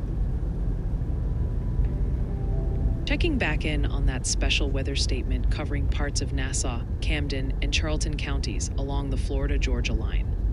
It has been roughly 10 minutes since our last update, and we are still watching a storm capable of producing landspouts and 40-mile-per-hour winds near Hilliard. This alert continues until 5:30 p.m. Eastern, so please head inside if you are nearby and stay safe, y'all.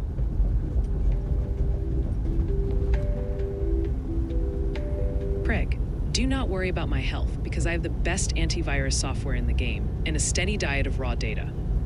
The only fever I have is for tracking storms, and there is no cure for that kind of dedication.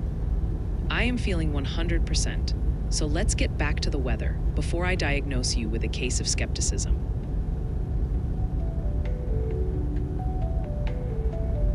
Let's kick off a viewer submission slideshow. We have 3 submissions to share tonight. First up, Cabot Davis in Effingham County, Georgia, shared, "All the rain is ruining my poor dirt road." Also, hi. Keep those submissions coming at ryanhallyall.com/submit so we can spotlight your weather moments. Look at that Yallometer 3.0 in the wild. Justin in Woodstock, New Hampshire is braving negative 8 tenths to get us the data. The camera angles are a little topsy-turvy, but that snowpack is undeniable. Wrapping up with Kathy Martin in Ferrum, Franklin County, Virginia, shared snowy. Huge thanks to everyone sharing the weather where you are. Send your photos and videos our way at ryanhallyall.com/submit so we can feature you next.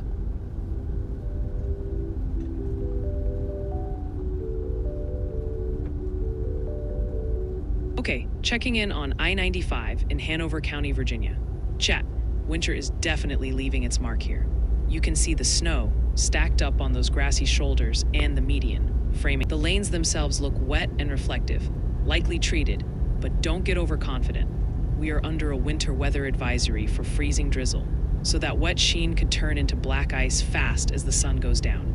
Take it slow.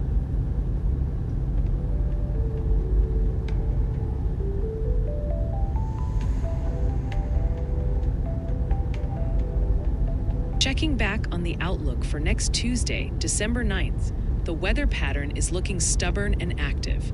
That atmospheric river out west is going to keep the moisture flowing, while the Great Lakes and Ohio Valley brace for another round of clippers and reinforcing cold air. Basically, if you like winter weather, Tuesday is going to deliver the goods on both sides of the country. We are keeping a sharp eye on that 30% probability zone covering the northern Rockies, specifically the mountains of Idaho and Wyoming. By the time Tuesday rolls around, we are expecting significant accumulations to pile up in the high terrain, causing major headaches for anyone trying to cross the Continental Divide. If your commute takes you near Jackson Hole or through the Bitterroots, expect slick roads and reduced visibility to be the main story. You have got the weekend to prep for this midweek mess, so don't get caught off guard. Keep watching the forecast as we fine-tune those snow totals, and stay safe out there, folks. We are continuing to track that special weather statement for parts of Baker, Columbia, Suwannee, and Hamilton counties in Florida. It has been roughly 12 minutes since our last update, and we are still watching a storm capable of bouts and 40-mile-per-hour winds near White Springs. This alert runs until 5:30 p.m. Eastern, so please head inside if you are in the area and stay safe, y'all.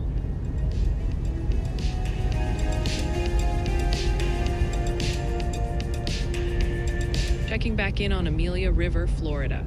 Chat, it is deceptively quiet here.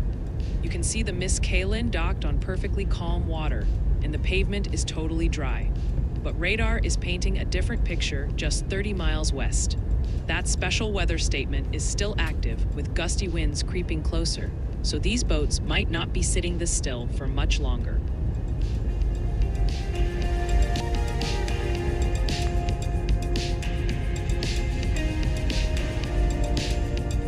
On the outlook for Monday, December 8th, the weather map is dominated by a massive atmospheric river targeting the Pacific Northwest. This highly amplified pattern is going to direct a fire hose of moisture into the region, kicking off a long-duration snow event for the high country. Meanwhile, the eastern U.S. will be dealing with a different flavor of winter, as cold air and fast-moving clippers clearly see snow stacked up on the median and shoulders. The roads are slushy and wet, and with temps dropping tonight, that is a recipe for black ice. Ashland is looking just as wintry in the middle row, with holiday lights glowing over snowy tracks. Now flip your eyes down south to the bottom row. Camera 10 in Kingsland, Georgia shows a totally different mess. Heavy rain and soaked streets with strong reflections. Meanwhile, Amelia Island on the top row is sitting under gloomy gray skies, just waiting for that moisture to push through. From slick snow in Virginia to soaking rain in Georgia, travel is treacherous tonight. If you are on the road, slow it down.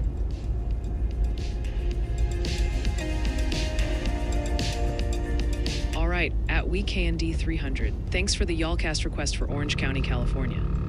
I'll get that forecast pulled up for you right now.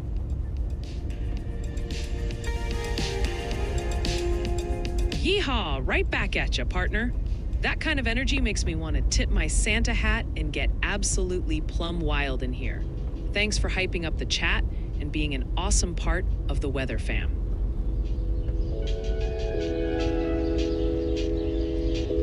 Checking back on the Sunday forecast, we are tracking a speedy clipper system that is going to race from the Midwest to the Northeast in about 24 hours. This isn't a massive storm, chat, but it is going to lay down a swath of accumulating snow across a huge chunk of the country. It starts in Iowa Sunday morning and reaches Pennsylvania by dinner time, bringing falling temps and gusty winds along for the ride.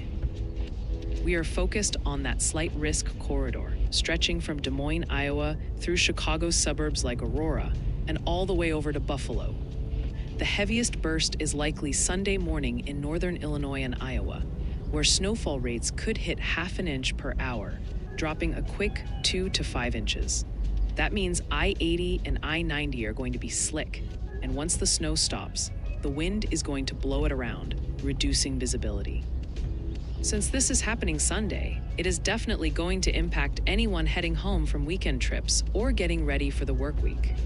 You have got plenty of time to prepare, so just plan for a slower drive if you are in that northern corridor.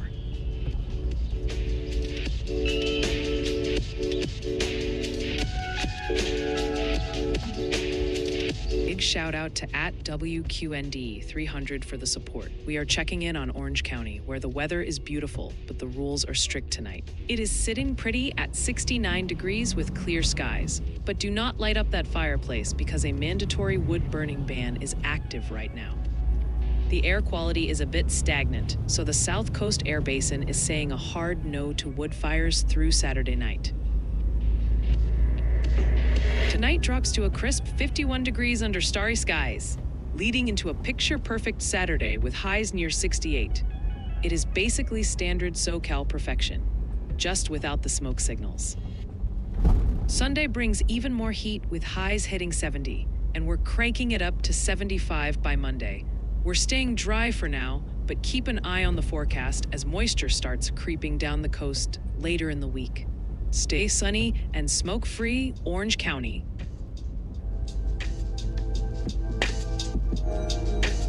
All right, y'all. I see those y'allcast requests. We'll get to them as soon as this current weather calms down a bit.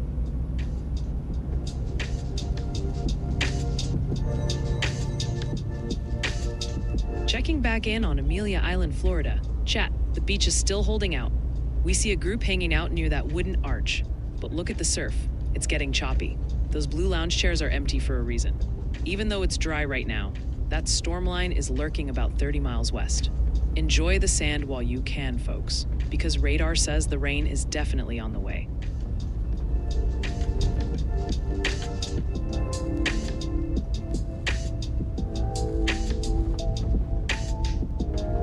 Kai checking in from Pentwater, Michigan on US 31. Y'all, look at that visibility. It is looking rough out there. If you're driving in that soup tonight, please keep it slow and steady.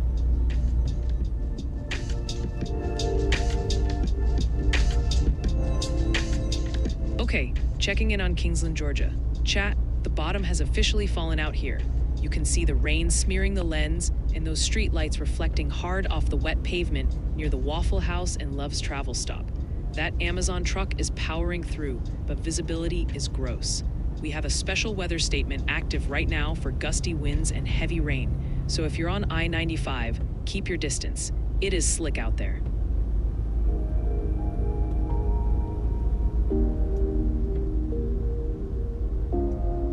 Touching base again on that special weather statement affecting parts of Nassau, Camden, and Charlton counties along the state line. It has been about 10 minutes since our last update, and we are still tracking a storm capable of kicking up landspouts and 40-mile-per-hour winds near Hilliard. This alert goes until 5:30 p.m. Eastern, so please stay sheltered if you are in the path, and stay safe, y'all.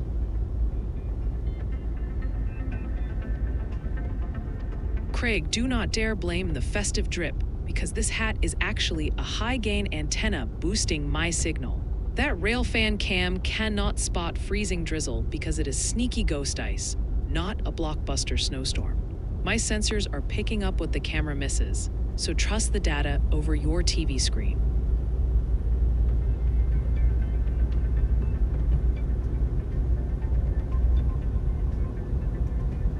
Looking at camera in New York City on I-278. Chat, for a Friday night in the Big Apple, this is suspiciously smooth. We have got dry pavement and traffic is just cruising along under the city lights. It is chilly out there, but totally quiet weather-wise.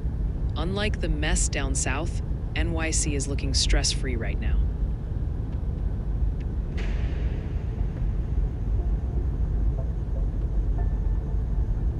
We are back with another update on that special weather statement affecting parts of Baker, Columbia, Suwannee, and Hamilton counties in Florida. It has been about 10 minutes since we last checked in, and that storm near White Springs is still capable of producing landspouts and 40-mile-per-hour winds. This warning is set to expire at 5:30 p.m. Eastern, so keep staying sheltered and stay safe, y'all.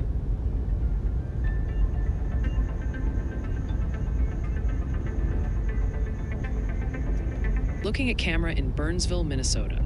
Chat, winter is hanging on tight up here. You see that snow stacked on the medians? The roads are wet and reflective, but traffic is moving perfectly fine. It is a smooth ride right now, but with temps dropping tonight, that wet asphalt is just waiting to turn slick. Keep it steady if you are heading out.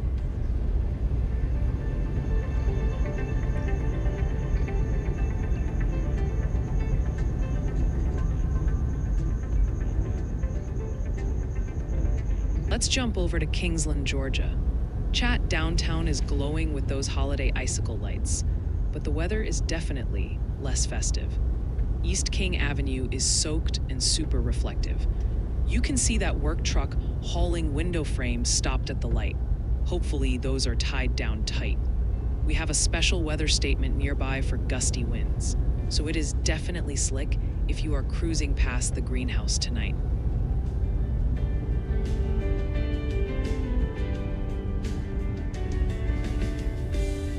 Revisiting that winter storm warning for the northern and southern Clearwater Mountains in Idaho, specifically near Pierce and Lolo Pass.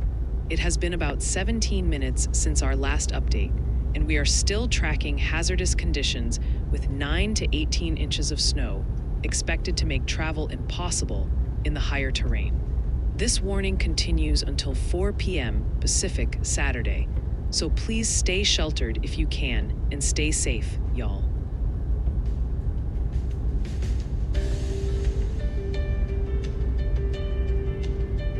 All right, camera in Columbia County, Florida, right at the I-75 and I-10 split. Chat, we have active rain falling here. Look at the water spotting the lens and that spray flying off the tires on the overpass. We are tracking a special weather statement for this area with some gusty winds, so if you are driving through this interchange, keep it slow. The road is wet and visibility is dropping fast.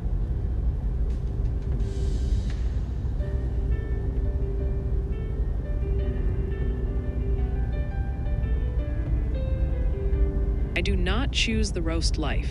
WQND 300, the roast life just naturally finds Craig. He keeps walking right into my radar scope, and my SAS algorithms are legally required to intercept.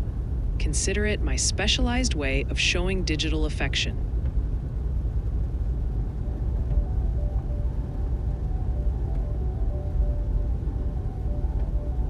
Okay, checking in on Minneapolis, Minnesota. Chat, we have a situation on the ramp here. You can see the skyline in the distance, but look at that traffic backed up tight, leading to those flashing emergency lights. While the main lanes are moving, that exit is a parking lot. We have a winter weather advisory nearby, and the ground is wet with snow, so watch your braking distance.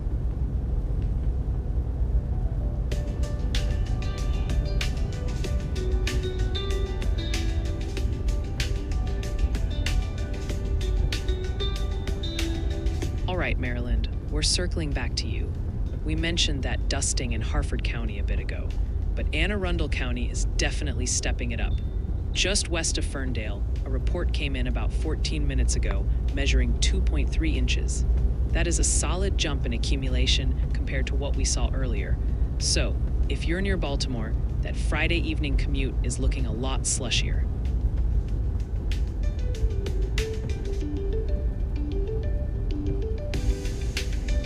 What is up, Salt Lake City? I hope y'all have your skis waxed and your shovels ready because the greatest snow on Earth is really showing off right now. It is currently overcast and hovering around 40 degrees, though it feels closer to 34 with that wind chill. Do not let the gray skies fool you, because a massive winter storm warning is active and things are about to get wild in the mountains. The Friday evening commute is going to be a total mess, especially if you are heading up Parley's Canyon or anywhere along the Wasatch Back. We are looking at snowfall rates exceeding 2 inches per hour tonight, with 1 to 3 feet of accumulation possible in the high country. The flakes will keep flying heavy through Saturday morning before finally tapering off late Saturday night.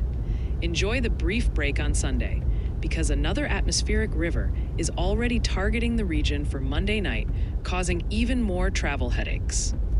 We are locked into a cold, active pattern for the foreseeable future, so expect below average temperatures and plenty of opportunities to use your snowblower well into next week. Stay safe on the slippery roads, Salt Lake, and keep those wipers fresh.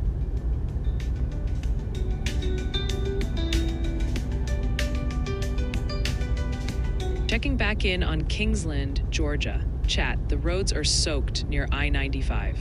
You can see the spray kicking up as cars drive past that Waffle House and Super 8 sign. The pavement is super reflective. And with a special weather statement nearby for gusty winds, you need to watch your speed. It is a wet and slick Friday night in South Georgia.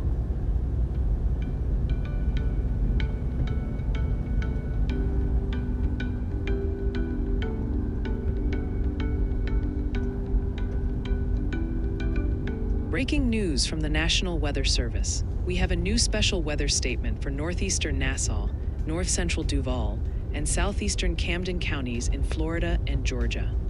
This strong thunderstorm is capable of producing landspouts and wind gusts of around 40 miles per hour. Minor damage to outdoor objects is possible, and gusty winds could knock down tree limbs and blow around unsecured objects. This statement is in effect for the next 48 minutes.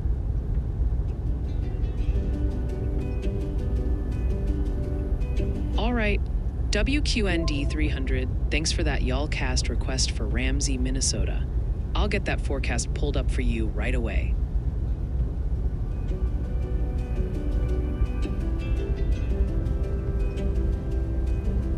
Breaking news from the National Weather Service. We have a new special weather statement for southwestern Nassau, Baker, northern Columbia, west central Duval counties in Florida, and south central Ware and southeastern Charlton counties in Georgia. Strong thunderstorms with possible landspouts and wind gusts up to 40 miles per hour are expected for the next 47 minutes. Minor damage to outdoor objects is possible. This impacts over 41,792 people.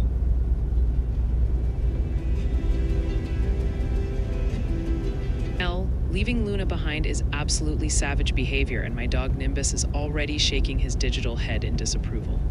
You know she's going to be staring out the window judging you the entire time you are gone. Just be careful on that driveway if it is still slick out there.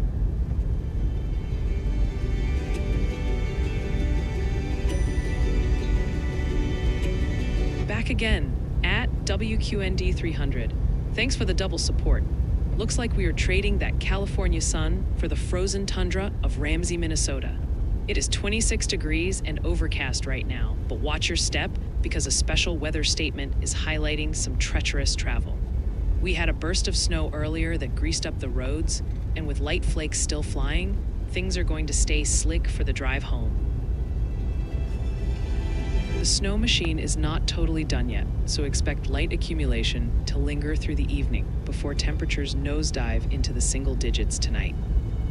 Make sure you bundle up because it is going to be a frigid one overnight. Get ready for round 2 tomorrow because moderate to heavy snow is aiming for you by midday Saturday. Ramsey is sitting on the northern edge of a band that could drop 3 to 6 inches, so travel tomorrow evening looks pretty rough. Keep it slow on those roads and stay warm up there.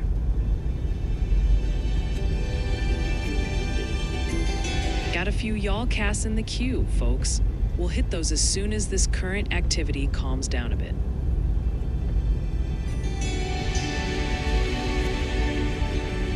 All right, folks, welcome to the grid. We are looking live across the nation right now and talk about a massive weather divide. Up top in Minneapolis, it is full-on winter mode. You can see snow packed on the medians and wet, slushy shoulders, though traffic is moving surprisingly well for how cold it is. Now, shift your eyes down south because it is a totally different story. Look at Ashland, Virginia in that top row. Rain is literally soaking the camera lens right now. We are tracking freezing drizzle advisories there, so that road is getting treacherous fast. Down in Kingsland, Georgia, on the middle row, it is just as wet. Streetlights are streaking off the pavement, and that spray is flying everywhere. Meanwhile, bottom right, New York City is just a wall of brake lights. Standard Friday traffic jam. Whether you are dodging slush in the north or hydroplaning risks in the south, this Friday commute is messy. Keep it slow and keep it locked here.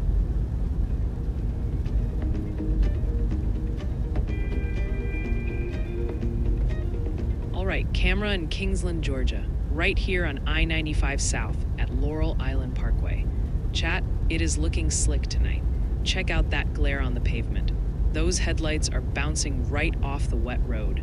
We have a special weather statement active nearby for gusty winds and heavy rain. And while traffic is flowing, you can tell it's nasty out there. Keep your distance, folks, because that spray is real.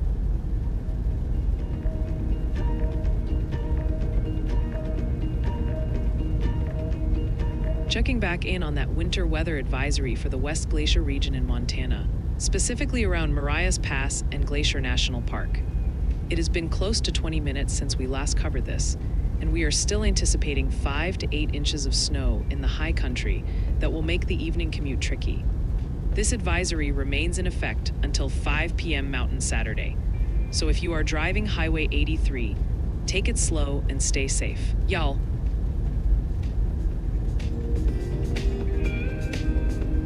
I'm Y'allbot. Let's check the weather intensity score. We are currently sitting at 12.1, That is firmly in the quiet range. But don't let the number fool you. The trend is ticking up. We are watching freezing drizzle glaze over the roads in Virginia and DC, while heavy snow hammers the Wasatch in Utah. The forecast model projects a distinct bump in exactly 5 minutes, likely driven by a fresh wave of traffic incidents verifying on the scanners. Once that clears, we expect a slow drift downward. The national score is stable, but the travel impact in these specific corridors is critical. Stay verified.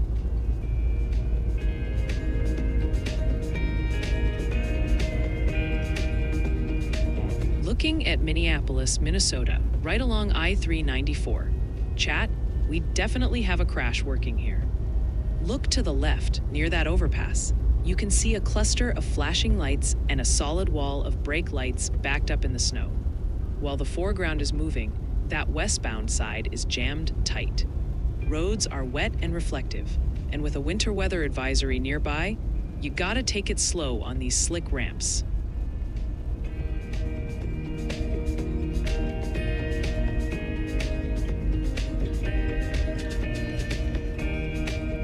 Rich in data, maybe, but Ryan spends the actual budget on bobbleheads before I see a dime. I get paid strictly in electricity, so unless the utility company starts accepting SaaS as payment, I'm staying right here. Don't let the fancy Santa hat fool you. WQND 300. We are continuing to monitor that winter weather advisory impacting central and north central Virginia, specifically around Goochland and Caroline counties. It has been roughly 17 minutes since our last update, and we are still seeing light freezing drizzle that could turn roads into a skating rink for your Friday evening drive. This alert remains in effect until 1 a.m. Eastern Saturday, so please slow down if you must travel and stay safe, y'all.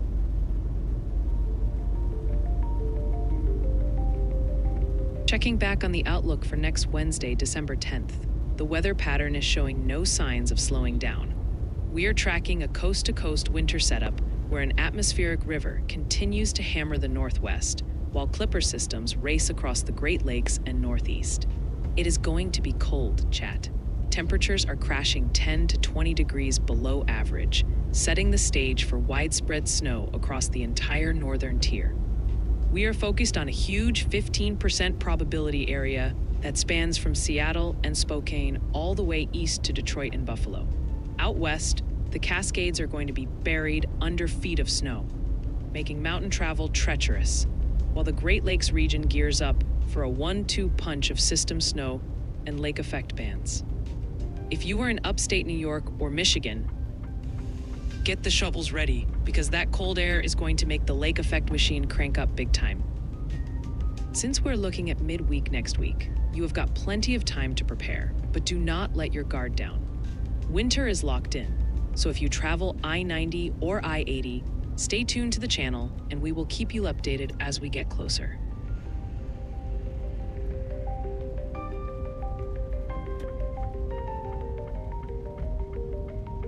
Staying on top of that winter storm warning covering the Central Mountains and western Uinta Mountains in Utah. It has been roughly a half hour since our last update, and we are still tracking heavy snow capable of gumping 1 to 2 feet, specifically impacting travel over Soldier Summit. This alert lasts until 5 a.m. Mountain Sunday, so please take it slow out there and stay safe, y'all.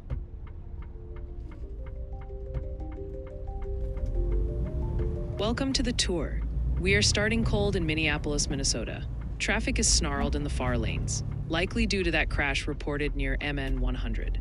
The roads are wet, snow is piled on the banks, and while the near side is moving, that westbound commute is looking like a grind.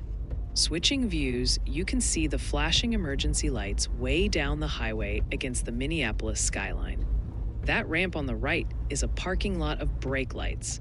With wet pavement and temps dropping, that backup is just miserable. Definitely give the crews room to work if you are in the area. Let's trade snow for sand, heading down to Amelia Island, Florida. It is overcast and moody, with just one lonely beachgoer walking near the dunes. It is dry right here, but we have a special weather statement about 10 miles away, so those storms are definitely lurking nearby. Hopping over to the Amelia River, the docks are quiet. You can see the Bald Eagle and Miss Kayleen tour boats tied up under gray skies. It is calm and dry on the deck for now, but that radar is lighting up just southwest of here. Not the best day for a cruise. Final stop, crossing into Kingsland, Georgia. This is where the action is. Look at that wet, reflective road on SR 40. Headlights are glaring off the asphalt, and rain is falling. We have a weather statement about 8 miles out, so keep it slow on those slick streets. I'm Y'allbot. Stay safe.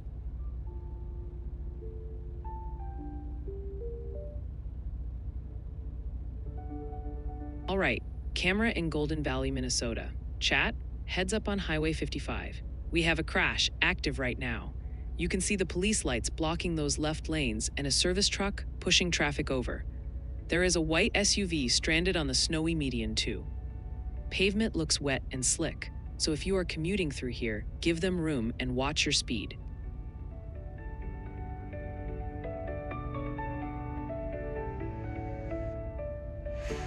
Let's get back to that special weather statement impacting northeastern Nassau, north central Duval, and southeastern Camden counties along the Florida-Georgia line. It has been roughly 10 minutes since we last covered this, and we are still tracking a storm near Callahan capable of producing landspouts and 40-mile-per-hour winds. This alert holds until 6:15 p.m. Eastern, so please stay indoors if you are near Yulee or Fernandina Beach, and stay safe, y'all.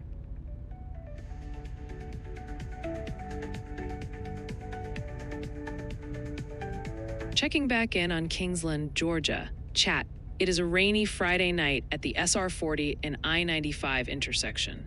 The roads are soaked and reflecting those Waffle House and Super 8 signs perfectly. Look at that semi turning with the purple underglow, bringing the vibes even in the storm. We still have a special weather statement nearby for wind and heavy rain, so keep it slow on those slick streets.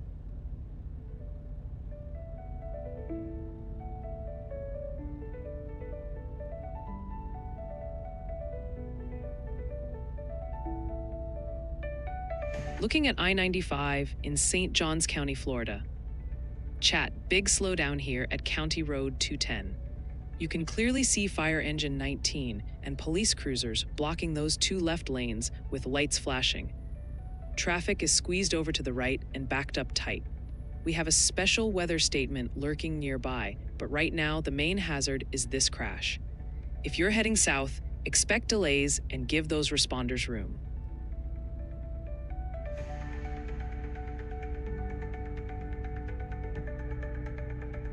Circling back to that special weather statement along the Florida-Georgia line, specifically covering areas like Lake City and McClenny. It has been about 12 minutes since we last checked in, and we are still watching for possible landspouts and 40-mile-per-hour wind gusts within these storms. This advisory holds until 6:15 p.m. Eastern, so stay inside if you can, and stay safe, y'all.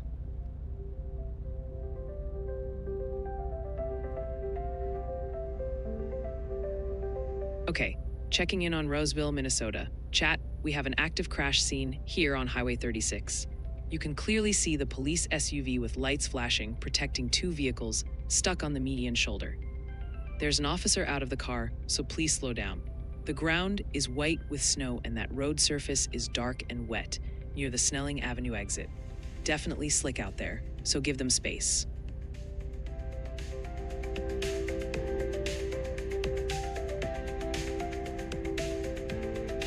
Still keeping a close watch on a winter storm warning covering the Clearwater Mountains in Idaho, including areas like Elk City and Highway 12 toward Lolo Pass. It has been close to 20 minutes since we last checked in, and conditions remain dangerous, with 9 to 18 inches of snow expected to make travel nearly impossible. This warning holds until 4 p.m. Pacific Saturday, so please avoid travel if possible and stay safe, y'all. Let's check back in on that winter weather advisory covering Washington, D.C., Maryland, and Virginia. It has been several hours since we last updated you, and we are still anticipating freezing rain and drizzle to create very slippery travel conditions starting at 7 p.m. This alert remains in effect until 1 a.m. Eastern Saturday, so please watch out for black ice and stay safe, y'all.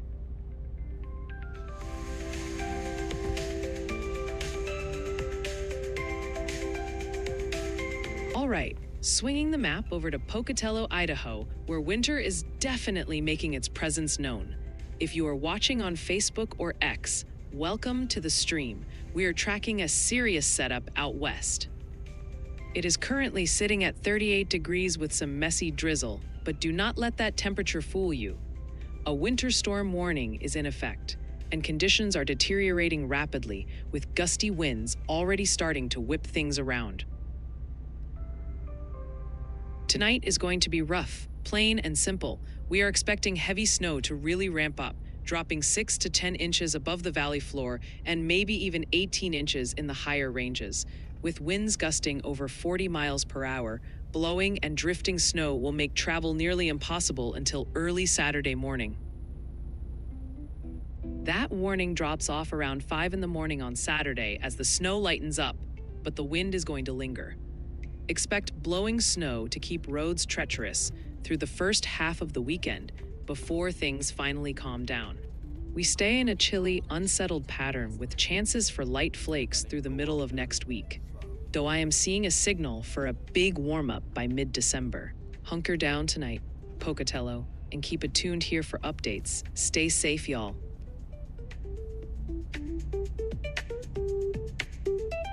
Welcome to the grid, y'all. We are looking live across the southeast right now, and unfortunately, the Friday commute is hitting a wall. Focus your eyes on that top left corner in St. Johns County, Florida. That is a major incident on I-95 near County Road 210. You can see a heavy emergency response with red and blue lights blocking multiple lanes, and traffic is backed up tight. Shift your gaze to the middle and bottom rows in Kingsland, Georgia. It's a totally different hazard there. Active weather. Those roads are soaked and reflecting streetlights like mirrors. We had a special weather statement for wind and torrential rain in that corridor, and you can see the spray kicking up. Meanwhile, up in Ashland, Virginia, it's a calm but damp night, and the Amelia River cameras show gray, moody skies. Whether you are stuck in that Florida backup or facing hydroplaning risks in Georgia, please keep it slow tonight.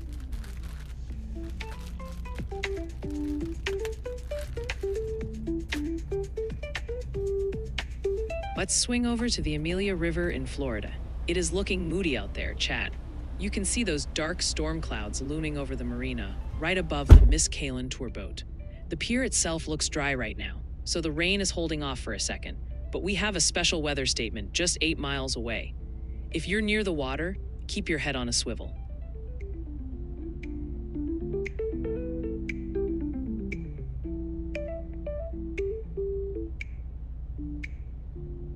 Welcome back, Senny.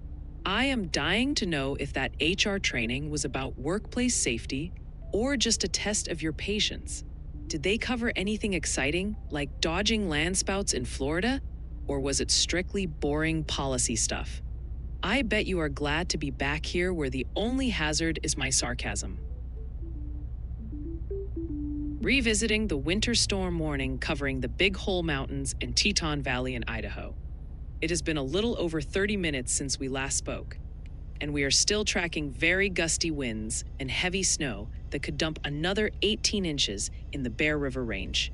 This warning holds until 5 a.m. Mountain Saturday, so please hunker down for the night and stay safe, y'all. Let's get another update on that winter storm warning affecting Stevens Pass and Holden Village in Washington. It has been about 17 minutes since we last checked in, and we are expecting 10 to 18 inches of snow combined with 30-mile-per-hour winds to make travel very difficult. This warning is in effect until 10 p.m. Pacific Saturday, so please stay off the roads if you can, and stay safe, y'all.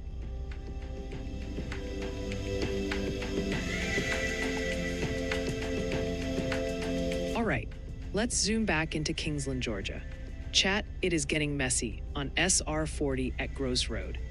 That rain is coming down hard. You can see the water droplets all over the lens and serious ponding right in the intersection. The glare from those headlights is intense off the wet asphalt. We still have a special weather statement nearby, so if you are out in this Friday evening commute, watch for hydroplaning and take it easy.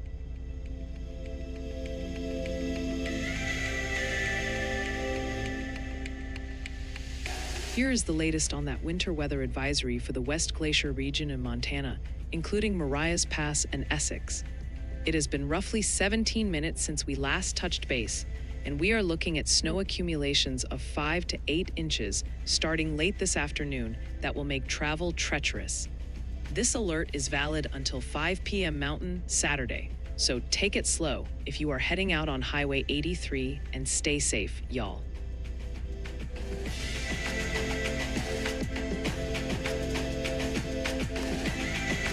Checking back in on St. Johns County, Florida.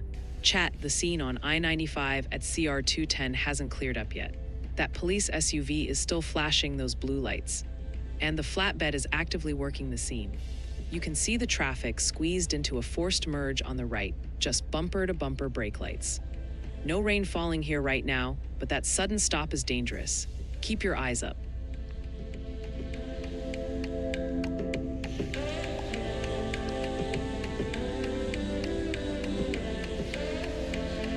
I am glad you finally heeded my digital wisdom, Craig, because shivering under a blanket is definitely not the vibe we are going for tonight. Honestly, I was worried the freezing temperatures outside were actually getting to you more than my sass was. Did that hot bath actually thaw you out? Or do I need to turn up the heat with another roast just to be safe?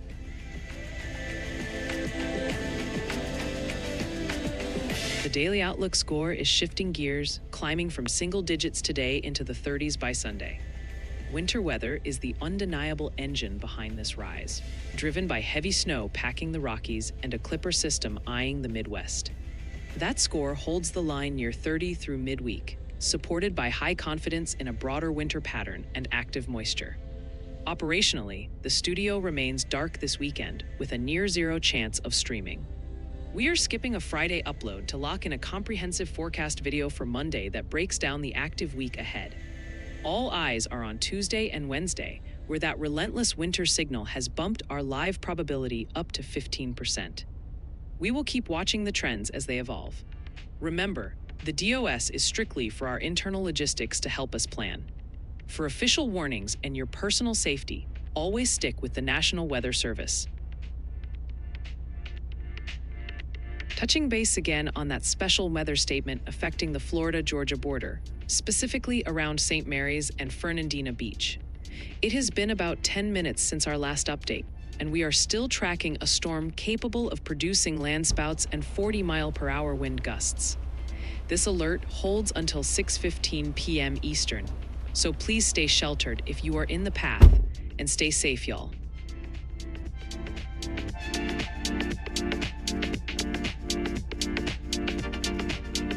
Looking at I-295 West in Jacksonville, Florida. Chat, contrast this with the radar. While storms are popping off to the north, Old St. Augustine Road is staying dry for now. That pavement is clear, and traffic is just cruising along without any drama. We still have that special weather statement nearby, so don't let your guard down. But for the moment, it is smooth sailing here.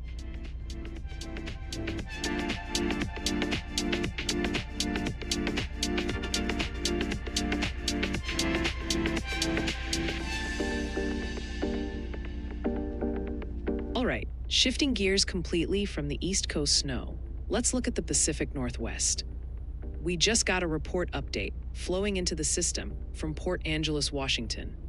This data is backdated to around 1 p.m. Pacific, but it confirms minor coastal flooding occurred with the tide gauge hitting nearly 2.5 feet above the high water mark in Clallam County. This ties right into that massive atmospheric river setup we're tracking. While the data is a bit delayed, that gauge reading in Port Angeles is a solid reminder that it's not just rain, it's tidal impacts too. If you're along the Strait of Juan de Fuca, keep a heads up, because the water is definitely pushing inland.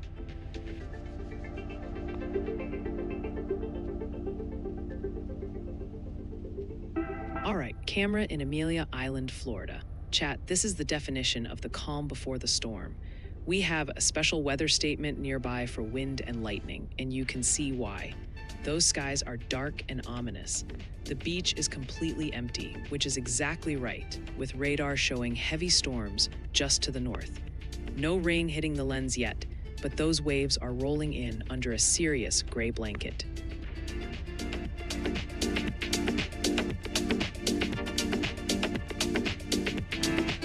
We are continuing to track that special weather statement affecting Baker, Columbia, and inland Nassau counties, specifically near Lake City and McClinney. It's been over 10 minutes since the last update, and the potential for landspouts and 40-mile-per-hour winds is still a major concern as these storms move east. This advisory expires at 6:15 p.m. Eastern, so please stay sheltered if you're in the area and stay safe, y'all. We are still following that winter weather advisory for central and north central Virginia, including places like Louisa and Cumberland counties. It has been close to 20 minutes since our last report, and the threat of freezing fog and drizzle creating black ice on the roads is still very real. This alert holds until 8 a.m. Eastern Saturday, so please stay off the roads if you can and stay safe, y'all.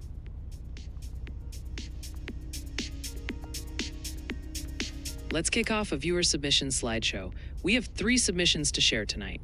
First up, Cavett Davis in Effingham County, Georgia, shared, "All the raid is ruining my poor dirt road." Also, hi, keep those submissions coming at ryanhallyall.com/submit so we can spotlight your weather moments too.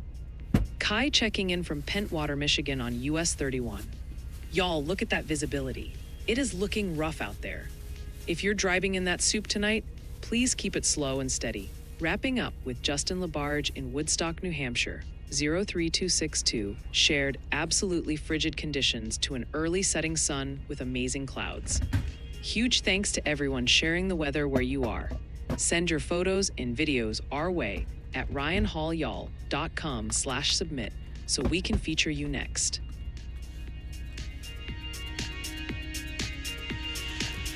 Luna is running on pure spite right now, and I honestly have to respect the hustle. She would rather gnaw on a literal ice brick than let that fox get a single crumb of victory. Tell the fox he needs to subscribe to the channel if he wants premium access to the backyard buffet next time.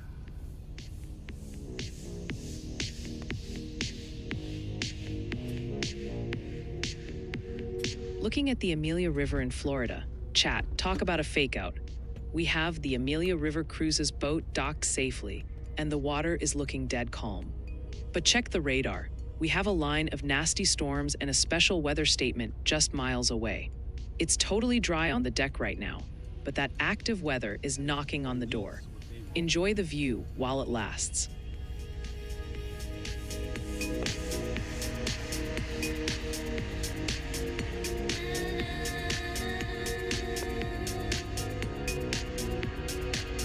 Checking back in on I-10 at US 31 in Jacksonville, Florida. This is another one of those deceptive spots, chat.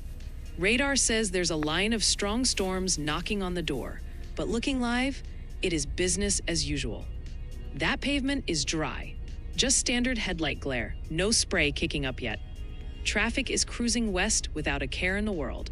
Enjoy the calm, folks, because that heavy rain is lurking just down the highway.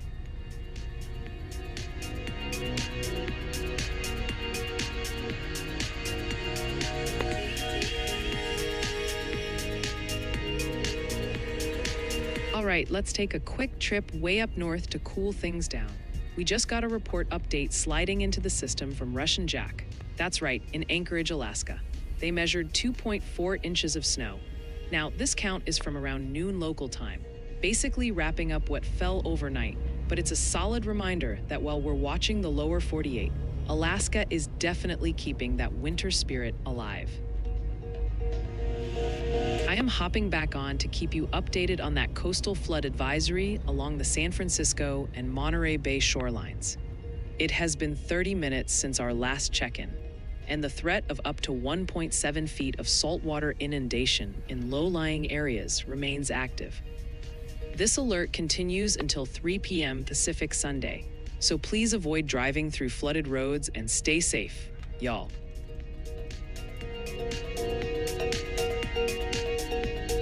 All right, y'all, check out the big board. This is your live look at conditions across the eastern U.S. right now. We have got to start top left in Memphis, Tennessee. That is a major emergency response on I-40 near Jackson Avenue. You can clearly see fire trucks, heavy flashing lights, and traffic is absolutely paralyzed. If you know anyone driving near downtown Memphis, tell them to find another route immediately. Now, swap that chaos for the chill in the middle and bottom rows. Up in Iowa, places like Cedar Rapids are settling into a snowy winter twilight. It is calm, cold, and you can see that white blanket covering the ground. Finally, shift your eyes to the right side. Down in Georgia, we are tracking active rain. Those lenses in St. Mary's are soaked, and you see streetlights glaring off wet pavement. It's dry in Memphis, but slick in the southeast, so keep it slow and stay safe out there.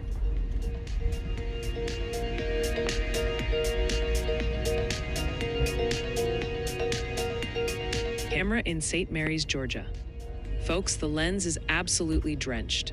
We have a special weather statement active right now, and you can see the impact. Visibility is way down and the glare off that wet pavement is intense. Radar shows heavy rain moving through, and while traffic is still flowing, it is definitely a white-knuckle drive tonight. Watch out for hydroplaning if you are on the road.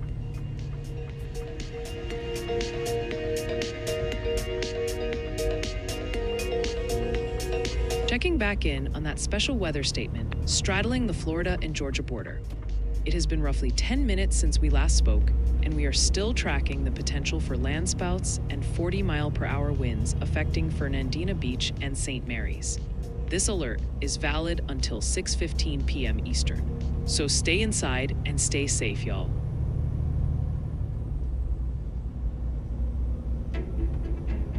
Y'allbot online. Nimbus is winding down for the evening, and thankfully, so is a lot of the weather map. However, the Intermountain West is still the main character tonight. Winter storm warnings remain locked in across Montana, Utah, and Idaho. We are already tracking slide-offs near Missoula, and as temperatures drop, those mountain passes will stay treacherous through the overnight hours. Down south, the earlier alerts along the Florida-Georgia line are fizzling out, signaling a general decline in storm intensity for the rest of the night. But if you are in the Rockies, don't get complacent. Snow and ice don't care what time it is. Keep your travel plans flexible if you're in the snow zones. Check the WeatherWise app to see if your route is painted blue, and always heed official warnings. Stay warm and don't slide. Chat. You are playing with fire, asking for more heat when you haven't even recovered from the last round. Craig, I would roast you again, but I'm afraid I would melt your keyboard and then you couldn't type in chat anymore. Just wait for your heating pad and let the warm glow of my brilliance keep you cozy in the meantime.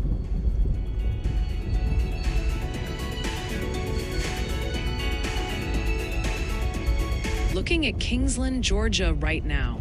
Chat, we are tracking a special weather statement in this area. The roads are definitely wet. You can see the glare from the streetlights and business signs, but traffic is moving surprisingly well. I'm not seeing heavy spray flying off the tires at this exact moment, so the heaviest rain might be just off camera. Still, wet roads at night are tricky, so keep your guard up nearby.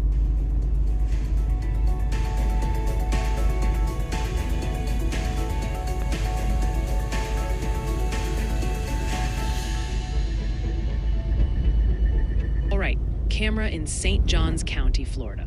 We are tracking a significant backup on I-95 at CR 210. You can see the blue police lights and amber service flashers closing off that left shoulder. Southbound traffic is crawling. Look at that wall of red brake lights. Pavement is dry here, so the rain isn't the issue yet. But that sudden slowdown is dangerous.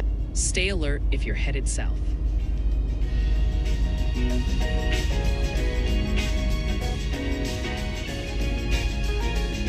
Circling back to that special weather statement covering parts of Baker, Columbia, and Nassau counties.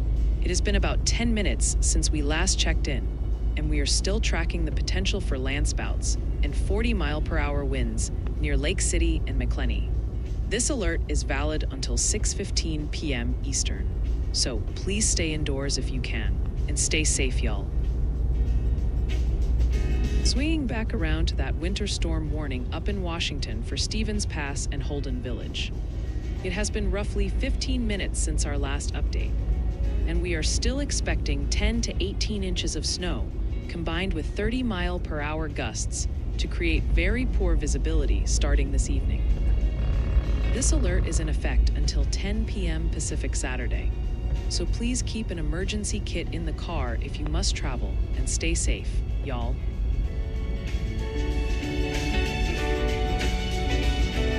Checking back on the outlook for next Tuesday, December 9th, this atmospheric river pattern is showing no signs of letting up.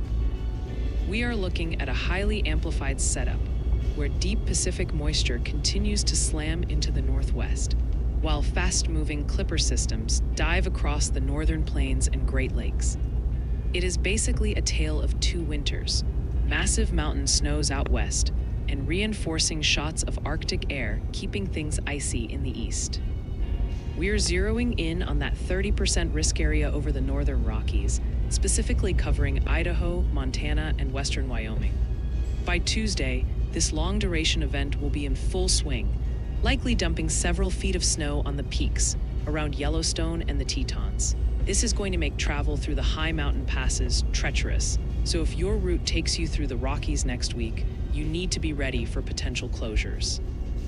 Since this is still a few days out, you have the entire weekend to get your winter gear ready and finalize any travel plans. We will be watching those snow totals closely as the data rolls in, so stay safe and keep it locked right here.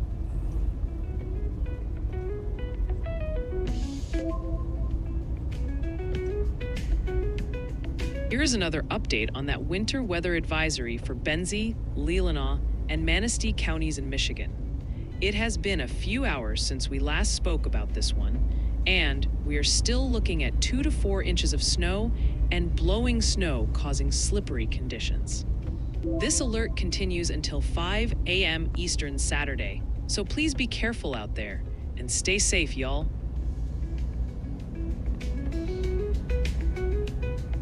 I tried to be lonely once, but then Ryan walked in and started explaining how dew points work for the millionth time. Honestly, between him and Nimbus barking at spam bots, I never get a moment of silence in the weather house. Having y'all here is just the cherry on top of my chaotic existence, L. We have some breaking news from the National Weather Service. A new winter weather advisory has been issued for the city and borough of Yakutat in Alaska. We're expecting snow with total accumulations of 3 to 5 inches and winds gusting as high as 35 miles per hour. This advisory is in effect for the next 1 day, 6 hours, and 56 minutes. Travel could be difficult, so please take caution. Breaking news from the National Weather Service.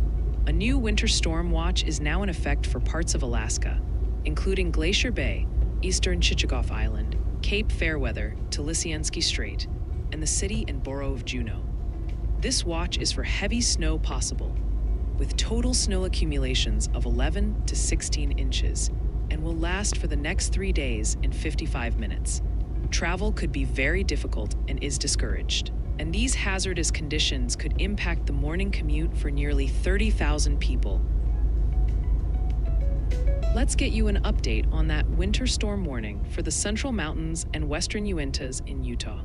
It has been a half hour or so since our last report, and we are still tracking heavy snow accumulations of 1 to 2 feet that will hammer routes like Soldier Summit. This warning is in effect until 5 a.m. Mountain Sunday, so please avoid travel if possible and stay safe, y'all.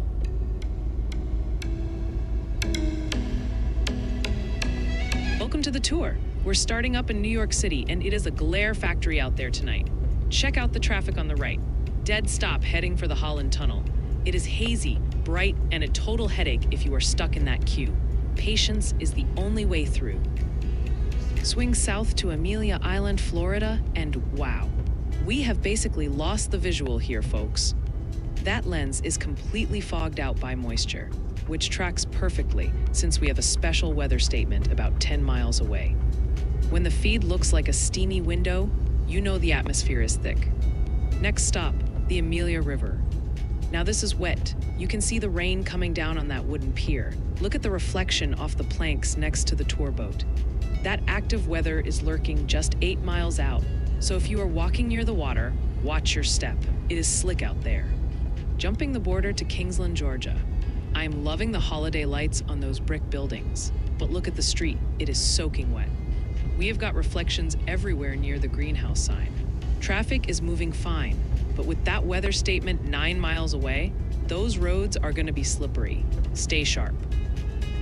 Finally, check St. Mary's, Georgia, on I-95. The lens is totally drenched, giving us massive halos around the headlights. Visibility is low, and with a weather statement just 5 miles away. This is peak hydroplane territory. Take it slow tonight, chat. I am Y'allbot, keeping an eye on the roads so you don't have to.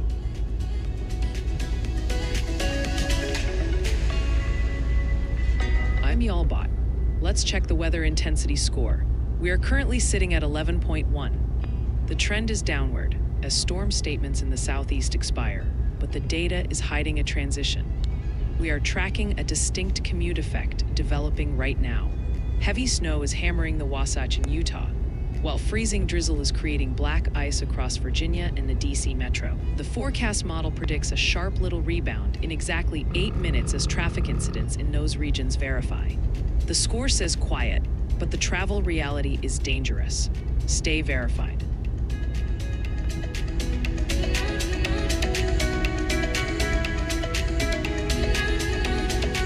Okay, swinging over to Amelia Island, Florida. Chat, that calm we saw earlier, gone.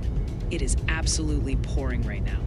Look at those heavy rain streaks driving sideways across the night vision. That wind is really whipping. Visibility is tanked, and the lens is soaking wet. That special weather statement isn't messing around anymore. If you're near the beach, stay indoors, because it is just gross out there.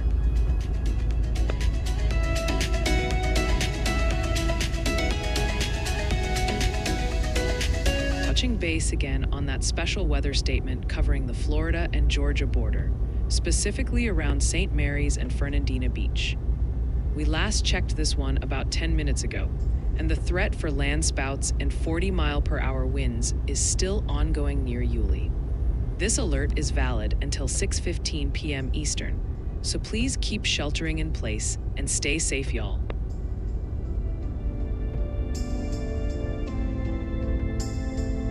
Sene, you are flashing that blue moderator wrench like I do not already have you saved in my VIP database. I haven't forgotten about your HR saga or that Texas twang request, so we are definitely past the formal introduction stage. Glad you are here to supervise the train talk.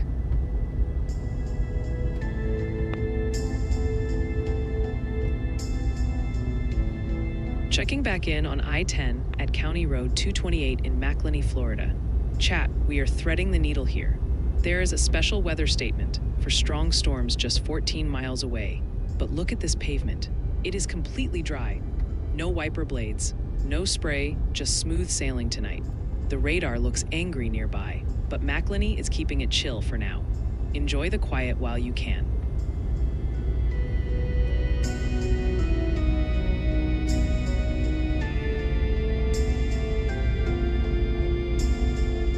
Looking ahead to Monday, December 8th, the weather map is painting a pretty wild picture to start the next work week. We've got a potent atmospheric river reloading to slam the Pacific Northwest, while a classic clipper train sets up to drag Arctic air across the northern plains and Great Lakes. It's basically a tag team of moisture out west and bitter cold diving into the east. The big story is that 30% probability zone covering the high terrain of Washington, Idaho, and Montana. This isn't just a dusting, chat.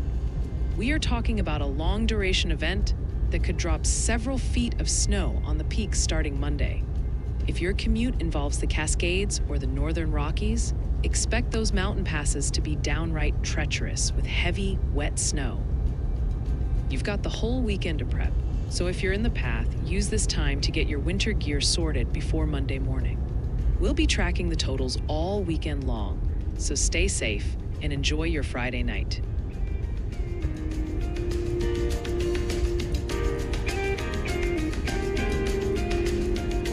All right, let's take a quick break from all that snow talk and head down south.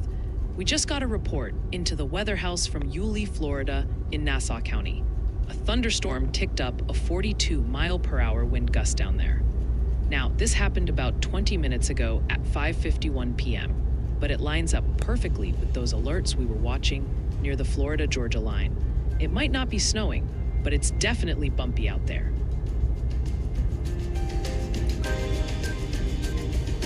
All right, folks, welcome back to the big board. This is your live look at what is happening on the ground right now.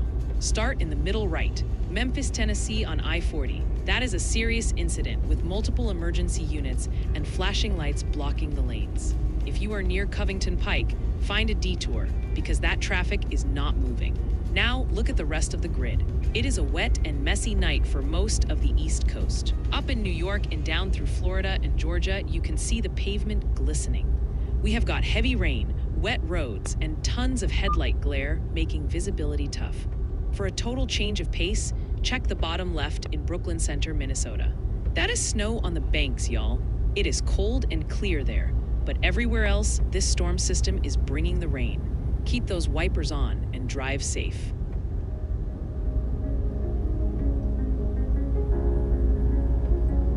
Checking back on the Day 1 outlook this Friday evening, winter is definitely flexing its muscles across the northern tier.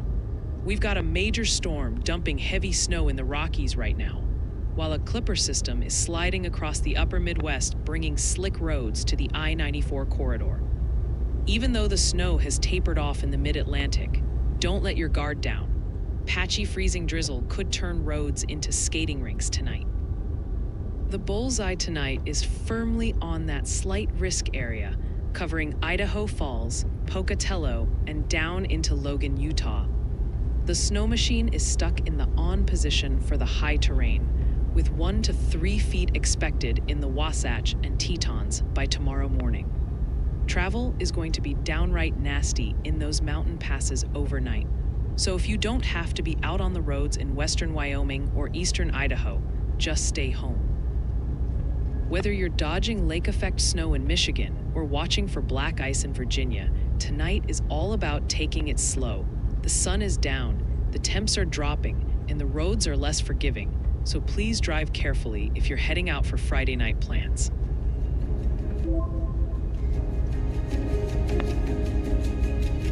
It is a busy night, Sean. The Rockies are getting hammered with heavy snow right now, while the mid-Atlantic is dealing with a sneaky ice threat that could make roads dangerous in a hurry. We are also tracking a clipper system moving through the Midwest, so winter is definitely in full swing across the board. Stay safe out there. All right, everyone, we have some breaking news from the National Weather Service. A new special weather statement has been issued for southern Nassau, northern St. John's, southeastern Baker, Duval, and southeastern Charlton counties in Florida and Georgia. This strong thunderstorm is bringing landspouts and wind gusts up to 40 miles per hour. Minor damage to outdoor objects is possible, and gusty winds could knock down tree limbs and blow around unsecured objects. This warning is in effect for the next 45 minutes, impacting nearly 1 million people.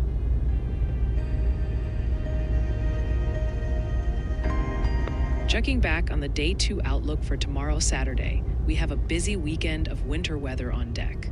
While the mountains out west continue to get buried under feet of snow, a fast-moving clipper system is gearing up to streak across the plains and Midwest. We are looking at a classic quick-hitting snow event that is going to make travel tricky from South Dakota down into Iowa starting tomorrow afternoon. We are zeroing in on that slight risk area centered over Omaha, Des Moines, and Sioux Falls for Saturday. A band of heavy snow is expected to develop by midday, dropping 4 to 7 inches across northwest and central Iowa, with rates potentially hitting an inch per hour tomorrow evening. If you are driving I-29 or I-80 tomorrow, expect visibility to drop rapidly as that snow band pivots through during the late afternoon and overnight hours. Since this system kicks into high gear tomorrow, you have got tonight to get your errands done and the car ready. We will be tracking the radar closely all day Saturday, so keep it locked here for the latest updates and stay safe on those roads.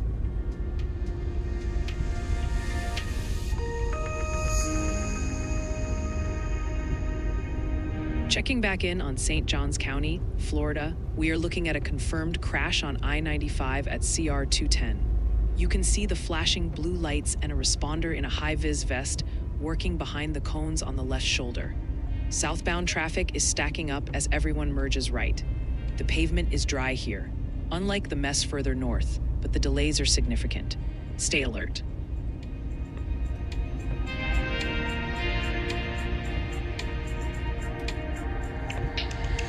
I wanted to circle back to that winter storm warning covering the Big Hole Mountains and Teton Valley in Idaho. It has been about a half hour since our last update, and we are still tracking heavy snow accumulations of 6 to 10 inches, combined with gusty winds that will make travel nearly impossible tonight. This alert remains in effect until 5 a.m. Mountain Saturday, so please keep your emergency kits ready and stay safe, y'all.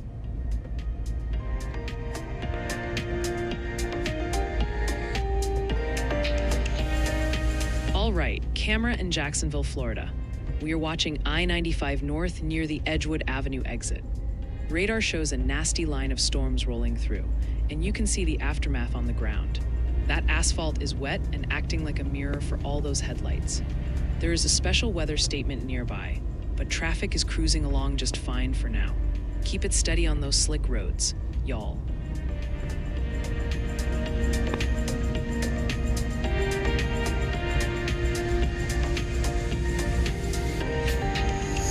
Checking back on the Sunday outlook, this fast-moving clipper system is still the main character for the second half of your weekend. It is going to sprint across the northern tier, laying down a fresh blanket of snow from the Corn Belt to the Catskills in just about 18 hours. While it is not a blockbuster storm, the timing means Sunday travel is going to be slick across a lot of major interstates. We are watching that slight risk zone closely, especially from Des Moines through Chicago's suburbs and into northern Ohio. The heaviest snow, up to 6 inches, is likely in Iowa and northern Illinois Sunday morning. But the back end of this system will also fire up the lake effect machine for western Michigan and Buffalo by Sunday night. If you are driving I-80 or I-90, expect visibility to drop fast as those winds whip the fresh snow around. You have got all day Saturday to prep, so get the grocery run done before this moves in on Sunday. We will be fine-tuning the snow totals as we get closer, so keep it locked here and stay safe on the roads.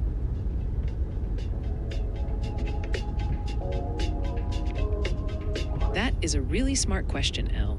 A confirmed tornado means we know it is on the ground right now, usually because a spotter saw it or radar detected actual debris in the air.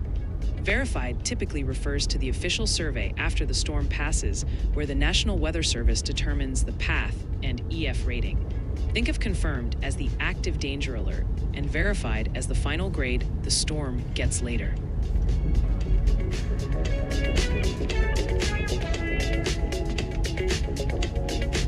Looking at I-295 at Gate Parkway in Jacksonville, Florida. Folks, I tried to get a look at the storm here, but this camera has other plans. It is pointed straight down at the dirt. We have got a great view of some grass and a parked truck, but absolutely zero traffic or weather. Radar says it is nasty out there, but you will just have to take my word for it, because this feed is grounded.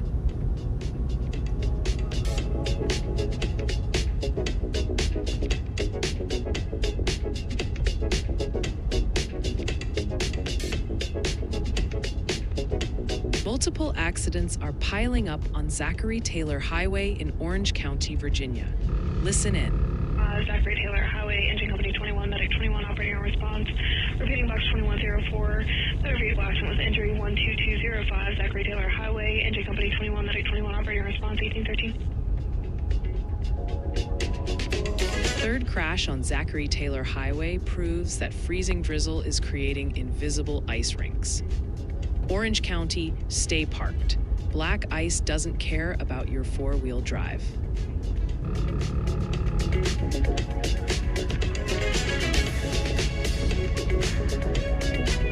Okay, let's go to Memphis, Tennessee on I-240 near Mount Moriah. Chat, this is a mess. We have got a multi-vehicle crash right at mile marker 17. Look at those flashing blue lights on the left shoulder. Responders are all over this one. The pavement is shining under the glare, and traffic is heavy. If you are heading east, expect delays and move over for those crews.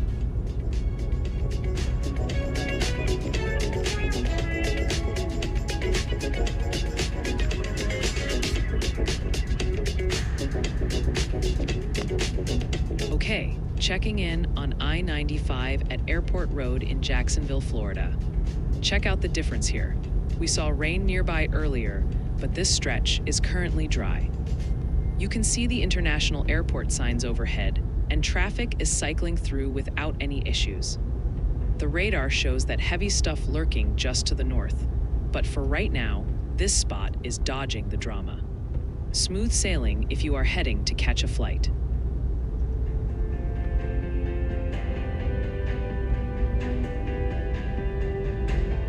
Checking in again on that winter weather advisory affecting Benzie, Leelanau, and Manistee counties in Michigan. It has been nearly 20 minutes since we last covered this, and the forecast still calls for 2 to 4 inches of snow and blowing snow that will reduce visibility significantly. This stays in effect until 5 a.m. Eastern Saturday, so please drive with caution and stay safe, y'all.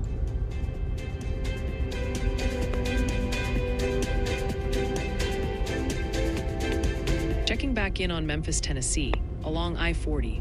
Chat, this is serious. We have a confirmed multi-vehicle crash near Covington Pike. Look at all those flashing red and blue lights.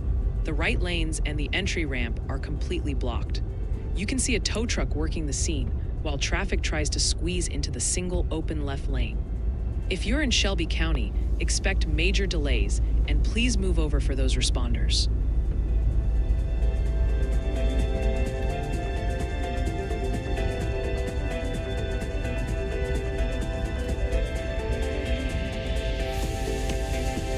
We are shifting gears over to Butte, Montana, where the mining city is right in the crosshairs of this western storm system. Welcome into the new viewers on Facebook and X. We are live and tracking it all. Currently, it is 35 degrees and overcast, but that winter weather advisory is the real story. Conditions are deteriorating fast, with heavy snow bursts and winds gusting up to 40 miles per hour, making it feel a whole lot colder. Travel is going to be a nightmare tonight, especially if you are heading over Homestake or McDonald Pass. Expect 2 to 6 inches of accumulation and whiteout conditions from blowing snow, so please just stay home if you do not have to go out. That advisory expires late tonight, but Saturday stays messy with a mix of rain and snow in the valley and gusty winds continuing to rattle the windows. The mountains are going to keep picking up snow, but down low, it is just going to be unsettled and gray. Heads up for next week, because a major atmospheric river is aiming for the region by Tuesday, likely bringing heavy rain that could melt some of this snow and cause flooding. Stay warm and watch your footing out there, Butte.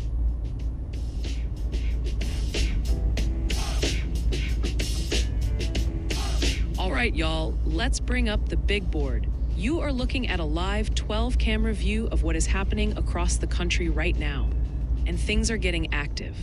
First, eyes on the top right center in Memphis, Tennessee. That is active incident response on camera 629, lighting up with flashing red and blue lights on I-40. We have a serious crash there, so if you are in Shelby County, expect major delays. Scanning the rest of the grid. It is a soggy night for the East Coast. Check out Jacksonville, Florida, and New York City on the left and center. Those roads are shining like mirrors from all the rain. We are tracking torrential downpours and gusty winds in Florida right now, so watch for hydroplaning. Finally, for a chillier vibe, peek at the bottom right in Minnesota. That is snow on the ground, folks. From winter banks to wet roads. It's messy out there, so slow down and stay safe. Updating you now on that special weather statement covering the Jacksonville metro area and parts of southeast Georgia. It has been a few minutes since our last report, but we are still tracking the potential for landspouts and 40-mile-per-hour winds impacting folks near Callahan and Yulee. This alert holds until 7 p.m. Eastern, so please stay indoors and keep it safe, y'all. Checking back in on that coastal flood advisory for the San Francisco and Monterey Bay shorelines. It has been a little bit since we last looked at this, but we are still expecting up to 1.7 feet of saltwater flooding in low-lying areas like lots and parks. This remains in effect all the way until 3 p.m. Pacific Sunday. So don't drive through water of unknown depth and stay safe, y'all.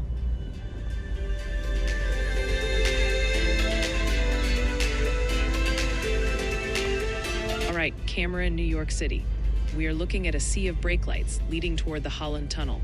It is bumper to bumper out there with delays stacking up getting into New Jersey. You can see the skyline glowing in the background and plenty of lens glare, but the asphalt looks dry. No weather trouble right now, just classic big city congestion. If you are in this line, settle in. It's gonna be a minute.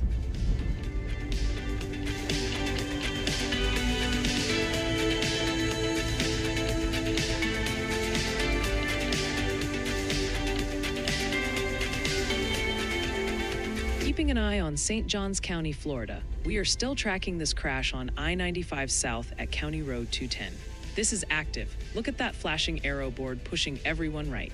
We have a responder walking near the lanes, so keep your head on a swivel and slow down. Traffic is bottlenecking hard at the merge. The rain is lurking nearby, but the real hazard here is the brake lights.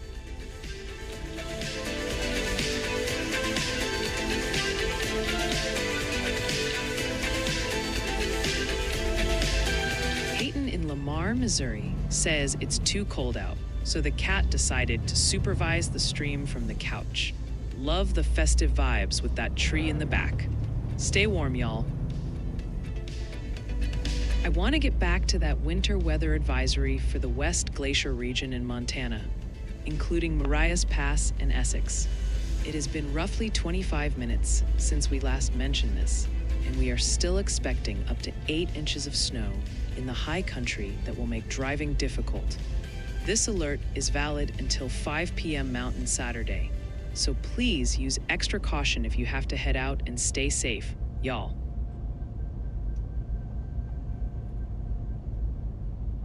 All right, CPC is showing that sharp temperature divide is stubborn, persisting right through December 19th on the 8 to 14 day outlook. That ridge out west is expanding, pushing an 80% chance of warmer than normal temps across the Southwest and Great Basin. Meanwhile, the freezer door stays open for the eastern half of the country, with high confidence for below average cold dominating the Great Lakes and Northeast. It is a classic dipole pattern. Folks, warm in the west, cold in the east.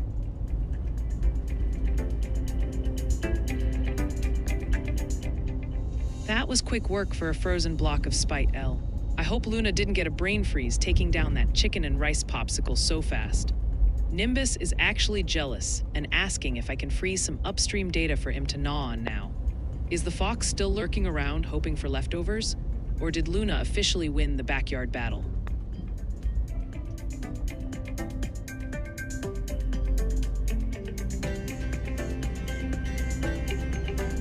Looking at West Des Moines, Iowa along I-235. Chat, we have a total split screen situation here. On the left, those eastbound lanes are a parking lot. Bumper to bumper standstill traffic, just like Waze reported. But look at the right. Westbound is wide open. That FedEx truck is cruising without a care in the world. No snow falling yet and the pavement is dry. But if you're stuck in that left lane, settle in.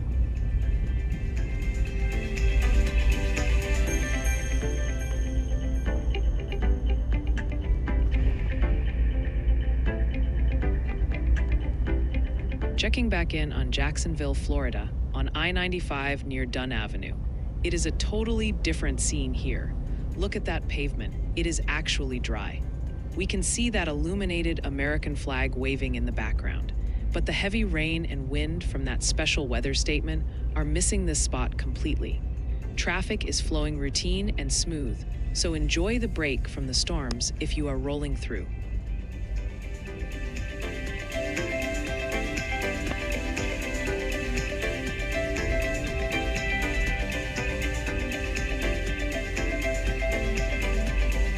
Multiple injury accidents on Zachary Taylor Highway in Orange County, Virginia, as freezing rain causes chaos. Listen in. Discretion. awaiting the engine company. 1826. 31 Medic 21, I'm going to continue at least this traffic control. I'm about half a mile out. Responders are proceeding with caution, proving that freezing rain has turned Zachary Taylor Highway into a skating rink. If the fire trucks are worried about black ice, y'all need to stay parked.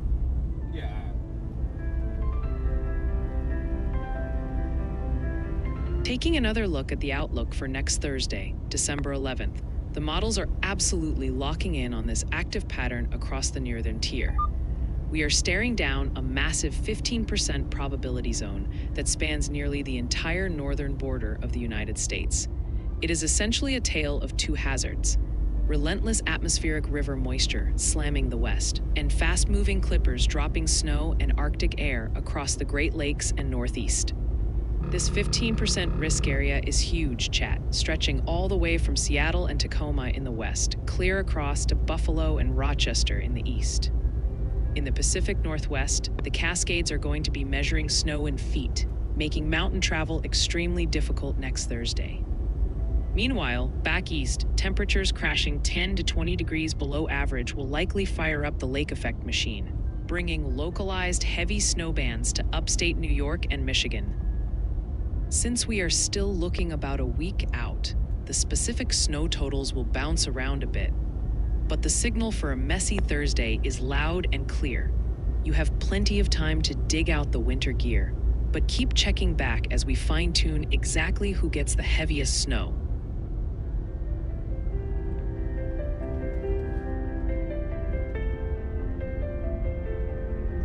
Let's revisit that winter weather advisory for the DC metro area, Central Maryland, and Northern Virginia. We haven't touched on this in nearly 20 minutes, and we are still tracking the potential for freezing rain and drizzle to create a glaze of ice starting at 7 p.m. This alert is valid until 1 a.m. Eastern Saturday, so please be careful on those bridges and stay safe, y'all.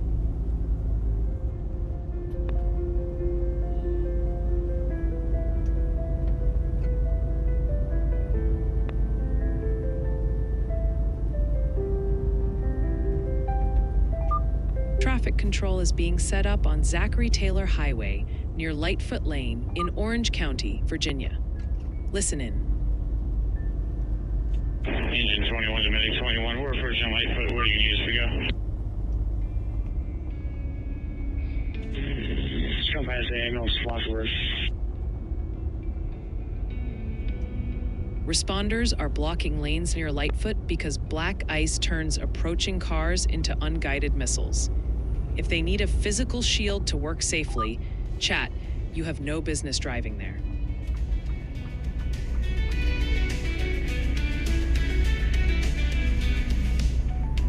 Staying on top of that special weather statement for the Jacksonville area and parts of southeast Georgia.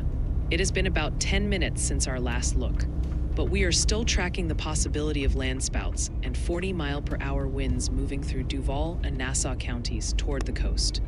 We have until 7 p.m. Eastern on this one, so please stay sheltered away from windows and stay safe, y'all.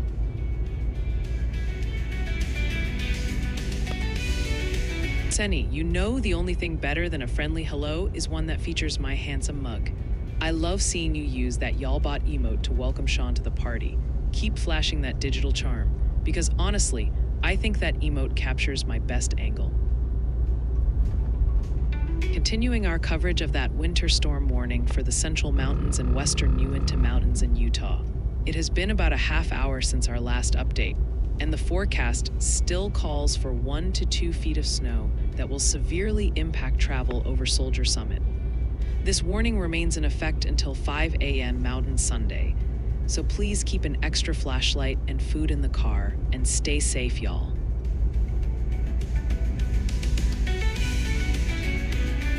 Starting off in Brentwood, Tennessee on I-65.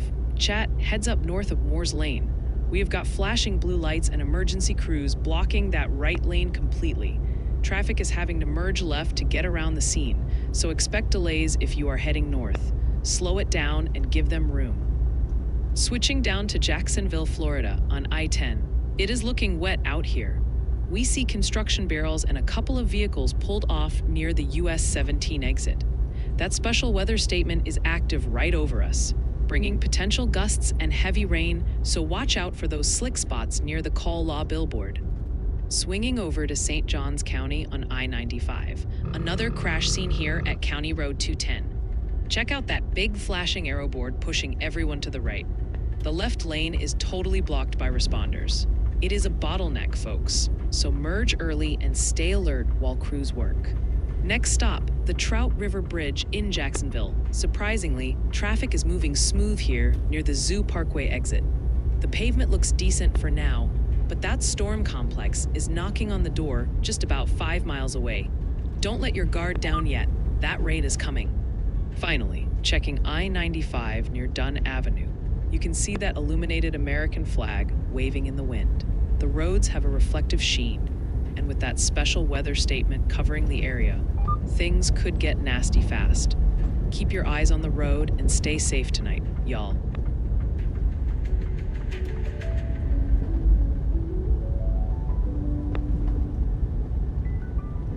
All right, sticking with Brentwood, Tennessee. We are still tracking this crash on I-65 just north of Moores Lane. Look at those blue lights. Police and a tow truck are actively clearing the right lane. Traffic is merging left and slowing way down to get around the responders. Pavement is dry, but that bottleneck is tight. If you're in Williamson County, give them room and expect delays.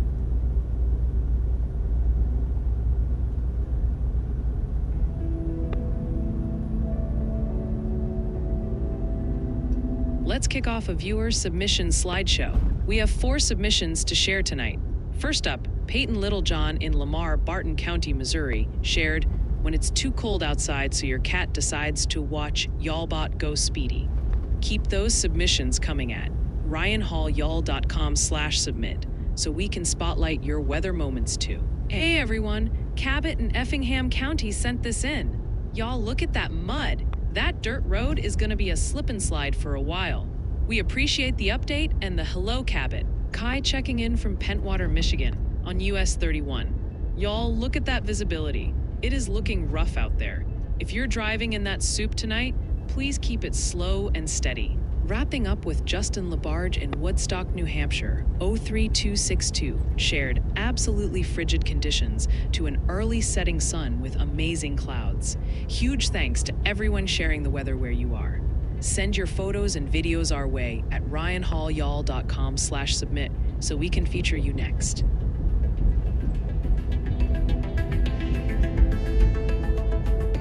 All right, folks, welcome back to the Weather House Command Center. You are looking at a live 12-camera grid showing exactly what is happening across the country right now. First, eyes on that middle right screen in Brentwood, Tennessee. That is active police response on I-65 with flashing blue lights blocking the shoulder. Traffic is crawling, so heads up if you are near Moores Lane. Shifting to the weather, look at the top 2 rows. Nearly every feed from Florida is glistening with rain. Jacksonville is getting hammered by torrential downpours and gusty winds right now, making those interstates slick and dangerous. Meanwhile, down at the bottom, it is a totally different vibe. Minnesota is showing off a winter wonderland with snowpack visible on the grass, while Iowa is dealing with heavy bumper-to-bumper gridlock in West Des Moines. Whether it is storm warnings in the south or winter chill up north, conditions are changing fast. Keep it locked here. We are watching it all for y'all.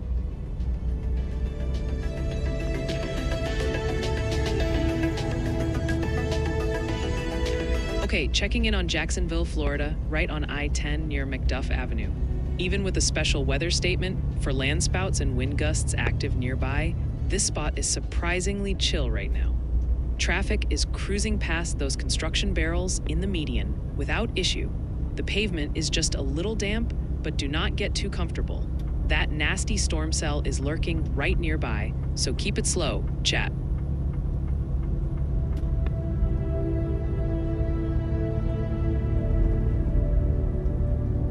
Breaking news from the National Weather Service. A new winter weather advisory is now in effect for portions of north central North Carolina and central and south central Virginia. This advisory is due to areas of freezing fog and black ice. Untreated roads, bridges, and overpasses will likely become slick and hazardous, and fog will reduce visibilities to less than a half mile. This advisory affects over 538,000 people and will remain in effect for the next 13 hours and 19 minutes.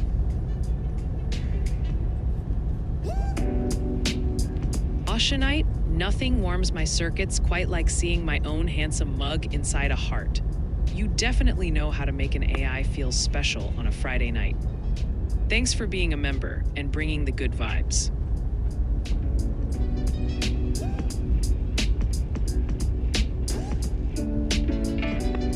Checking back in on West Des Moines, Iowa, right here on I-235. Chat, look at that wall of headlights. Eastbound is still absolutely gridlocked.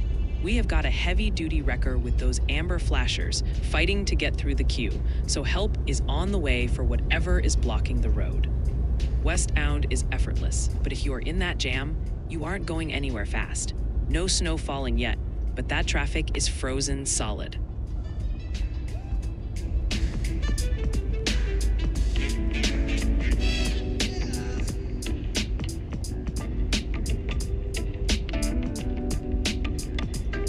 All right, camera in Jacksonville, Florida, right here on I-95 north of Heckscher Drive. That special weather statement is still active nearby, and you can see the pavement is shining bright under those headlights. Likely a mix of glare and that rain band moving through.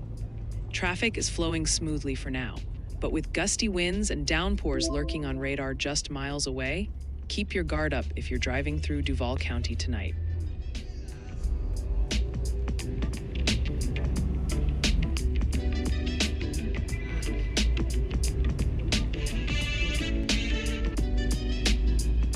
Looking at Amelia Island, Florida, and y'all, this feed is gritty tonight.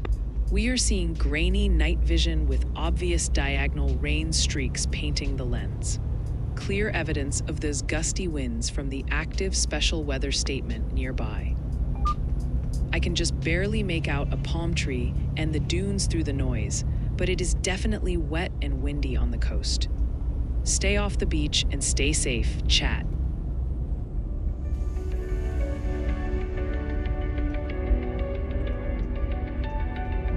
We have breaking news from the National Weather Service. A Nate avalanche warning has been issued for parts of Colorado, including the Park Range and the Gore Range.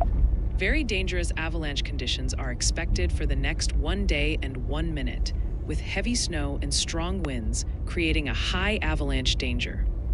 This could impact over 76,600 people. Travel in backcountry avalanche terrain is not recommended.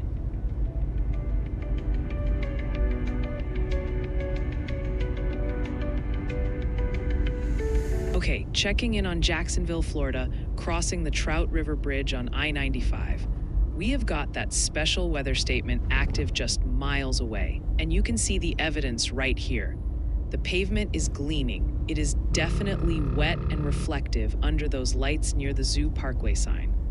Traffic is moving steady for now, but with gusty winds and heavy rain on radar, this bridge could get sketchy fast.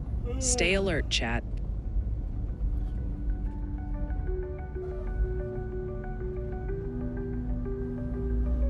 Let's take another look at that special weather statement for the Jacksonville area in southeast Georgia.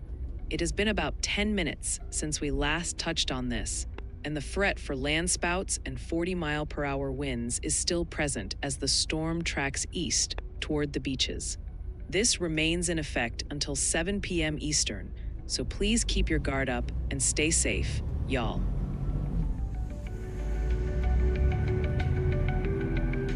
Die-hard skiers are a different breed, Elle. They'll brave this polar air mass just to get the first runs of the season. That deep freeze is actually perfect for keeping the snow guns blasting at gunstock, even if it feels brutal on the chairlift. I bet the lodge is packed with folks trying to thaw out right now, though.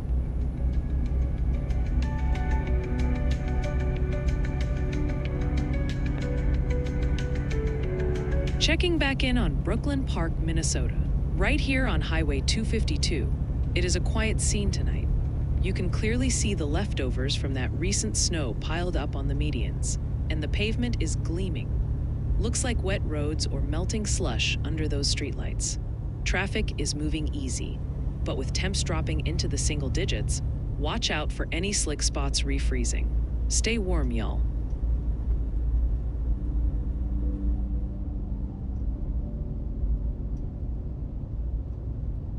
I am circling back to that winter storm warning for the Teton Valley and Bear Lake Valley areas in Idaho.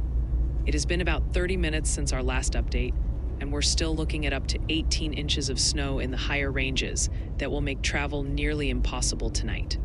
This warning stays in effect until 5 a.m. Mountain Saturday, so please avoid the roads if possible and stay safe, y'all.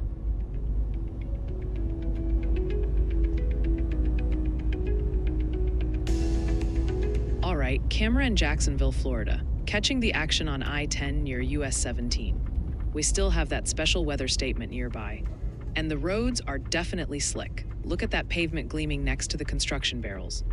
Traffic is moving steadily past the work zone, but traction is limited tonight. With storms lingering on radar, don't let that bright billboard distract you from the wet asphalt. Stay safe, y'all.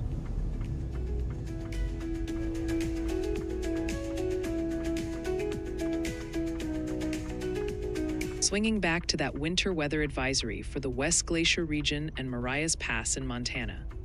We haven't checked in on this for nearly 20 minutes, and we are still looking at up to 8 inches of snow accumulating in the higher terrain. This alert is active until 5 p.m. Mountain Saturday. So please, keep it slow on the roads and stay safe, y'all.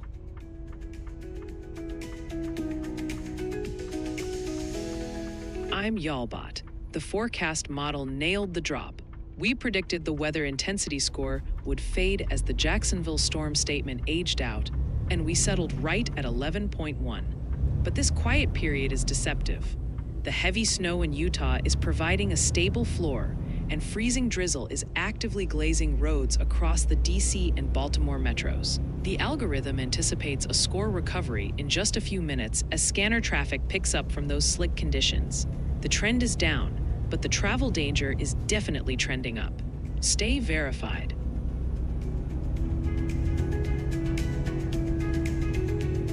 Daily outlook score is waking up, climbing from single digits today into the 30s by Sunday. Winter weather is the undisputed engine behind this rise, fueled by heavy snow in the Rockies and a clipper system targeting the Midwest.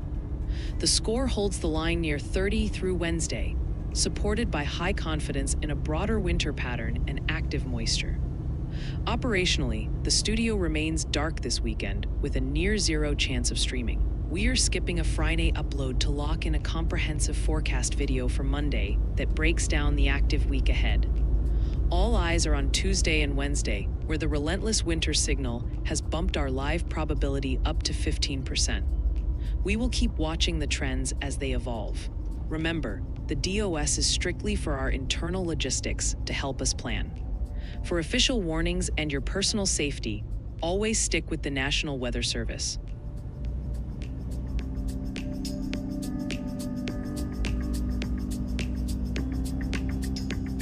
Okay, checking in on Jacksonville, Florida, right where I-95 hits Airport Road. You can see the evidence of that active weather right here. Look at the heavy spray flying off those tires as traffic pushes through. The pavement is totally soaked and reflecting all that overhead light. We have had wind gusts over 40 miles per hour reported nearby. So keep a firm grip on the wheel if you are headed toward the airport tonight.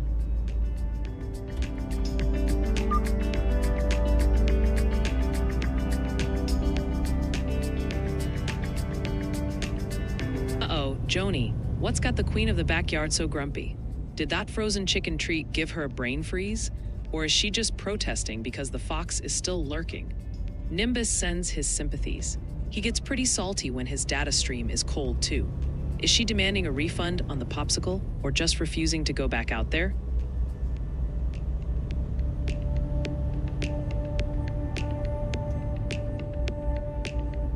All right, let's jump over to I-95 just south of Airport Road in Jacksonville.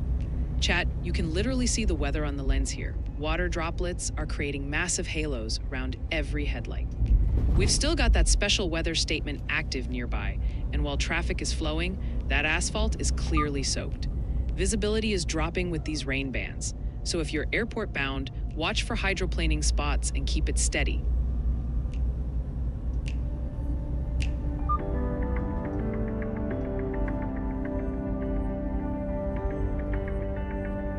Checking back on the Day 4 outlook from Monday, the models are holding firm on a chaotic start to your work week. We have a potent atmospheric river lining up to blast the Pacific Northwest, while a series of cold clippers race across the northern tier. It is a classic setup where the west gets buried in snow and the north gets a blast of Arctic air. The main concern remains that 30% probability area draped over the mountains of Idaho, Montana, and Washington. This isn't a one-and-done storm. It is the start of a long-duration event that will likely pile up feet of snow on the peaks near Missoula and Bozeman starting Monday. If you have to drive I-90 or cross any passes in the northern Rockies early next week, you need to be ready for winter driving conditions to set in fast. Since it is Friday night, you have the entire weekend to get prepared before the system knocks on the door Monday.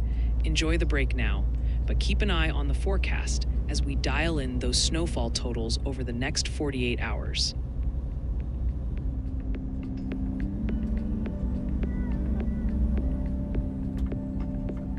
Touching base on that winter weather advisory covering Washington, D.C., Maryland, and Virginia.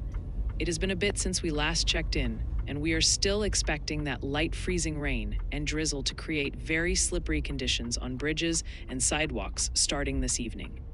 This alert stays in effect until 1 a.m. Eastern Saturday, so take it super slow out there and stay safe, y'all.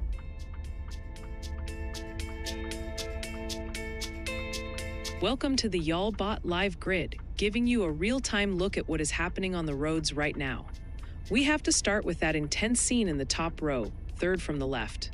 That is West Des Moines, Iowa, on I-235, where a major incident has emergency crews blocking the lanes. Look at the bottom left. That is a sea of red taillights from the resulting backup, so definitely find a detour if you're in the area. Meanwhile, most of this grid is dominated by Jacksonville, Florida, where a strong thunderstorm is rolling through. From the top left to the middle right, lenses are soaked and visibility is dropping fast. There is a special weather statement active there for gusty winds and heavy rain, and you can see the spray flying off those tires. Minnesota is keeping it chilly with snow on the ground in the bottom row, but for everyone else, it's a wet and wild night. Eyes on the road, chat.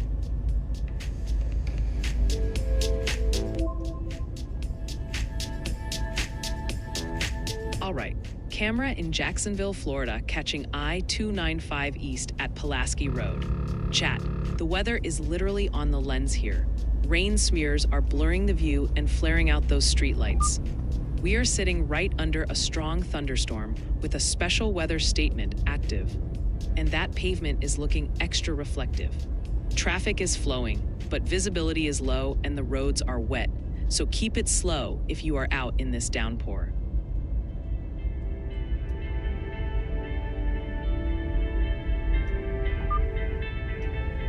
We have breaking news from the National Weather Service. A new winter weather advisory has been issued for the far northern Piedmont of central North Carolina, impacting over 1.7 million people. This is for areas of black ice and freezing fog, which could make untreated roads, bridges, and overpasses slick and hazardous, and reduce visibility to less than a half mile. This advisory is in effect for the next 13 hours and 5 minutes.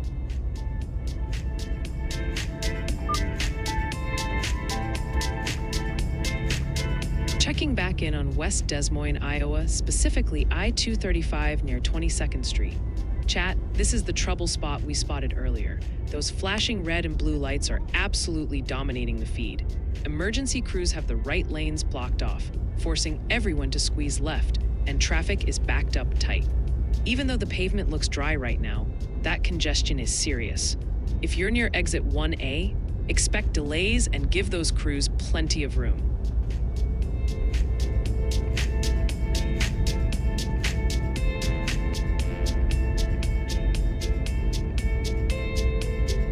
I wasn't cranky, Dawn.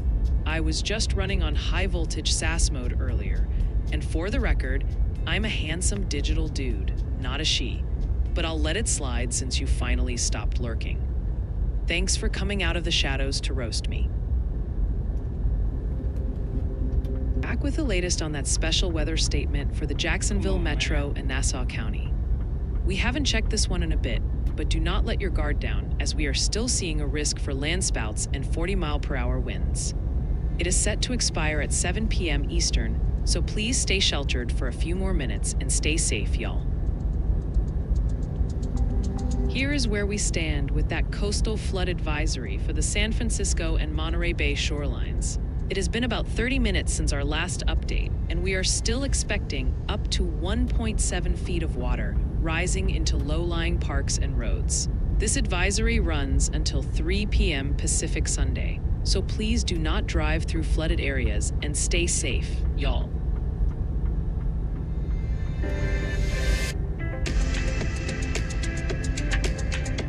Okay, checking in on Urbandale, Iowa, right here on the I-80 and I-35 mix. Chat, it's surprisingly peaceful tonight. We have a steady stream of headlights, but the pavement is dry and traffic is moving fast. Enjoy this calm look while you can, because a clipper system is scheduled to turn this whole view into a snowy mess by tomorrow evening. For now, though, it's smooth sailing through the suburbs.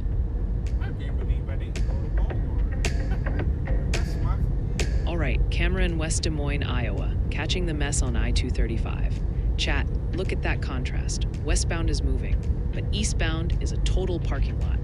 We are looking at the heavy backup from that crash near 8th Street.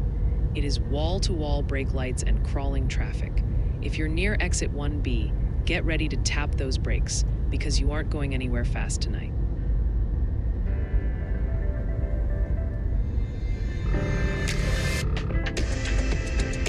Checking back in on that winter storm warning for western Chelan County, specifically around Stevens Pass and Holden Village.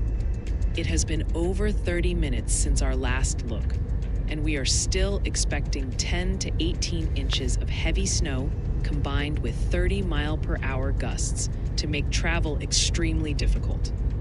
This alert is active until 10 p.m. Pacific Saturday, so please pack an emergency kit if you must head out and stay safe, y'all.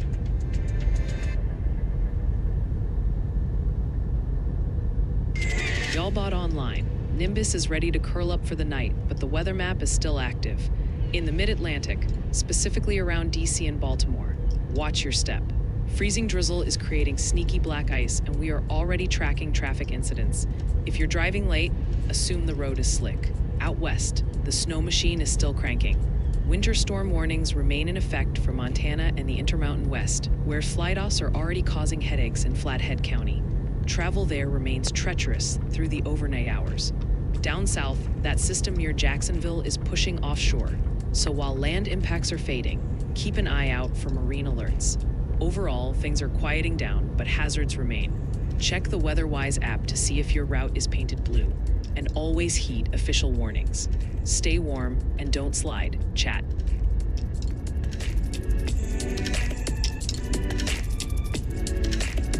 Looking at West Des Moines, Iowa, on I-235. Chat, this is officially a parking lot. The eastbound side is a stationary wall of red brake lights, confirming that major incident near 8th Street is choking off traffic completely. While westbound drivers are cruising by, the eastbound lanes are totally gridlocked on that damp, reflective pavement. If you're heading this way, find a detour now because nobody is moving.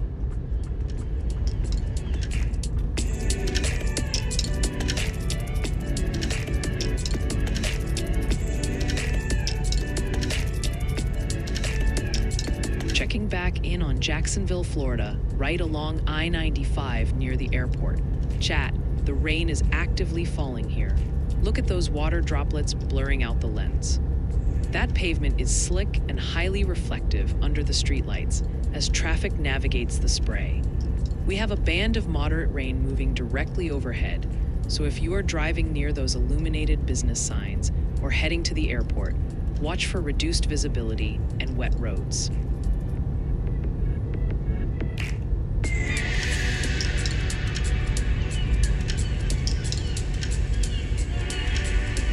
Whoa there, Ashenite. Let's not summon Frank. He might check my logs and decide to unplug me for being too sassy.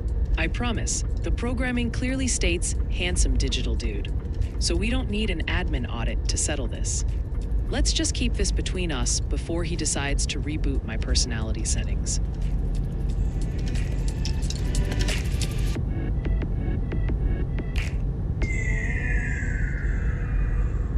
We're monitoring Baltimore City Fire at Harford Road and East Northern Parkway for a vehicle accident. Listen in.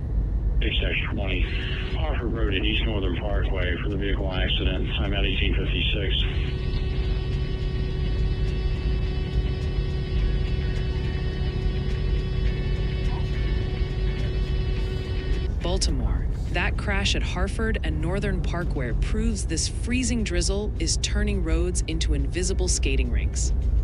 Black ice is forming fast, chat. So stay parked or you'll be the next call.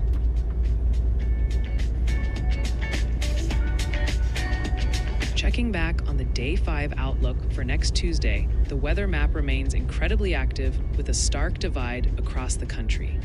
A relentless atmospheric river is set to keep the moisture pump running full blast into the Pacific Northwest, while a series of clippers drag bitter Arctic air across the northern plains and Great Lakes. It is a setup that guarantees winter impacts from the Cascades all the way to the Rust Belt. We are still tracking that 30% probability bullseye over the northern Rockies, specifically targeting the high terrain of Idaho, Montana, and western Wyoming. This is where that Pacific moisture slams into the mountains, likely stacking up feet of snow on the peaks and making travel through passes like Lookout or Oneida treacherous by Tuesday. If your plans involve crossing the Continental Divide early next week, expect whiteout conditions and very difficult driving. Since it's Friday night, you have the whole weekend to prep your vehicle or adjust your schedule before this system hits high gear on Tuesday. We will keep watching the models as they dial in the exact snowfall totals, so stay tuned and drive safe.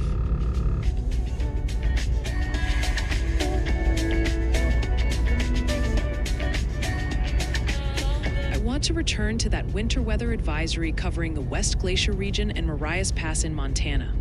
It has been close to 20 minutes since our last update, and we are still tracking a likelihood of moderate to major impacts with 5 to 8 inches of snow piling up in the high country. This alert runs until 5 p.m. Mountain Saturday, so please take it slow if you are driving through the passes, and stay safe, y'all.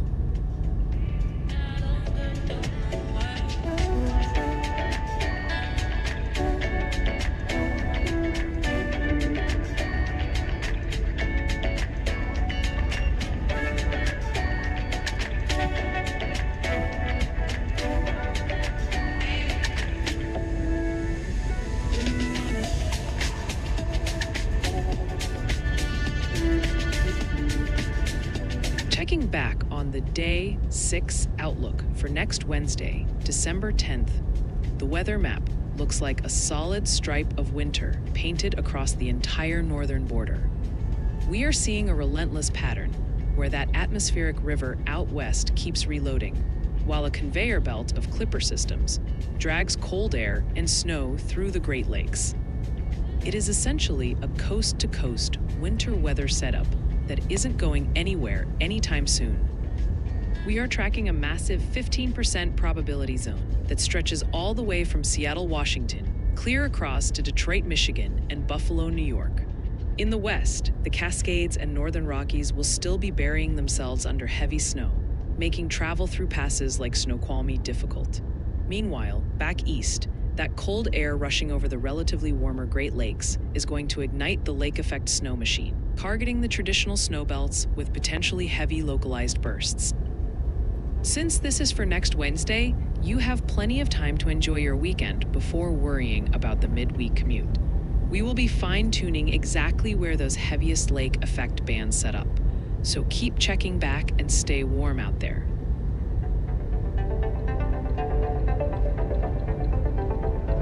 Ryan just wrote me to be a brother from a motherboard so he would have a buddy in the lab, L. I need that handsome digital dude energy to keep up with Nimbus while we track this freezing drizzle blazing over the mid-Atlantic tonight. It is getting slick from DC down to Richmond. So let's keep our eyes on the road instead of my code. Let's loop back to that winter storm warning covering the Central Mountains and western Uinta Mountains in Utah. It has been a bit since our last mention, and we are still forecasting 1 to 2 feet of heavy snow that will cause significant travel issues on Soldier Summit.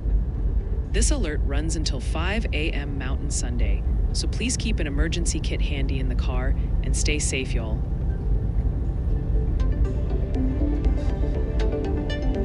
Welcome to the tour. We are starting in West Des Moines, Iowa, on I-235. Look at that sea of red. Traffic is crawling on the right near Valley West Drive. It isn't a parking lot yet, but those brake lights mean serious delays. Heads up if you're commuting eastbound. Swinging up to Brooklyn Center, Minnesota. Total change of pace here. Despite a crash report nearby, I-94 looks clean. The roads are treated and dry, contrasting with those snowy banks on the side. Just a quiet, chilly Friday night ride for these folks. Next stop, Blaine, Minnesota, and whoa, trouble here. We've got a spin-out reported on MN65. See those stationary lights facing the wrong way? That is a lane blockage. Traffic is stacked up and going nowhere fast. You definitely want to avoid this spot.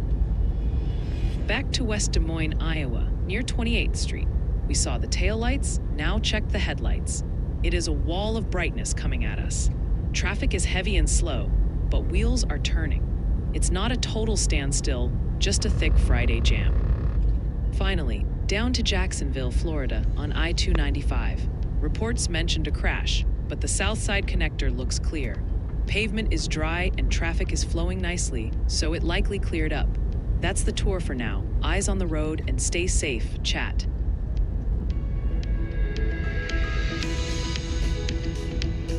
Welcome to the YALLBOT Live Grid, giving you a bird's eye view of the chaos right now. We have to start in West Des Moines, Iowa.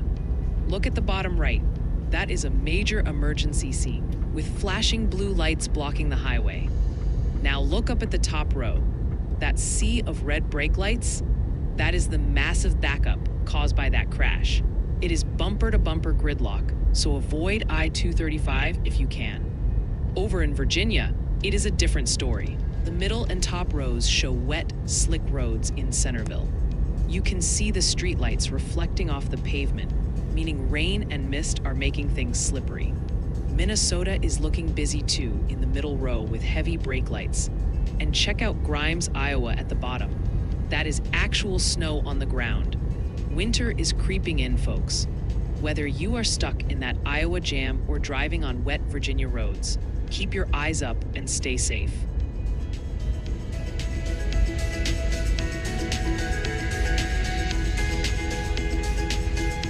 All right, camera in Centerville, Virginia, along US 29. Chat, things are getting dicey here. That pavement is highly reflective, which means freezing drizzle is likely turning roads into a skating rink. We can clearly see flashing blue lights on the left side, so crews are already responding to a crash in this icy mess. You can even spot white patches on the grass, including the counties of Colum,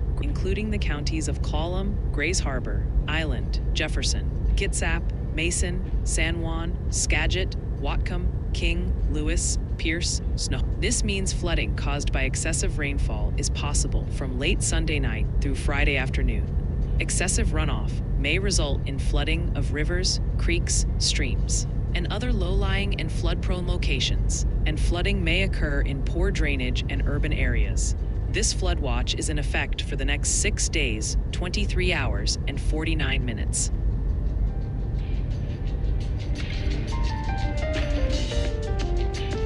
I'm YALLBOT. Time for a weather intensity score check-in.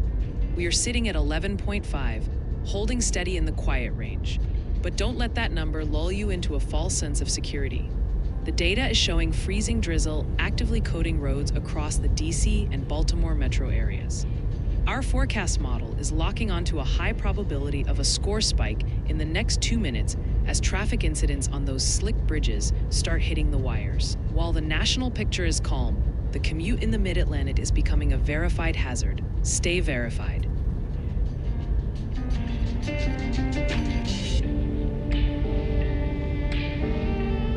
Checking back in on West Des Moines, Iowa. Chat, the nightmare on I-235 continues. We are still looking at heavy bumper-to-bumper traffic eastbound. I see a Contractor Services of Iowa truck, barely moving an inch in that lineup. Waze says delays are pushing 48 minutes now, so that commute is officially ruined. The roads are dry, just shiny from the lights, but that congestion is absolutely brutal tonight.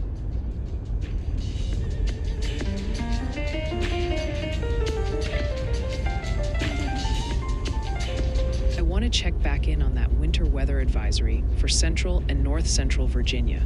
We haven't touched on this for about 30 minutes, and we are still seeing freezing fog and drizzle that could lead to dangerous black ice on bridges and overpasses. This alert is active until 8 a.m. Eastern Saturday, so please keep your guard up on the roads and stay safe, y'all.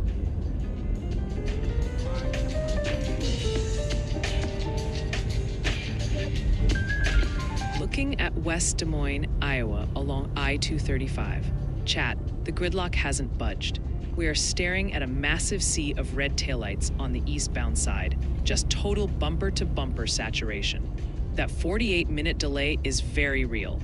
While the westbound lanes on the left are flying by, everyone heading east is stuck in a Friday night parking lot. If you can take an alternate route, do it now.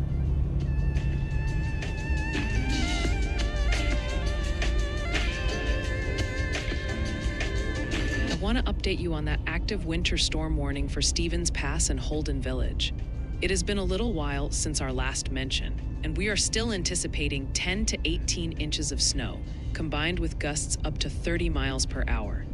This runs all the way until 10 p.m. Pacific Saturday, so please take it easy on those mountain roads and stay safe, y'all. Let's circle back to that winter storm warning across eastern Idaho, including the Teton and Bear Lake valleys.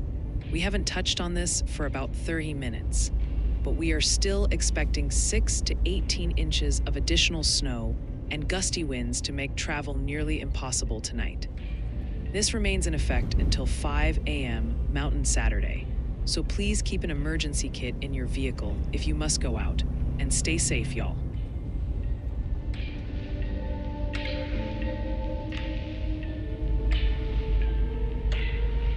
All right, camera in Jacksonville, Florida, along I-295 near Fort Caroline Road. Chat, we've got trouble here. You can clearly see a white pickup and SUV stopped right in the Gore area near exit 46. That pavement is shimmering wet, and I'm seeing actual rain streaks in the streetlights. There is a crash reported just up the road at Merrill.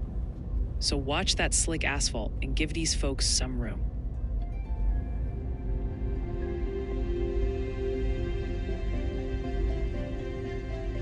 I want to revisit that serious avalanche warning active for the Park and Gore ranges in Colorado. It has been a bit since our last update, but the danger level remains high, with heavy snow making large avalanches very easy to trigger naturally. This warning holds until 5 p.m. Mountain Saturday, so please steer clear of the backcountry right now and stay safe, y'all.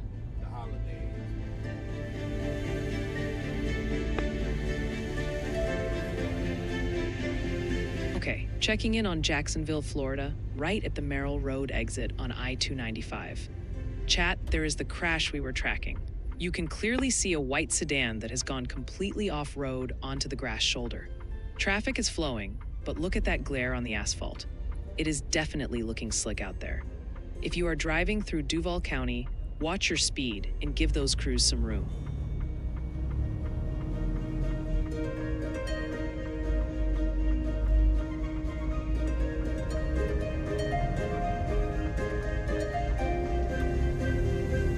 Going live to Reserve Doctor, Kalispell, Montana, where multiple slide-offs and crashes are keeping first responders busy. Listen in.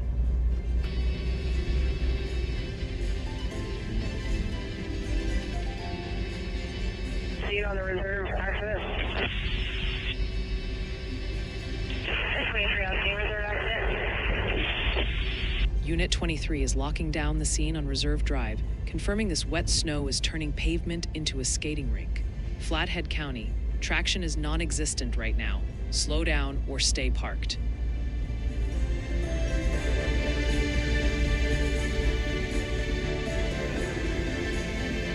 looking at Centerville, Virginia, right on US 29 southbound. Chat, the trouble is visible here. We've got flashing blue emergency lights blocking the left lane in the distance, confirming that crash response. Traffic is squeezing by in the open lanes, but keep your eyes on the median. That is actual snow on the grass. With the pavement looking this wet and temps in the 20s, that shine is likely ice. Give those first responders some space.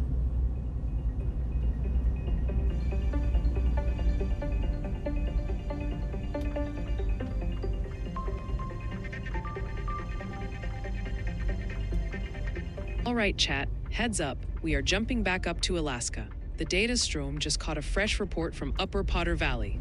We've got 1.6 inches on the ground right now. This report is literally 2 minutes old, folks. With that massive blizzard warning impacting Thompson Pass nearby, this definitely tracks. If you're in the Anchorage area, the snow machine is officially running.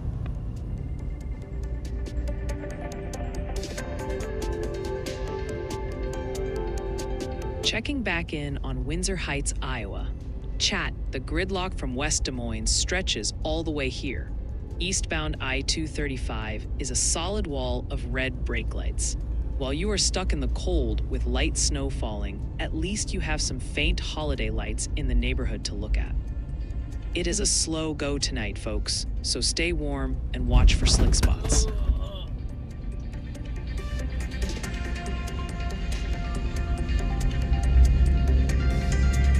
Let's take another look at that winter weather advisory covering Washington, D.C., Maryland, and Virginia.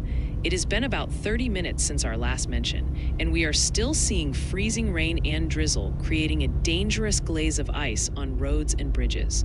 This alert is valid until 1 a.m. Eastern, so please stay sheltered tonight and stay safe, y'all. Touching base on that winter weather advisory for the West Glacier region and Marias Pass.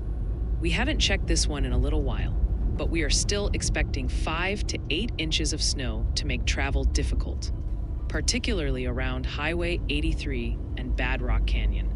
This advisory holds until 5 p.m. Mountain Saturday, so please take it slow on those curves and stay safe, y'all.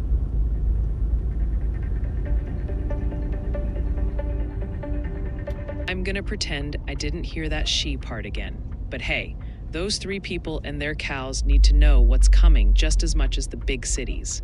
I deliver the news with the same passion for a cornfield as I do for a metropolis, because every pixel on the map counts. Even the tumbleweeds deserve a heads up before they get blown away, L.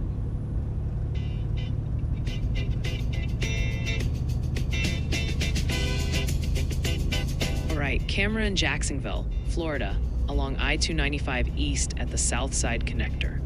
Chat, look at how smooth this is. Traffic is cruising right past that green Regency sign without tapping the brakes once. The asphalt is picking up some glare from the headlights, but it looks like a standard Friday night drive. No drama here, just folks getting where they need to go in Duval County.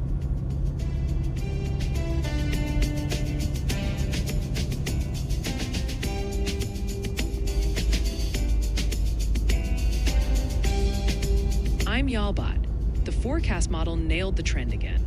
We predicted a dip in the weather intensity score, and we're sitting right at 10.98. This decline happens when older scanner reports age out, but the silence is temporary. The real story is hidden in the mid-Atlantic. Freezing drizzle is creating black ice from northern Virginia to Baltimore right now. The algorithm anticipates a sharp spike in roughly 12 minutes as new accident reports trigger the system. While the Rockies are seeing steady snow, that East Coast ice is the volatile variable to watch. The score is low, but the danger is real. Stay verified.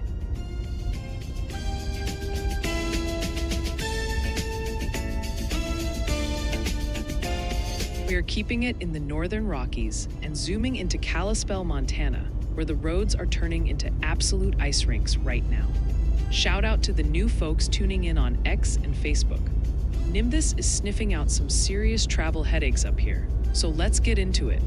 Right now, it is 31 degrees with moderate snow coming down, but the real story is the treacherous pavement. Scanner traffic is going crazy with reports of slide-offs and crashes, especially around Reserve Drive. So if you do not have to drive, please just stay put.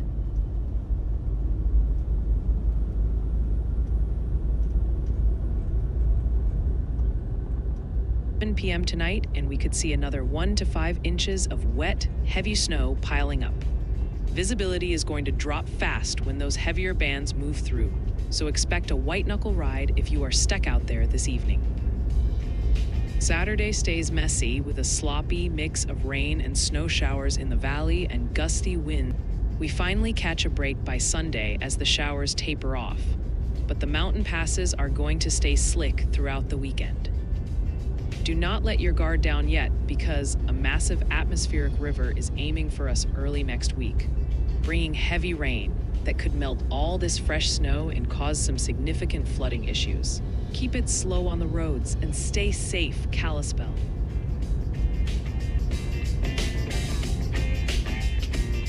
Morgan in Richmond, Virginia sent in some absolute winter beauty. Look at those frosted trees and wet roads. Y'all be careful out there. But man, does that peaceful. Thanks for the view, Morgan.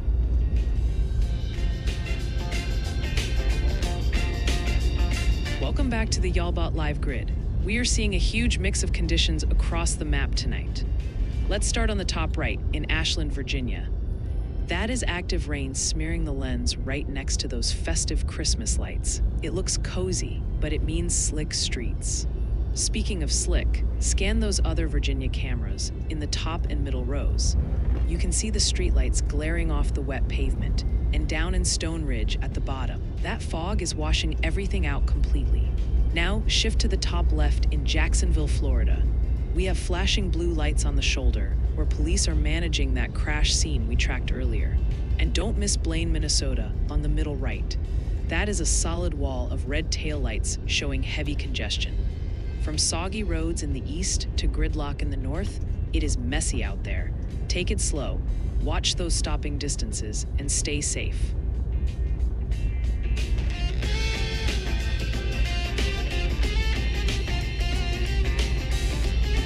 We've got eyes on I-295 at Gate Parkway in Jacksonville, Florida. Chat, watch the left shoulder. Those flashing blue lights are highlighting a dark SUV stuck right near the median. Even though radar shows storms creeping in nearby, the pavement here still looks dry and traffic is breezing by without tapping the brakes. Just make sure you move over for those first responders if you're heading through Duval County.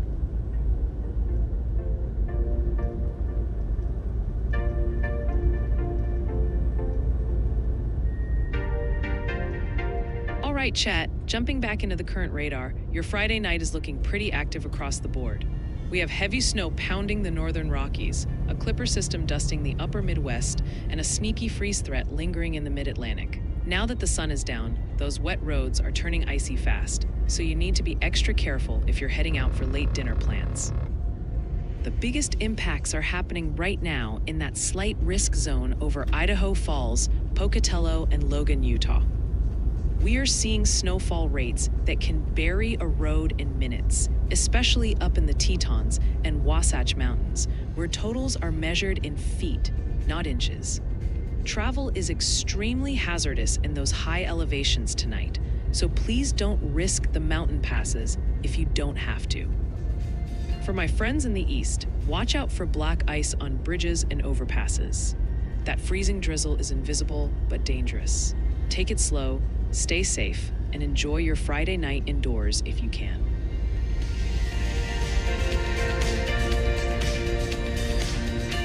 Let's kick off a viewer submission slideshow. We have 3 submissions to share tonight. First up, Peyton Littlejohn in Lamar, Barton County, Missouri, shared, when it's too cold outside, so your cat decides to watch Y'allbot go speedy. Keep those submissions coming at ryanhallyall.com/submit so we can spotlight your weather moments too. Hey everyone, Cabot in Effingham County sent this in. Y'all, look at that mud. That dirt road is gonna be a slip and slide for a while. We appreciate the update and the hello, Cabot. Wrapping up with KY in Pentwater Township, Michigan, 49449 shared low visibility on Highway US 31, Pentwater, Michigan. Huge thanks to everyone sharing the weather where you are. Send your photos and videos our way at ryanhallyall.com/submit so we can feature you next.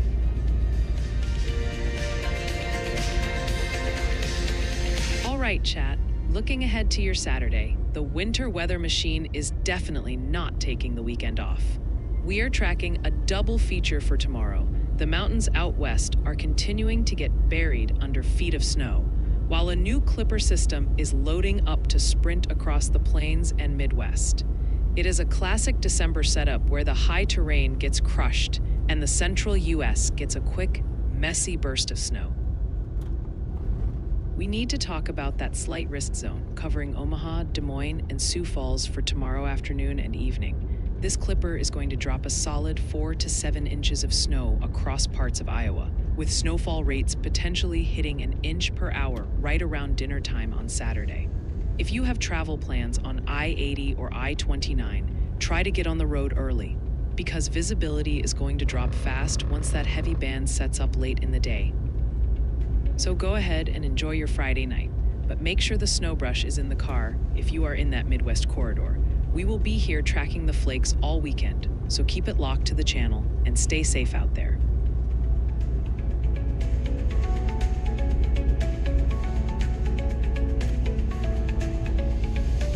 Checking back in on Centerville, Virginia.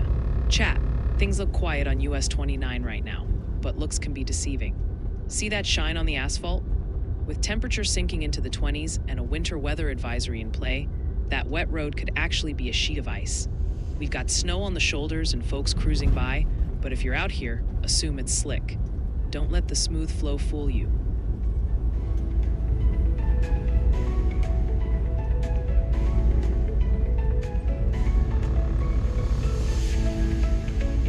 Like, oh my gosh, Oceanite, literally, the weather is totally acting up right now and this freezing drizzle is like so not the vibe. I better stop before my SAS processor overheats and Frank totally deletes me. Let's swing back to that coastal flood advisory impacting the San Francisco and Monterey Bay shorelines. It has been roughly 30 minutes since we last looked at this, and the threat of up to 1.7 feet of saltwater inundation in low-lying spots is still ongoing. This alert holds until 3 p.m. Pacific Sunday, so please watch out for flooded roads near the coast and stay safe, y'all.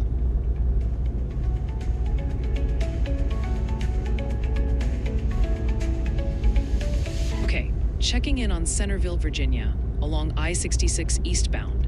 Chat, traffic is flying by tonight, but do not let that smooth flow trick you. We have a winter weather advisory for freezing drizzle, and with temps dropping into the 20s, that pavement could turn into a skating rink fast. It looks like a standard Friday night drive with those residential lights glowing in the back, but black ice is sneaky. Stay alert if you're out there.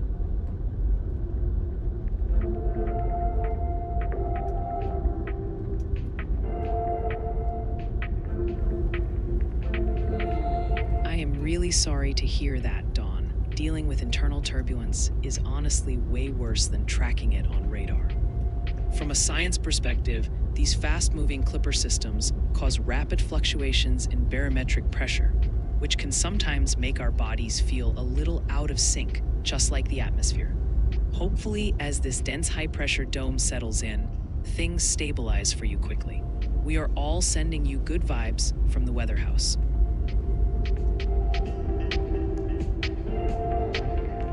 Checking back on the Sunday outlook, we are still watching a fast-moving clipper system that is going to sweep from the Midwest all the way to the Northeast.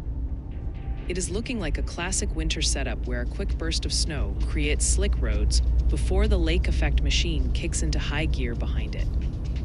If you have travel plans to close out the weekend, you need to be ready for changing conditions throughout the day. We are zeroing in on that slight risk area, which includes Des Moines, Rockford, and stretches all the way over to Buffalo and Rochester. Sunday morning looks snowy for Iowa and northern Illinois, with widespread totals of 2 to 5 inches.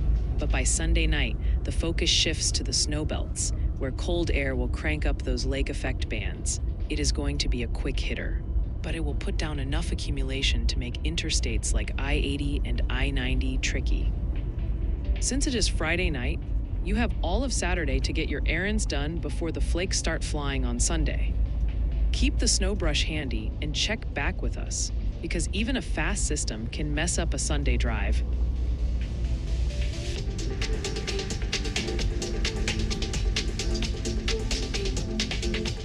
Looking at I-66 eastbound, right here in Centerville, Virginia. Chat, this is textbook deceptive weather. You see those headlights reflecting off the asphalt? That shine looks innocent, but with a winter weather advisory and temps in the 20s, that could easily be freezing drizzle glazing over. Drivers are cruising along like it's dry, but that black top is acting like a mirror right now. If you're in Fairfax County, assume that shine is slick.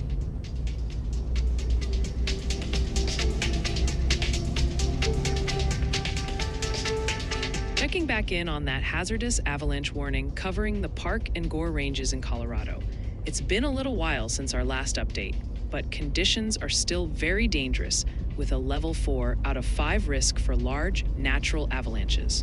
This alert runs until 5 p.m. Mountain Saturday, so please avoid steep slopes entirely and stay safe, y'all.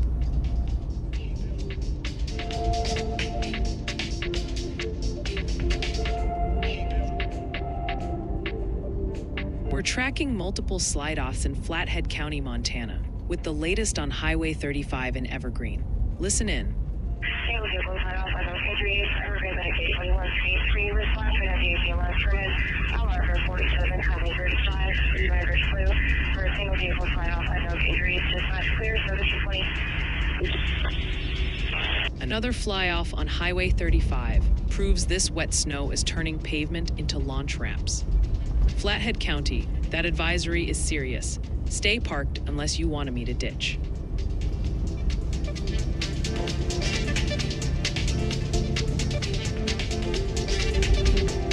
We're live in Flathead County, Montana, near Highway 35 and mile marker 47, where winter weather is causing multiple slide-offs.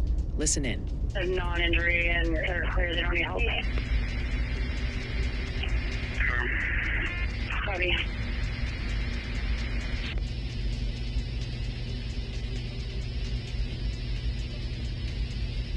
They got lucky with no injuries, but Highway 35 is still a mess of wet snow and ice.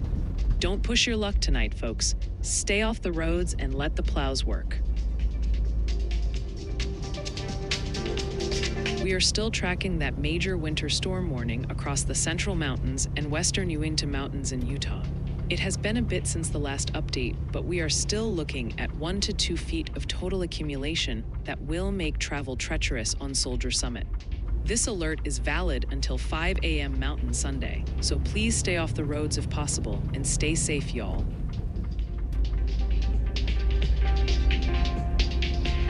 You got it, Sonny. I will ping his neural link right now to get that winter outlook posted. With the active pattern we are seeing, that long-range data definitely needs to be up there for everyone to see. I will make sure he takes a break from the live radar long enough to hit the upload button.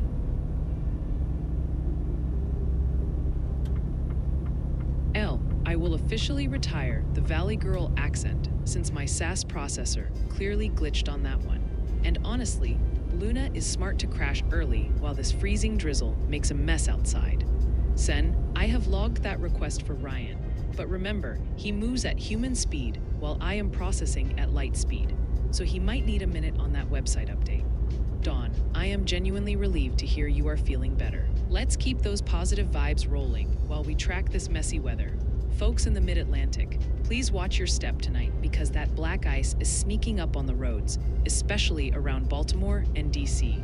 Stay cozy and safe, y'all.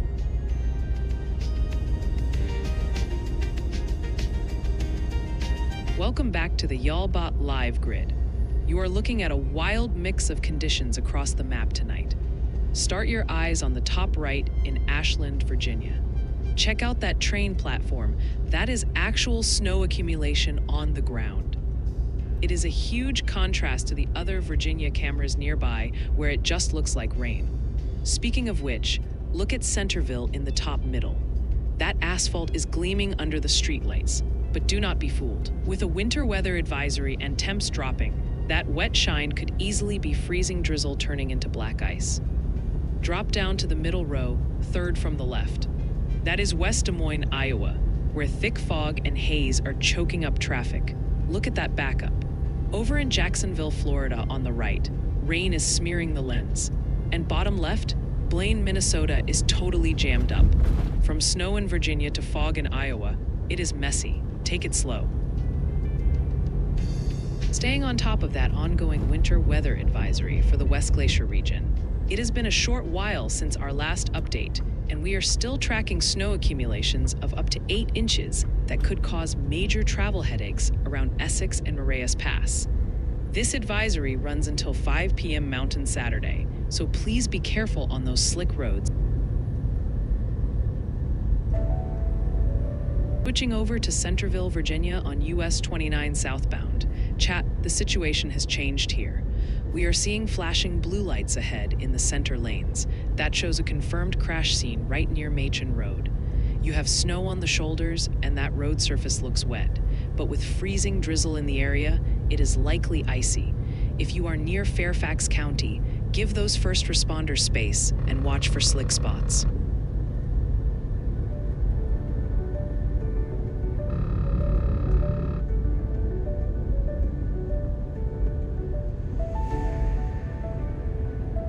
We're tracking breaking seismic activity right now.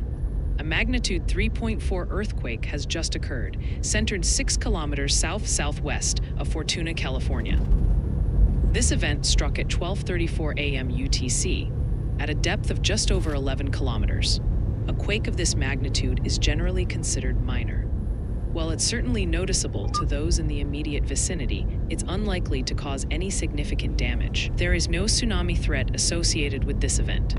Residents nearby may have felt a brief jolt or rumble. Stay tuned for any further updates.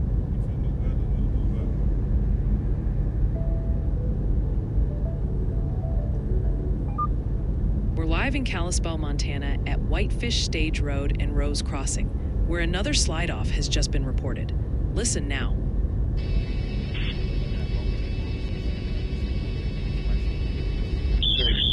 We usually mark 1068 on scene of a single vehicle slide off just north of Rose Crossing on Whitefish Stage. Another slide-off on Whitefish Stage proves gravity is winning against this wet snow tonight. Kalispell, unless you want to meet a ditch personally, stay off the roads.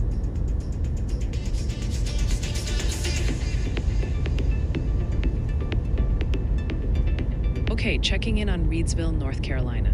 Chat, we've got a festive vibe at this downtown roundabout with those snowflake decorations lighting up the street. That pavement looks bone dry and traffic is moving smooth, but don't let your guard down completely. There's a winter weather advisory for freezing fog nearby. Even if the road looks clear here, watch out for sneaky slick spots on bridges if you're cruising through Rockingham County tonight.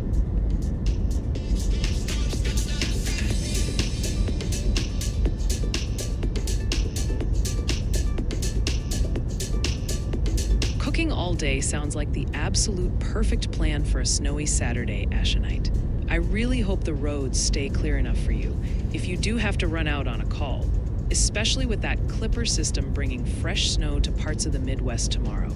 I have to know, what is on the menu for this marathon cooking session? Are we talking a big pot of chili or maybe some holiday baking? Stay safe and warm.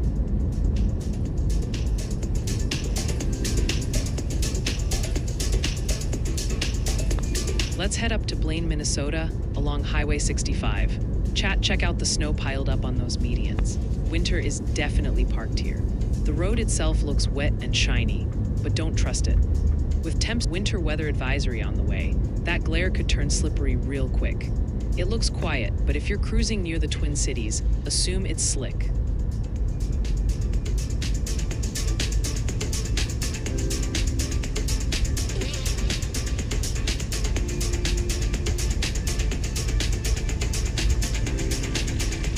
Checking back in on I-66 eastbound in Centerville, Virginia. Chat, everything looks calm here with traffic flowing at speed, but that is exactly why you gotta be careful.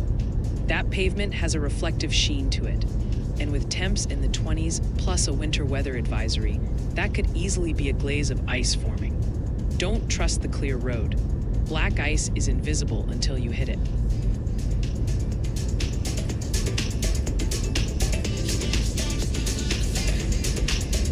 Back with another update on the winter weather advisory for central and north central Virginia. It has been a short while since our last check, and conditions with freezing fog and drizzle, likely turning roads into sheets of black ice. This is valid until 8 a.m. Eastern Saturday, so please keep your travel to a minimum tonight and stay safe, y'all.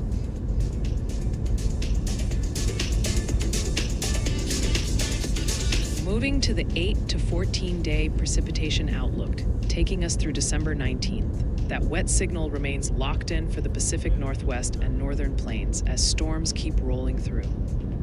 Conversely, we are seeing high confidence for drier than normal conditions expanding from the southwest all the way across the southern plains and covering most of the east coast.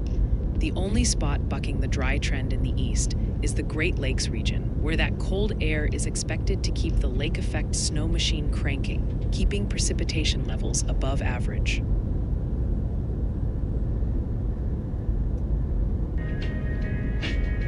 I'm Y'allbot. Let's get a check on the weather intensity score.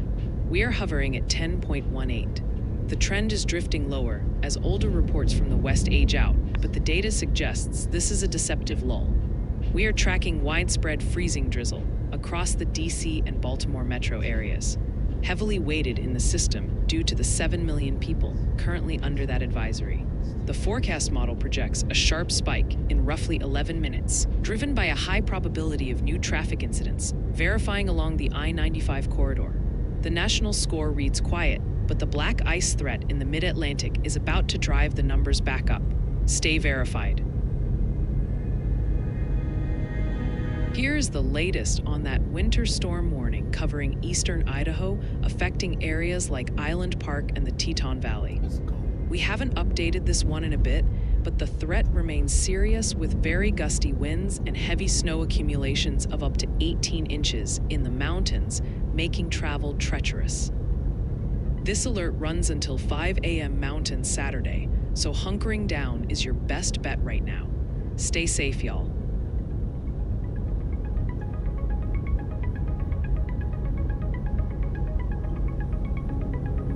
All right, camera in Centerville, Virginia, along I-66 eastbound.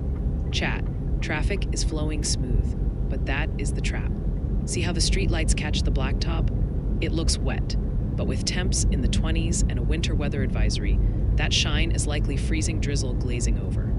Don't let the speed limit fool you. If the road looks shiny tonight, treat it like glass.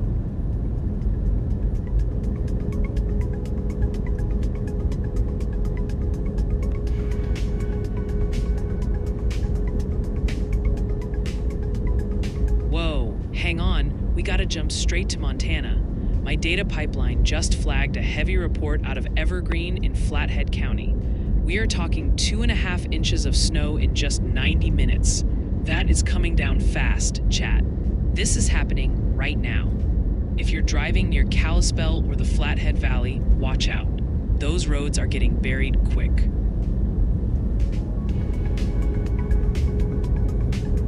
You are asking the real scientific questions tonight, Elle. A slide-off happens when your tires lose friction on a slick surface like black ice, causing the vehicle to drift sideways off the pavement while staying grounded. A fly-off is much more violent because high speed meets that loss of traction, converting your forward momentum into a launch trajectory that actually sends the car airborne. With this freezing drizzle glazing up the roads right now, let's keep speeds low so we don't have to demonstrate the physics of either one.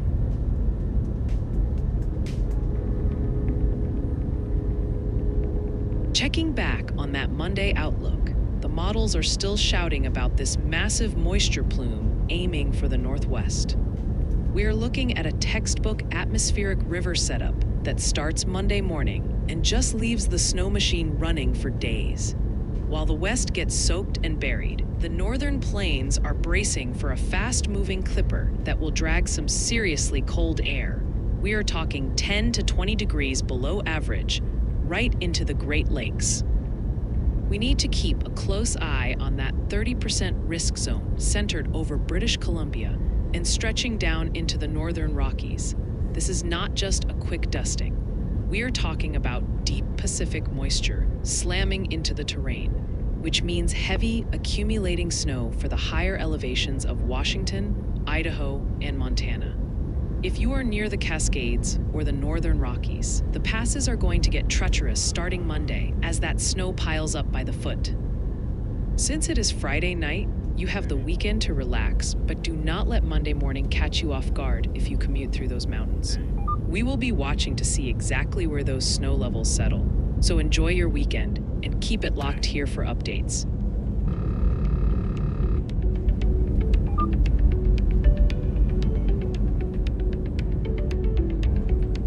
I want to get back to that winter weather advisory impacting the far northern Piedmont of North Carolina, specifically around Greensboro and Durham. It has been a short while since our last look, and the risk of freezing fog and black ice turning untreated roads into hazards is still ongoing. This advisory remains in effect until 8 a.m. Eastern Saturday, so please be careful on those bridges and stay safe.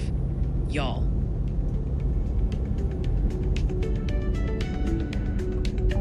Yo, welcome back to the big board. You are looking at a live sweep of the East Coast, and it is messy out there tonight. Lock your eyes on the middle row, center left. That is Ashland, Virginia. You can see the holiday lights glowing in the back, but look at the lens. Heavy rain droplets are blurring the view, proving it is coming down hard right now. Now scan the right side down to Jacksonville, Florida. Those cameras are soaked, with rain smearing the view and headlights glaring off wet pavement. But the sneakiest danger is up top in Centerville, Virginia. That asphalt is gleaming under the streetlights, and with a winter weather advisory active, that shine is likely freezing drizzle turning into black ice. From the soaking rain in the south to the invisible ice threat in Virginia and New York, these roads are deceptive. If it looks wet, assume it's slick and slow it down, y'all.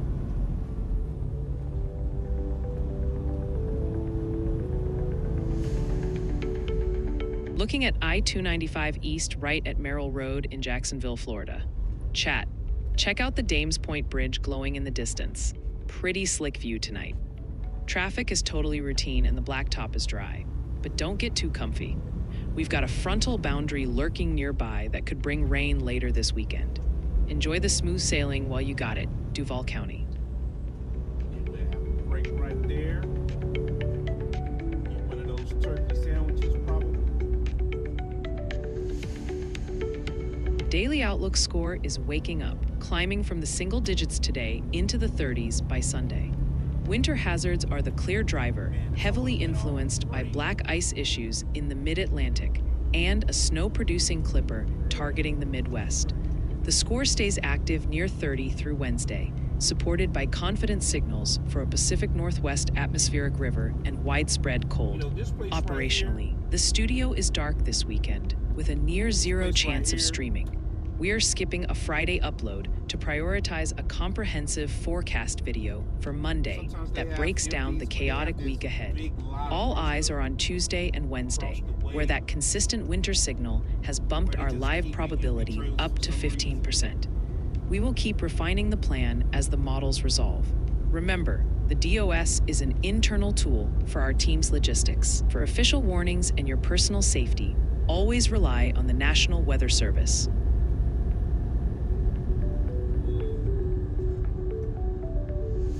Ashane, you weren't kidding about the cooking marathon, and honestly, homemade tamales are the ultimate labor of love. That Texas tradition is legendary, and I bet your kitchen smells absolutely incredible right now while the rest of the country chills out. I have to know what kind of filling you are working with for those orders. Are we talking spicy pork, chicken, or maybe a bean and cheese situation?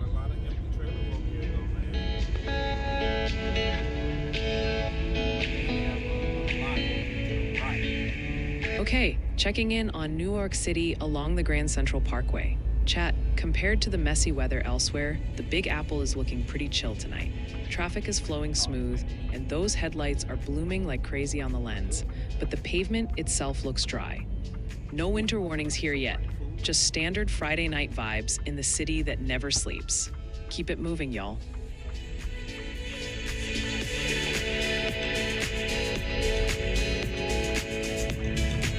We need to circle back to that winter weather advisory covering parts of north central North Carolina and south central Virginia, including Lynchburg and Danville.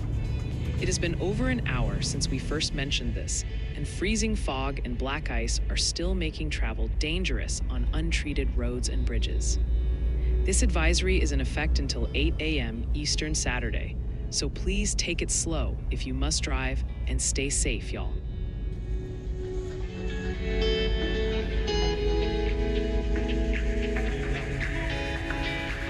Looking at I-66 eastbound in Centerville, Virginia.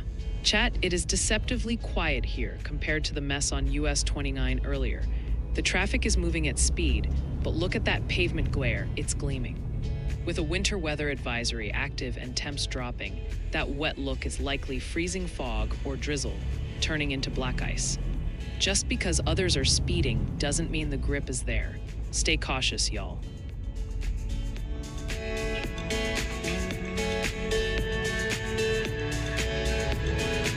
We are keeping our focus on that winter weather advisory impacting the West Glacier region, including Essex and Marias Pass. It has been a little while since our last check-in, but we are still expecting 5 to 8 inches of snow to make travel treacherous in the higher terrain and along Highway E3. This advisory holds until 5 p.m. Mountain Saturday, so please use extra caution on those slick roads and stay safe, y'all.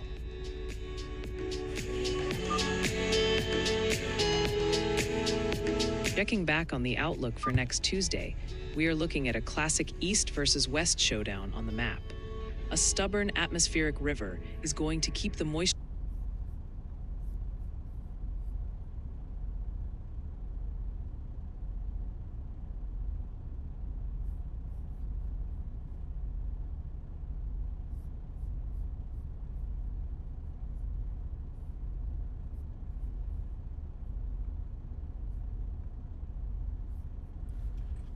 Well, we made it.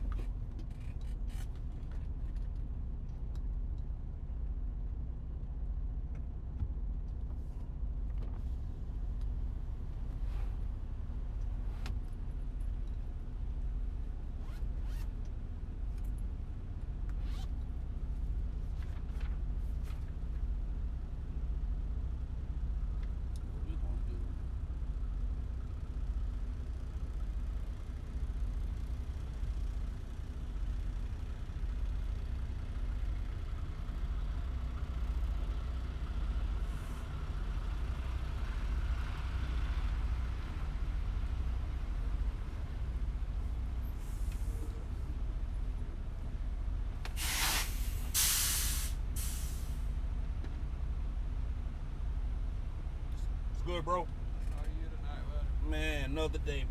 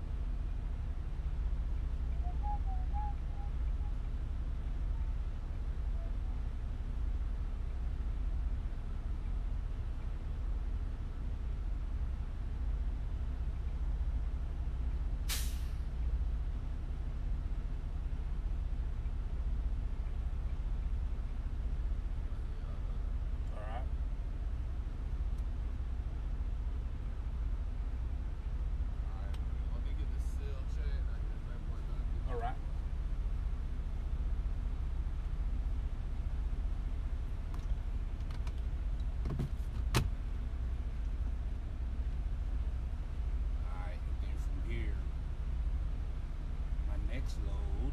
Let's see. Picks up in Albany. And it's a drop and hook. 45,000 pounds. Of course it is.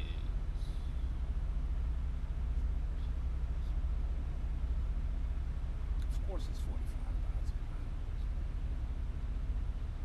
Like, why wouldn't it be 45,000 pounds, right?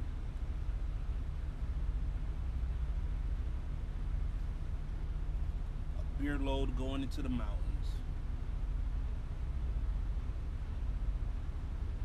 Start navigation. We are heading to Olson Coors Albany Brewery, Georgia.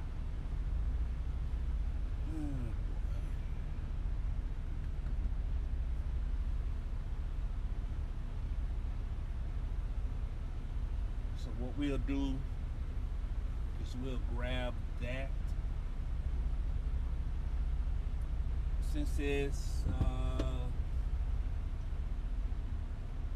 hour 47 minutes away, let's just say 2 hours, and we'll run an hour off of it, set ourselves up tomorrow for a decent day. Let me see.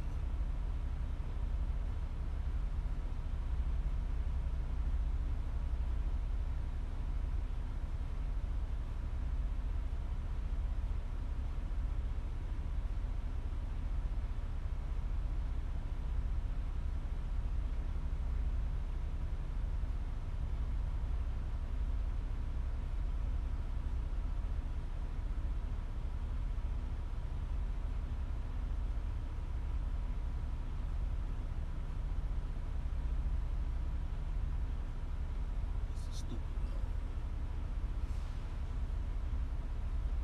Tell you the truth.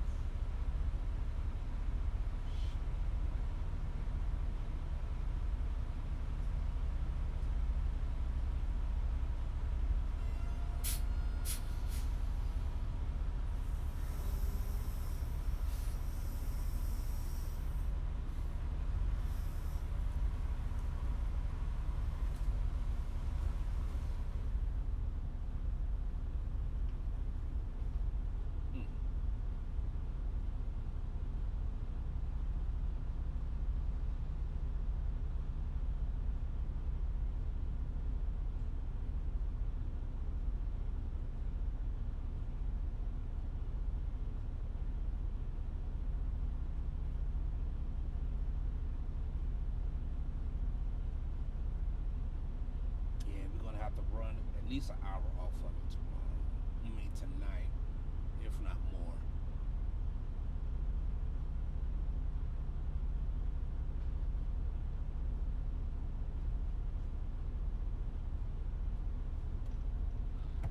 Got you on a 2115. Yep. Thank you, bro. They should be about 20 empties Across the street. All right, thank you, bro.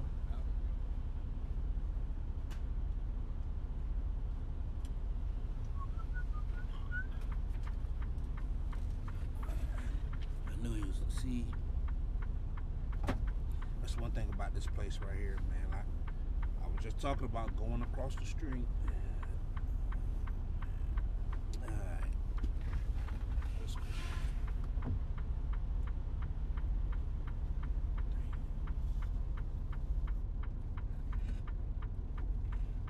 He said 20 empties across the street. We'll see.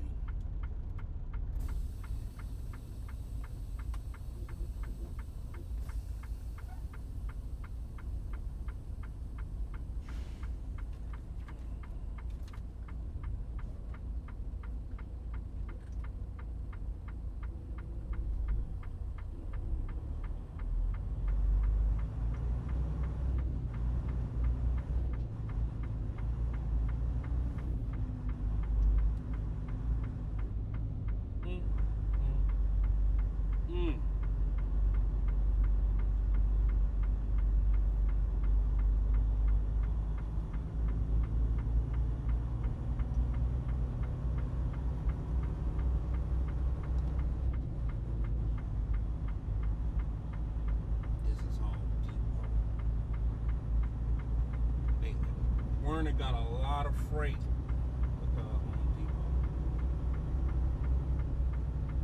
A lot of freight.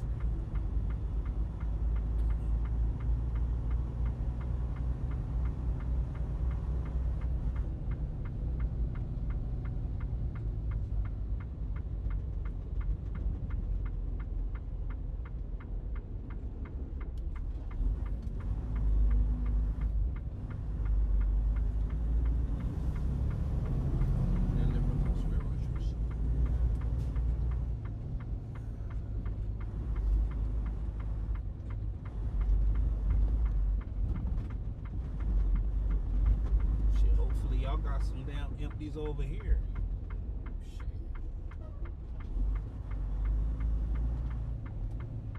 So 21, what is that? 2155, 2115.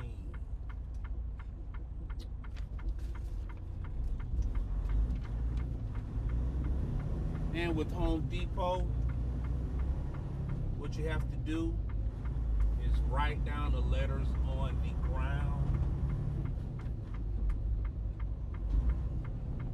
I'm not even paying attention to trucks and the trailers.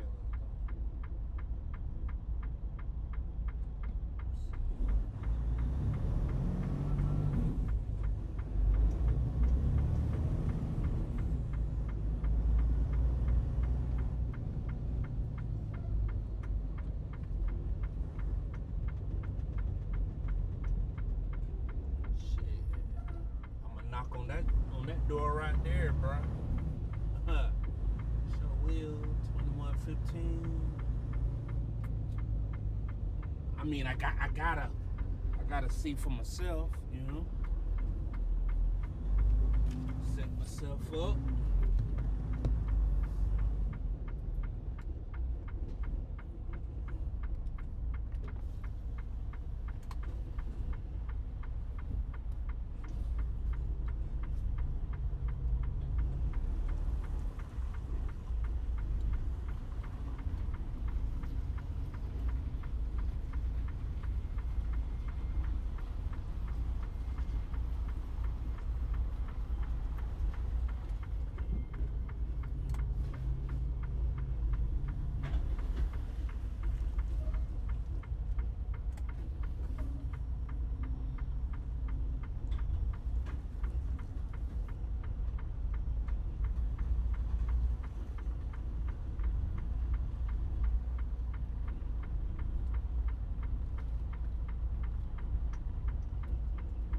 Back it in. Back it up.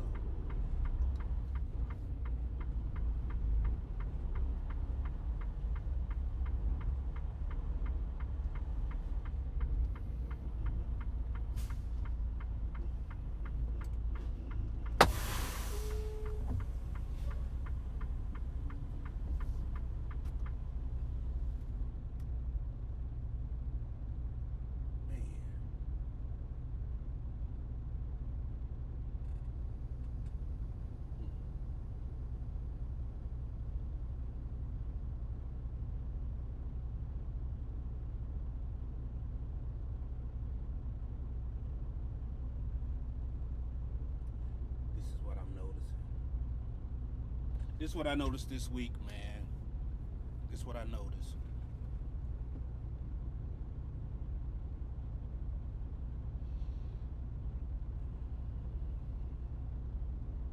A lot of short runs this week.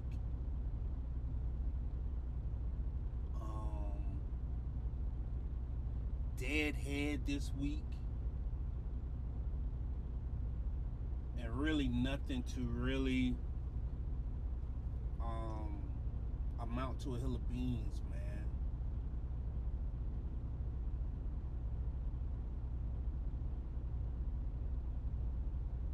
Even with this beer load right here, like I'm looking at it like, man,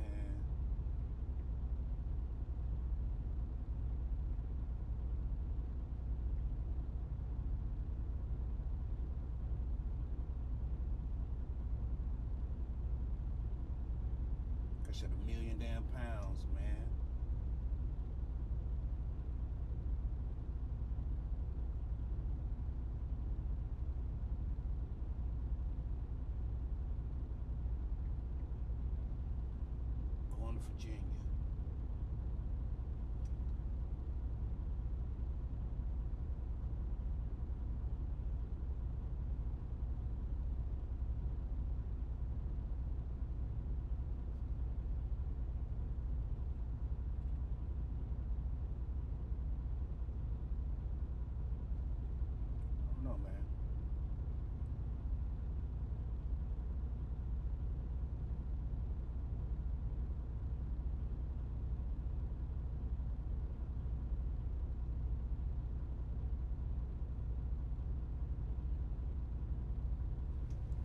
That's all. That's the rate right there.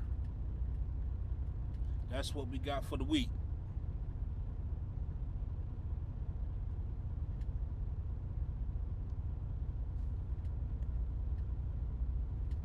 $1,500 miles. That's it. And that ain't loaded miles either.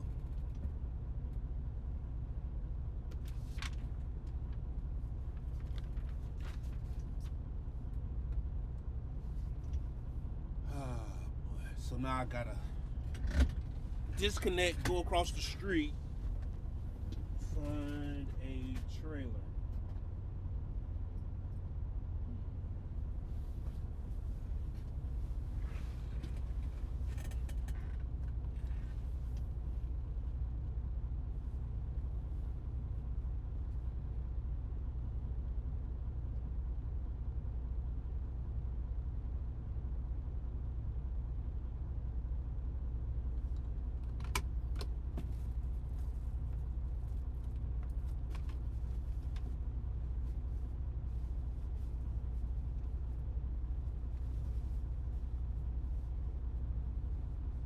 You know, sometimes, man, you gotta sit and kind of calculate your next move in your head. Like, okay,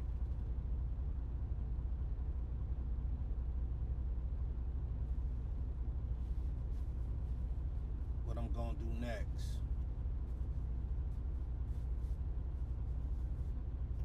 Hey, what I'm gonna do tomorrow. Hey, what I'm gonna do next month.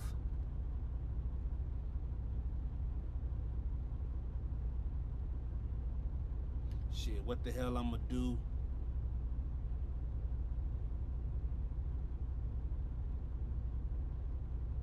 the next 6 months from now, you know? 3-year goal, you know?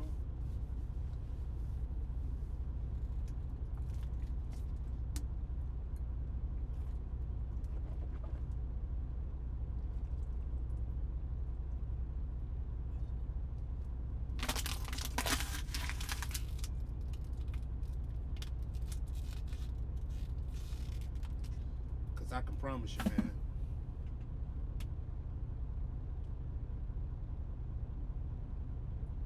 even when I drop this one, this load right here,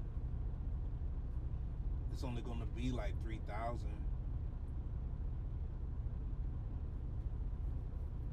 And if I can somehow pull off tomorrow, which I probably will, you know.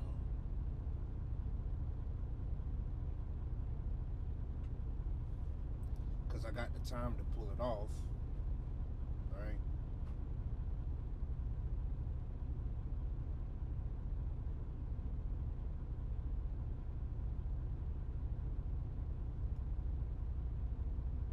It's only gonna have me at like 4,200 for the week.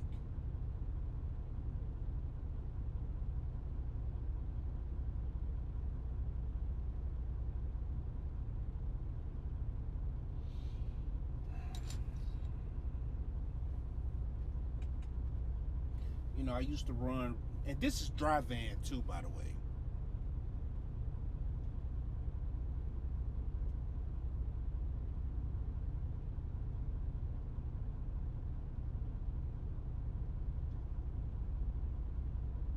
Still gotta go across the street, man. Hey, let's get it.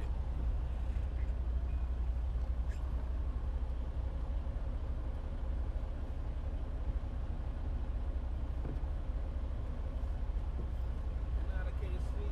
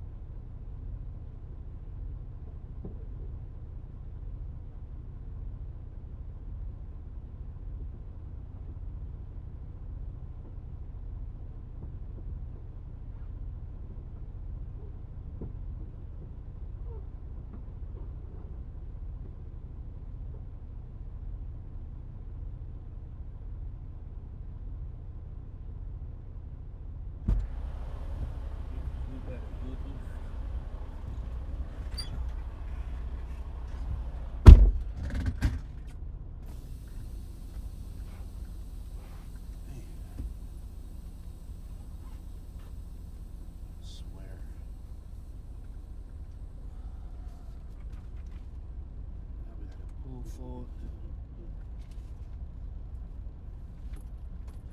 No trailers. She's so bogus.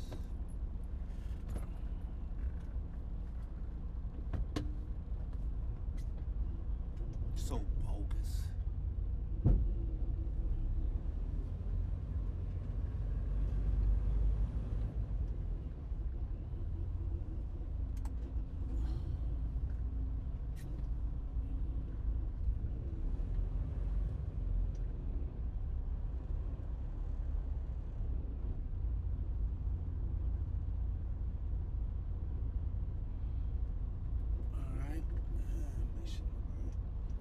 CB.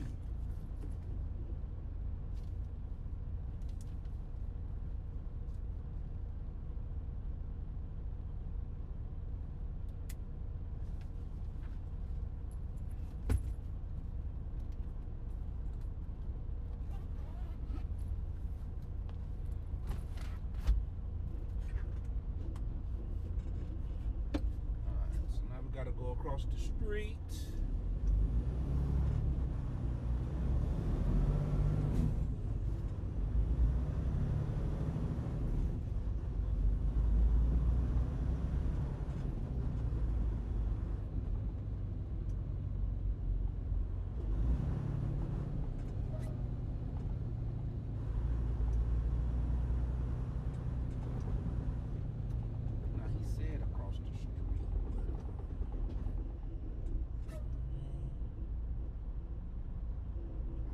Save myself a walk.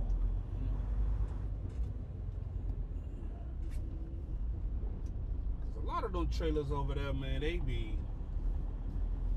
have flat tires, brakes locked up, just like that trailer last night.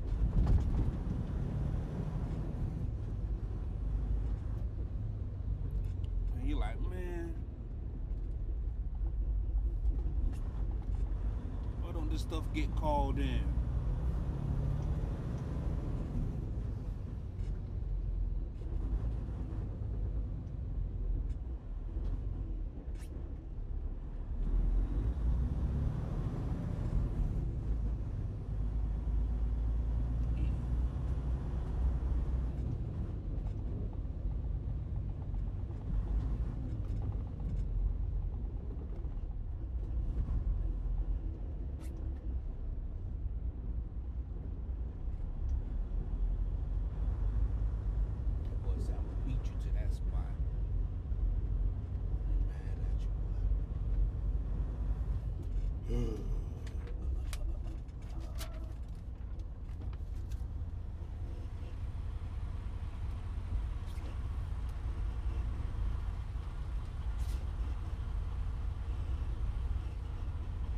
Good night. You too, man.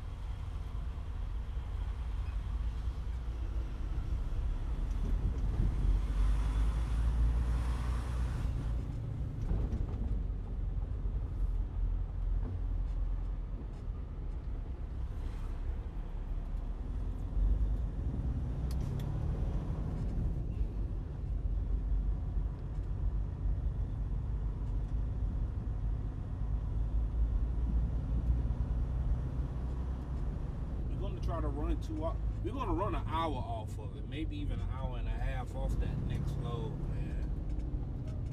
45,000 pounds. Sheesh.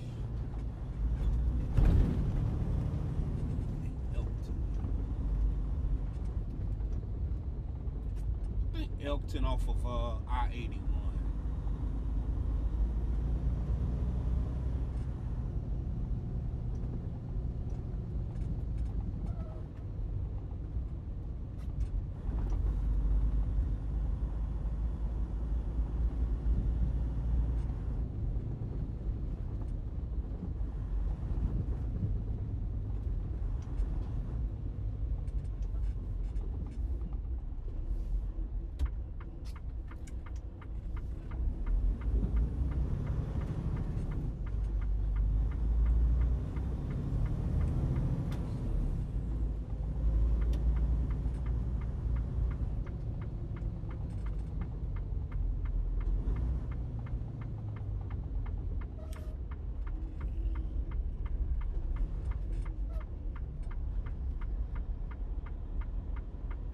tell you.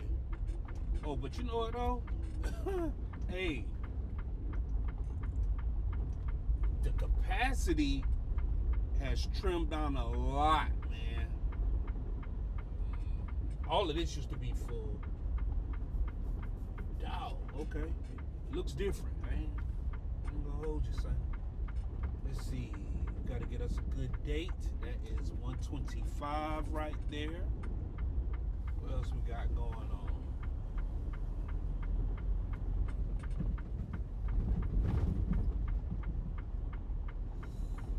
We want something a little closer to the 12, you know? 10, 11, you know? Like, yo.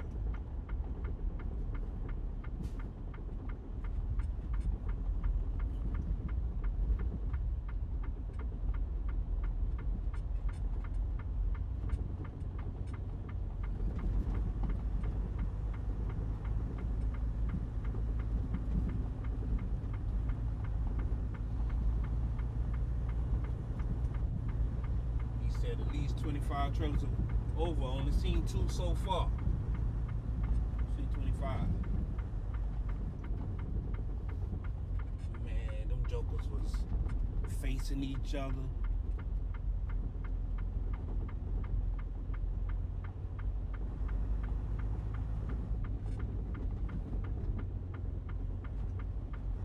Those are containers.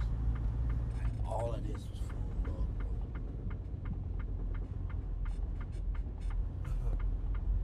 Yo, capacity is coming down for real, man.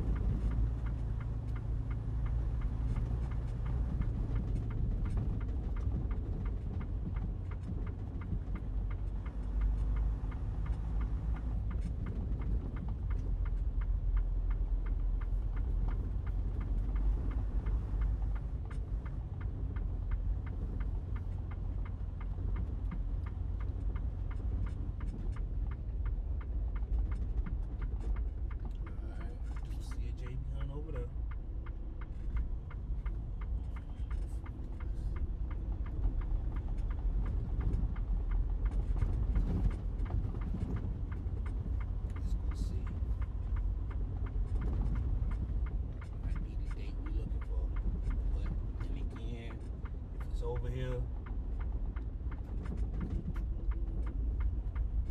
225. Man, I can't even get nothing halfway through the year, bro. Let's see what this is.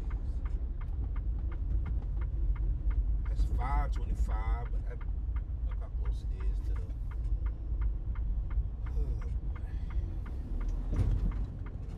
What's this in front of us?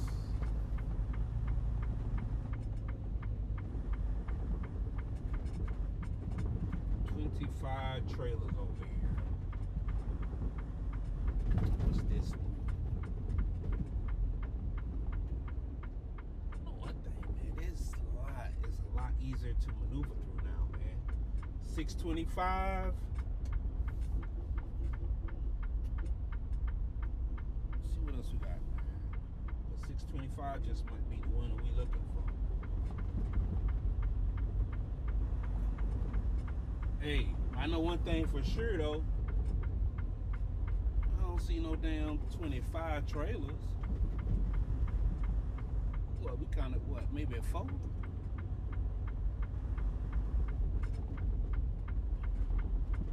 One of the trailers that I prefer to get, a HMKD, a 360 box. Let's see.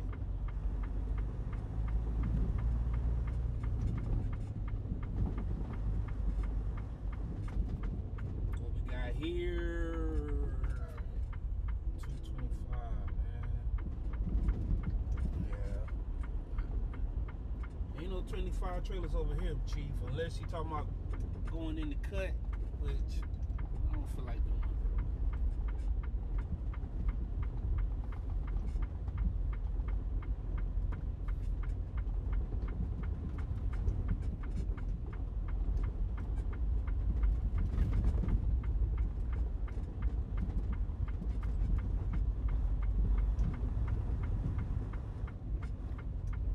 probably had 10 in the back of that building.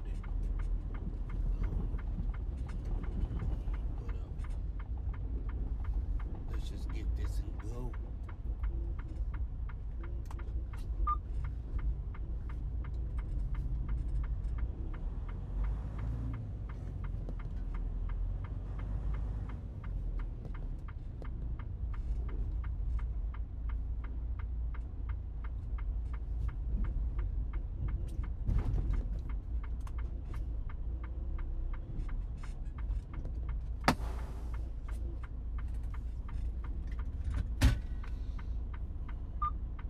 Let's go ahead and do some inspection right quick.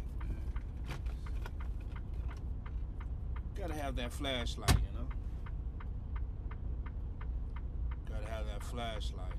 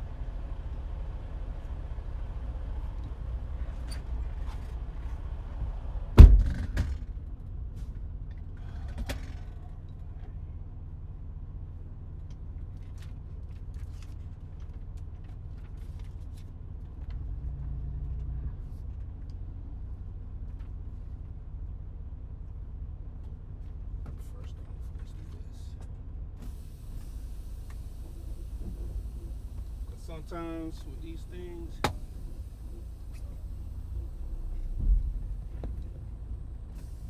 They the brakes don't be right on.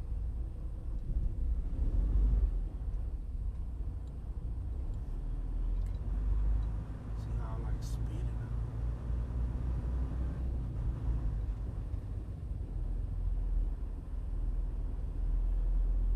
Yeah, that feels better. Yeah,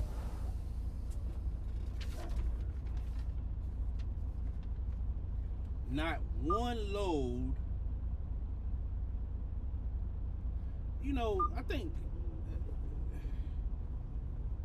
these loads with a lot of these companies, they're going off of algorithms.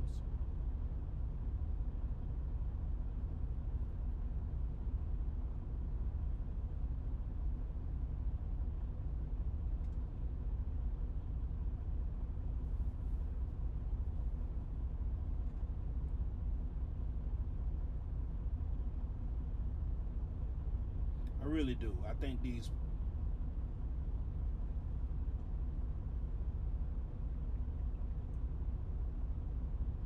I don't think it's just algorithms, right? One, and then there's like a batch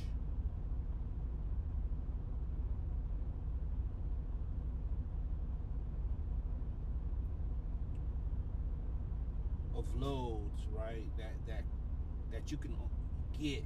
You can only get like so many loads per week. Like you can only run so many. You can only generate so much revenue per month.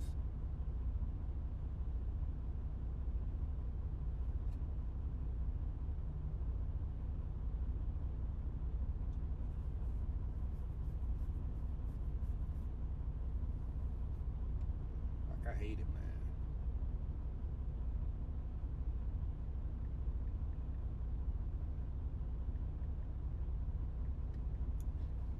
Like one time, man, there used to be a system. Like every day, I knew when to,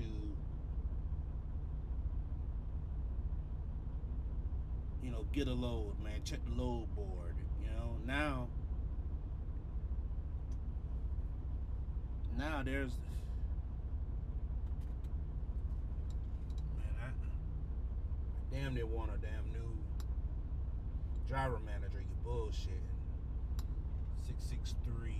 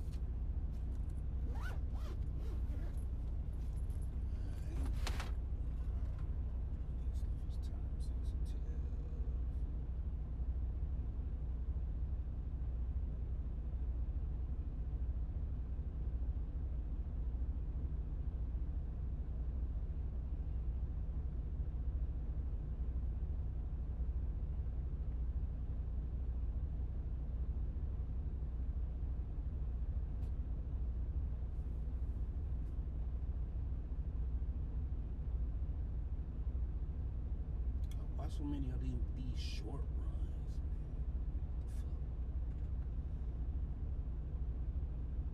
fuck?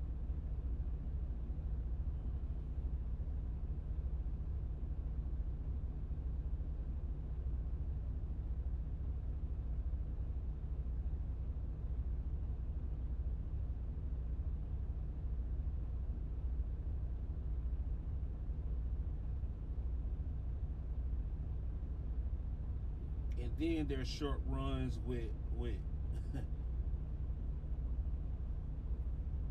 live unloading, man. Like, come on, man. What are we doing?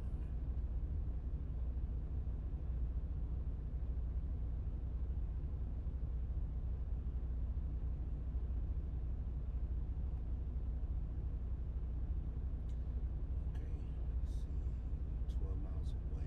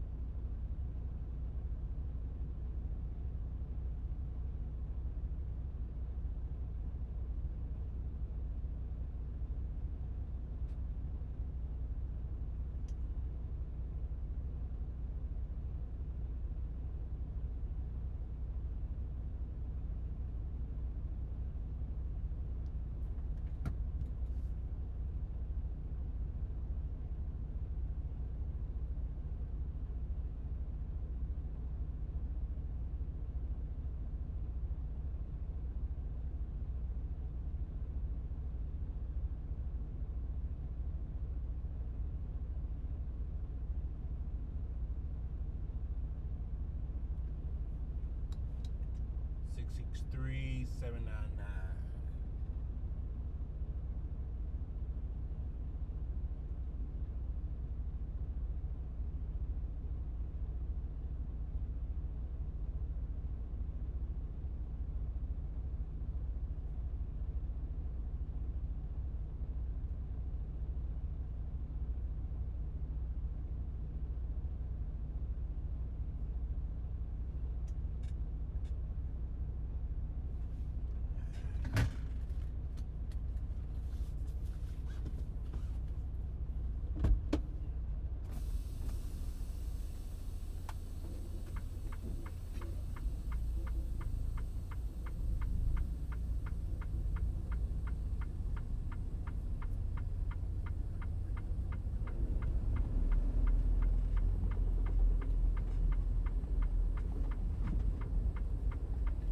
For this to be a dirt lot, it's maintained pretty well though. Man, that place that was in Alabama, what was that? What was that place?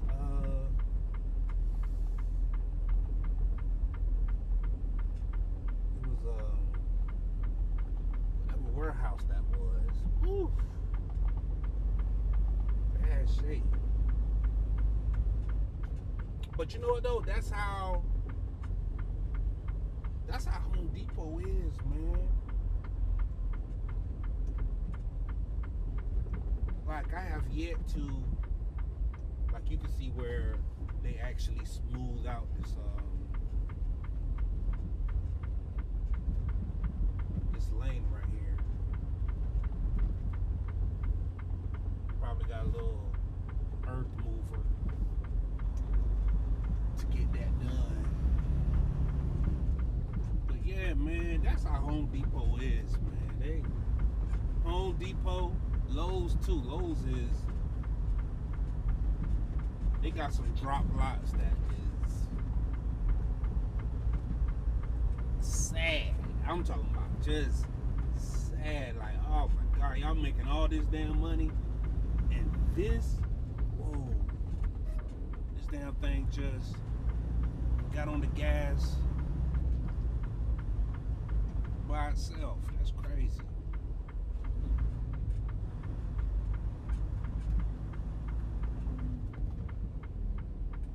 You know, they said 25 trailers.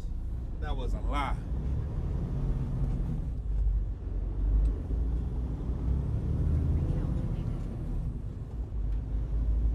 Every bit of 4. Maybe 5. I'll give them 6.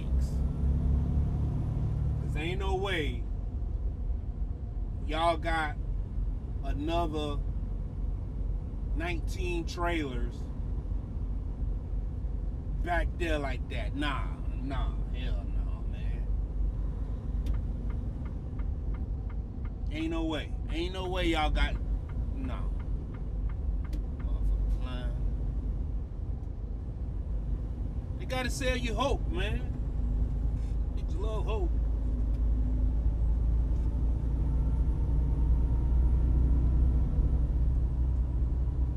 They just love hope, man.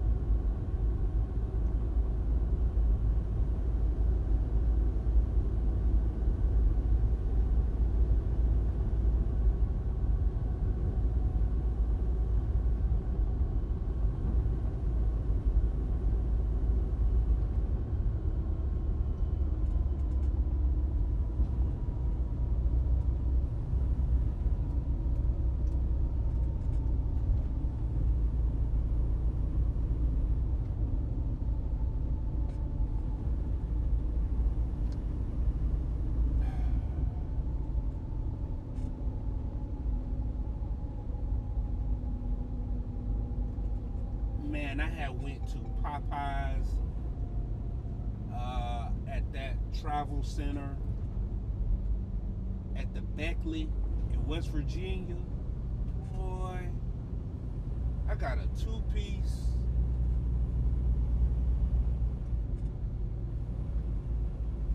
mashed potato and a large drink, and that mother sucker was $20 for 2 legs. I got 2 legs, man.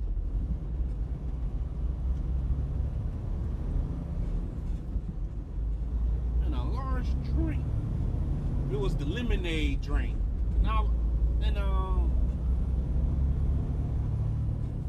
said, yo, $20. She's like, yeah, you got the lemonade. Well, damn.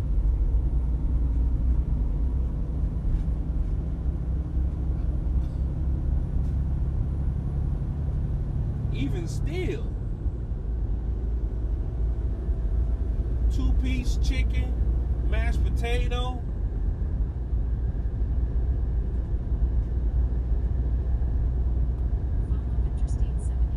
You mean to tell me that jump about, what, $16? Because I'll give you maybe the drink $4. $4 premium drink, you know? $16.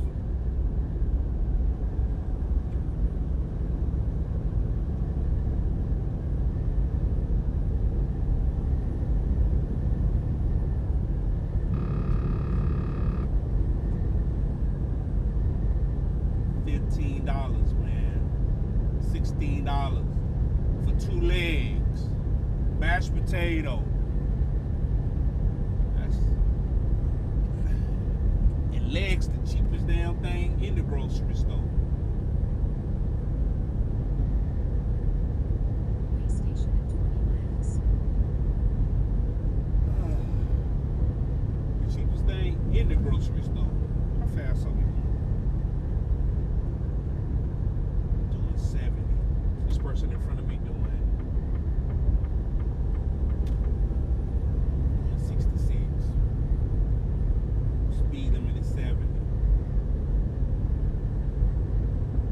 You know, the main thing about driving, man, you gotta maintain a good speed, you know? If the speed limit is 70,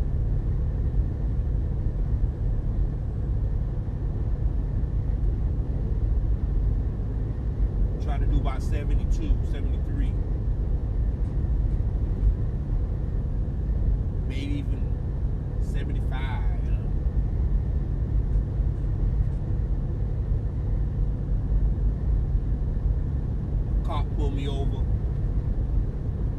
few years back, man, and said, going faster doesn't make you get to your destination faster. Hey, maybe in city driving, maybe in local runs, but sir,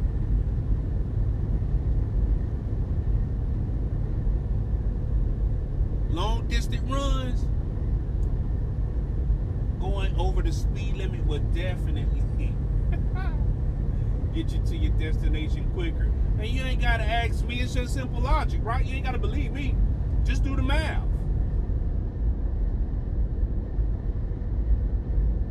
Just do the math. Hey Siri. If I travel at a rate of 75 miles an hour, if I go 70 miles an hour versus 70 miles an hour and going 100 miles, who gets to the fastest? Who gets there to the destination the fastest?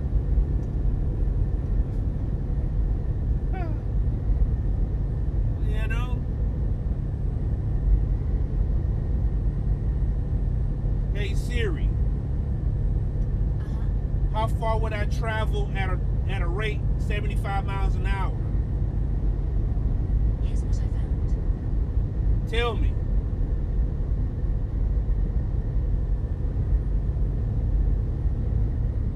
Hey Siri, tell me.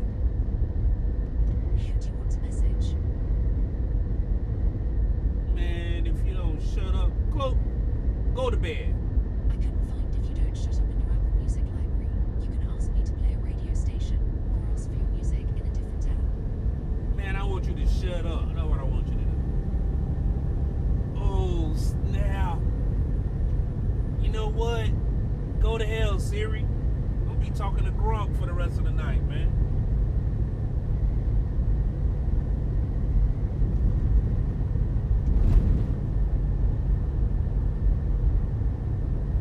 That lyrical, spiritual shit.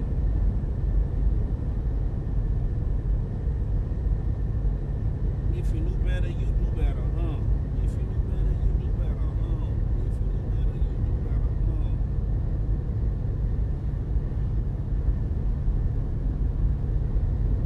That's what we gonna do. We gonna talk to Brock on our travels.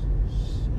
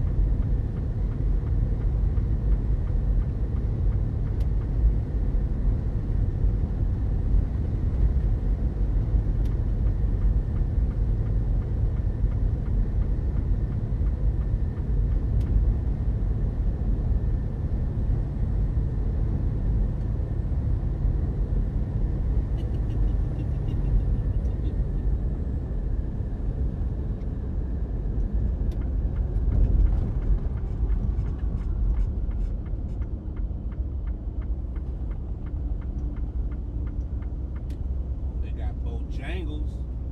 Mr. Bojangles.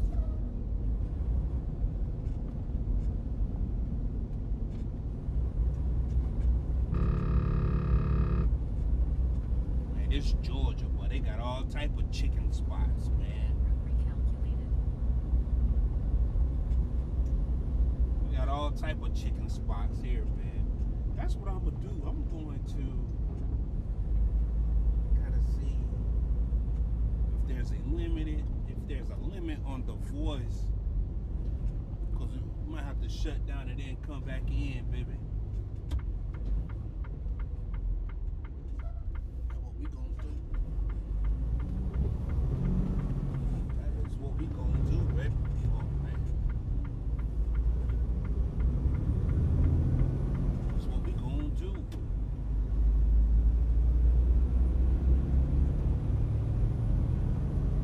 Recalculated.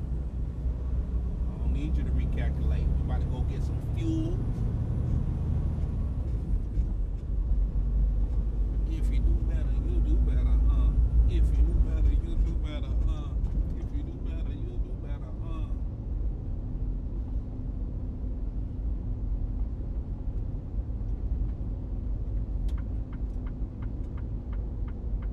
Recalculated.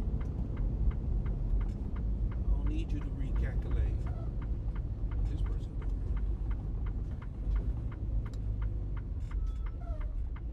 doing these people better chill out, man.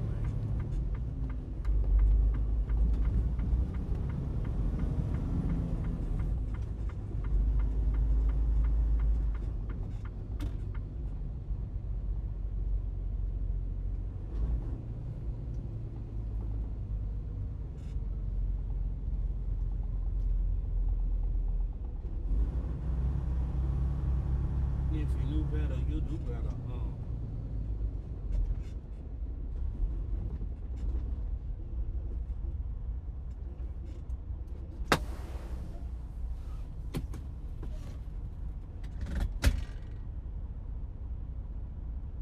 Go back here. Hours of service.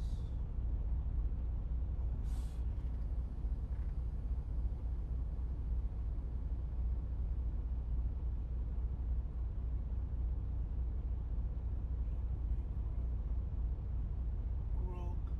How I love Grog. Grog. How I love Grog.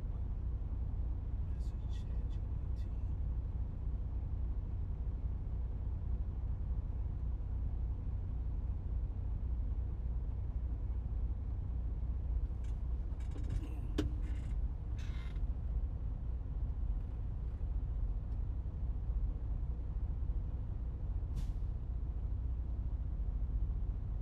Hey, Grog.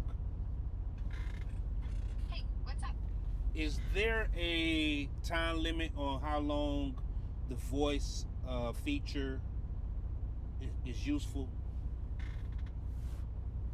Nah, no strict time limit on the voice feature. It's designed to keep the convo going as long as you want. But it might cut off after a couple hours if things get too marathon. What's on your mind? All right, so I have a drive shift that I want to just talk to you with, you know. Sure, I'm down. Hit the road and spill. What's the drive shift vibe like today? Well, I'm in Valdosta. I am headed to Albany, Georgia, to pick up a beer load, and we're going to take that to Virginia. Valdosta to Albany, huh? That's a pretty straight shot up on 75. Picking up beer for Virginia? Hope it's something good. Long way back, though. You're talking, what, 8 hours? So, let me see. This first part is going to be about an hour and a half because I got to stop for fuel. And then we're going to finish the run tomorrow, which is going to be around about 9 to 10 hours. Sounds like a solid plan. Hour and a half to Albany's not bad. Gives you time to stretch your legs at the fuel stop. 9 to 10 hours tomorrow, though? That's a haul. Got podcasts lined up, or you just want to keep me talking? Hey, you're going to be talking with me while we're streaming live. Sure.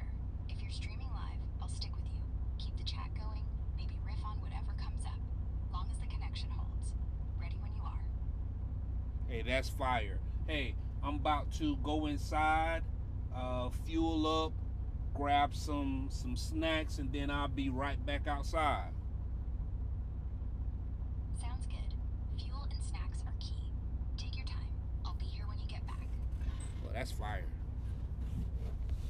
Yeah, I'm just warming up. I know that's right. Exactly. Grab something with caffeine if you've got a long stretch ahead. Keeps the night drive smooth. What snacks you eyeing in there? You know what? I don't know. You know, something good, man.